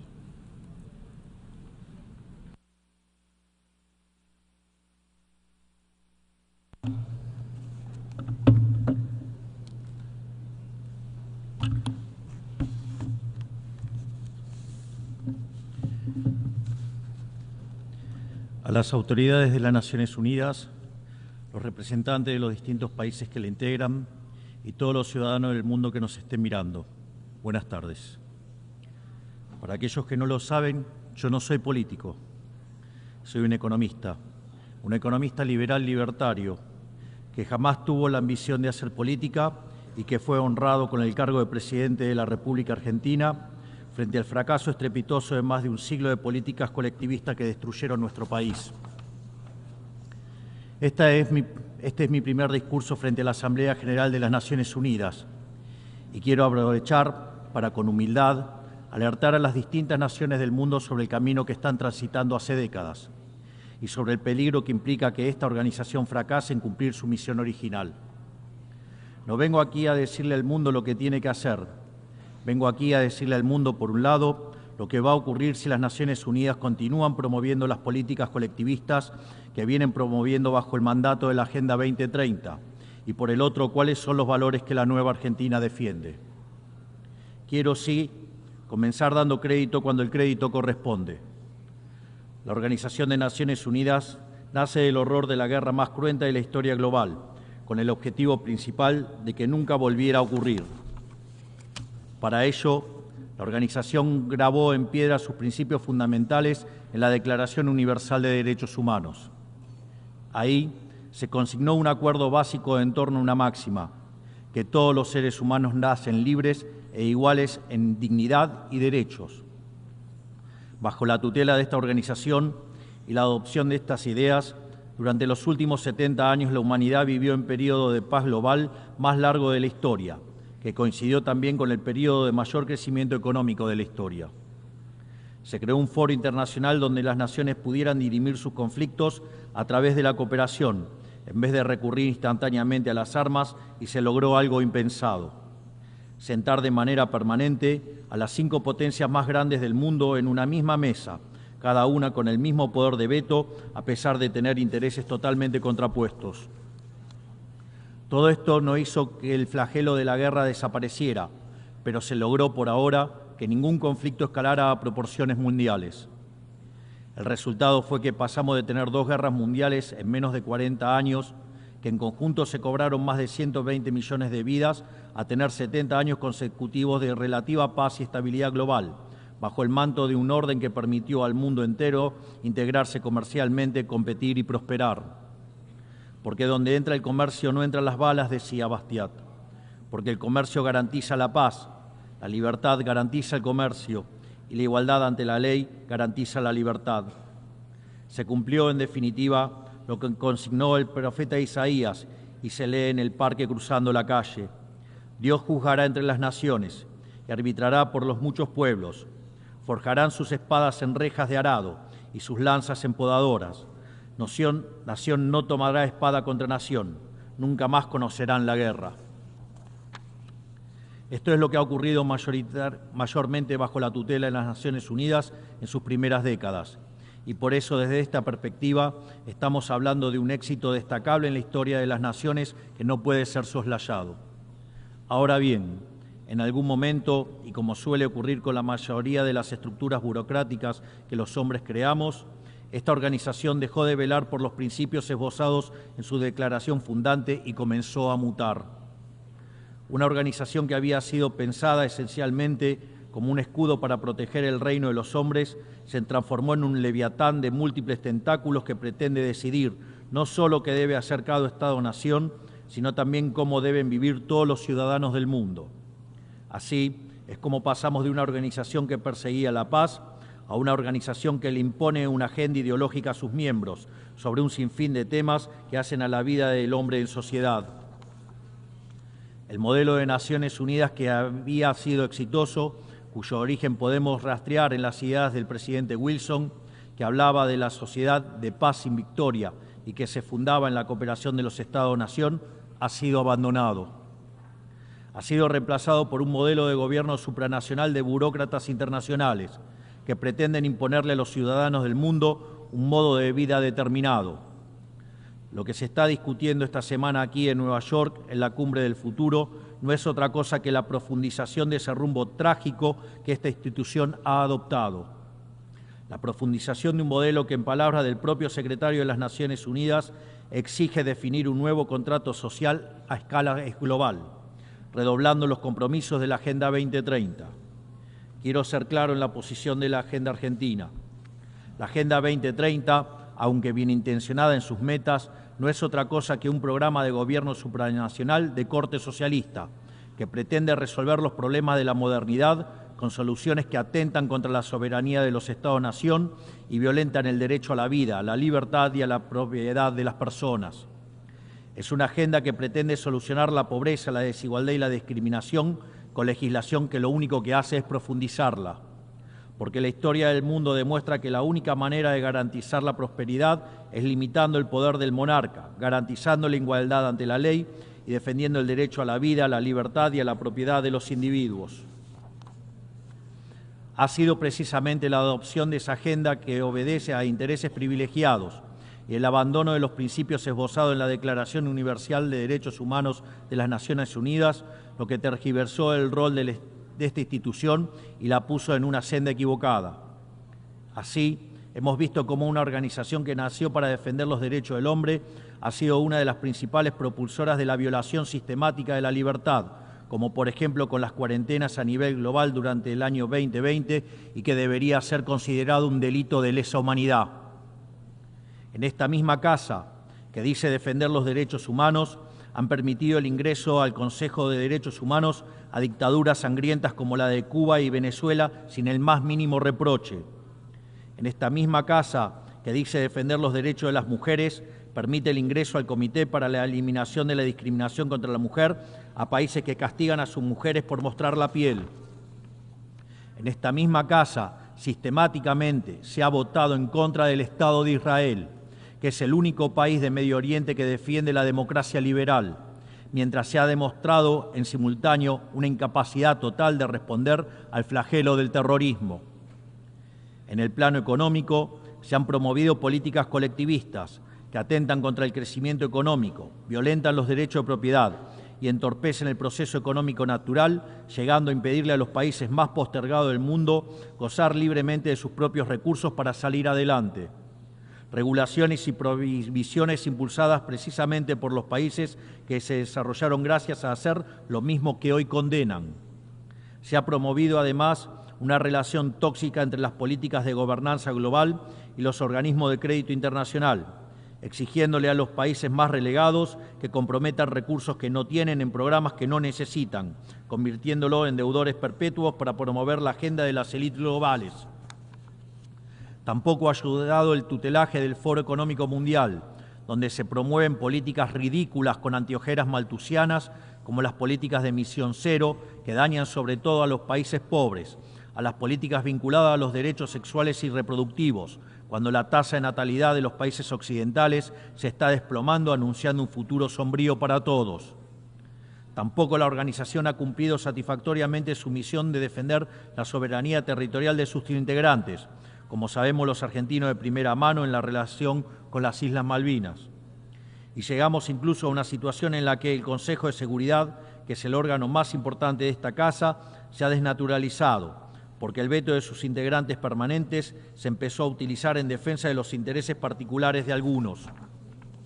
Así estamos hoy, con una organización impotente en brindar soluciones a los verdaderos conflictos globales, como ha sido la aberración y aberrante invasión rusa a Ucrania, que ya le ha costado la vida a más de 300.000 personas, dejando un tendal de más de 1 millón de heridos en el proceso. Una organización que en vez de enfrentar estos conflictos, invierte tiempo y esfuerzo en imponerle a los países pobres qué, cómo y deben producir, con quién vincularse, qué deben comer y en qué creer, como pretende dictar el presente pacto del futuro. Toda esta larga lista de errores y contradicciones no ha sido gratuita, sino que ha redundado en la pérdida de credibilidad de las Naciones Unidas ante los ciudadanos del mundo libre y en la desnaturalización de sus funciones. Por eso, quiero hacer una advertencia.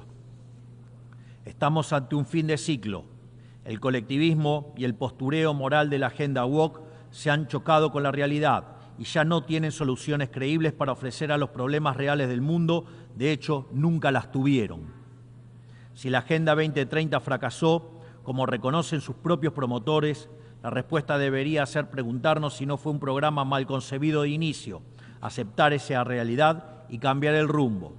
No se puede pretender persistir en el error redoblando la apuesta de una agenda que ha fracasado. Siempre ocurre lo mismo con las ideas que vienen de la izquierda. Diseñan un modelo acorde a lo que el ser humano debería ser, según ellos, y cuando los individuos libremente actúan de otra manera, no tienen mejor solución que restringir, reprimir y coartar su libertad. Nosotros en Argentina ya hemos visto con nuestros propios ojos lo que hay al final de este camino de envidia y pasiones tristes. Pobreza, embrutecimiento, anarquía y una ausencia fatal de libertad. Todavía estamos a tiempo de apartarnos de ese rumbo. Quiero ser claro con algo para que no haya malas interpretaciones. La Argentina, que está viviendo un proceso profundo de cambio en la actualidad, ha decidido abrazar las ideas de la libertad. Esas ideas que dicen que todos los ciudadanos nacemos libres e iguales ante la ley, que tenemos derechos inalienables otorgados por el Creador, entre los que se encuentran el derecho a la vida, a la libertad y a la propiedad. Esos principios que ordenan el proceso de cambio que estamos llevando adelante en la Argentina son también los principios que guardarán nuestra conducta internacional a partir de ahora. Creemos en la defensa de la vida de todos. Creemos en la defensa de la propiedad de todos. Creemos en la libertad de expresión para todos. Creemos en la libertad de culto para todos. Creemos en la libertad de comercio para todos. Y creemos en los gobiernos limitados, todos ellos. Y como en estos tiempos lo que sucede en un país impacta rápidamente en otros, creemos que todos los pueblos deben vivir libres de la tiranía y la opresión, ya sea que tome forma de opresión política, de esclavitud económica o de fanatismo religioso. Esa idea fundamental no debe quedarse en meras palabras, tiene que ser apoyada en los hechos, diplomáticamente, económicamente y materialmente, a través de la fuerza conjunta de todos los países que defendemos la libertad. Esta doctrina de la nueva Argentina no es más ni menos que la verdadera esencia de la Organización de las Naciones Unidas, es decir, la cooperación de Naciones Unidas en defensa de la libertad. Si las Naciones Unidas deciden retomar los principios que le dieron vida y volver a adaptar el rol para la que fue concebida, cuente con el apoyo inclaudicable de la Argentina en la lucha por la libertad. Sepa también que la Argentina no acompañará ninguna política que implique la restricción de las libertades individuales, del comercio ni la violación de los derechos naturales de los individuos. No importa quién la promueva ni cuánto consenso tenga esa institución. Por esta razón, queremos expresar oficialmente nuestro disenso sobre el Pacto del Futuro firmado el día domingo e invitamos a todas las naciones del mundo libre a que nos acompañen, no solo en el disenso de este pacto, sino en la creación de una nueva agenda para esta noble institución, la agenda de la libertad. A partir de este día, sepan que la República Argentina va a abandonar la posición de neutralidad histórica que nos caracterizó y va a estar a la vanguardia de la lucha en defensa de la libertad. Porque, como decía Tomás Paine, aquellos que desean cosechar las bendiciones de la libertad deben como hombres soportar la fatiga de defenderla. Que Dios bendiga a los argentinos y a todos los ciudadanos del mundo y que las fuerzas del cielo nos acompañen. ¡Viva la libertad, carajo! Muchas gracias. On behalf of the Assembly, I wish to thank the President of the Argentine Republic.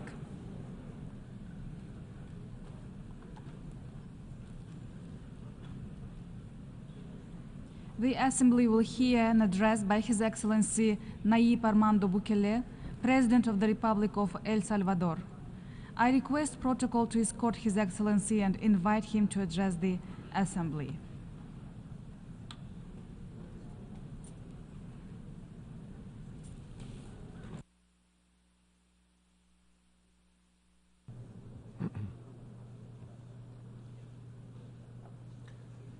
Señor Presidente de la Asamblea General, excelentísimos jefes de Estado y de Gobierno, honorables miembros de las delegaciones que nos acompañan en este día, señoras y señores, cuando vine por primera vez a la Asamblea General de las Naciones Unidas en 2019, sé que muchos no conocían El Salvador o ni siquiera habían oído hablar de El Salvador. Y si lo conocían, solo tenían malas referencias, o el país más violento del mundo, o el país de las maras. Otros no sabían de dónde quedaba en el mapa. Pero gracias a Dios, eso ha cambiado significativamente, y en muy poco tiempo. 5 años después de aquel primer discurso, vengo acá como presidente de un país que ahora tiene voz en el mundo. En mis discursos anteriores ante esta Asamblea General les hablé sobre la búsqueda de nuestra verdadera independencia. Por décadas estuvimos encadenados por las consecuencias de una guerra civil importada y luego por una falsa paz que dejó más muertos que la propia guerra. También les hablé de la importancia de recordar que la primera responsabilidad de un gobierno es con su propio pueblo, así como la trascendencia de tomar nuestro propio destino en nuestras propias manos. Fuimos ingenuos en pensar que otros países nos salvarían o que otras naciones nos regalarían nuestra libertad por simple bondad. Tuvimos que entenderlo para luego tener la valentía de romper nuestras cadenas nosotros mismos y reclamar nuestro derecho legítimo a ser libres. En los últimos 5 años, El Salvador renació. Devolvimos las calles de nuestro país a nuestra gente y establecimos una floreciente industria turística, siendo sede de eventos internacionales, de surf, de deportes, de entretenimiento. Le dimos a miles de salvadoreños que huyeron de las guerras y de la pobreza un país al cual regresar. Hicimos de nuestra nación, que fue una vez la capital mundial de los homicidios, el país más seguro de todo el hemisferio occidental. Fue el desafío más grande que nuestra nación ha superado. Y aunque todavía nos queda un largo camino por recorrer y muchas cosas por lograr, estamos al alcance de la verdadera independencia y en el camino a la libertad plena. La transformación de El Salvador no tiene comparación y nuestro éxito es innegable. Cualquiera puede visitar El Salvador y comprobarlo por sí mismo. Los salvadoreños, independientemente de por quienes hayan votado, el pueblo o la ciudad donde hayan nacido, de lo poco o mucho que hayan tenido, de si están dentro o fuera de nuestras fronteras, se han unido para trabajar y apoyar cada una de nuestras decisiones, cada una de las decisiones que le permiten a El Salvador ser el país donde la gente puede vivir tranquila y feliz, donde las aspiraciones espirituales, más allá de las materiales, trasciendan a todos. Hoy el mundo mira el ejemplo de El Salvador y se pregunta, ¿cómo puede una nación levantarse en tan poco tiempo? Pero tal vez esa no sea la pregunta que deberían hacerse. Tal vez deberían estarse haciendo otra pregunta. ¿Cómo es que el mundo está cayendo tan rápido? Dicen que El Salvador nada contra la corriente, porque mientras El Salvador se volvió más seguro, el mundo se volvió más inseguro. Mientras el pueblo salvadoreño se volvió más optimista, la mayoría de la gente en el mundo moderno se vuelve cada vez más pesimista. Y sí, tienen razón. El mundo se ha vuelto dividido, deprimido, preocupado, hostil y sin esperanza. Y lo ha hecho a una velocidad sin precedentes. Hoy el mundo libre ya no es libre. Esto no es una exageración. Trágicamente vemos pruebas innegables de esta decadencia todos los días. Las nuevas amenazas de guerras continúan. Cuando el mundo libre se volvió libre, fue gracias a sus principios de libertad de expresión, igualdad ante la ley, unidad y respeto por la propiedad privada. Pero una vez una nación abandona sus principios que la hacen libre, es solo cuestión de tiempo para que pierda su libertad por completo.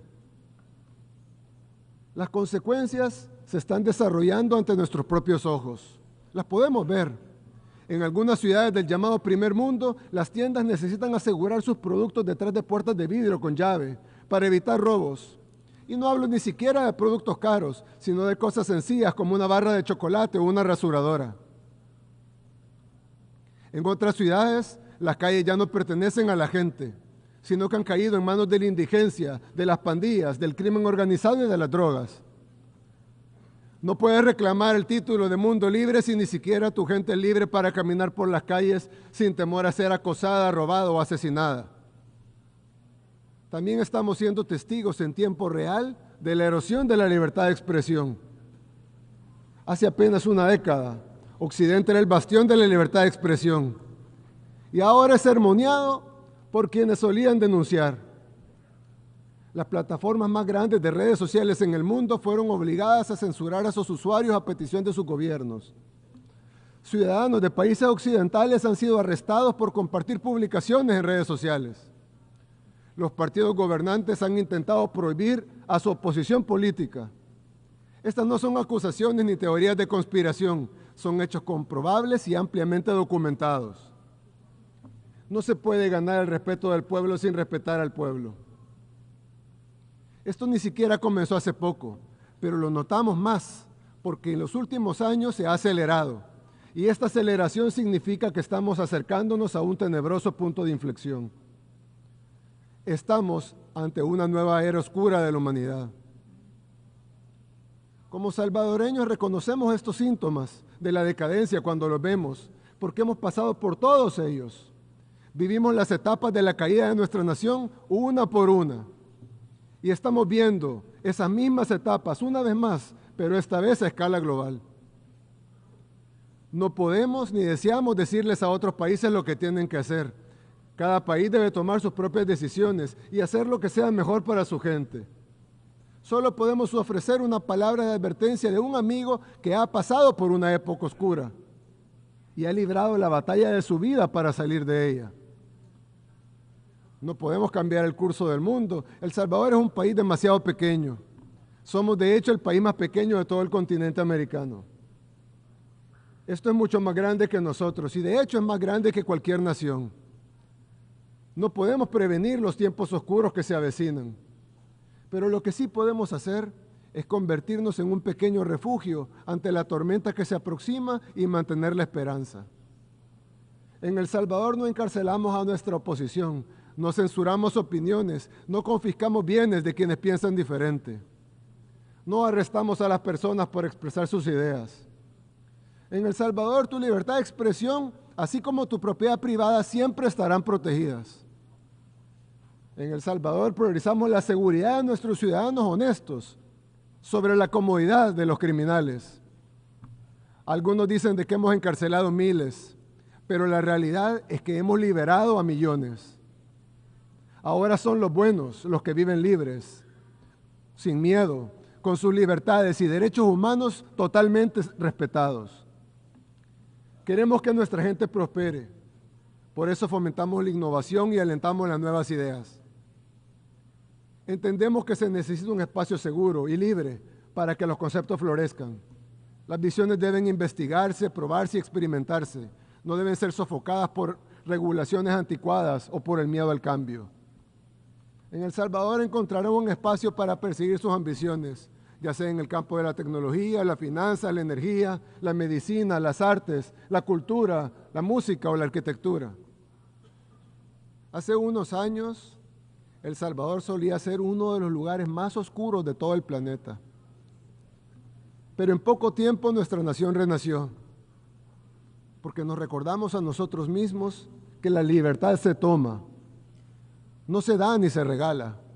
Y como todo en la vida que vale la pena tener, necesita cuidado y mantenimiento. Hoy El Salvador es un país seguro para el progreso y la innovación, pero también para la familia y para la búsqueda de nuestros propósitos individuales. En el nuevo El Salvador todos tienen cabida. Ofrecemos este espacio seguro principalmente para nuestra gente, pero también para quienes deseen compartir y contribuir a nuestra visión. No será fácil. De hecho, el paso siguiente tal vez es más difícil que el anterior. Hemos liberado nuestro país, pero debemos mantener esa libertad y debemos hacerlo en un mundo que cada vez es menos libre. El Salvador ha dejado atrás su pasado, al que juramos nunca más volver.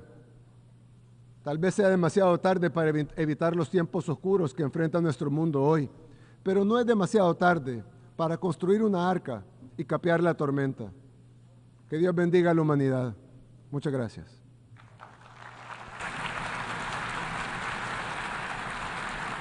On behalf of the Assembly, I wish to thank the President of the Republic of El Salvador.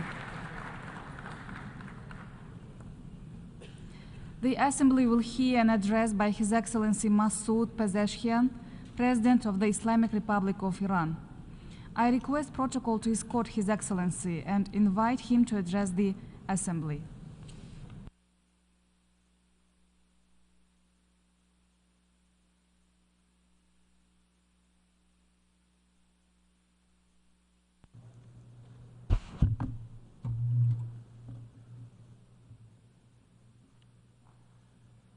بسم الله الرحمن الرحیم. آقای رئیس، عالی جنابان، آغاز به کار 79مین اجلاس مجمع عمومی ملل متحد و انتخاب شایسته جناب عالی را تبریک میگویم. امیدوارم که موضوع مهم این اجلاس یعنی صلح، توسعه پایدار و کرامت انسانی افقی روشن در برابر نسل‌های کنونی و آینده بگشاید. سال گذشته رئیس جمهور خدمتگزار کشورم ابراهیم رئیسی از همین سخنگاه با شما سخن گفت. او در راه خدمت به مردم ایران شهید شد. روحش شاد باد. من اینک برای اولین بار از این جایگاه ریاست جمهوری اسلامی ایران با شما سخن میگویم. مردم ما در انتخاب من به شعار محوری وفاق ملی رأی دادند. این شعار منطبق بر دستور خدای تبارک و تعالی در قرآن کریم است. مطابق آموزه های قرآن در آفرینش انسانها همگی از یک ریشه هستند. پیامبران آمده‌اند که اختلافات را بر مبنای کتاب حل و فصل کنند. انسانها اختلاف نمی کنند مگر آنکه زیاده طلبی و تمامیت خواهی آنان را از راه حق دور کند. امام علی علیه السلام در خطاب به یکی از فرمانداران می‌فرماید با تمام وجود به مردم مهر بورز، محبت کن و لطف خود را شامل حال آنان بگردان. مبادا با مردمان تحت فرمان خیش با نامهربانی و خشونت برخورد کنی. زیرا مردم دو دستند، یا برادر دینی تو هستند یا در خلقت با تو برابر. رسالت همه پیامبران استقرار و گسترش حق و عدالت در جامعه انسانی بین همه انسانها به دور از رنگ، نژاد، جنسیت و زبان بوده است. صلح و امنیت در جهان مستقر نخواهد شد مگر اینکه حقوق همه انسانها، جوامع و ملتها در چارچوب عدالت و انصاف رعایت شود. سوال اینجاست که آیا علت جنگ و خونریزی که در دنیای امروز در جریان است غیر از این است که متجاوزی به حقوق دیگران تجاوز کرده است، حقوق ملتی را نادیده گرفتند، تبعیض و نابرابری را اعمال کردند، گروهی را در ضعف و عقب ماندگی نگه داشته و حق و حقوق دیگران را نادیده انگاشتند. تا زمانی که بی‌عدالتی، ظلم، زیادخواهی، فقر در جهان و در منطقه حاکم باشد، جنگ و خونریزی ادامه پیدا خواهد کرد. ما تا به ریشه های این نابسامانی ها نپردازیم نمیتوانیم آینده فرزندانمان را از تاریکی و نابودی نجات دهیم. آقای رئیس، من با برنامه مبتنی بر اصلاحات، وفاق ملی، تعامل سازنده با جهان و توسعه اقتصادی وارد کارزار انتخابات شدم و موفق شدم اعتماد هموطنانم را در پای صندوق‌های رأی جلب نمایم. من قصد دارم بنیان‌های استوار برای ورود کشورم به عصر جدید و نقش آفرینی سازنده و مؤثر در نظام در حال ظهور جهانی پایگذاری کنم. موانع و چالش‌ها را برطرف و مناسبات کشورم را بر اساس ملزومات و واقعیت‌های دنیای امروز سازماندهی نمایم. آقای رئیس، مردم جهان در یک سال گذشته ماهیت رژیم اسرائیل را دیدند. سردمداران این رژیم چگونه جنایت می‌کنند و در 11 ماه بیش از 41,000 مردم بیگناه را در غزه به خاک و خون کشیدند که بیشتر زنان و کودکان بیگناهند، ولی به نسل کشی، کودک کشی، جنایت جنگی و تروریسم دولتی میگویند دفاع مشروع. به بیمارستان و مهد کودک و مدرسه میگویند هدف مشروع نظامی. به مردم آزادیخواه و شجاعی که در غرب و شرق جهان به نسل کشی آنها اعتراض میکنند میگویند یهود ستیز. به مردم مظلومی که پس از 7 دهه اشغال و تحقیر علیه آنها به پا خواستند میگویند تروریست. ولی این اسرائیل است که دانشمندان، دیپلمات‌ها و مهمانانمان را در سرزمینمان ترور میکنه و از داعش و گروه‌های تروریستی پنهان و آشکار حمایت میکند. در مقابل ایران از جنبش‌های آزادی بخش و مردمی حمایت کرده است که 4 نسل از قربانی جنایت و استعمارگری رژیم اسرائیل بودند. ما در کنار مردم کشورهای شما که در خیابانها علیه اقدامات اسرائیل تظاهرات می‌کنند ایستاده ایم و جنایات علیه بشریت را محکوم می‌کنیم. جامعه جهانی باید فوراً خشونت را متوقف کند. هر چه زودتر آتش بسی دائمی برقرار گردد و وحشیگری دیوانوار اسرائیل در لبنان پیش از آن که منطقه و جهان را به آتش بکشد متوقف شود. رژیم اسرائیل در غزه شکست خورده است و با جنایت و وحشیگری تلاش برای گسترش جنگ نمیتواند افسانه شکست ناپذیره خود را بازسازی کند. طبیعی است که جنایت کور و تروریستی چند روز گذشته و تجاوز گسترده علیه لبنان که هزاران انسان بیگناه را به خاک و خون کشیده است بی پاسخ نمیماند و مسئولیت عواقب آن با دولت‌هایی است که در برابر تلاش‌های بین المللی برای پایان دادن به این فاجعه وحشتناک می‌ایستند و هنوز نام خود را مدافع حقوق بشر می‌نامند. تنها راه پایان دادن به کابوس 70 ساله ناامنی در غرب آسیا و جهان بازگرداندن حق تعیین سرنوشت مردم فلسطین است. پیشنهاد می‌کنیم که تمامی مردم فلسطین، چه کسانی که اکنون در سرزمین مادریشان حضور دارند و چه آنهایی که مجبور به ترک خانه و کاشانه شده‌اند، در یک همه‌پرسی سراسری آینده خود را تعیین کنند. ما معتقدیم با چنین سازوکاری می‌توان به صلحی پایدار رسید. تنها از این طریق است که مسلمان، یهودی و مسیحی می توانند در سرزمین واحد و در آرامش و به دور از نژاد پرستی و آپارتاید در کنار هم زندگی کنند. عالی جناب، به تاریخ معاصر منطقه نگاه کنید. ایران هرگز آغازگر هیچ جنگی نبوده است. تنها در برابر تجاوز دیگران قهرمانان از خود دفاع نموده و متجاوزان را پشیمان ساخته است. ایران سرزمین هیچ ملتی را اشغال نکرده است. چشم به منافع هیچ کشوری نداشته است و بارها برای ایجاد صلح و ثبات پایدار در منطقه طرح‌های گوناگون به همسایگان و مجامع بین المللی پیشنهاد داده است. ما از ضرورت اتحاد منطقه و تشکیل یک منطقه قوی سخن گفته ایم. منطقه متحد و قوی بر چند اصل استوار است. اول اینکه بپذیریم همسایه ایم و به لطف همسایگی همواره در کنار هم باقی خواهیم ماند. حضور قدرت‌های خارجی در منطقه موقتی و منشأ بی‌ثباتی است. توسعه و پیشرفت ما و شما به یکدیگر گره خورده است. برون سپاری امنیت به کشورهای فرامنطقه‌ای به سود هیچ یک از ما نیست. دوم اینکه نظم جدید منطقه باید فراگیر و به سود همه همسایگان باشد. نظمی که منافع تک تک کشورهای همسایه را تأمین نکند نمیتواند پایدار باشد. سوم اینکه کشورهای همسایه و برادر نباید منابع ارزشمند خود را در جهت رقابت‌های فرسایشی و مسابقه تسلیحاتی هدر دهند. منطقه ما از جنگ، تنش‌های فرقه‌ای، تروریسم، افراطگرایی، قاچاق مواد مخدر، کمبود آب، بحران پناهندگی، تخریب محیط زیست و مداخلات خارجی رنج میبرد. ما میتوانیم با هم به این چالش‌های مشترک برای تأمین آینده‌ای بهتر نسل‌های بعدی رسیدگی نماییم. من رئیس جمهور کشوری هستم که در تاریخ معاصر خود بارها در معرض تهدید جنگ، اشغال و تحریم قرار گرفت. Sanctions throughout its modern history. Others have neither come to our assistance nor respected our declared neutrality. Global powers have even sided with aggressors. We have learned that we can only rely on our own people and our own indigenous capabilities. The Islamic Republic of Iran seeks to safeguard its own security, not to create insecurity for others. We want peace for all and seek no war or quarrel with anyone. We seek lasting peace and security for the people of Ukraine and Russia.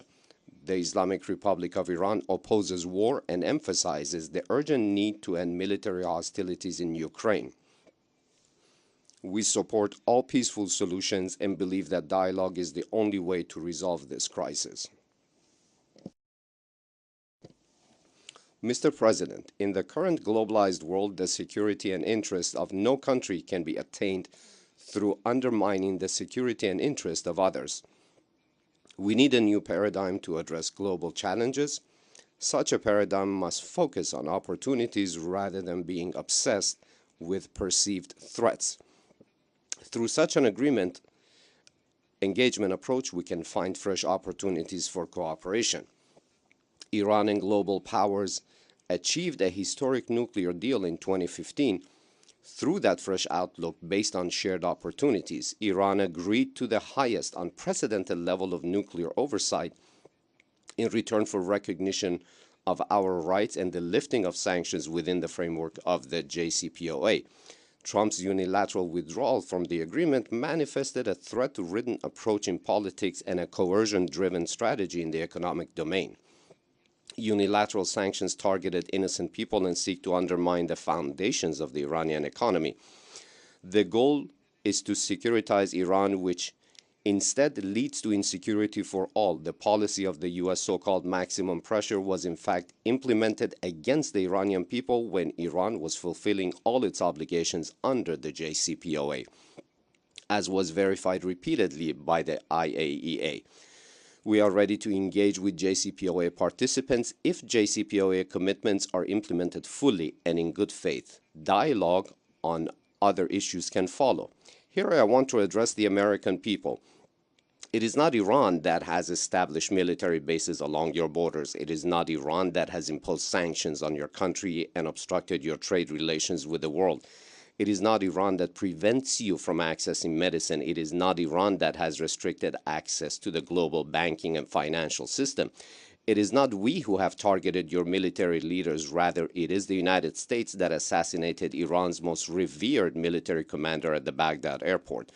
My message to all states pursuing a counterproductive strategy towards Iran is to learn from history. We have the opportunity to transcend these limitations and enter into a new era. This era will commence with the acknowledgement of Iran's security concerns and cooperation on mutual challenges. Sanctions are destructive and inhumane weapons designed to cripple a nation's economy. The deprivation of access to essential medications is one of the most painful consequences of the sanctions, endangering the lives of thousands of innocent people. This measure is not only a blatant violation of human rights, but also constitutes a crime against humanity. Our nation has demonstrated resilience in the face of numerous hardships throughout the past few years caused by sanctions. Although the wounds inflicted by these sanctions are deep within our society, confronting this bitter experience has transformed us into a stronger nation with unwavering resolve and self-confidence. In order to build a better future world, Iran stands prepared to foster meaningful economic, social, political, and security partnerships with global powers and its neighbors based on equal footing. The appropriate response to this message from Iran is not to impose more sanctions, but to fulfill existing obligations to remove sanctions, benefiting the Iranian people, hence laying the foundations for more constructive agreements. I hope that this message from Iran is carefully heard today. Thank you, Mr. President. On behalf of the Assembly, I wish to thank the President of the Islamic Republic of Iran.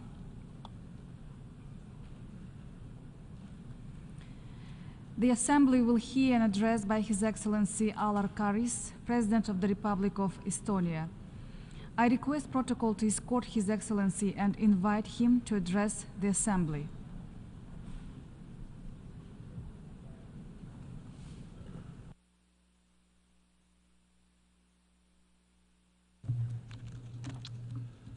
Madam President, Excellencies, dear ladies and gentlemen, I want to live in a world that is in peace, in a world that is not destroying itself, where proud, sovereign nations, big or small, old or young, modern or traditional, are not conquered and colonized.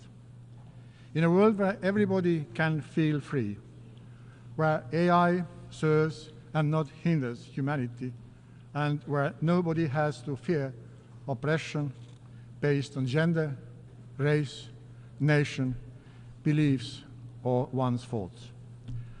I want to live in a world that is fit for freedom, because freedom paves a way for lasting solution and prosperity, because freedom is the core of humanity. Don't we all want the same? Regrettably, peace and freedom are under threat. The latest survey by Freedom House proved that global freedom declined for the 18th consecutive year in 2023.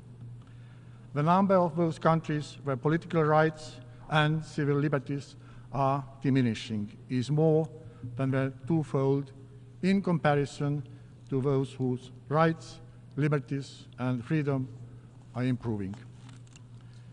Peace and freedom are words that are unfortunately blatantly misused. Too often we see how the one promising peace and freedom brings instead suppression and suffering. The weaker the mechanism that protects international law, the bigger is a threat to undermine the way most of us want to live. We may keep condemning the brutal acts of violence.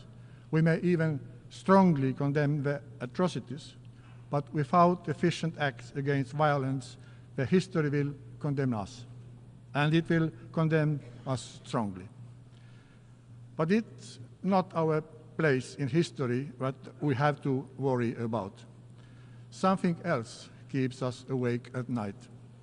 It's children who are lost to conflicts, who will never be old enough to see the high school diploma, who will never have a chance to learn how to ride a bike, who will never dance in the desert, who will not be free, who will not be smiling. But dear ladies and gentlemen, the happiness of a child is priceless. This image should set our moral compass right, personal and global, strategic and tactical. This image will be reality on those shores of Gulf of Aden, Azov Sea, Bay of Bengal, Dead Sea, Caspian Sea, Lake Tanganyika, Yellow Sea, or elsewhere in the world when the universally shared rules prevail, when the international law is respected, when UN Charter is applied. Therefore, we have no other option than to act and adjust the UN system so that it could live up to the demands and necessities of the 21st century. It means reinforcing the UN Charter. Restoring the credibility and reforming the UN should grant better and more efficient application of the Charter so that the peace and security is maintained in everyone's interest and everywhere in the world. The need to reform the UN and its Security Council has been discussed for decades. I am convinced that now more than ever, the renewal and strengthening of a multilateral world order with UN Charter at its core is in the interest of all of us. Pact for Future that we adopted at the Summit of the Future just a few days ago is a good start. It is guidelines showing us the way forward. Now we must implement all we have pledged. We should have been even more ambitious. The future Security Council has to be fit for purpose, efficient, transparent, open and accountable with a strengthened decision-making capacity. The Council's composition must adequately reflect the current world. It must also be inclusive in conducting its business to better respond to the current global threats. But there is no easy formula how to grant it. Otherwise, we would have a balanced, agile and effective Security Council already in place. One thing is certain, and it is acknowledged also by the Pact for the Future, that the scope and use of a veto right has to be limited. Estonia supports all efforts to limit the use of a veto, especially on actions aimed at ending or preventing mass atrocities. Currently, the veto right in the Security Council hands its holder a great power, a power also to put finding the solution of a standstill, as sometimes that solution might sharply be against the interest of the members of the Security Council itself. The deadlocks of the Security Council can be measured directly in lost and crippled human lives. This is not right, and this is unacceptable. We believe that all states collectively should have bigger say in maintaining peace and security than one member of the Security Council, especially in the case of a deadlock in the Security Council. We cannot restore credibility of a multilateral system and the UN when a permanent member of the Security Council acts against the principles of a charter. Therefore, let us wisely use the powers of the General Assembly. We, in the General Assembly, should be able to collectively overcome the veto in the Security Council, if the situation requires. Let us analyze the options how General Assembly could gain more prominence. In addition, I recommend taking this analysis to our capitals, to different conferences around the world, collecting new ideas from the inclusive global debate. Pact for the Future acknowledges the need for revitalizing the work of the General Assembly, also in connection of strengthening the coordination with Security Council. Among other things, it means that the future peace operations would be better respond to existing challenges and emerging realities. The preciseness and sharpness of the Pact for Future allows us to believe that the United Nations 2.0 is an idea that is also capable of meeting the current challenges on the ground. Dear ladies and gentlemen, the pain of losing a close one is grave. It hurts us no matter where it happens. The life will never be the same after such a tragedy. Russia's aggression against Ukraine causes inhumane suffering, as does the war in Gaza, or the worsening fighting in Sudan, or the tensions, instability, human rights violations in Sahel, the war in Syria, the unresolved Rohingya crisis, the humanitarian catastrophe in Yemen, or the suppression and torture of girls and women in Afghanistan. Since the horrific terrorist attacks by Hamas against Israel almost a year ago, there has been too much suffering in Gaza and the region. The destruction, loss of life, and trauma is unimaginable. It only leads to a vicious cycle of violence and deepening hatred. We believe it is high time for an agreement that would establish a ceasefire and allow for the release of hostages. Without being naive or blind to regional complexity, Estonia is deeply convinced that the two-state solution is the only way to just and lasting peace. Israelis and Palestinians both deserve to live in a free, sovereign country with secure and recognized borders. We must step up efforts to achieve this goal. Ladies and gentlemen, in this very room, the global community has condemned Russia's aggression against Ukraine. Russia has attacked international peace and security and the UN Charter. That is a fact, confirmed also by General Assembly. We must also firmly condemn that the actions of those who arm Russia in this aggression, Iran and North Korea. It has been becoming increasingly important not to lose the sight. We cannot and will not accept blurring the realities of the ground. Russia's war against Ukraine is a clear black and white situation. Russia is the aggressor and Ukraine is the victim. Russian violations against international law are brutal and widely documented. Russia has systematically killed civilians. Ukrainian children are deported to camps far away from their homes and parents in order to teach how to think correctly. Unfortunately, sending people in the so-called correction camps where they are taught right behavioral patterns are not precedent in today's world. It makes me wonder in which century do we actually live in. What would any of us do if the aggressor, the murderer of our parents, would stand in front of us? Would we demand justice, accountability, and the end of aggressive behavior, or would we call the aggressor for a chat, for a settled misunderstanding between us? Probably the smooth talk about dialogue and importance for Ukraine and Russia to engage in direct peace talks are only supporting Russian cause, especially when those so-called peace proposals fail to recognize who is one who has launched the aggression and who is the one suffering. We are not going to call Russia for coffee. Instead, we call them to accept President Zelensky's 10-point peace formula, which has wide international support. Russia has to end the aggression, withdraw the troops and military equipment from the territory of Ukraine.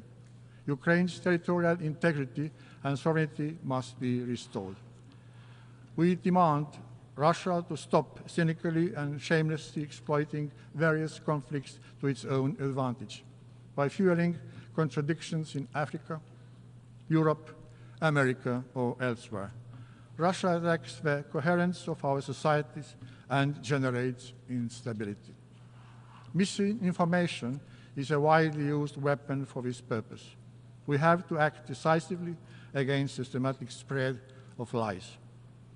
To succeed in this, we must develop critical thinking and knowledge. Therefore, granting the education globally for everybody is so strategically important. While drafting the UN resolutions, we must consider the new mechanisms that are weaponized and used to undermine international peace and security. The world has changed. Information is rushing in various digital formats, and we tend to live in fragmented bubbles.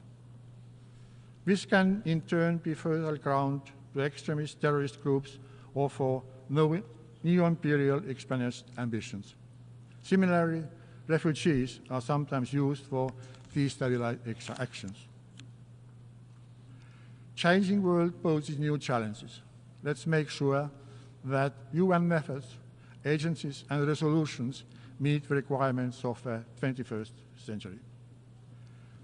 Dear ladies and gentlemen, last year, Estonia proposed the Fit for Freedom agenda that calls for global discussion.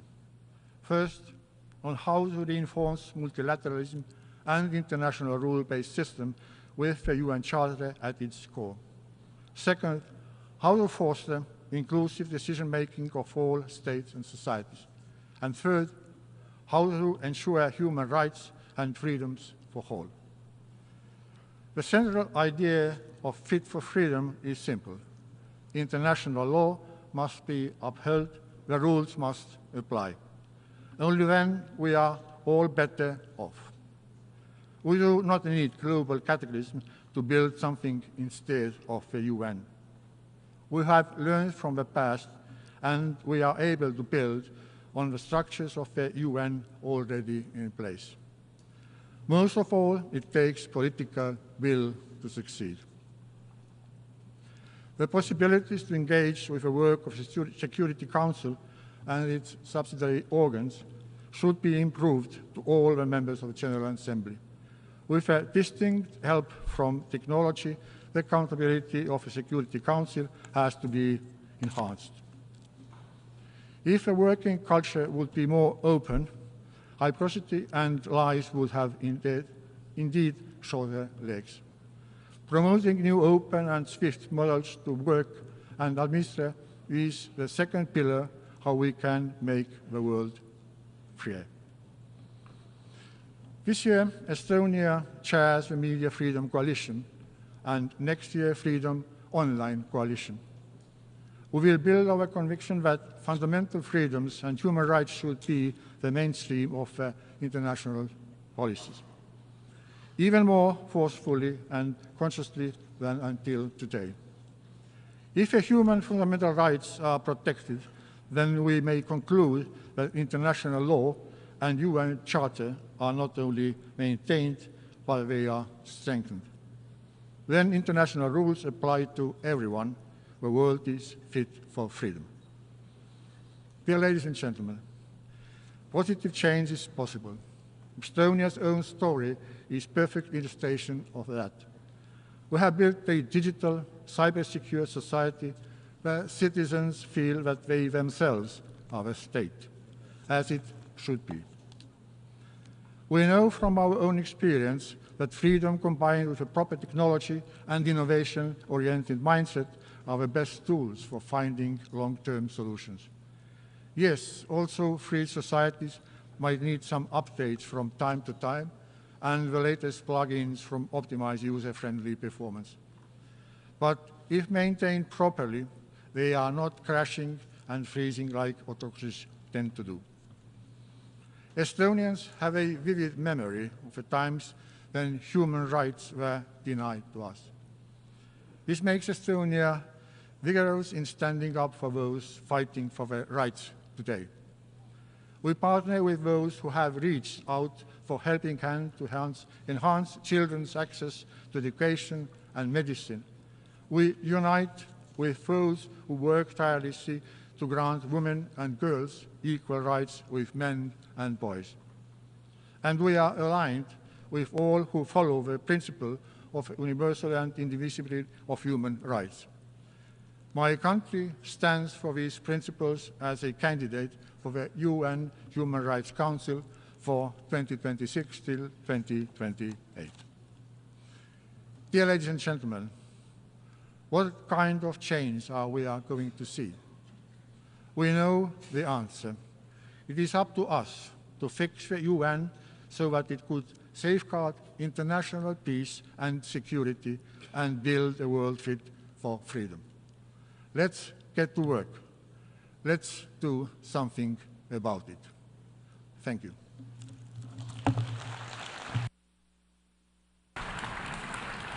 On behalf of the Assembly, I wish to thank the President of the Republic of Estonia. The Assembly will hear an address by His Excellency Gabriel Boric Font, President of the Republic of Chile. I request protocol to escort His Excellency and invite him to address the Assembly.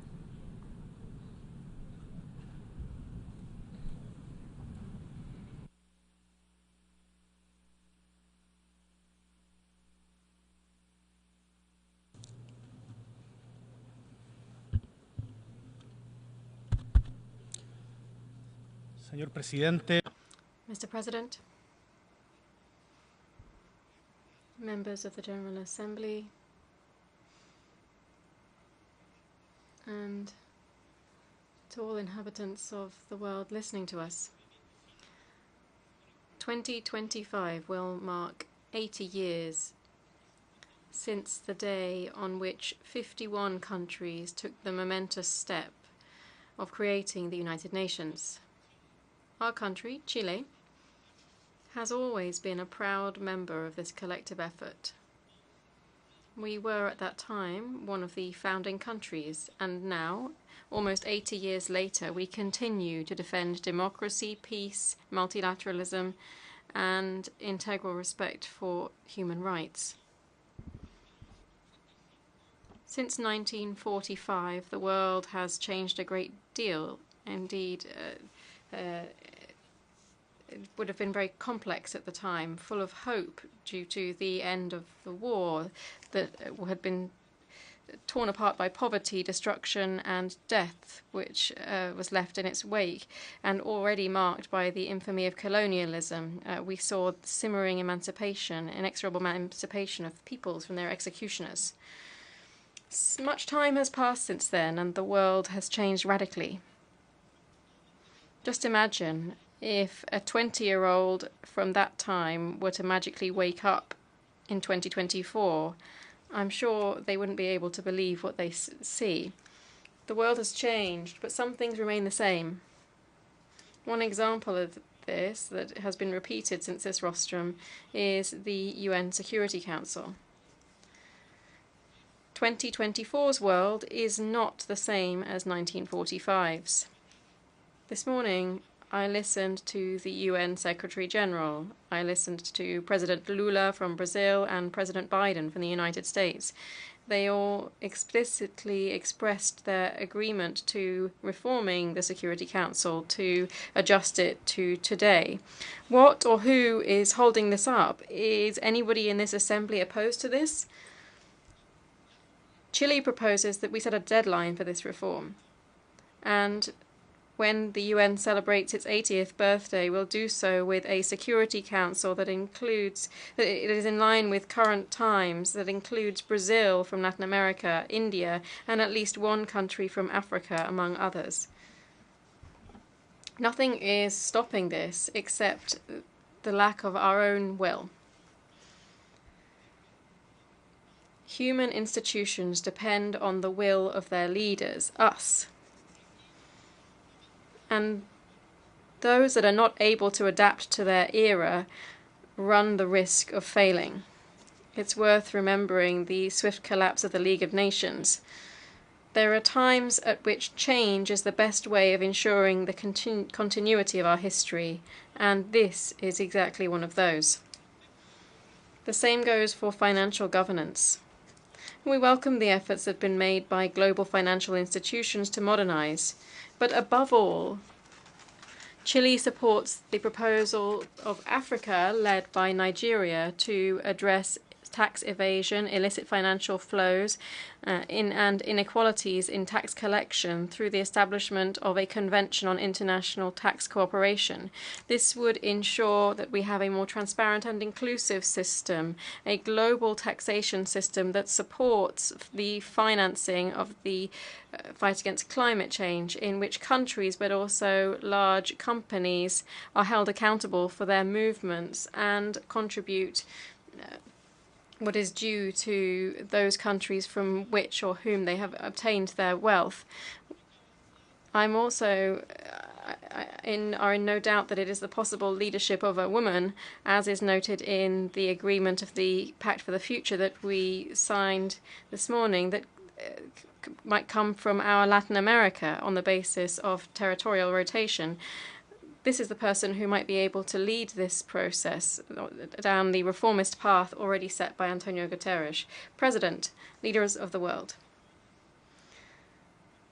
The international community is occasionally accused of double standards in the face of violations of human rights that happen around the world.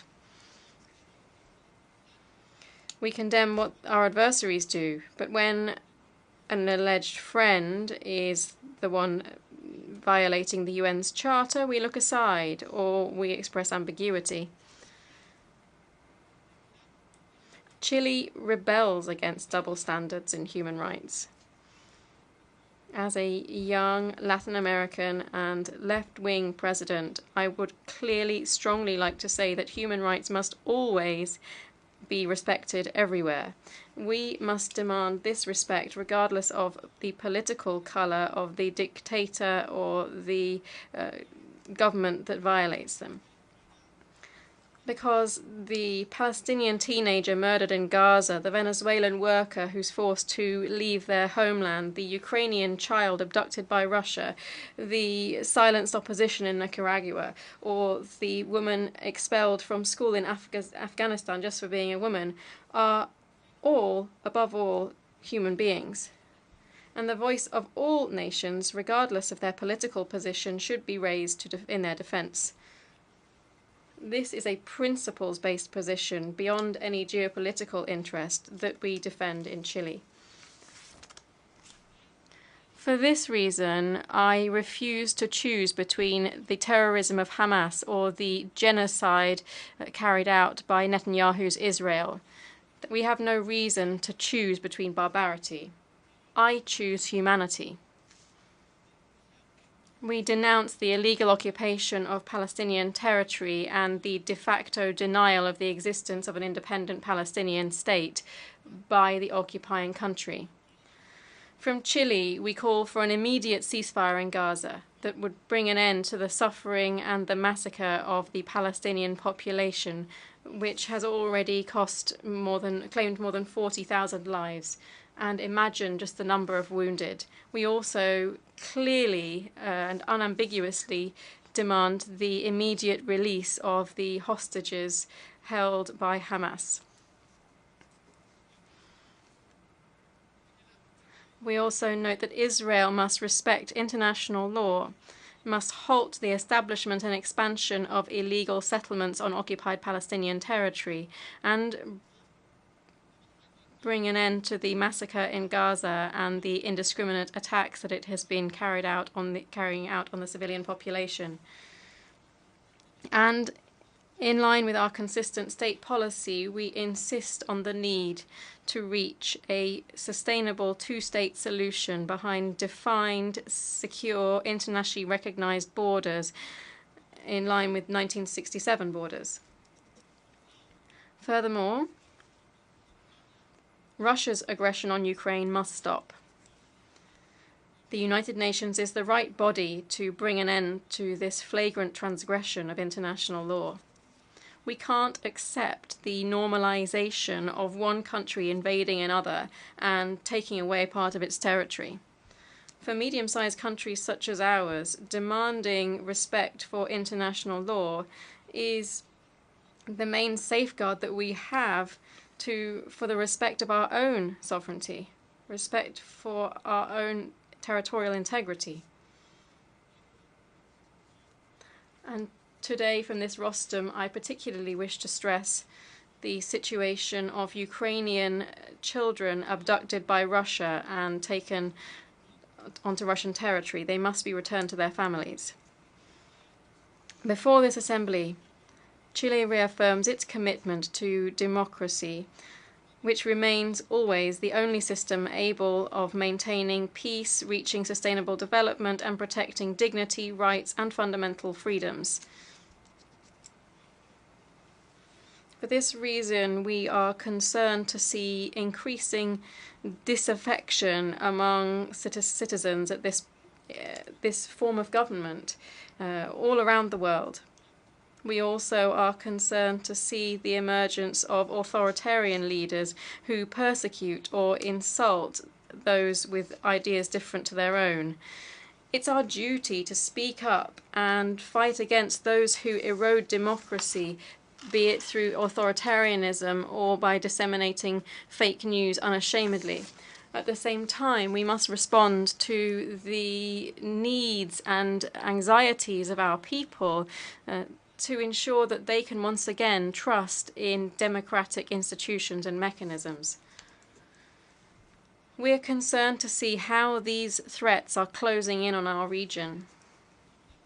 Chile will continue to take steps to build bridges between diverse societies, seeking the integration of voices from Latin America to promote peace and stability, as we've been doing recently in the meeting with the President of Spain and President of Brazil at the Summit of Progressive Leaders. This doesn't stop us from firmly condemning any violation of human rights or international law or violations of democracy in neighboring countries. We are particularly alert to the critical situation in Venezuela. Here we have a dictatorship which is trying to steal an election, which persecutes its opposition and is indifferent to the exile not only of thousands but rather millions of its citizens. We need a political outcome to this crisis, which recognizes the triumph of the opposition in the latest elections and undertakes peaceful transition towards a democracy. I also must say that unilateral sanctions imposed by the United States, as I personally said to President Biden, do not assist in resolving the conflict. Rather, on the contrary, they worsen it. That's because economic sanctions most affect the Venezuelan people. They affect the Venezuelan people more than their government. They affect the most humble, the workers. The political crisis combines with the economic crisis, and together these crises have pushed more than 7 million Venezuelans into exile. They've been forced to leave their country. Of these, around 800,000 are in Chile.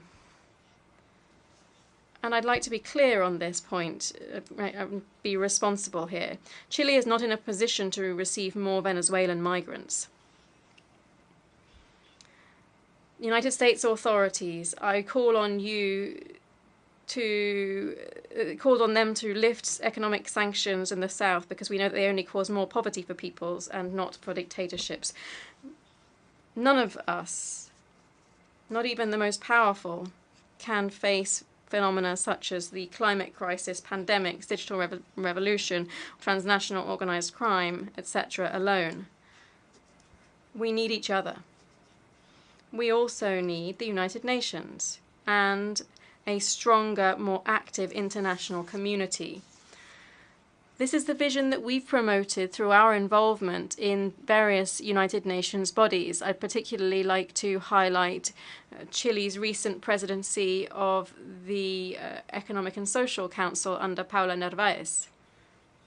I'm also speaking on behalf of all of my fellow Chileans in noting our concern at the rising transnational organized crime and the devastating effects of such crime on the security and development of countries, as well as on democracy and on people's lives.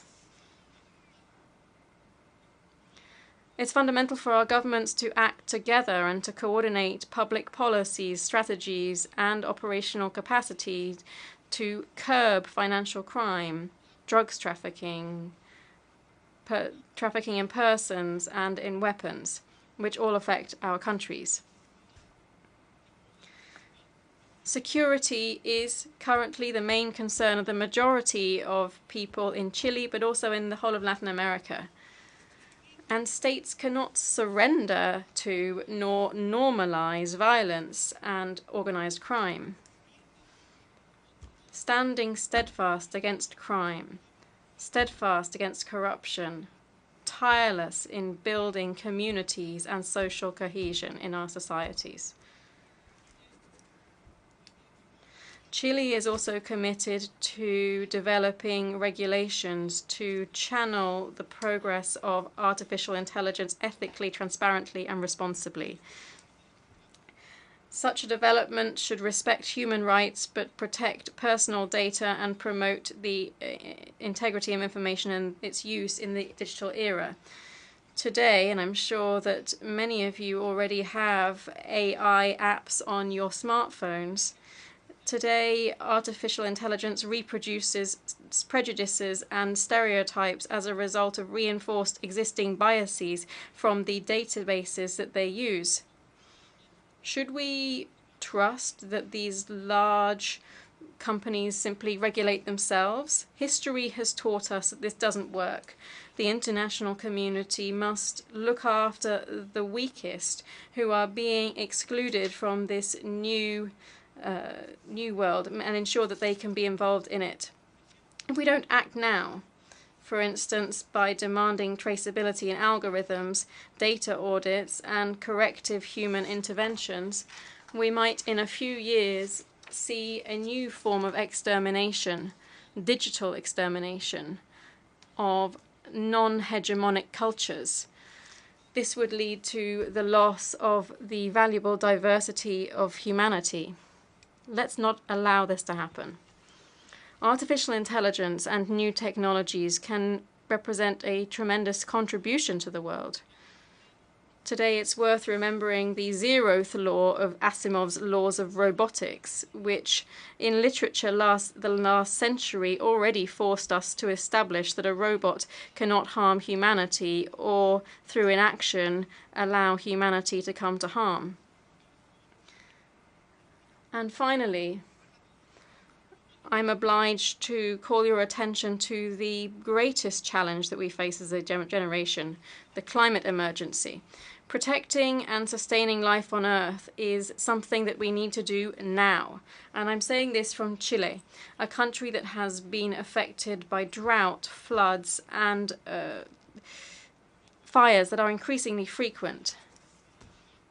But here, borders are irrelevant, as you're well aware, because we're all affected equally by, for instance, Cyclone Idai, which just a couple of years ago flattened Malawi and Mozambique. We also see fires in Australia, floods in Bangladesh, the dry corridor in Central America, rising sea levels affecting the Maldives, and fires that are currently raging in Cordoba, Argentina. Let's not deny science. Let's not deny our responsibility as humanity over this crisis. In Chile, we are playing our part. We're changing our energy matrix. We're leaving aside fossil fuels, moving towards carbon neutrality, protecting our seas and our woodland. We are also preserving the Antarctic. Chile is an Antarctic country and will continue to be so. We have ratified the Oceanic Governance Treaty, the BBNJ Treaty, and I invite all countries to join it. And further, to support Chile's position in particular of Valparaiso as the headquarters for the treaty that I just mentioned. In light of the scale of the challenges that we face, isolated efforts are not enough.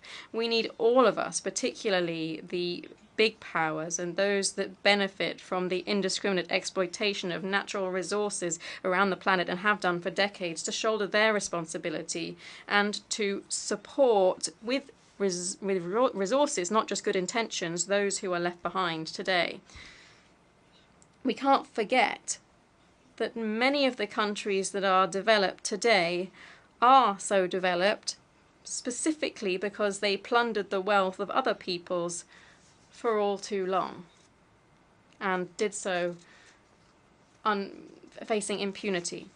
We face many challenges, but our fate is not set in stone. I therefore hope, and I'm optimistic when I look towards our shared future. It falls to us to build a fairer and more dignified world for all of us and for future generations. A few weeks ago, Elvira Hernández became the second female Chilean poet to obtain the National Literature Prize since Gabriela Mistral, who has a Nobel Prize for Literature. And here I would like to paraphrase a warning contained in one of her poems. We are migratory birds, but we've become used to behaving as monuments. Let's not turn multilateralism and the United Nations into a monument, a sterile, static monument. Let us turn this great historic achievement, born out of the Second World War, into a renewed bright light for 2024, to be able to improve the quality of life of the whole of humanity. Thank you very much. On behalf of the Assembly, I wish to thank the President of the Republic of Chile.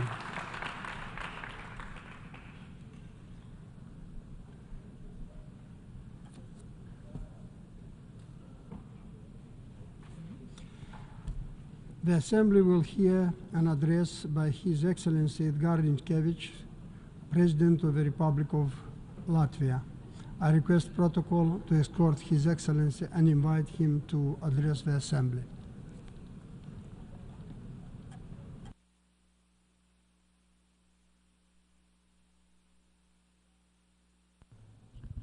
Mr. President, Excellencies, distinguished delegates. First of all, I wish to congratulate His Excellency Philemon Yang of Cameroon on assuming the post of President of the General Assembly. I assure you of Latvia's full cooperation along the way. This year's debate is of utmost importance. It focuses on today's interlinked global challenges. It emphasizes the need for a comprehensive approach that is firmly rooted in the United Nations Charter. Allow me to highlight a few points. The future of the multilateral system and rules-based order is in all our hands. We shall not allow selective application or disregard of global norms.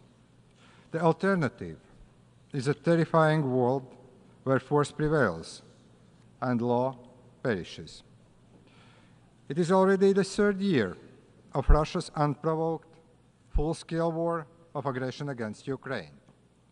Russia is still testing the global community's resilience and commitment to the rules-based order. This war gravely affects the stability of the region and beyond. It has far-reaching consequences for the principles that uphold sovereignty, territorial integrity, and international law. We must ensure that the global order remains resilient in the face of aggression, especially when the aggressor is a nuclear weapon state and a permanent member of the United Nations Security Council. Russia tries to tear down what has been built by all of us. Russia tries to rearrange the international system that only benefit aggressors. Having endured 50 years of Soviet occupation, Latvia deeply understands the value of freedom and independence, as do many other countries represented in this room. Latvia stands by Ukraine.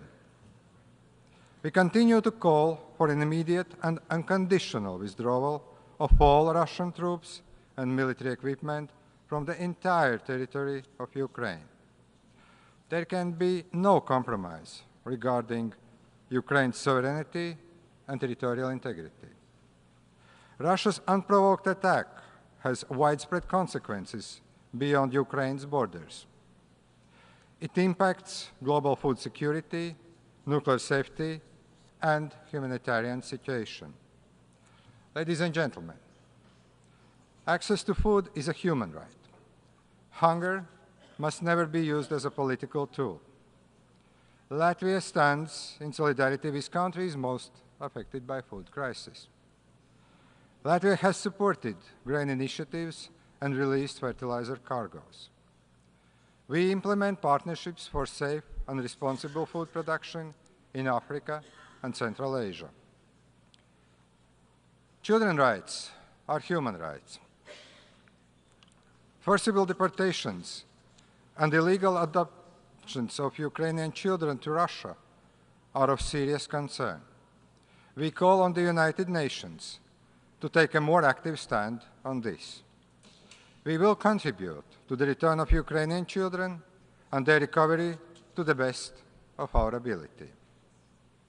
Right to life, liberty, and security is also a human right.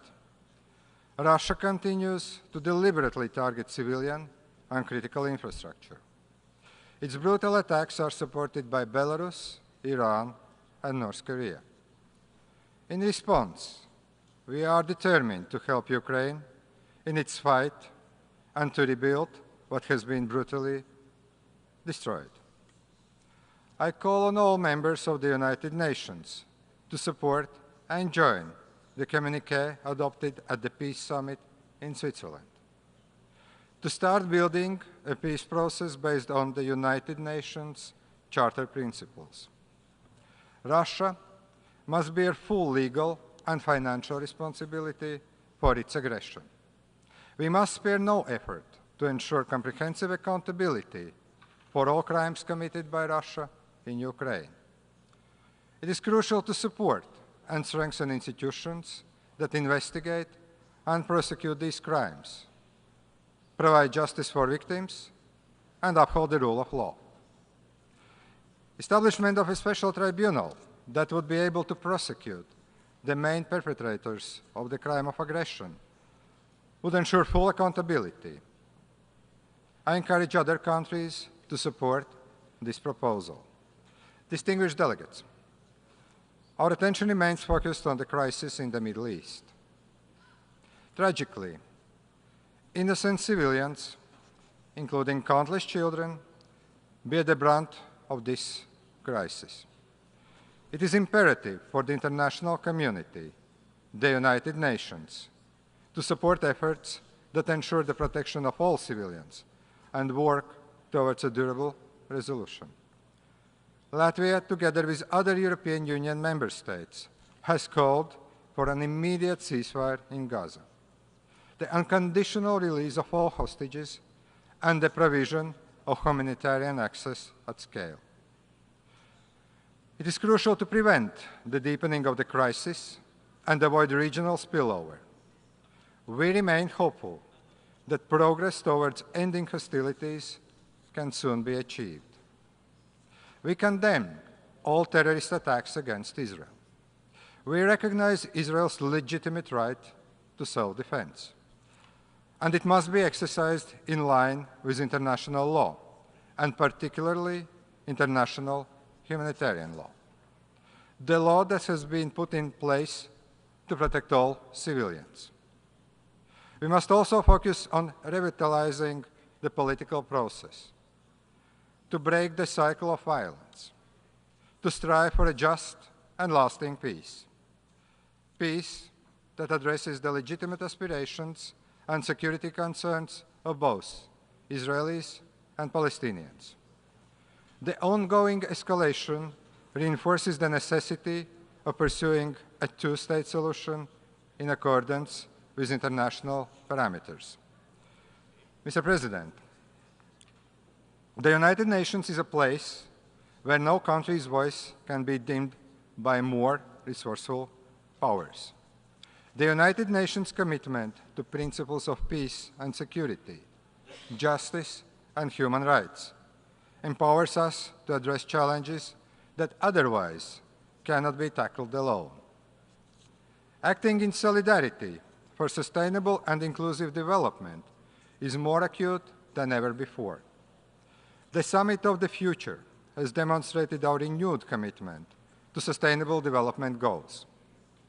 It accelerates the efforts to eradicate poverty, reduce inequalities, and ensure environmental sustainability.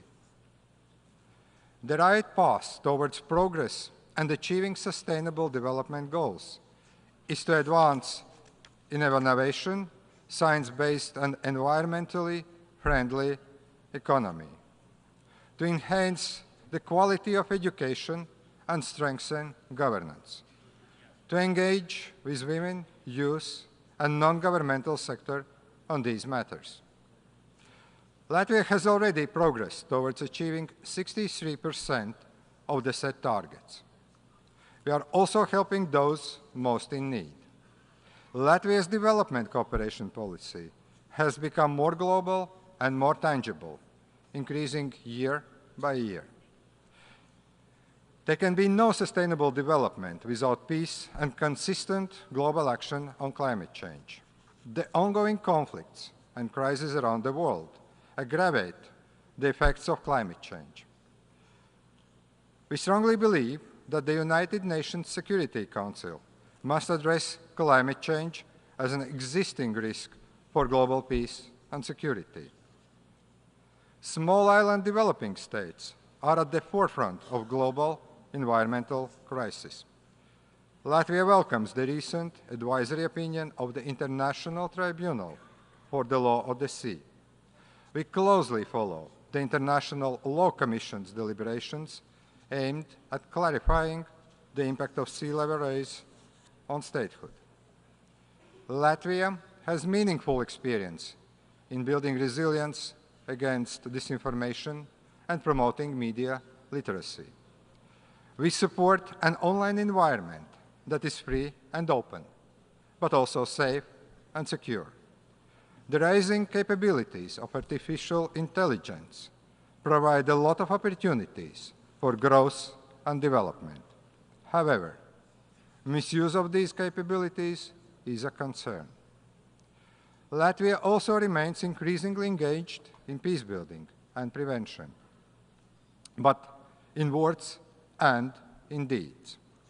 That includes continuous voluntary financial support and participation in United Nations peacekeeping missions, as well as support to women, peace, and security agenda.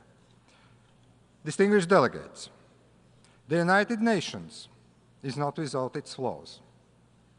Its potential to prevent aggression or resolve conflicts has frequently been questioned. We must acknowledge the shortcomings and effectively address them. Latvia strongly supports revitalization of the United Nations system and reform of the United Nations Security Council. The number of permanent members of the Security Council must be expanded. It must be expanded to make it more effective, inclusive, and accountable. It must be expanded to elevate the voice of underrepresented regions. It is high time for Africa to have permanent presence at the Security Council table. Africa has been neglected for far too long, and that has to be changed. Also, the small island developing states deserve a non-permanent seat. Their voices must be heard, especially given the existential threats they are facing. The decision-making process should be revisited as well. No single state should have veto power in the United Nations Security Council. Especially when it comes to conflicts, the permanent members are involved themselves. This is the way to ensure that the permanent members of the Security Council uphold their responsibility to protect peace and security. Dear friends, the United Nations once used to be a beacon of hope for the people. Not anymore. We must change that. We must rebuild trust and common values. And we can do that only by working together. Latvia is fully prepared to shoulder its part of the responsibility. For the first time, Latvia is running for a non-permanent seat on the United Nations Security Council at the 2025 elections. We stand ready to re-energize this international body. Thank you. On behalf of the Assembly, I wish to thank the President of the Republic of Latvia.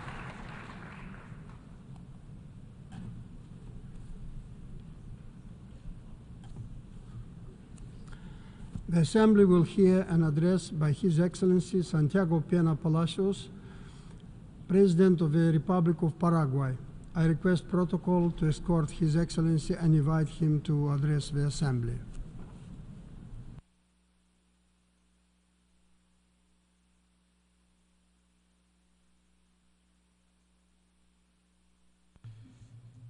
Señor Presidente de la Asamblea. President of the General Assembly, distinguished heads of state and government, distinguished ministers of foreign affairs, ladies and gentlemen. We live in a troubled, volatile world which is experiencing extremely difficult, unprecedented days and tremendous challenges, armed conflicts, tensions in every corner of the globe, crises of multilateral institutions and of the international system, attacks on the values of democracy by the twin threats of populism and authoritarianism, the risks of cyber security and the misuse of artificial intelligence, brutal inequity in the distribution of wealth, climate change, which is jeopardizing our very existence. These are just some of the immense problems that we face. I'm therefore afraid that I'm not here today to give a heartwarming speech, rather one that might generate discomfort and concern in light of what is happening. I think that we need to be sincere and admit that we are all failing to build a better world. Because if there is a right time and place to debate and propose crucial decisions that will change the direction of mankind, it's here, the United Nations General Assembly. And due to the delicate juncture in which we're living, we are forced to do that. The good news is that not all is lost. because as a great military hero and then a statistician of my country said, his name was Bernardino Caballero, he said, the future is the child of the president. This means that we can have a better future if we act today and here. Even with disappointments, we can beat down many spirits. We can contemplate the bright horizons of the future, but always and when, as Caballero added, when we are worthy of respect and the estimation of future generations. This is only if we are worthy of taking up the lofty roles that we have. Rather than hiding problems under the carpet, we attack them clearly, firmly, and bravely. Despite the hard reality that we face, I continue to be optimistic. I don't fear the future, because I trust in the capacity of mankind to overcome challenges.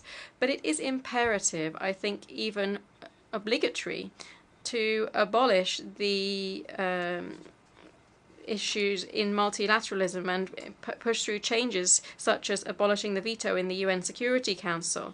We need to build frameworks that promote equitable and sustainable development in which all countries, regardless of their size or their power, can benefit equally from global progress. Only in this way we will be able to meet the promises represented by this forum and make us worthy of the respect and esteem of future generations.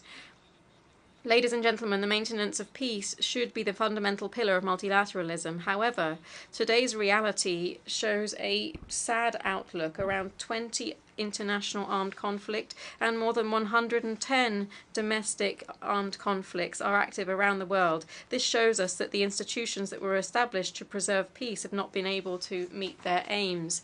War continues to be a scourge that is scattered across humanity. This scourge tears the social fabric, annihilating communities and leaving a legacy of suffering that is incalculable in scale. Every lost life is a testimony to our collective failure to meet the most basic of our responsibilities, which is to preserve peace and protect human dignity.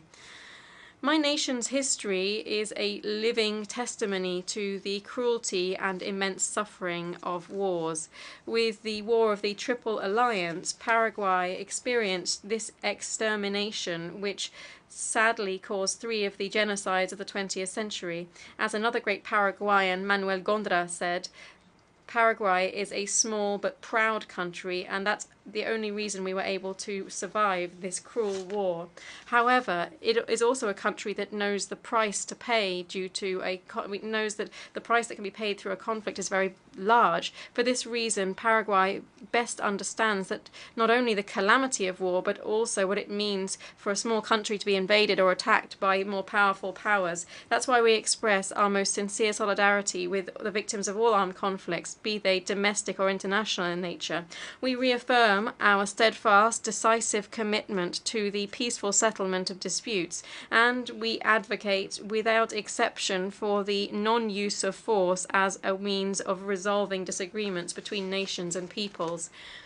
In this context, we reiterate our firm support for Ukraine, respecting their sovereignty and territorial integrity. We underscore the urgent need to find diplomatic solutions that lead to fair, comprehensive, lasting peace with the aim of bringing an end to this conflict and ensuring stability in the region. Just as in the case of Ukraine, we believe that conflicts must be resolved through dialogue and diplomacy, always through a quest for solutions that respect the fundamental rights of all involved parties. This belief also guides our position on the increasing crisis in the Middle East. Our relations with the State of Israel are underpinned by solid pillars such as faith and hope. This is why Paraguay was one of the countries which has stood most firm alongside Israel since the gross, heinous terrorist attacks of Hamas on the 7th of October 2023. Paraguay today reaffirms its recognition of the legitimate right of Israel to defend itself.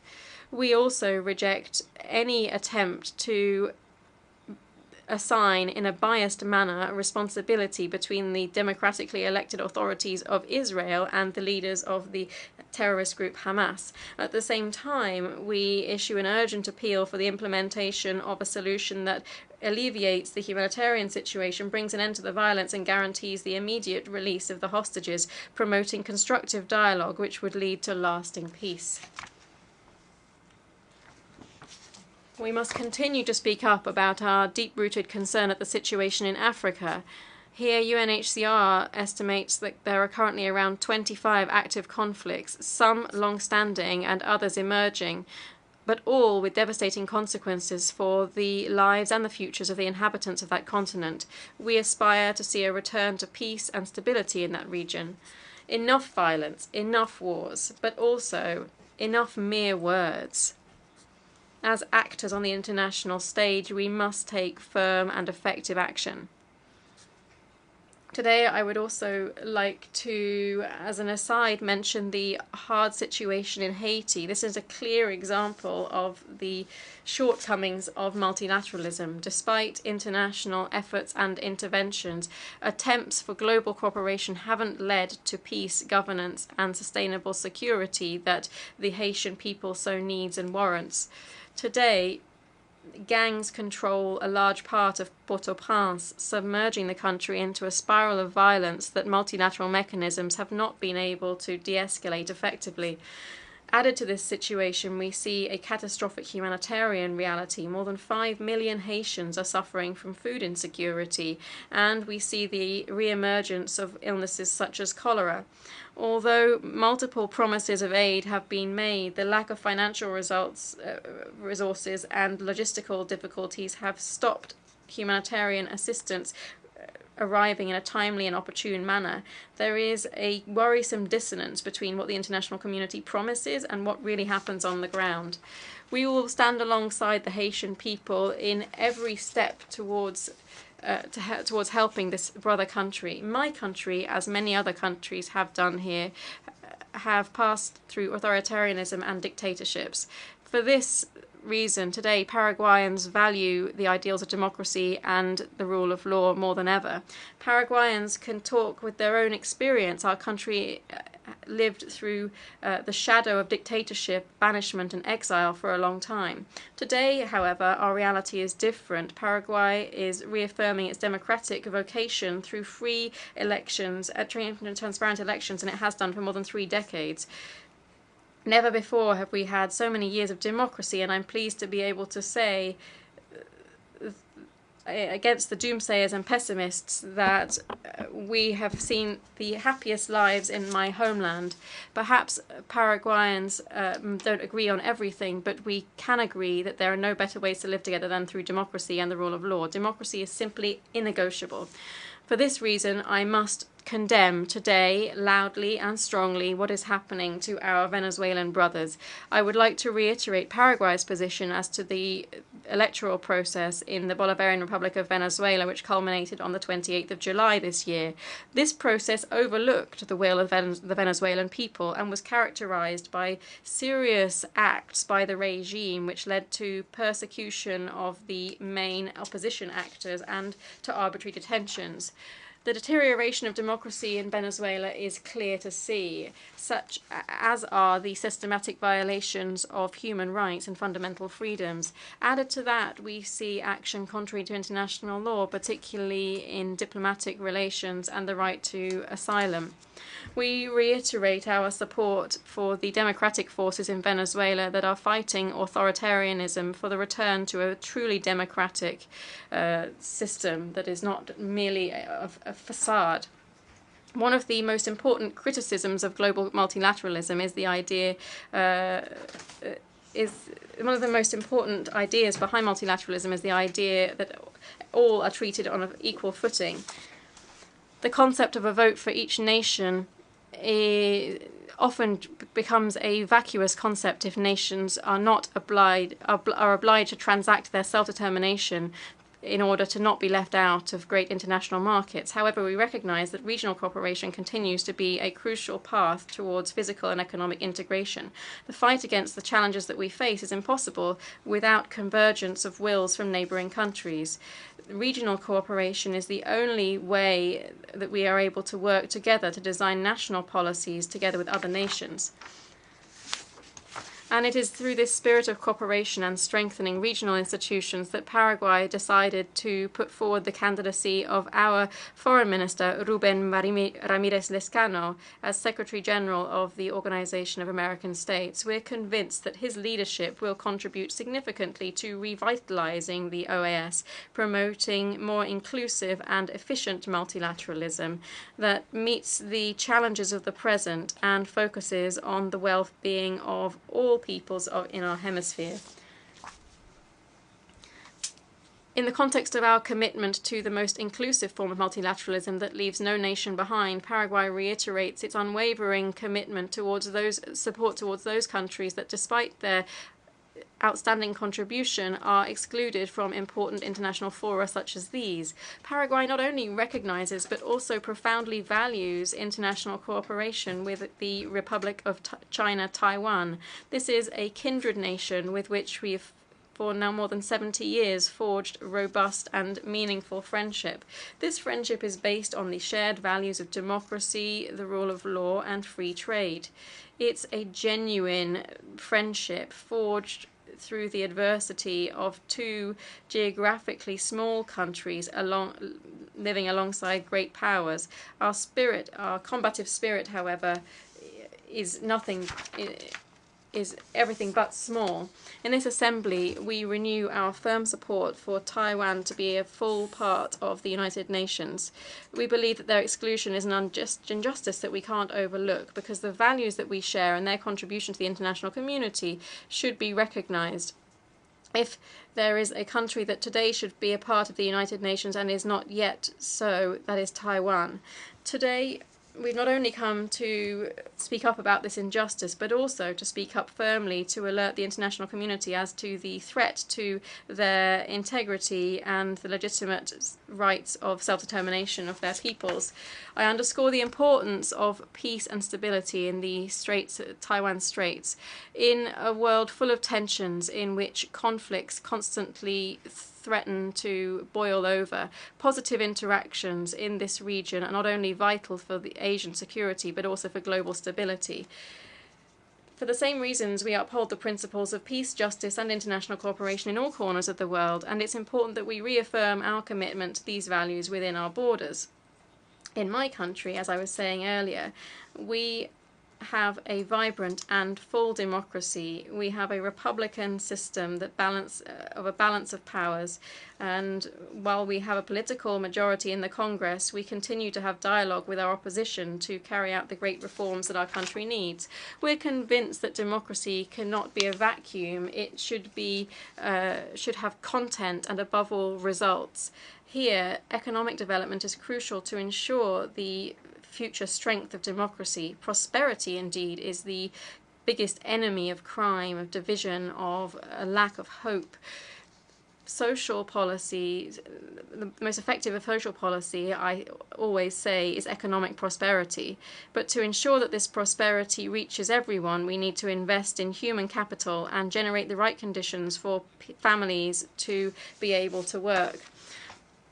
And here I'd like to cite two of the programs of my government. Firstly, Zero Hunger in Schools. This aims to completely eradicate hunger in school-age children, because we believe that children who are hungry cannot learn. And we also have the Che Roga Pora program, which is the first policy giving access to housing focused on the working class. It will allow thousands of Paraguayan families to transform a monthly income into a monthly payment into a family asset. If we don't have development, we have no security. This is a national level view and an international one. And we understand the cooperation with different national and international agencies. This is our vision as the President of the Republic. Finally, we will continue to support institutions and transparency as fundamental preconditions for development. The recent obtention of investment grade by Paraguay is a clear reflection of our constant efforts to strengthen our institutions. Added to that, we have a long-standing economic stability that has been consolidated over the years. Dear friends, Paraguay wants to, can, and will be a true protagonist on the global stage. We are determined to play our role. Paraguay is a country that has abundant natural resources, valuable human capital, and has a clear approach in creating value chains that promote the green economy based on the development of sustainable technology. Our country is a beacon in the production of clean and renewable energy. Hydroelectric energy generation is not only a national project, but rather a joint initiative with our neighbours, which seeks to ensure a more developed, sustainable and emissions-free world. I firmly believe that Paraguay is an example of how economic development is entirely compatible with environmental sustainability. Paraguay shares common challenges with other landlocked countries, which will be addressed in the new Programme of Action for Landlocked Developing Countries, which will be adopted in Botswana this December. Far from giving up hope, we see in these challenges great opportunity. We are transforming our difficulties into strength, harnessing our geographic location as a strategic asset. Our position in the heart of South America means that we can be the motor of South American integration. We have a clear vision, and we are becoming a logistics center through the hydro corridor Paraguay-Paraná and the bioceanic corridor in the South America. These are key to revitalizing and boosting Mercosur and the Pacific Alliance. As we consolidate our geographic position, it is crucial that this vision of growth is supported by strong investment in education. Paraguay's success will depend on our ability to prepare future generations for the globalized and competitive world. Together with education, technology is a key tool to ensure development and social inclusion. Our nations face many challenges, but without doubt, one of the greatest is the issue of the ethical use of artificial intelligence and the progress in technology in general. Morsley posits exponential growth in the development of new technologies. This calls for the creation of new regulatory schemes that protect people able to face challenges that are approaching at all too fast a pace. These new techniques, such as sandboxes or co-regulation, should ultimately aim at ensuring responsible use of emerging technologies and equity in how they are applied. In Paraguay, we are profoundly committed to preserving our cultural heritage. At the end of this year, we will be hosting the 19th session of the Intergovernmental Committee for Safeguarding Cultural Heritage of UNESCO, and we hope that Guarania will be recognized as immaterial cultural heritage. Further, we reaffirm our commitment to the protection of fundamental rights of all citizens, the family and human life from conception. We defend the traditional values that have made our nation so great. Despite having looked at things critically, I would like to confess that I am an incurable optimist. I believe that our future is brilliant and full of opportunities, hence why I see the bright horizons on the future. But if we fight for a better present, we will have future days full of light and possibilities. The defense of democratic values and respect for human rights must continue to be our guide. Of course, we will have differences and legitimate policy differences, but there are some principles that cannot be negotiated. That is democracy, the rule of law, unfettered respect for human rights. These are all fundamental pillars. Although our political or ideological views might be different, this shouldn't divide us or stop us from advancing towards building cooperation based on solid foundations. If we continue to forge ahead towards cooperation, mutual respect, integration, fraternity among our peoples, I'm convinced that we will have better days. In conclusion, and despite the tremendous challenges that we face, I'm convinced that, as William Faulkner once said, humanity will not simply endure, it will prevail. Thank you very much. On behalf of the Assembly, I wish to thank the President of the Republic of Paraguay.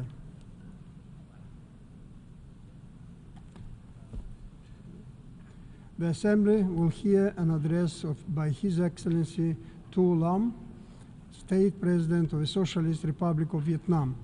I request protocol to escort His Excellency and invite him to address the Assembly.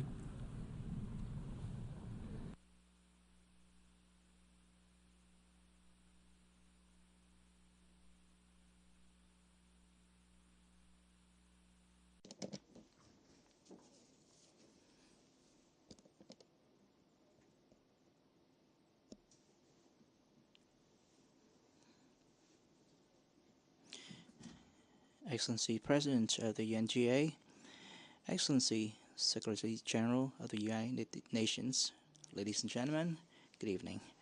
Let me first congratulate you, Excellency Philemon Young, on your election as the President of the 79th session of the UNGA. I trust that this session will be a great success. I also commend Excellency Denis Francis, President of the 78th session, and Excellency Antonio Guterres, the UN Secretary General, for their contributions and efforts in coordinating UN endeavors to prevent wars, maintain peace, and promote global development cooperation. Ladies and gentlemen, the world is undergoing transformative changes of historic significance. Although peace, cooperation, and development remain the dominant trends, they're facing new and more serious challenges. Strategic competition among major powers is becoming broader, fiercer, and more confrontational. Political disputes, conflicts, and security environment intensify. Survival and development space narrows. Risk of conflict, new hotspots, arms race, tension, confrontation, and direct clashes increase. The rise of power politics, egoistic nationalism, are challenging international law, eroding multilateral institutions, and diminishing faith in global cooperation. The vicious cycle of conflict and violence escalates in various regions, causing immense sufferings to millions of innocent civilians. The risk of a limited nuclear war, or even a Third World War, has not been ruled out. Non-traditional security challenges, such as climate change, extreme weather events, natural disasters, diseases, resource depletion, and aging population, are becoming increasingly severe and hindering our efforts for development. Poor countries are being left further behind, with a widening development gap. Super Typhoon Yagi, which ravaged Vietnam and other countries in the region, serves as a stark warning of the severe impacts that natural disasters and climate change can have on sustainable development for all. Global food production is sufficient to feed 1.5 times the world population, yet famine is threatening over 780 million people, and 2.4 billion people endure food insecurity. Defense expenditure reached a record of $2.4 trillion in US dollars in 2023, yet we struggled to pull $100 billion US dollars for climate actions. With only a third of the SDGs timeline remaining, 80% of the targets may not be met.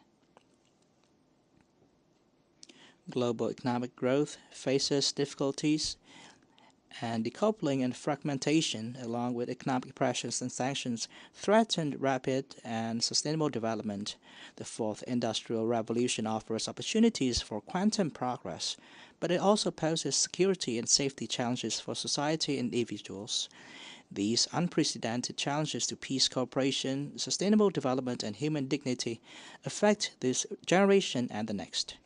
They compel us to unite, act, and work together, upholding the role of international institutions, foremost among them the United Nations, regional organizations including ASEAN, to achieve the ultimate goal of ending war, abolishing all forms of oppression, exploitation, building peace, and creating a better world to bring happiness to all mankind. In that spirit, I would like to share Vietnam's vision for a more peaceful, stable, cooperative, prosperous, and sustainable future for everyone. First, As peace and stability are the foundation for a prosperous future, we must promote observance of international law and UN Charter by all states, particularly the major powers. Each state must act responsibly, fulfill its commitments, and abide by international law and UN Charter, including fundamental principles such as the peaceful settlement of disputes, non-use of force, sovereign equality, territorial integrity, and respect for the political systems chosen by the people of each nation. States should also contribute to the common work of the international community in line with their capabilities. We must strengthen solidarity, sincerity, and trust among nations, uphold dialogue, eliminate confrontation, and firmly oppose unilateral embargoes and sanctions that contravene international law and UN Charter. Second, we must ensure equitable development for every state, community, and individuals, and recognizing the diverse economic, social, and cultural conditions that they may have. Every resource must be effectively unleashed, marshaled, and utilized for development.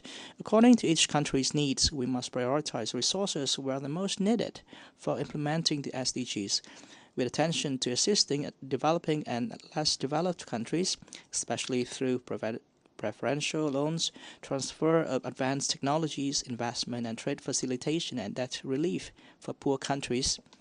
And third, we should urgently create smart global governance frameworks with long-term vision for science and technology, especially emerging technologies like AI.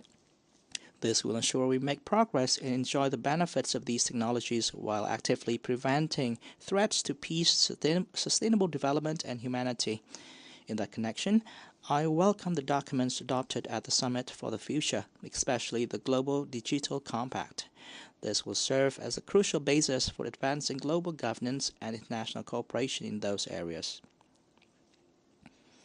And fourth, we should adopt innovative thinking to build a transformative future across all sectors, focusing on digital transformation, green transition, and global governance transformation. Green transition and digital transformation are essential tools for countries, especially developing ones, to build resilience and self-reliance, enabling a timely and active prevention of and response to shocks, crises, and potential disasters. We must also prioritize reforming multilateral mechanisms, especially the UN system, international financial and monetary institutions, to ensure better representation, equity, and transparency. Enhancing the capacity, effectiveness, and future readiness is essential for remaining relevant in our changing world. And fifth, we must place human at the center in delivering on our visions. People should be the center, the goal, and driver of all policies and actions at all levels. And investments should focus on the holistic development of the youth, enriching their knowledge and culture, grounded in shared values and a sense of responsibility and contribution. Vietnam welcomes the UNGA's official decision to grant additional rights and privilege participation to the State of Palestine from this session onwards. Vietnam reaffirms its solidarity with the state and people of Cuba and calls on the United States to lift embargoes and sanctions against Cuba and to remove Cuba from the list of state sponsors of terrorism. We need to vigorously promote such actions since they are practical ways to foster equitable development and happiness for all. President Ho Chi Minh, a Vietnamese hero of national liberation and a man of culture, once stressed, unity, unity, great unity, success, success, grand success. Only through unity and cooperation with trust and by thinking and acting as one can we build a world of peace, sustainable development, and human dignity for the present and future generations, ensuring no one is left behind. In today's rapidly changing world, each state plays a vital role in the grand orchestration of our era. Vietnam is making every effort to move forward toward a future of peace, stability, prosperity, and sustainability, not only for all our people, but also for all nations worldwide. This is Vietnam's vision, goal, and strong commitments to the international community, today and tomorrow. Thank you for your kind attention. On behalf of the Assembly, I wish to thank the State President of the Socialist Republic of Vietnam.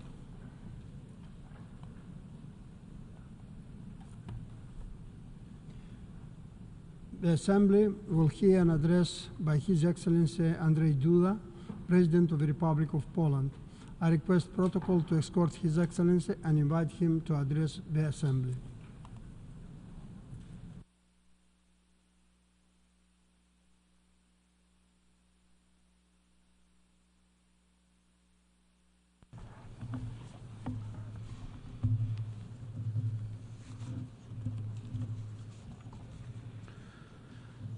Distinguished Mr. President, Your Excellencies, honorable delegates, I would like to express my sincere congratulations to His Excellency Mr. Philemon Young on his election to the honorable position of President of the 79th session of the United Nations General Assembly. Poland fully supports your mission, sir, and wishes you every success. I also extend my thanks to His Excellency Mr. Denis Francis for his effective presidency during the previous 78th session. Mr. President, ladies and gentlemen, I'm honored to address the United Nations General Assembly for the 10th time as the President of Poland. All the more so because today we are facing huge global challenges that require our solidarity, cooperation, and determination. Our presence here reminds us of the mission for the fulfillment of which the United Nations was established after the terrible tragedy of the World War II, to prevent further conflicts and ensure world peace. This year marks the 85th anniversary of the beginning of that massive conflict, the conflict which claimed millions of lives. It was Poland which became its first victim. On September the 1st, 1939, Nazi Germany attacked my homeland, starting World War II. 2 weeks later, on September the 17th, the Soviet Union also invaded my country. As the ally of Nazi Germany fulfilling the agreement between Hitler and Stalin, so-called Ribbentrop-Molotov Pact, both aggressors deprived us of our independence. Poland found itself in the midst of the brutal occupation of two totalitarianisms, becoming a witness and victim of war crimes that forever left a mark on our nation's and world's history. In my country, we know very well what war is, and we know what drama and suffering it brings. That is why Poland has always been a strong advocate of measures which aim to preventing conflicts and ensuring peace in the world. Our history and experiences incline us to constantly recall the need to respect international law and protect the sovereignty of states. Ladies and gentlemen, today we are facing yet again an extremely serious threat to global security. For the past 2.5 years, we have seen Russia's brutal aggression against neighboring Ukraine. This is a flagrant violation of fundamental norms of international law, such as the prohibition of the use of force in international relations. This unprovoked aggression is destabilizing the region and posing a direct threat to the global order and security.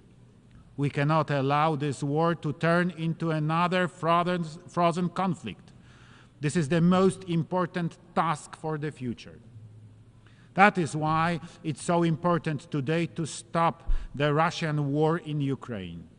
Not only to end the suffering of the people and punish the aggressor, but also to prevent such heinous actions from becoming a model for others to follow. Ukraine's territorial integrity must be restored within its internationally recognized borders.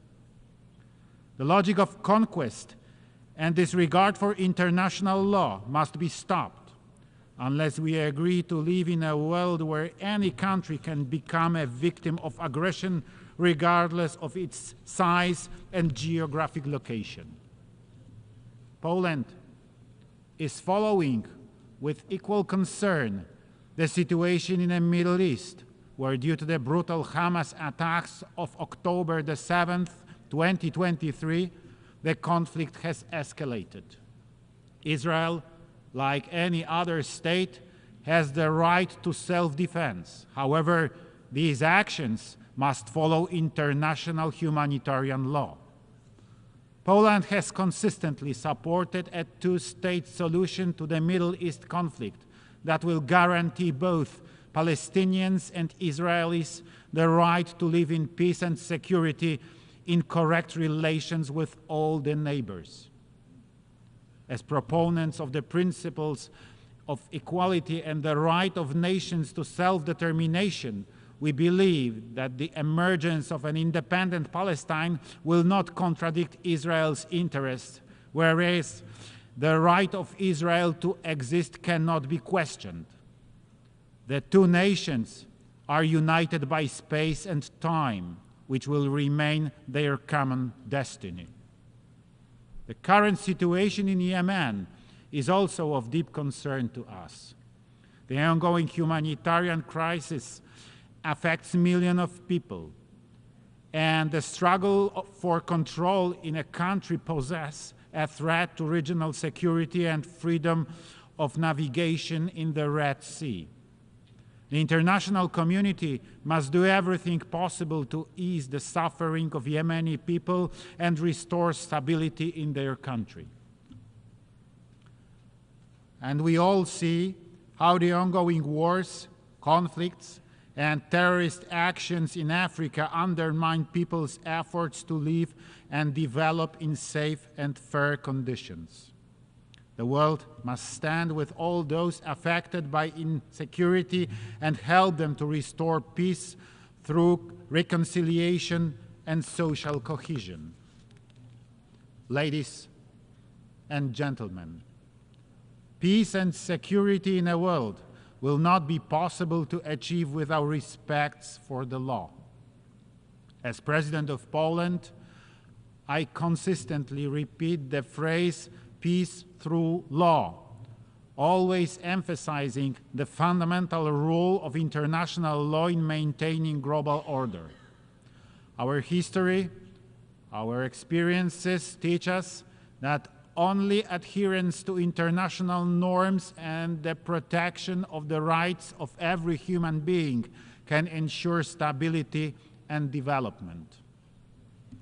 Poland, as a country of freedom and solidarity, will always demand respect for human rights regardless of geographic location. Therefore, Poland has decided to apply for a seat on the UN Human Rights Council for 2029-2031. Our candidacy is an expression of our commitment to the promotion and protection of human rights around the world.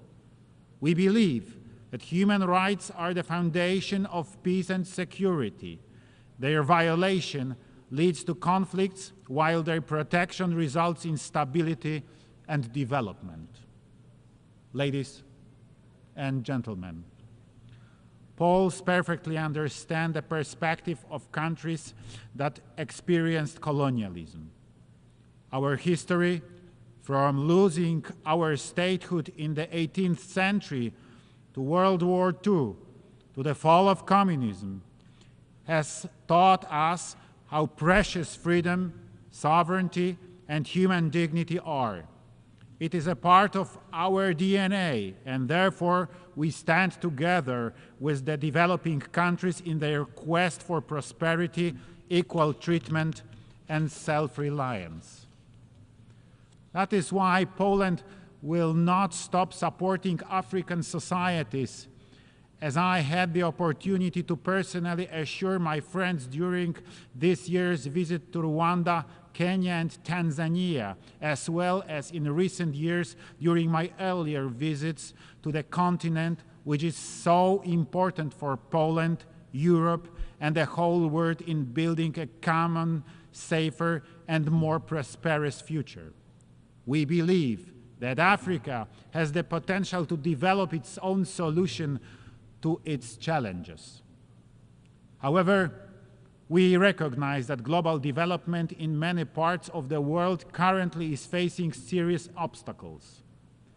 We note with concern that halfway through the deadline set by Agenda 2030 for achieving the Sustainable Development Goals, progress made in realization of its ambitions is still insufficient. During this session, Poland will serve as Vice President of the UN Economic and Social Council. The motto of our mandate in the ECOSOC is Developing in Solidarity, which summarizes well our vision of progress we need. With its presidency of the Council of the European Union starting on January the 1st, 2025, Poland will seek to give new impetus to relations with developing partners. There is a need for better cooperation, real partnership, more solidarity. Ladies and gentlemen, next year we will celebrate the 80th anniversary of the United Nations.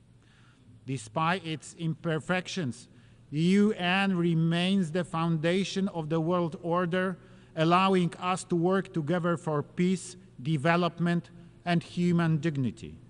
We believe that the Summit for the Future has given us an opportunity to reflect on the effectiveness of our work and the possibility of improving the UN structures to make them more responsive to contemporary challenges. Poland is ready to discuss reforms to the Security Council, other key UN bodies, as well as international financial institutions. The world is changing, and our system must change as well in order to better serve the global community. Ladies and gentlemen, distinguished delegates, our common commitment enshrined in the UN Charter sounds to save succeeding generations from the scourge of war. Poland will remain faithful to this mission and will support efforts for peace, human rights, and sustainable development. Thank you for your attention, and I wish us all fruitful deliberations. Thank you. On behalf of the Assembly, I wish to thank the President of the Republic of Poland.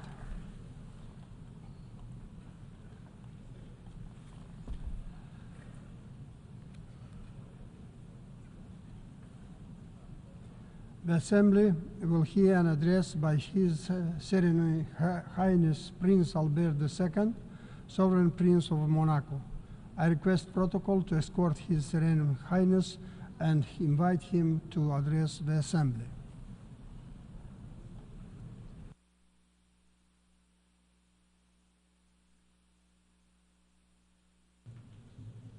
Monsieur le Président de l'Assemblée. Mr. President of the General Assembly, Mr. Secretary General, Heads of State and Government, Excellencies, ladies and gentlemen. Almost 80 years ago, the United Nations Charter was born and laid the foundations of our organisation to preserve future generations from the scourge of war.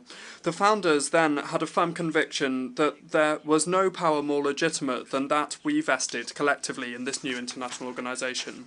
Over the last 2 days, I have participated, alongside many of you, on the initiative of the Secretary-General, Mr. Antonio Guterres, in the Summit to the Future. Between hope and concern, this summit allowed us to grasp just how much work we still need to do to leave a harmonious and peaceful future to our children.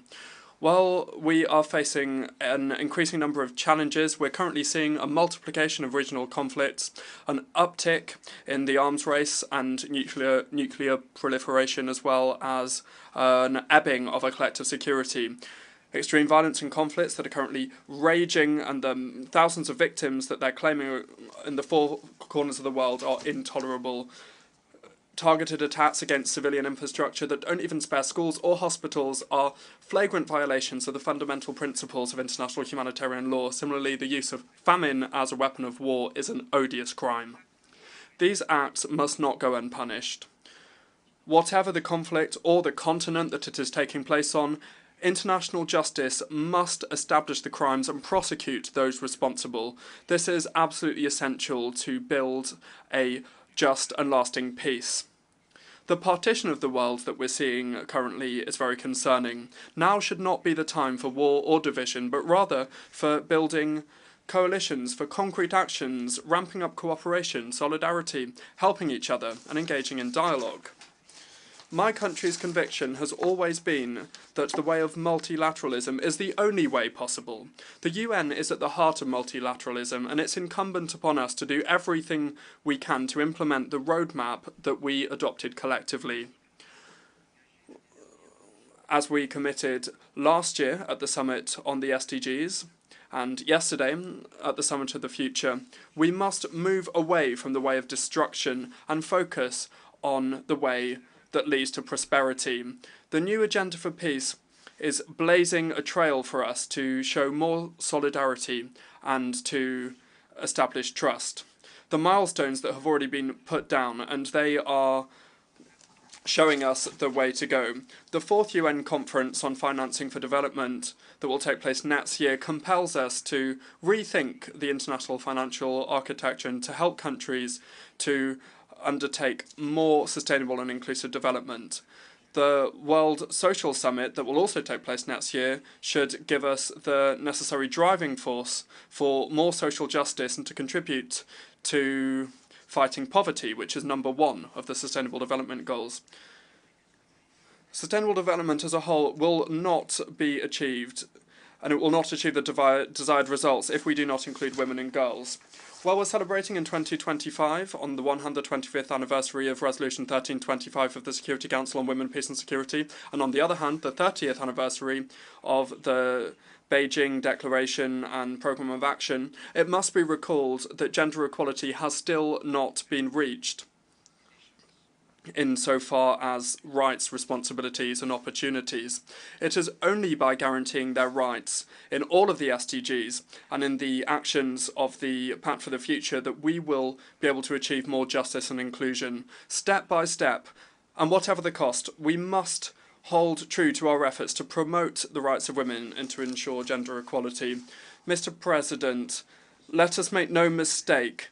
The most threatening challenges for humanity on the long term are, without a doubt, the multi-dimensional environmental crisis that we're going through, and must I recall, we're responsible for that.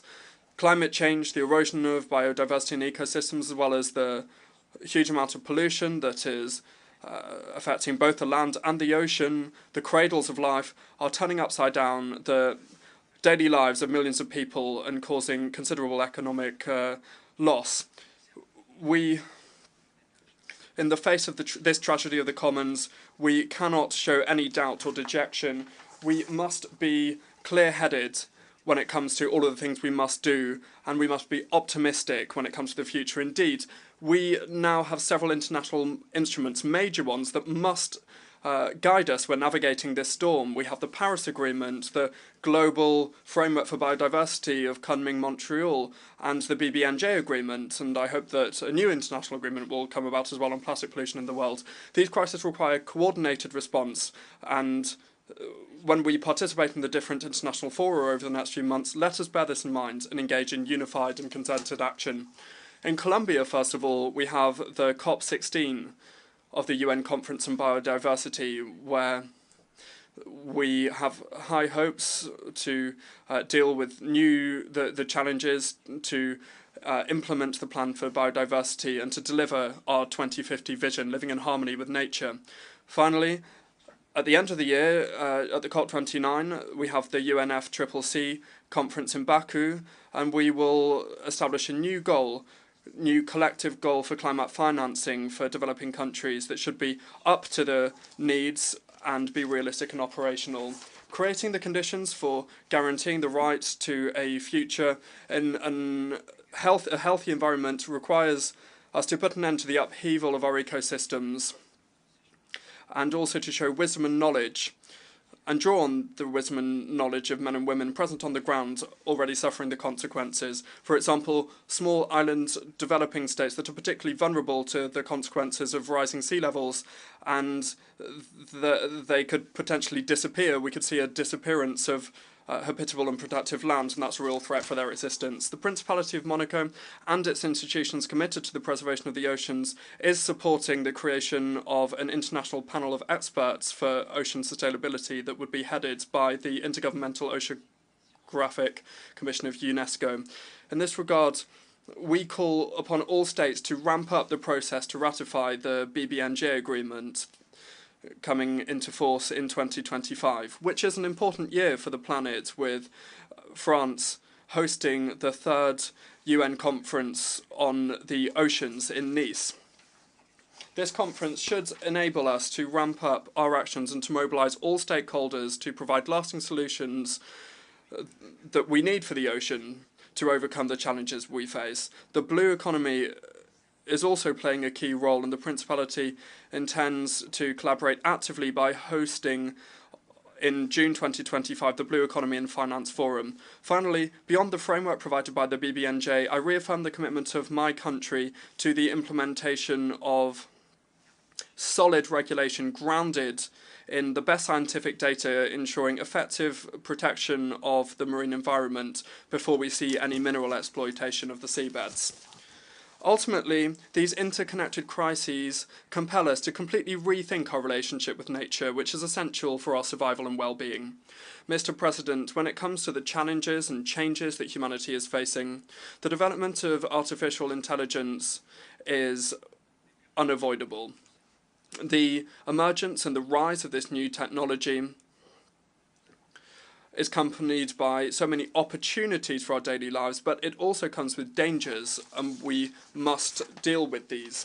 The Principality of Monaco is committed to seizing the possibilities provided by safe, secure and trustworthy artificial intelligence systems for sustainable development.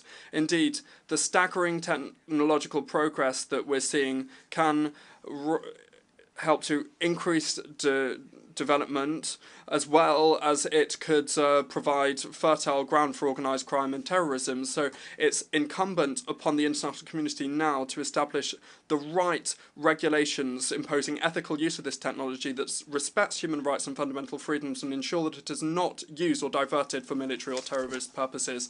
Further, disinformation today is one of the most insidious dangers for our societies. It is spreading rapidly, fed by social networks and digital platforms, sowing confusion and eroding trust in institutions and media.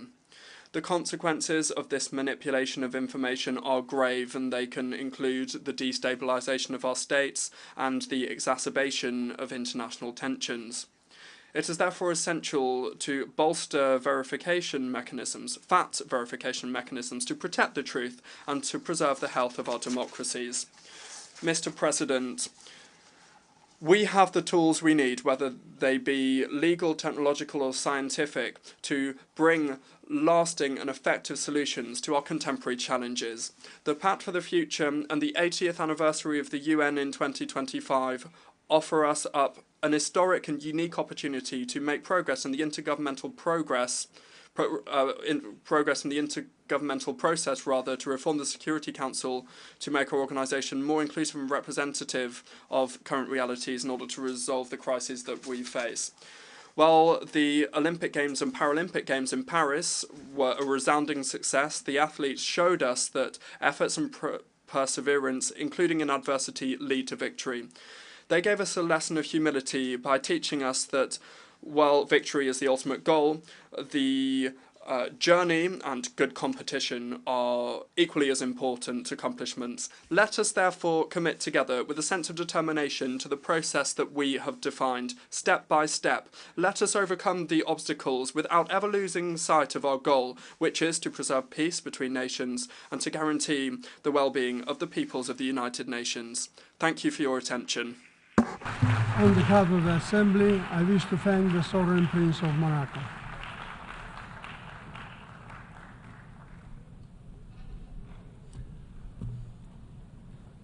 The Assembly will hear an address by His Excellency David Renbok Adeg, President and Head of State of the Republic of Nauru. I request the protocol to escort His Excellency and invite him to address the Assembly.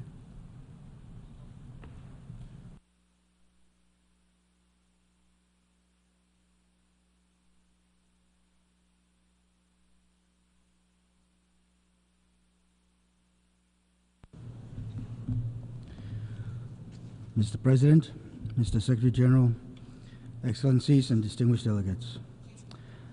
As the President of the Republic of Nauru, a small island nation with a vision for a more equitable and sustainable future, I bring you warm greetings from the government and the people of Nauru. In this 79th session of the United Nations General Assembly, we gather at a time of unprecedented global challenge and opportunity. As we navigate the complexities of the 21st century, Nauru remains committed to the principles of sovereignty, self-determination, and international cooperation that have guided our collective progress since the UN's founding. Mr. President, as a nation surrounded by the ocean, Nauru has a vested interest in the responsible stewardship of the ocean's marine resources. We have been at the forefront of international, including developing and adopting the BBNJ agreement and exploring the wealth of the deep seabeds mineral resources in line with our objectives under the 2050 Blue Pacific Strategy. The greatest risk we face is not the potential environmental impacts of mineral recovery, but the risk of inaction. There is a risk of failing to seize the opportunity to transform to renewable energy and to decarbonize our planet. We cannot let fear and misinformation hold us back. Instead, we must use the knowledge we have gathered wisely to ensure that deep-sea mineral recovery, under the principle of the common heritage of mankind, does not compromise the integrity of our marine environment. This is not just an economic opportunity, it is an environmental imperative. We therefore call on the international community not to ignore the science and progress we have made. Instead, we urge you and the International Seabed Authority Council to work with us to establish and adopt robust regulations necessary for the conservation and sustainable use of marine resources. We have the science, we have the technology, and we have the imperative. Let us rise to the challenge and opportunity before us, employing our investments for the good of all, and let the time for action be now. Mr. President, Nauru's story is not one of despair, but of resilience.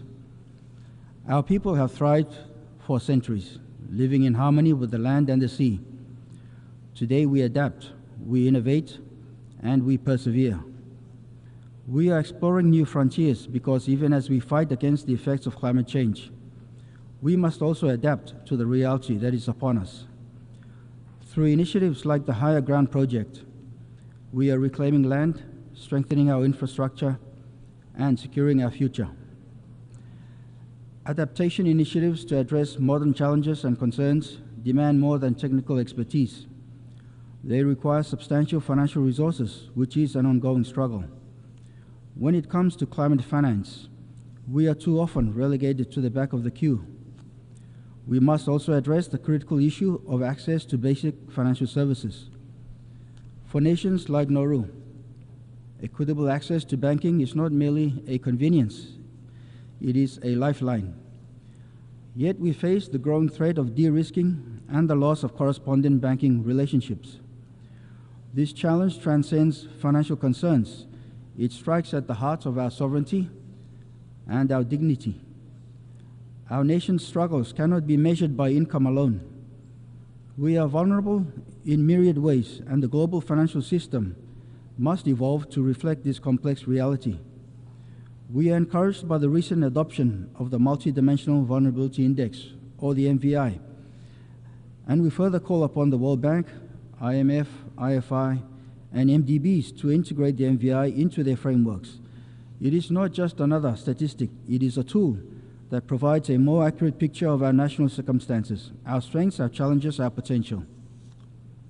Mr. President, one of the most pressing issues of our time is the rising tensions between global powers.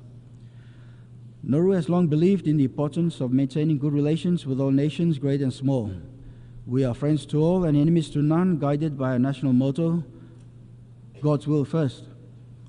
Our restored diplomatic relations with the People's Republic of China are a testament that even the largest and the smallest of countries can find common ground and work towards mutual benefit. Nauru is proud of our strong and growing relationship with China, and I take this opportunity to further commend their recent agreements with Japan on the ocean discharge of Fukushima nuclear contaminated water. This historic accord represents a significant step towards addressing a pressing issue of global concern. Mr. President, as a staunch friend, we continue to call for an immediate and unconditional end to the decades-long embargo imposed on Cuba. As we know, conflicts and tensions persist across many regions of the world. In our, in our shared pursuit of progress and prosperity, it is crucial to acknowledge that conflict impedes growth and undermines community stability. Therefore, we must intensify our efforts to foster peace and development free from the shadow of conflict. Let us reaffirm our commitment to building bridges of understanding, nurturing empathy, and promoting reconciliation. We must understand that peace and development are not separate entities, but intertwined pillars of human progress. Peace creates an environment where individuals can thrive, communities flourish, and nations prosper. In the absence of conflict, societies can better allocate resources to education, healthcare, infrastructure, and sustainable economic growth, fostering the advancement of all people. Let's work together towards a future where everyone can live with dignity, harmony, and opportunity, leaving behind a legacy of peace for generations. By prioritizing conflict resolution, we pave the way for resilience, progress, and shared prosperity. We must focus on building bridges, not walls, and work towards a more integrated, connected world. Inclusivity and engagement are vital as we strive for full economic and financial participation, ensuring that no country, large or small, regardless of its development status, is left behind. This is a call for collective action, a call we must all heed for the sake of our shared future. The UN Security Council reform, long overdue, must reflect the geopolitical realities of the 21st century. It is evident that the current structure of the UN Security Council has been a subject of debate, with legitimate concerns about representation, effectiveness, and the ability to address contemporary security issues. The imperative for peaceful resolutions and pursuing lasting peace in conflict-affected regions further underscores the critical need for a reformed and strengthened UN Security Council. Let us be the leaders who bring about a new era of peace and reconciliation. In our pursuit against climate change, we continue to call on the UNSG to appoint a special representative on climate and security. We are pleased to endorse the call for a fossil fuel non-proliferation treaty, and we urge countries to back this initiative for a sustainable and equitable future. And we also eagerly await the advisory opinion of the International Court of Justice on climate change, and will closely follow and support the implementation of the Court's guidance in the pursuit of climate justice. Nauru is pleased to welcome the Pact of the Future's ambition, yet we are disappointed in the removal of Action 21. My delegation, alongside members from the Group of Friends on Climate and Security, advocated for its inclusion to address the security threats posed by the climate crisis. Removal of Action 21 was a non-negotiable issue, and despite our flexibility to compromise, it is vital to stress the gravity of our decision. Mr. President, before I conclude, I call on the following. To the developed nations, we say, recognize your historical responsibility for emissions and honor your obligations under the Paris Agreement. Provide the climate finance and technology transfer you have promised. support our efforts to transition to renewable energy, to enhance our climate resilience, and to protect our biodiversity. And to those who seek to block our efforts in sourcing renewable energy resources, do not dismiss the potential of deep-sea minerals outright. Do not ignore the science and the progress we have made. Instead, work with us to establish the robust regulations necessary for responsible mining.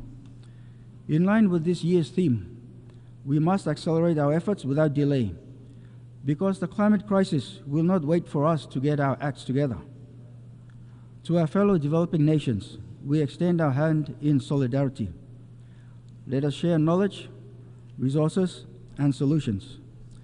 Let us amplify our collective voice, for in unity there is strength. And to the United Nations, we call upon you to fulfill your founding promise. Be a bastion of multilateralism, the resolute champion of the vulnerable, and the bold catalyst for the transformative change our world so desperately needs. Mr. President, I conclude my remarks by reminding us that leaving no one behind is not a mere platitude. It is a moral imperative.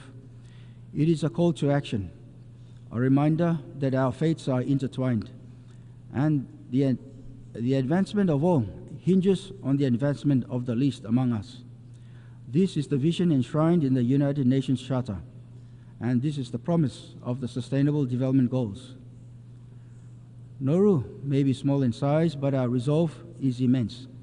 We will continue to fight for our homeland and our future generations. Let us act together with urgency, with ambition, and with the conviction that a better world is possible. May God bless the Republic of Nauru. May God bless the United Nations. Matubakar. I thank you. On behalf of the Assembly, I wish to thank the President and Head of State of the Republic of Nauru. We shall now continue for general debate.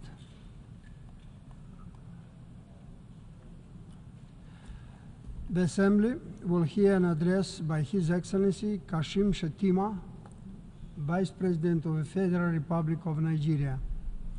I request protocol to escort His Excellency and invite him to address the Assembly.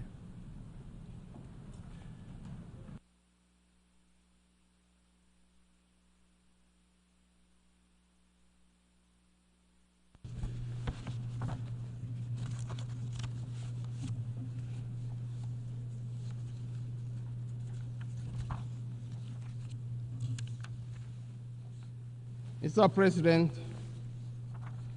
Your Excellencies, heads of delegation, distinguished ladies and gentlemen. Mr. President, as you assume the leadership of this august assembly, our world is confronted by profound moral questions that will require more than the habitual remarks from this elevated podium to resolve. These are questions about the ultimate purpose of our organization, the United Nations itself, and how it can remain relevant and resilient. It is with this sentiment that I convey to you the warm and fraternal greetings of my countrymen and women, and to congratulate you on your assumption of the presidency of this assembly. Let me assure you of the full cooperation of my delegation in discharging your honorary responsibilities during your tenure. In the same vein, I wish to extend my appreciation to your predecessor, His Excellency Dennis Francis, for the many remarkable achievements recorded during his stewardship. It gives me particular pleasure to commend His Excellency Antonio Guterres, the Secretary General of the United Nations, for his commitment to the cause of peace and development and the democratization of the United Nations to reflect the need to correct the historic injustice that has been done to Africa. I am also delighted to note the steadfast support given to the Secretary General by our own sister and compatriot, Amina Mohammed, Deputy Secretary General, while sharing the burden of leadership and responsibility in leading a complex organization like the United Nations. Mr. President, the theme of this year's General Assembly leaves us in no doubt that there is still work to be done to bridge the gap between the aspirations and the realities confronting our world today. It also underscores the need to remind ourselves that the United Nations stands for inclusiveness, anchored on the tripod of peace, sustainable development, and human rights.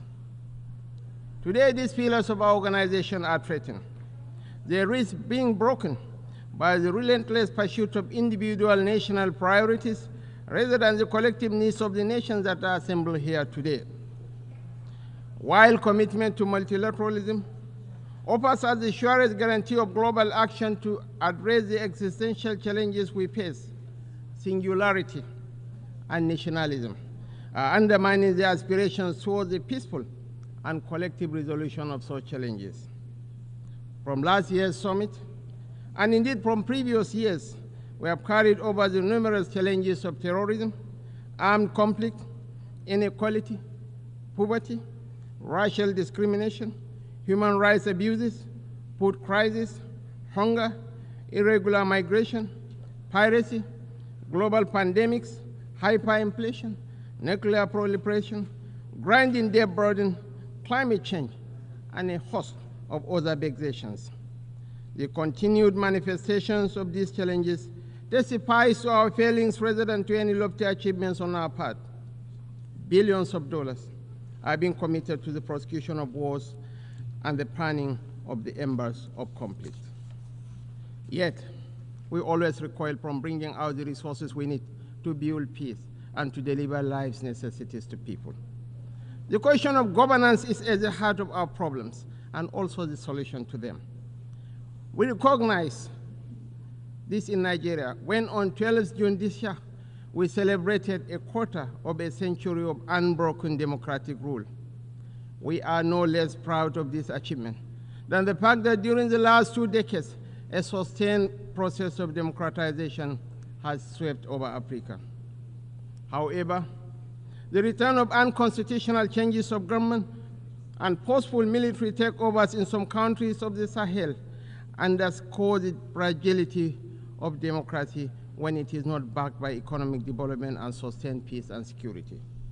It is this fragility, rather than the milestone that democratic governance has achieved in Africa, that should matter most in our deliberations at this and other high-level segments of the 79th session of the General Assembly. While we are for all possible changes of government, we can also recognize the impatience in cities and villages as a sometimes slow and grinding turn of the wheel of democracy. Our people need employment. They need decent livelihoods. They desire good and affordable education and health care for their children and families. They need to live in healthy, safe, and secure environments. They need hope, and they need opportunity. They desire to live in peace and tranquility, to pursue whatever gives them happiness and contentment. When governments fail to deliver, the people are bound to question the utility of democracy and other ideals like rule of law. The global debt burden undermines the capacity of countries and governments to meet the needs of their citizens. Creeping trade barriers and protectionist policies are destroying the hopes for prosperity of peoples and nations. Unbridled competition, rather than cooperation, is discouraging incentives driving our investments. Above all, insecurity is driving people into unprecedented hardship and misery that in turn affect the people's confidence in democracy. It is the duty of the international community to bring back confidence in democratic rule and constitutional order by paying more attention to the needs and aspirations of the people, rather than paying lip service to human rights, sustainable development, and peace. We need the sustenance of democracy, not just the form.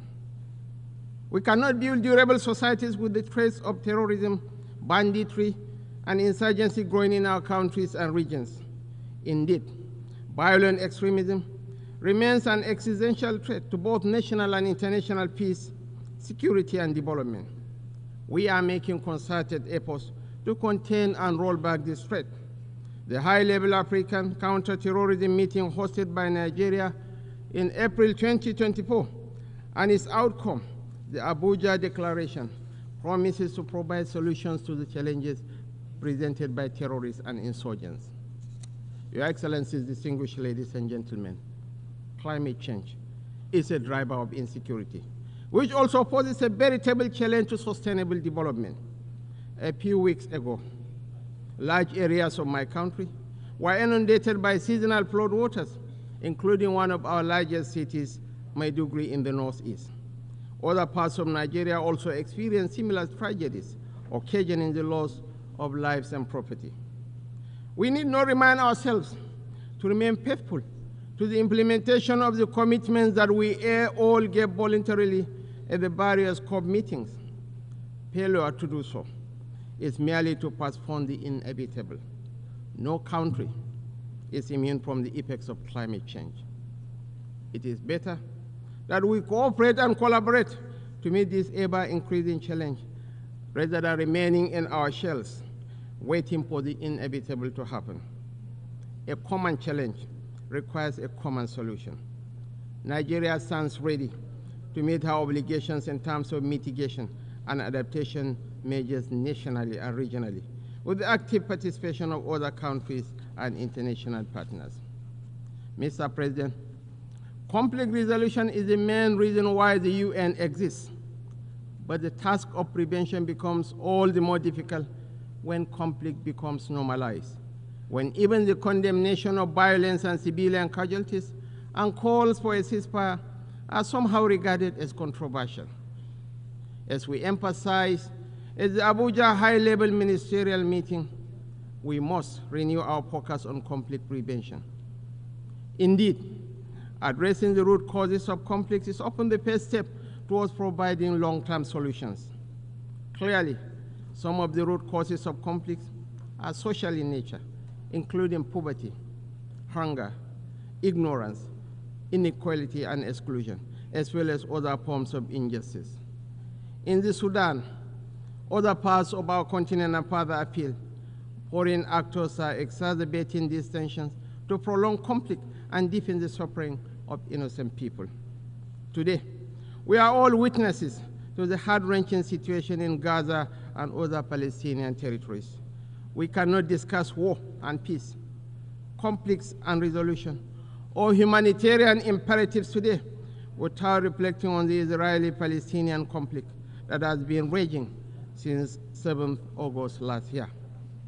Of course, the conflict predates this period and has been simmering for a better part of half a century. What it tells us is that the international community has failed to live up to the spirit and aspirations of the United Nations to rid the world of inequality, violence, and domination of one people by another. Justice is antithetical to revenge. Freedom is an inalienable right and a natural entitlement that cannot be denied to any people. The Palestinian people deserve their independence. They deserve to have a home of their own in territories already recognized by this very assembly and by international law, which is being routinely ignored. Nigeria continues to urge efforts to bring back on track the two-state solution that offers the prospect for a new beginning for the region. Nigeria reaffirms to supporting United Nations peacekeeping operations. We recognize the need for Africa to build strong and professional armies to meet the multiple challenges we face. Consequently, we reiterate the call for international support to operationalize the African Standby Force, in addition to the provision of requisite support and resources to ensure the upgrade, take-up, and effectiveness of a center of excellence on issues of counterterrorism in Africa.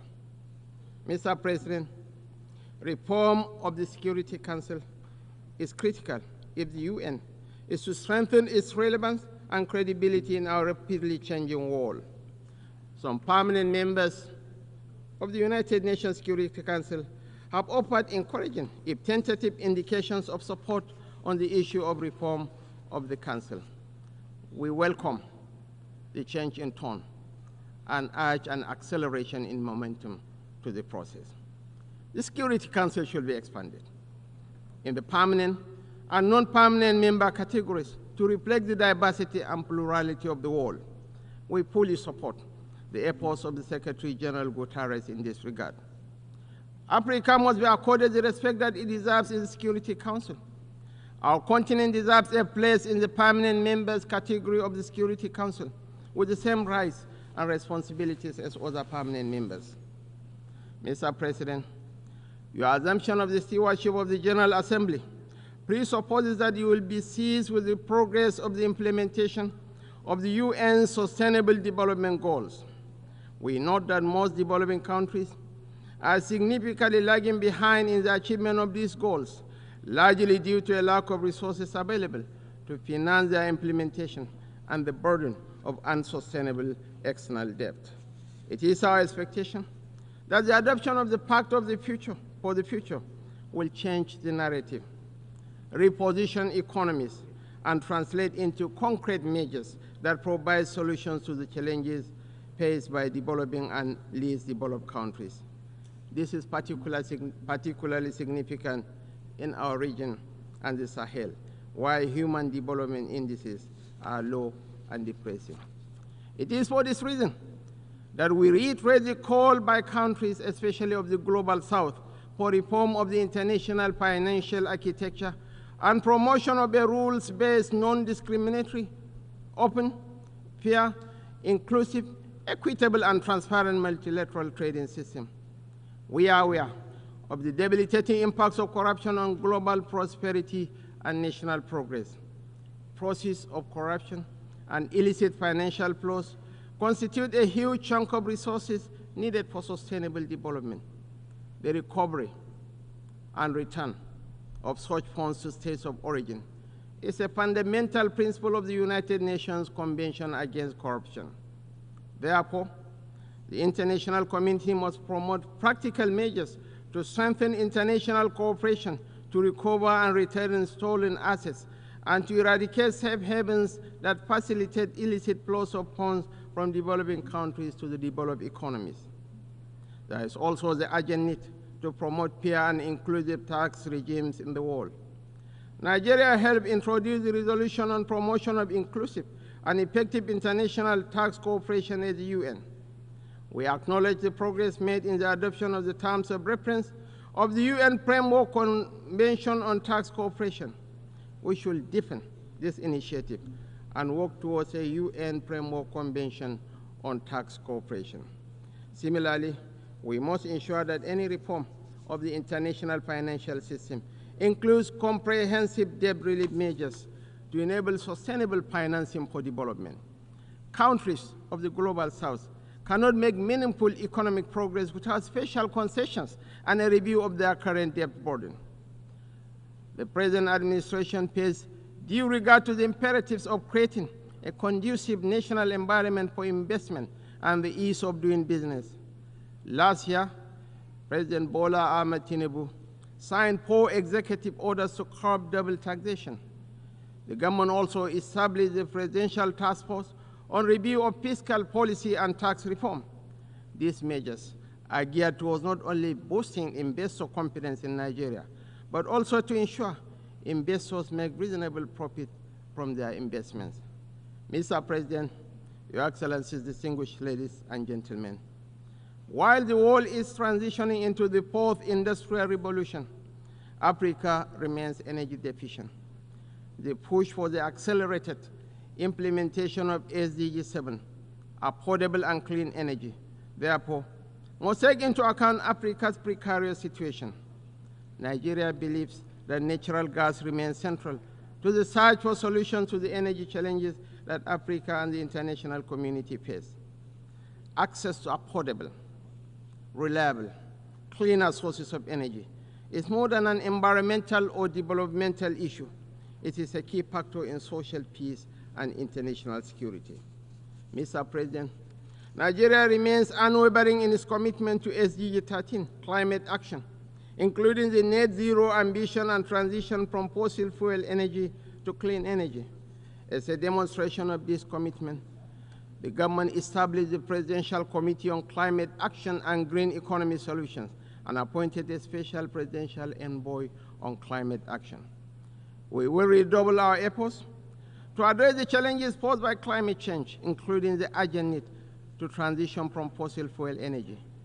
Yet, such commitments must be juxtaposed with the principle of common but differentiated responsibilities and the relevant provisions of the Paris Climate Agreement back in 2015.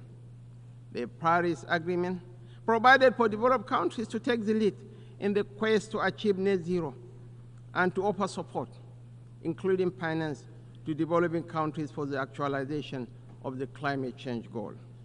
Worthy of note is the loss and damage funding for vulnerable countries secured at COP27 in Egypt and expanded in COP28 in the United Arab Emirates. It is our expectation that this year's 79th session of the UN General Assembly and the upcoming COP29 in Azerbaijan this November will go a step further by providing developing countries, especially African countries, with access to the loss and damage funds, including the $100 billion pledged by developed countries to mitigate the negative impacts of climate change. Mr. President, in this age of digital innovation, we must address the emerging divide between the global South and the global North, which, with the evolution of artificial intelligence, risks becoming wider still. The UN should work towards eliminating barriers to digital economy in Africa, such as high cost of internet services and intellectual property rights. More so, there is a need to work towards common global standards to regulate cryptocurrency trading platforms. This is the most effective way to provide confidence in these markets and limit the potential for instability. Our own experience in Nigeria, as in other countries, shows that new technologies, when not properly regulated, can facilitate organized crime, violent extremism, and human trafficking. In our own case, the trading of cryptocurrency helped fuel speculation and undermine macroeconomic reforms. Separately, we have also witnessed in rich and poor countries alike the corrosive impact of unfiltered hate speech and fake news across social media. There is much more that we could and should do together to strengthen those guardrails that will help release the most progressive elements of the new technologies shaping our world and curb those more destructive tendencies. Mr. President, we are particularly mindful of the imperatives of achieving the advancement of youth and women as a factor in national development, peace, and security. Nigeria has developed its own national action plan on women and security, as well as a national action plan on youth, peace, and security to ensure the participation of both women and youth in the peace and security sector. The summit of the future cannot be deemed successful without setting clear, ambitious, and achievable developmental goals to address the various challenges facing our youth. In line with this aspiration, the Nigerian government will continue to invest in Nigerian youth through initiatives like the revitalization of the National Youth Investment Fund for 2024, focused on youth employment and entrepreneurship. Mr. President, as much as the global family still grapples with the crippling consequences of the COVID-19 pandemic, the greatest lesson that we have learned is never again to take any health situation with levity. In line with SDG 3, we must continue to work together to ensure the good health and well-being of all. There is no disease that should be relegated to the background due to some perceived classification of their seriousness or importance. Mr. President, migration is a complex and polarizing issue that impacts on rich and poor countries alike. Nigeria is a country of origin, transit, and destination. We are a major stakeholder in the global migration dynamic and understand the challenges and benefits it brings. Accordingly, I wish to reiterate our support for the Global Compact for Safe, Orderly, and Regular Migration, GCM. The GCM, which all of us should continue to support, represents our collective efforts at providing major safeguards for the treatment of migrants. Mr. President, I will conclude by reaffirming Nigeria's steadfast commitment to the deepening of multilateralism. Just as we did 65 years ago on this podium when we joined the United Nations as the 99th member state. We remain committed to that desire to remain friendly with all nations and participate actively in the works of the United Nations, as expressed by our founding Prime Minister, Sir Abubakar Tafawa Balewa.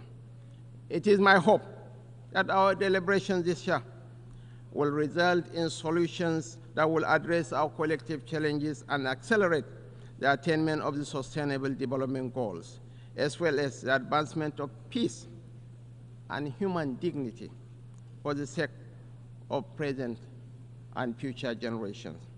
I thank you all. On behalf of the Assembly, I wish to thank the Vice President of the Federal Republic of Nigeria.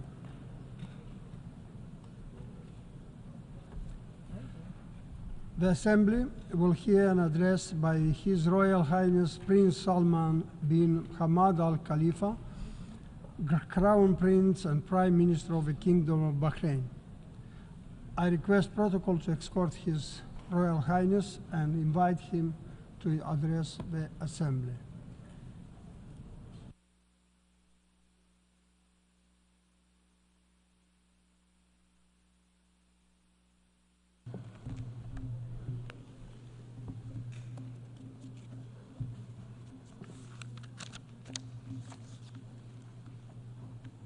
Bismillah ar-Rahman ar-Rahim. In the name of God, most compassionate, most merciful. And Excellencies, Your Excellency, Mr. President of the General Assembly, Your Excellency, Secretary General Guterres, it is my honor to be here today and to convey to you the greetings and best wishes of His Majesty King Hamad bin Isa Al Khalifa. And I would like to begin by offering my congratulations to you, Mr. President, on your election as President of the 79th session of the General Assembly. I wish you every success in guiding this important work. I also extend my deep appreciation to His Excellency the Secretary General for his tireless efforts in advancing the noble objectives of this organization across the globe. Mr. President, 8 decades ago, at the dawn of the nuclear age, humanity found itself engulfed in a devastating war, fraught with peril and uncertainty. The world was in desperate need of order and a system of accountability and governance. The United Nations was created to become a pillar of stability, a vital institution the world relied on to prevent unspeakable atrocities from ever happening again. Whether through the formation and application of international law, the promotion of diplomatic consensus, the investment in development programs, or the deployment of peacekeeping missions, the United Nations and its specialized agencies have together stood firm to reflect the spirit of global civic responsibility. The number of world leaders participating in this year's General Assembly is a testament to that enduring spirit. 19 years ago, I had the honor of standing here and addressing this historic hall, where I touched on the pressing challenges confronting our world at the time: poverty, famine, deadly infectious diseases, civil wars, and weapons of mass destruction. These global challenges not only persist, but have intensified. We find ourselves in a far more dangerous and unpredictable time due to major tectonic shifts in the global geopolitical order. In addition, revolutionary new technologies have emerged that will fundamentally reshape the world as we know it. Environmental and health challenges that know no borders have also multiplied and grown in complexity, requiring us all to work together regardless of our differences. Mr. President, the very systems designed to uphold the international order are under strain. 80 years after its formation, as the threats and challenges we collectively face evolve, this important institution, which our global community relies on to safeguard the international rules-based order, must evolve as well. Today, we support the calls for reform of the United Nations to ensure that it reflects current geopolitical realities so that it is equipped to continue carrying out its important global mandate for decades to come. This reform should be holistic, consensus-driven, and encompass all the decision-making bodies of the United Nations, including the UN Security Council. The peace dividend that followed the end of the Cold War is now a distant memory. Today, we stand on the precipice of a new era with new challenges, and we must recommit to peace as the bedrock on which we build collective prosperity and enduring hope for all. For as we all know, it is far easier to destroy than it is to build. Today, we see governments disregarding the established rules-based order as they pursue policies rooted exclusively in self-interest. We see a preference for brinksmanship and the use of questionably legal force to resolve disputes. We see the rise of radicalism, extremism, and rogue non-state actors sowing chaos and discord. In Gaza, we see Palestinians living through an unprecedented humanitarian disaster, with over 40,000 people killed, many of them women and children. The protection of innocent life is enshrined in international law and a moral and religious responsibility.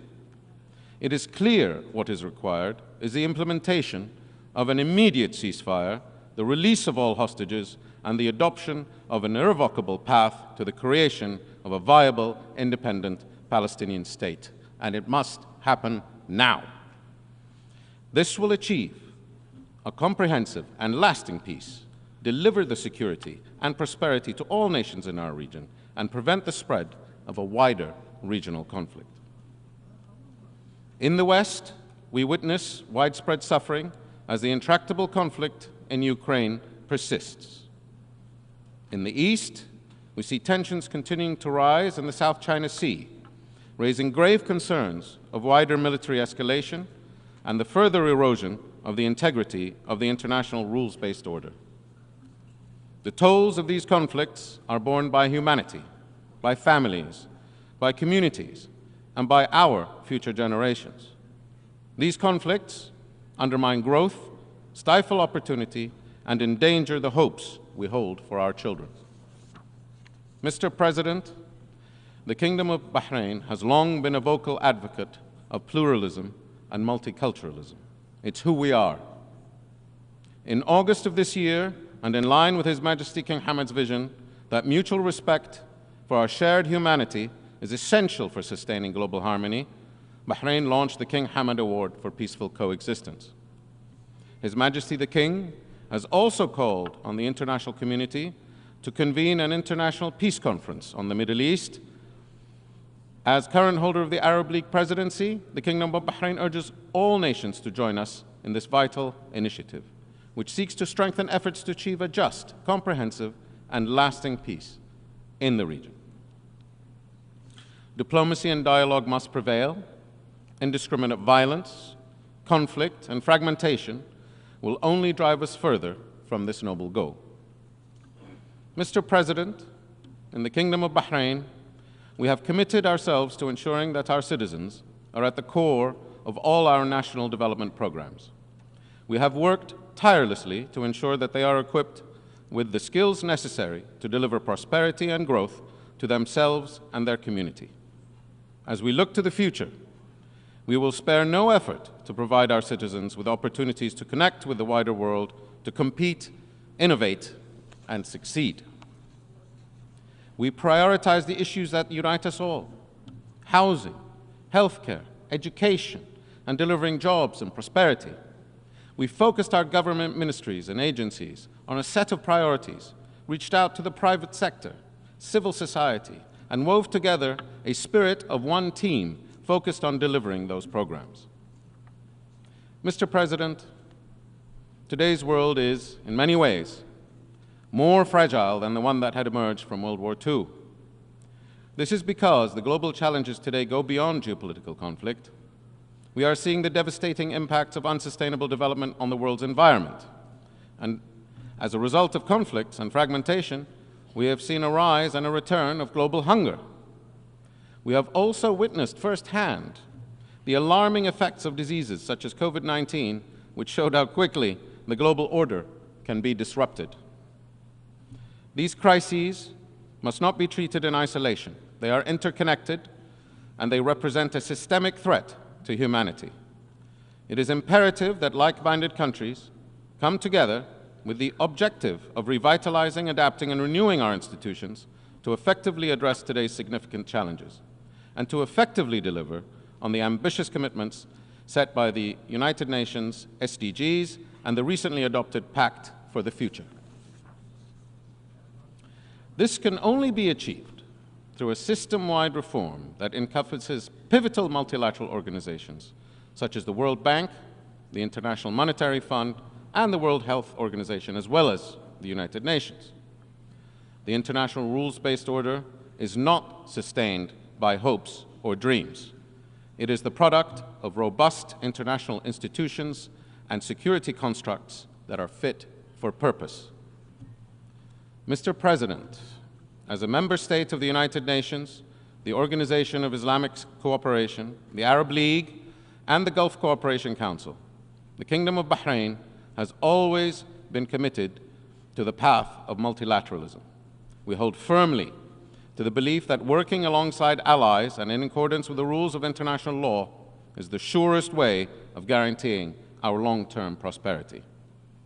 This is also why, in 2023, the Kingdom of Bahrain and the United States of America concluded a historic agreement to forge a new model for security and shared prosperity.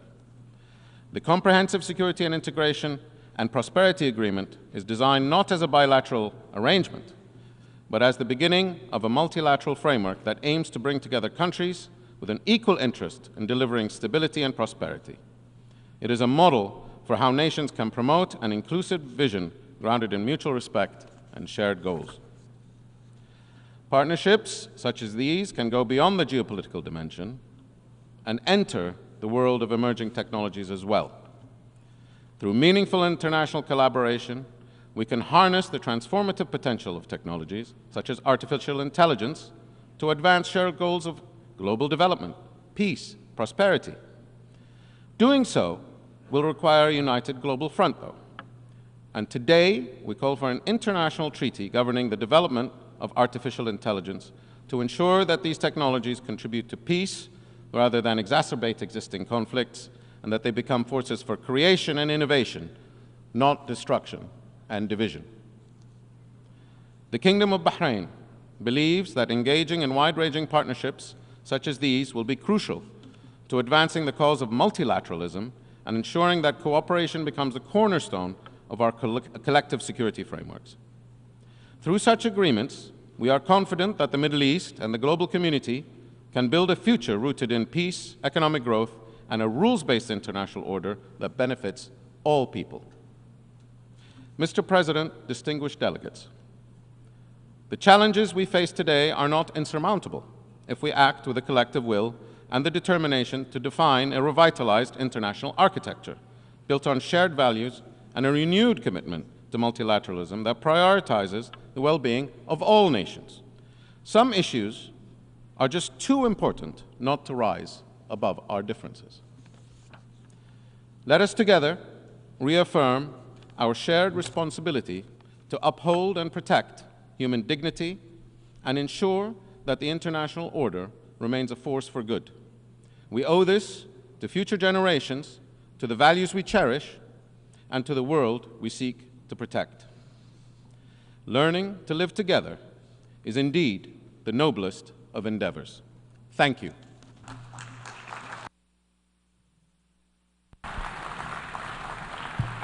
On behalf of the Assembly, I wish to thank the Crown Prince and Prime Minister of the Kingdom of Bahrain.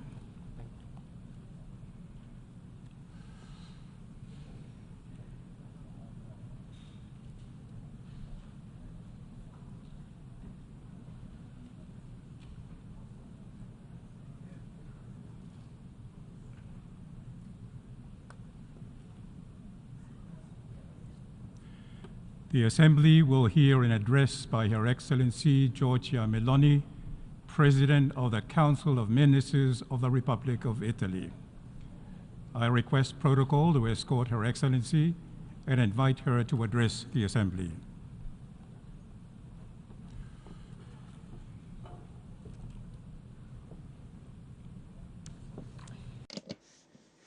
Mr. President, Mr. Secretary General, fellow delegates, ladies and gentlemen. The times we are living are very complex, and the common characteristics of the challenges of these times force us to think about things in a completely different way. The wound caused to the international framework founded on rules from the war of aggression of Russia on Ukraine is indeed having destabilizing effects well beyond the borders within which it is unfolding. And like a domino, it is contributing to reigniting or causing to explode other flashpoints of crisis. Democratic political systems are facing unprecedented dangers. Geoeconomic fragmentation is growing, bearing down consequences we must all deal with, especially the more fragile nations. The path toward a reduction in environmental emissions is at a crossroad in between ideological approaches and scarce solidarity, especially from the major emitters of greenhouse gases. The scarcity of water and energy have an ever deeper impact on development, on food security, and the social stability of entire communities. The instrumental use of religious faith has become a source of tensions, or worse, of persecution. There are hundreds of millions of people throughout the world that suffer due to their profession of faith. And at the top, as victims, there are Christians. We are witnessing the groundbreaking advent of generative artificial intelligence, a revolution that brings us to ask questions we could never imagine, although I'm not certain it is correct to call it intelligence, because the intelligent being is the one who asks the questions, not the one to give answers through data processing. Either way, it's a technology that, unlike all the innovations we've seen through the course of history, sets a blueprint for a world in which progress is no longer meant to optimize human capacities, but to replace them, with consequences that risk being dramatic, especially in the labor market, verticalizing and concentrating wealth even more. It is not by chance that Italy wanted this to be at the top of its agenda of its G7 presidency, because we want to do our part in defining a global governance for artificial intelligence capable of reconciling innovation, rights, labor, intellectual property, freedom of expression, democracy. This complexity, compounded by profoundly interconnected challenges, tells us first and foremost one thing: the problems of the global South are also the problems of the global North, and vice versa. There are no longer homogeneous blocks, and the interdependence of our destinies is a fact. For this reason, we are called to think differently from the past. The challenge is to make a firm paradigm shift in our relations among nations and in the functioning of multilateral organisms.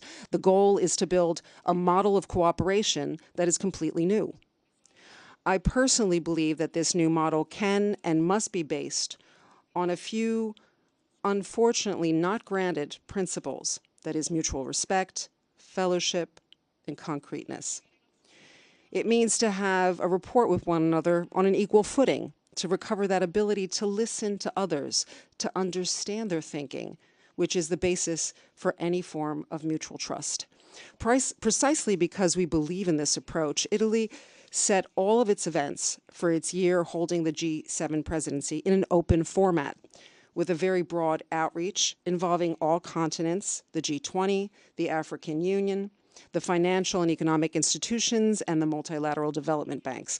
We have shown that the G7 is not an armored fortress that wants to fend off anyone, rather an offering of values open to the world. I think of the turning point Italy has reached in its relations with Africa. We have made operative at the bilateral level our investment plan for Africa, the MATE plan, with pilot projects in 9 African countries, creating strategic partnerships with each. We structured operative synergies with the European Union's Global Gateway and the Partnership for Global Infrastructure and Investment of the G7. We built new financial instruments with the African Bank for Development and the World Bank to allow for a flow of public and private resources. We devised innovative solutions such as the Apulia Food Security Initiative to strengthen food production and food security, and the Energy for Growth in Africa to support the production and distribution of clean energy. We have decided to support strategic projects for Africa, such as the Lobito Corridor. We have done all of this without ever ceasing to involve and exchange inputs with our African interlocutors. We intend not to impose, but to share, and together choose priorities, sectors of intervention, areas of action. Where we could be an added value, we offered our perspective and our cooperation with projects that are already giving results. In Algeria, we will render fertile 36,000 hectares of desert land for crop cultivation and build a local facility for processing and production. In Kenya, with the development of a biofuel plant that will be completed by the end of 2025 and will sustain up to 200,000 small farming enterprises. In Ethiopia, with a large environmental recovery plan on the area of the Boy Lake in the west of the country. Because I want to reiterate this once again, our objective before tens of thousands of people who face desperate journeys to enter Europe illegally is to first guarantee their right to not have to emigrate and to not have to cut their ties with their homeland simply because they have no other choice. It's a desperation on which reckless criminal organizations that are more and more powerful and ramified profit. I proposed a year ago from this podium to declare a global war against human traffickers, and I am happy to see that that appeal did not fall on deaf ears. First, in the G7, we found an agreement that gave life to an agreement, coordination to dismantle criminal networks. The United Nations must do more, however, because these criminal organizations are reproposing themselves under other forms. For example, slavery, understood as the commercialization of the human being, that this assembly and other times had a fundamental role in ridding the world of this definitively. We are not turning back to the past.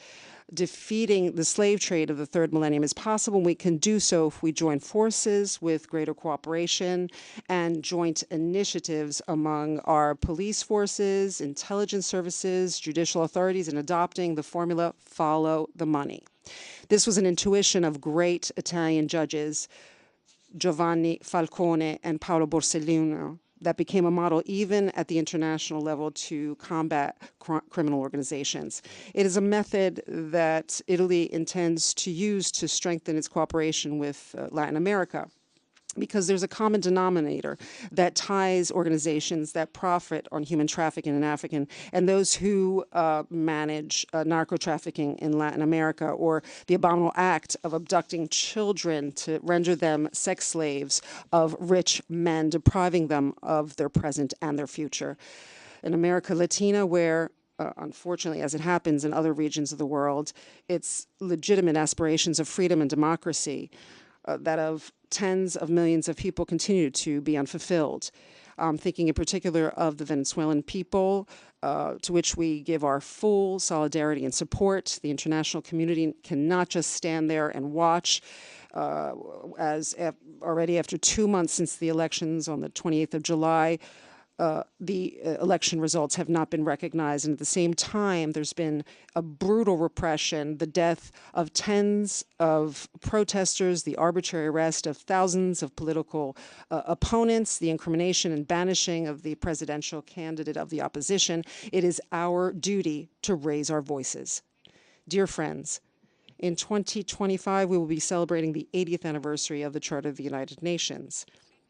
the charter that enshrines the principles and values that at this time have been put into question by none other than a permanent member of the Security Council, but whose defense we will not back down, because these are principles and values that are made for all as a guarantee, especially countries that are less equipped to defend themselves. No one is above the law, but this is needed even more to defend the more vulnerable. And for this reason, we cannot turn our backs in front of the right of Ukraine to defend its borders, its sovereignty, its freedom, as we affirm the right of the State of Israel to defend itself from external attacks like the attack of the 7th of October. At the same time, we ask Israel to respect international law, protecting civilian populations. It too a victim of Hamas and of its destructive choices. And following the same reasoning, we believe obviously in the right of the Palestinian people to their own state. But for this to happen, we need Palestinians to entrust it to a leadership that is inspired by dialogue, by stabilizing the Middle East, and autonomy.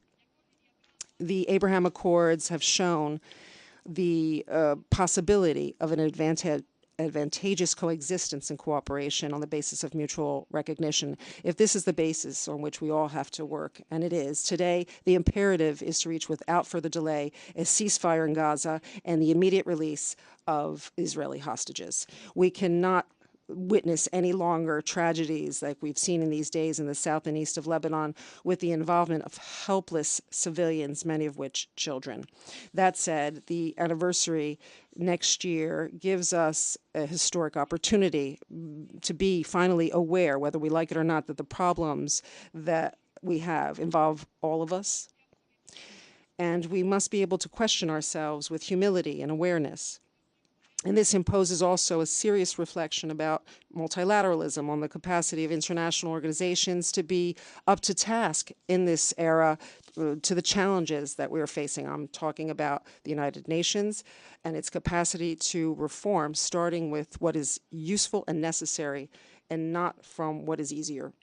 Italy firmly believes that whatever reform of the architecture and the functioning of the United Nations, starting with the Security Council, cannot go without considering the principles of equality, democracy, and representativeness. It would be a mistake to create new hierarchies with new permanent seats. We are open to discuss the reform without prejudice, but we want a reform that serves to represent everyone better, not to represent better only a few. Colleagues, delegates, ladies and gentlemen, it's a difficult time, the one we have been called in to govern our nations. And around this, we see all changes. Everything is put into question. The very few certainties we thought we had are no longer the same. Destiny is challenging us, but in the end, it is doing that to put us to the test. In the storm, we can show to be up to task in the work that we have to do. We can show citizens that we govern and show our children. We can show ourselves, probably ourselves even more importantly, as a great Italian patriot, Carlo Pisacane, the protagonist of the Risorgimento, said, compensation, every compensation will be found at the bottom of my conscience.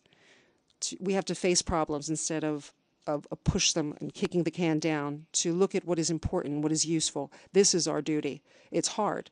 It's a hard task, but it's necessary. And Italy, as always, is ready to do its part. Thank you.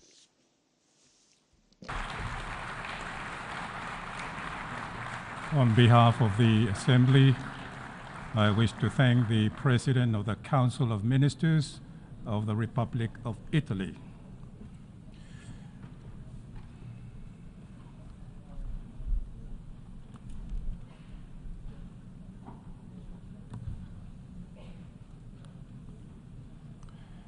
The Assembly will hear an address by His Excellency Aziz Akanouch, Head of Government of the Kingdom of Morocco. I request protocol to escort His Excellency and invite him to address the Assembly.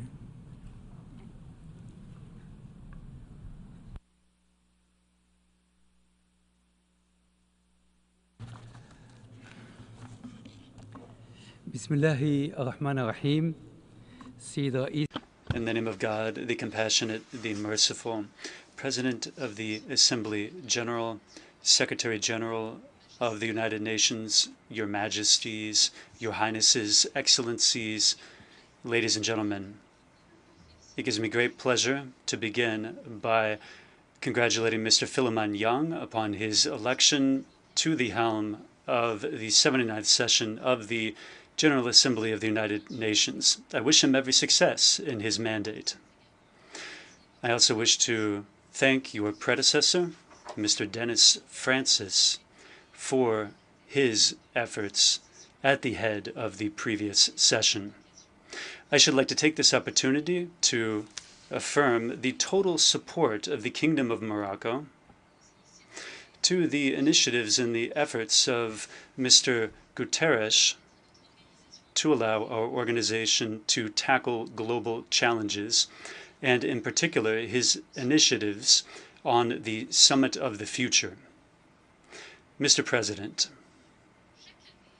every year we come together here and we face rapid, complex developments in the international context which we discuss. This transformation is fast. We have seen technological advances which have been very significant, especially in artificial intelligence. Of course, this aligns with the needs of our societies and the challenges that we face. The sense of collective security with regard to the very creation of the United Nations has given way to uncertainty now in many areas. These include the challenges that have to do with consumption, production, governance, and the very structure of our societies. This is what King Mohammed VI said, may God assist him, in the meeting of the World Bank and the IMF in Marrakesh. I have quoted the gist of what he said. Our planet faces climate change, which has imposed a new reality. In this context, data has shown that the problems that we are confronting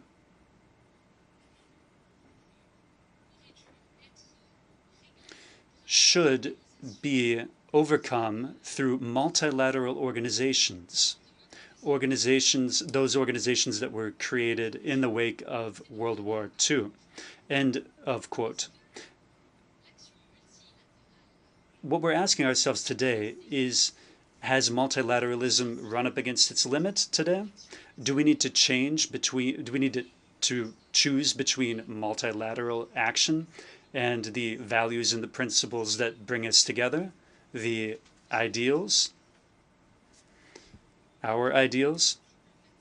Mr. President, the diplomatic doctrine of the Kingdom of Morocco is multilateral in its core. We focus on the ambition, clarity, and realism. We do this in order to achieve cooperation with our historic partners, a partnership that allows us to set up the necessary framework on the basis of effective solidarity and the sharing of experience. The goal of this being to tackle security and development challenges at the same time. The Kingdom of Morocco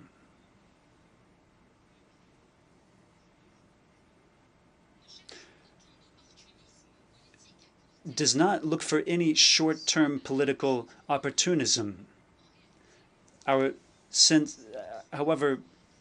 given our sense of realism, we need to travel the same path in order to confront the same challenges and the same threats.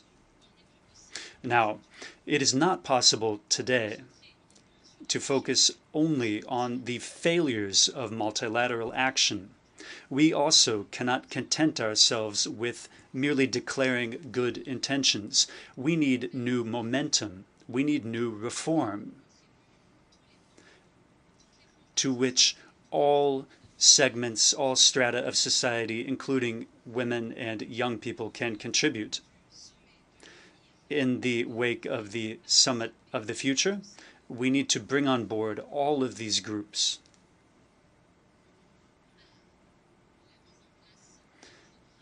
In order to implement a comprehensive multilateral program.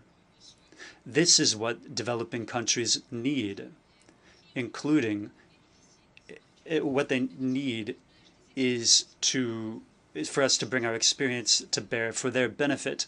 Climate change, Mr. President, is among the greatest challenges that our planet faces. This is why there is a need to support the states of Africa. These states are most affected by the results and the consequences of climate change, while these states are very minor contributors to pollution, which causes climate change. We also need to be aware of the problem of debt. We need to take into consideration the constraints imposed on African states when it comes to climate change adaptation. This is why we call for the creation of financing mechanisms that are innovative in order to allow for a resolution of debt crises. We also need to reform the international financial architecture. This in order to help developing countries achieve financing that allows for their economies to recover. These countries should also contribute to multilateral development banks, and these institutions must become more democratic in order to address debt crises more effectively. Indeed, such crises have a major impact on African countries' economies. This is why the Kingdom of Morocco, which chairs the group of middle-income countries, reiterates its call for multilateral actions to be taken, actions aiming to preserve the economic momentum that has been accumulated by these countries. Mr. President, in keeping with the vision of His Majesty King Mohammed VI, may God assist him, Morocco calls for pragmatic, realistic multilateralism to serve the needs of the African continent. This through effective mechanisms as regards decision-making. This is the approach of the Kingdom of Morocco. And this is why the government of Morocco has applied this approach in various areas. These areas include climate change and combating terrorism, inter alia. We work to implement social justice through structural workshops, which we have provided major resources to. Millions of people can benefit from direct social aid through this push. Mr. President, Morocco has turned toward the Atlantic. This is why we want to make the Sahel region an economically integrated area, a truly continental region. This is why King Mohammed VI, may God assist him, has worked to bolster collaboration between African countries through the Atlantic Initiative for the Sahel. This initiative is in keeping with the cooperation between countries of the South and aims to show solidarity to make the Atlantic and African area an area of peace, stability, and development. Furthermore, His Majesty launched an ambitious initiative an initiative that aims to facilitate the access of Sahel countries to the Atlantic, buoyed by the conviction that these countries have the right to participate in the global economy. This initiative is a pillar for development, peace, and prosperity in this part of the African continent. Furthermore, building on this same solidarity, we have worked to create an agreement linking Nigeria and Morocco in order to ensure regional economic integration, to promote the development of the Atlantic coast with 13 African states. The wisdom of our leaders and innovation that has been shown by our young people has allowed us to move forward, and we need further international solidarity in order to tackle all the challenges that we face. The Kingdom of Morocco is staunchly committed to the peaceful resolution of conflicts. We have thus been working in order to achieve a peaceful solution to the issue of Moroccan Sahara, and this on the basis of the Morocco Autonomy Initiative in the context of Moroccan sovereignty, which will allow for the development of this region. Indeed, we will continue, and we've seen the support from many countries to this autonomy plan. That sends a clear message to the states and to the United Nations. Indeed, it is time to act. It is time to put in place a political solution on this basis through the various roundtables that have been organized and in keeping with the relevant resolutions of the Security Council as well. We support the efforts of the Secretary General of the United Nations and those of his special envoy to relaunch the political roundtables with the participation of the 4 parties concerned in order to achieve a realistic, sustainable political solution based on consensus and based on the relevant Security Council resolution.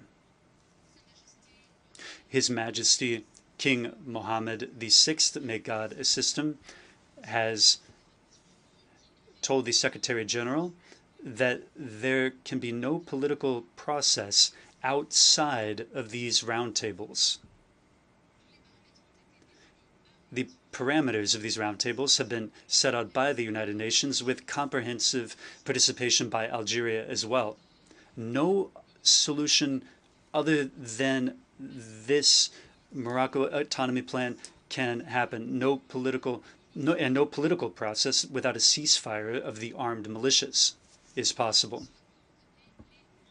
This was recalled by the members of the Security Council as well.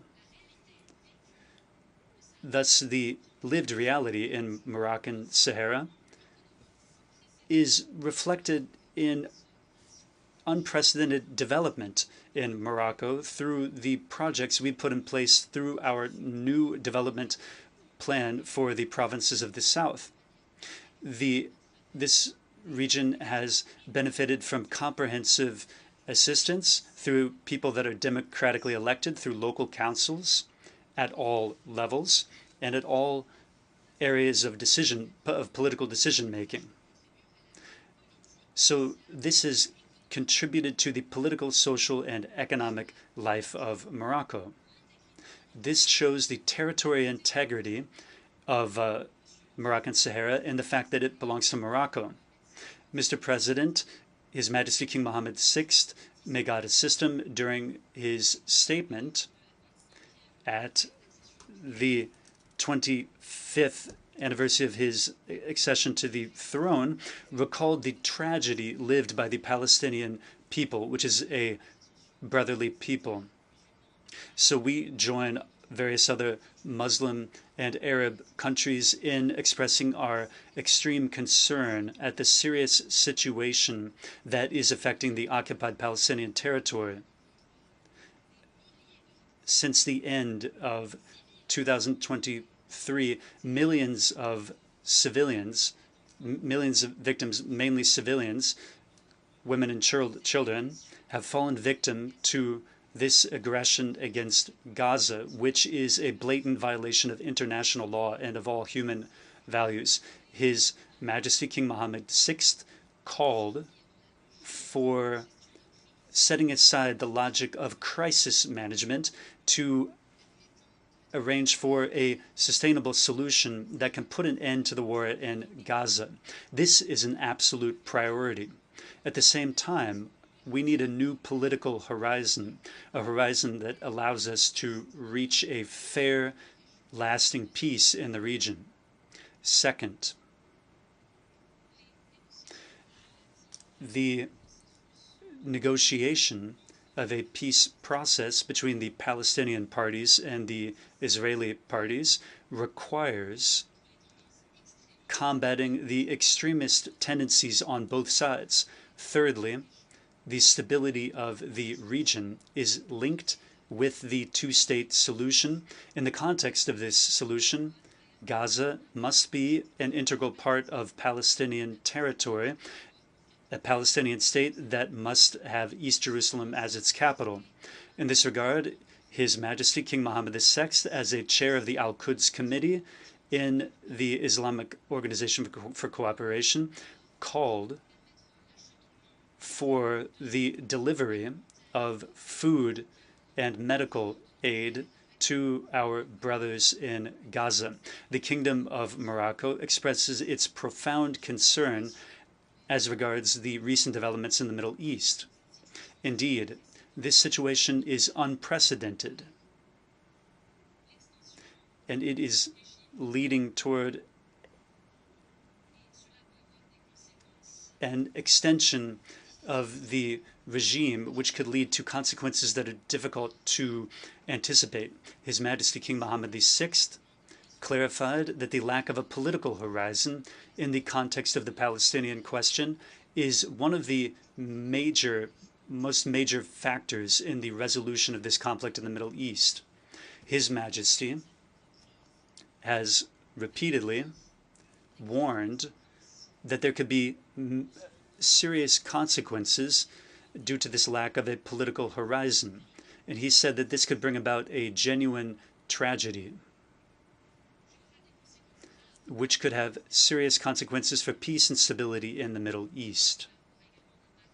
This could also impact international peace and security. I wish here to express the total solidarity of the Kingdom of Morocco with the brotherly country of Lebanon, which is experiencing genuine aggression. We respect the sovereignty and territorial integrity of Lebanon. President, there are numerous global challenges that face us today. This is why we need to appeal to our collective conscience. We need to rethink our working methods. We need to rethink our fundamental values. We need to return to our fundamental values. Indeed, the United Nations has collective responsibility, which should encourage us to return to our values of humanity, the humanity that underpinned the very inception of this organization. Thus, reform is needed as we approach the 80th anniversary of the creation of our organization. The Social Summit to be held in 2025, the Sustainable Development Goals, the 2030 Agenda, these are all a vision and a roadmap for the work and for collective action to be done in order to avoid further delays in development. I thank you, and may the peace of God be upon you. I wish to thank the head of government of the Kingdom of Morocco,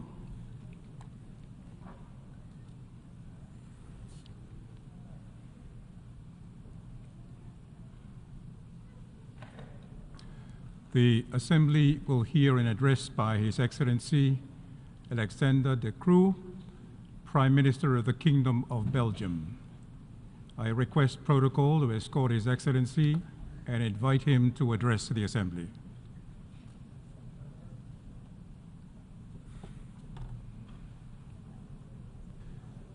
Mr. President, esteemed colleagues, ladies and gentlemen.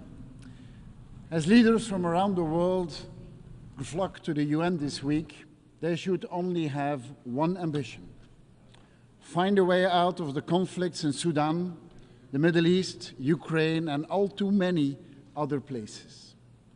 These conflicts are close to our homes and cities, bringing war and famine and terrible tragedies to families and societies.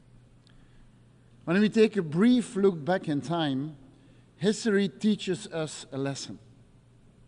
Just after Andrei Sakharov had developed the first Soviet hydrogen bomb in 1955, the nuclear arms race and Soviet doctrine seriously troubled him, because he saw that human rights and human dignity were an absolute necessity, a precondition, not just for nuclear security, but for prevention of war. The fight for human rights defined him and turned him into an international advocate, culminating in the Nobel Peace Prize 20 years later. In its remarks, the Nobel Committee noted that Sakharov fought against the abuse of power and all forms of violation of human dignity. Looking at the world today, it is crucial to remember Sakharov's legacy. Across the globe, human dignity and the rule of law are receding, and in many cases, they are absent. And where the respect for human life and the promise of rule of law fades, armed conflict loom large. History might not repeat itself, but it surely rhymes. In the Middle East, decades of dehumanizing enemy has led to a vicious cycle of violence, resulting in the killing of over 40,000 people in less than a year. This man-made conflict has proven one of the deadliest in decades. And this conflict didn't start with the horrific terrorist attack against Israel, killing over 1,400 Israeli citizens almost a year ago. But on the 7th of October, Belgium immediately acknowledged Israel's right to defend itself, and we called for the unconditional release of all hostages. Early on in the Gaza war, my government warned against the lack of respect for international humanitarian law on both sides, and the disproportionate attack with the blatant disregard for Palestinian civilian life. Almost 1 year later, we must sadly acknowledge that the extremes on both sides still set the tone of this conflict. Fanatics believe that military power can end this conflict. This is a delusion. To achieve peace, we need a proper roadmap, political courage, not mere tactics to remain in power another day. We have been calling for an immediate and lasting ceasefire for many months, but today it seems more distant than ever. Hostilities need to stop before the whole region becomes engulfed in violence. Action speaks louder than words. Belgium has imposed a weapons embargo. We never ceased our support to UNRWA and other humanitarian organizations. Together with the EU, we have imposed sanctions on Hamas, but also on extremist settlers and settler organizations.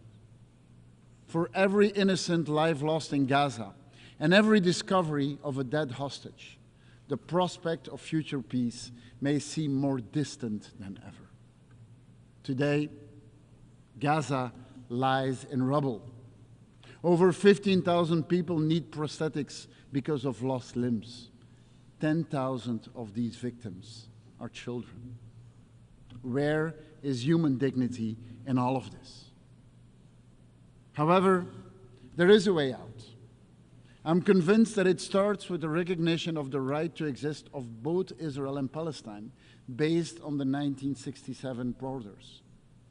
We should all engage with Palestinian and Israeli leaders who recognize these rights and who oppose both anti-Semitism and anti-Palestinian feelings. Only then we can start articulating a viable pathway for a two-state solution. Mr. President, dear colleagues, Vladimir Putin has been waging war in Europe for more than 2 years now. And there is one simple truth. He can stop the illegal and unprovoked invasion of Ukraine right now. His madness continues to have devastating consequences for the Ukrainian people. One man alone can stop the killing of thousands of civilians, can end the continuous violence against Ukrainians whose future has been put on hold. Only he can end the shelling, end the bombing, the indiscriminate attacks on bridges, on roads, on energy infrastructure, on hospitals, on schools, and on people's houses. Widespread and disturbing brutality has been established by various independent international inquiries.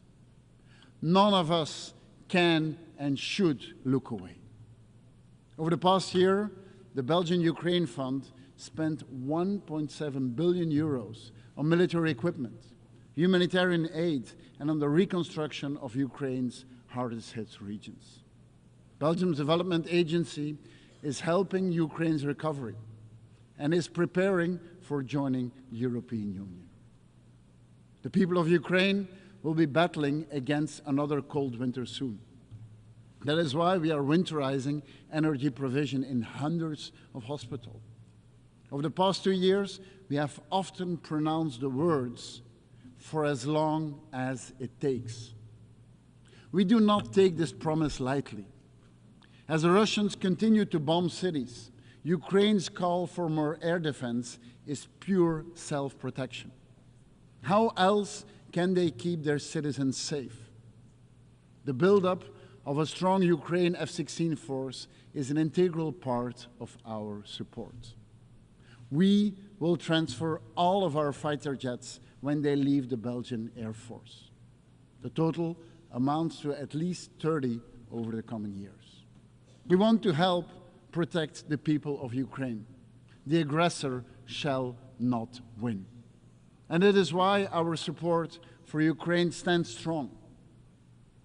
To all of you who aspire for peace, it will only come about when we force President Putin to stop his aggression against Ukraine. Mesdames et messieurs, il est clair que nous vivons dans un monde polarisé et profondément divisé. Ce constat pourrait nous amener à croire que le multilatéralisme a échoué à tous les niveaux. Ce serait une erreur. Il y a 1 an, un traité qui protège la biodiversité en haute mer a été adopté. Cette initiative collective prouve qu'il est encore possible d'être unis face à l'urgence climatique et environnementale. La réponse mondiale au Mpox et la réaction du CDC africain à l'épidémie dont sont un autre exemple de progrès. L'Union européenne et la Belgique ont investi de manière significative dans la production et l'accès aux vaccins en Afrique. Nous avons besoin de plus de solidarité et de coopération. Et ces mots peuvent paraître idéalistes et naïfs, mais nous ne pouvons relever les défis communs qu'en travaillant ensemble. Partout dans le monde, les phénomènes météorologiques extrêmes se multiplient. Cette semaine dernière encore, de fortes pluies ont provoqué des inondations dans de vastes régions de l'Europe de l'Est et l'Europe centrale.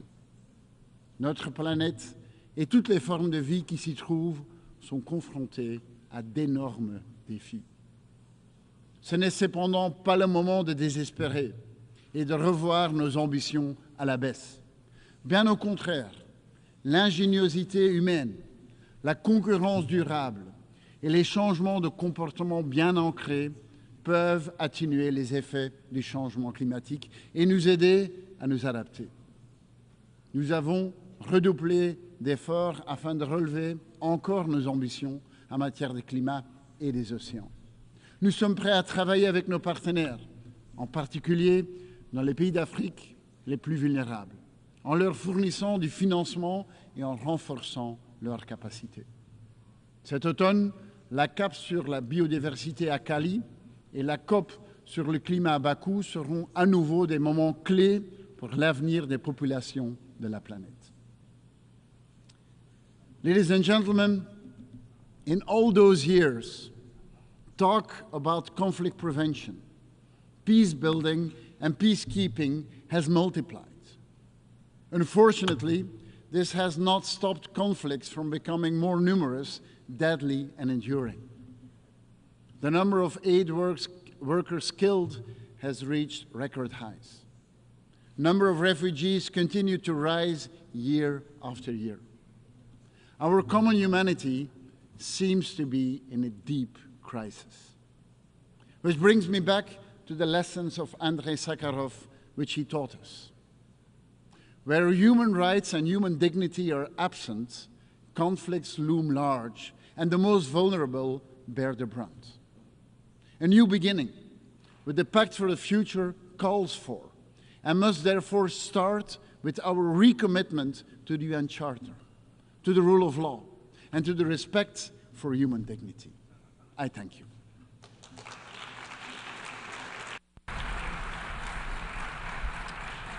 On behalf of the Assembly, I wish to thank the Prime Minister of the Kingdom of Belgium. We have heard the last speaker in the general debate for this meeting. We will continue the general debate tomorrow at 9 o'clock a.m. in the hall. The meeting is adjourned.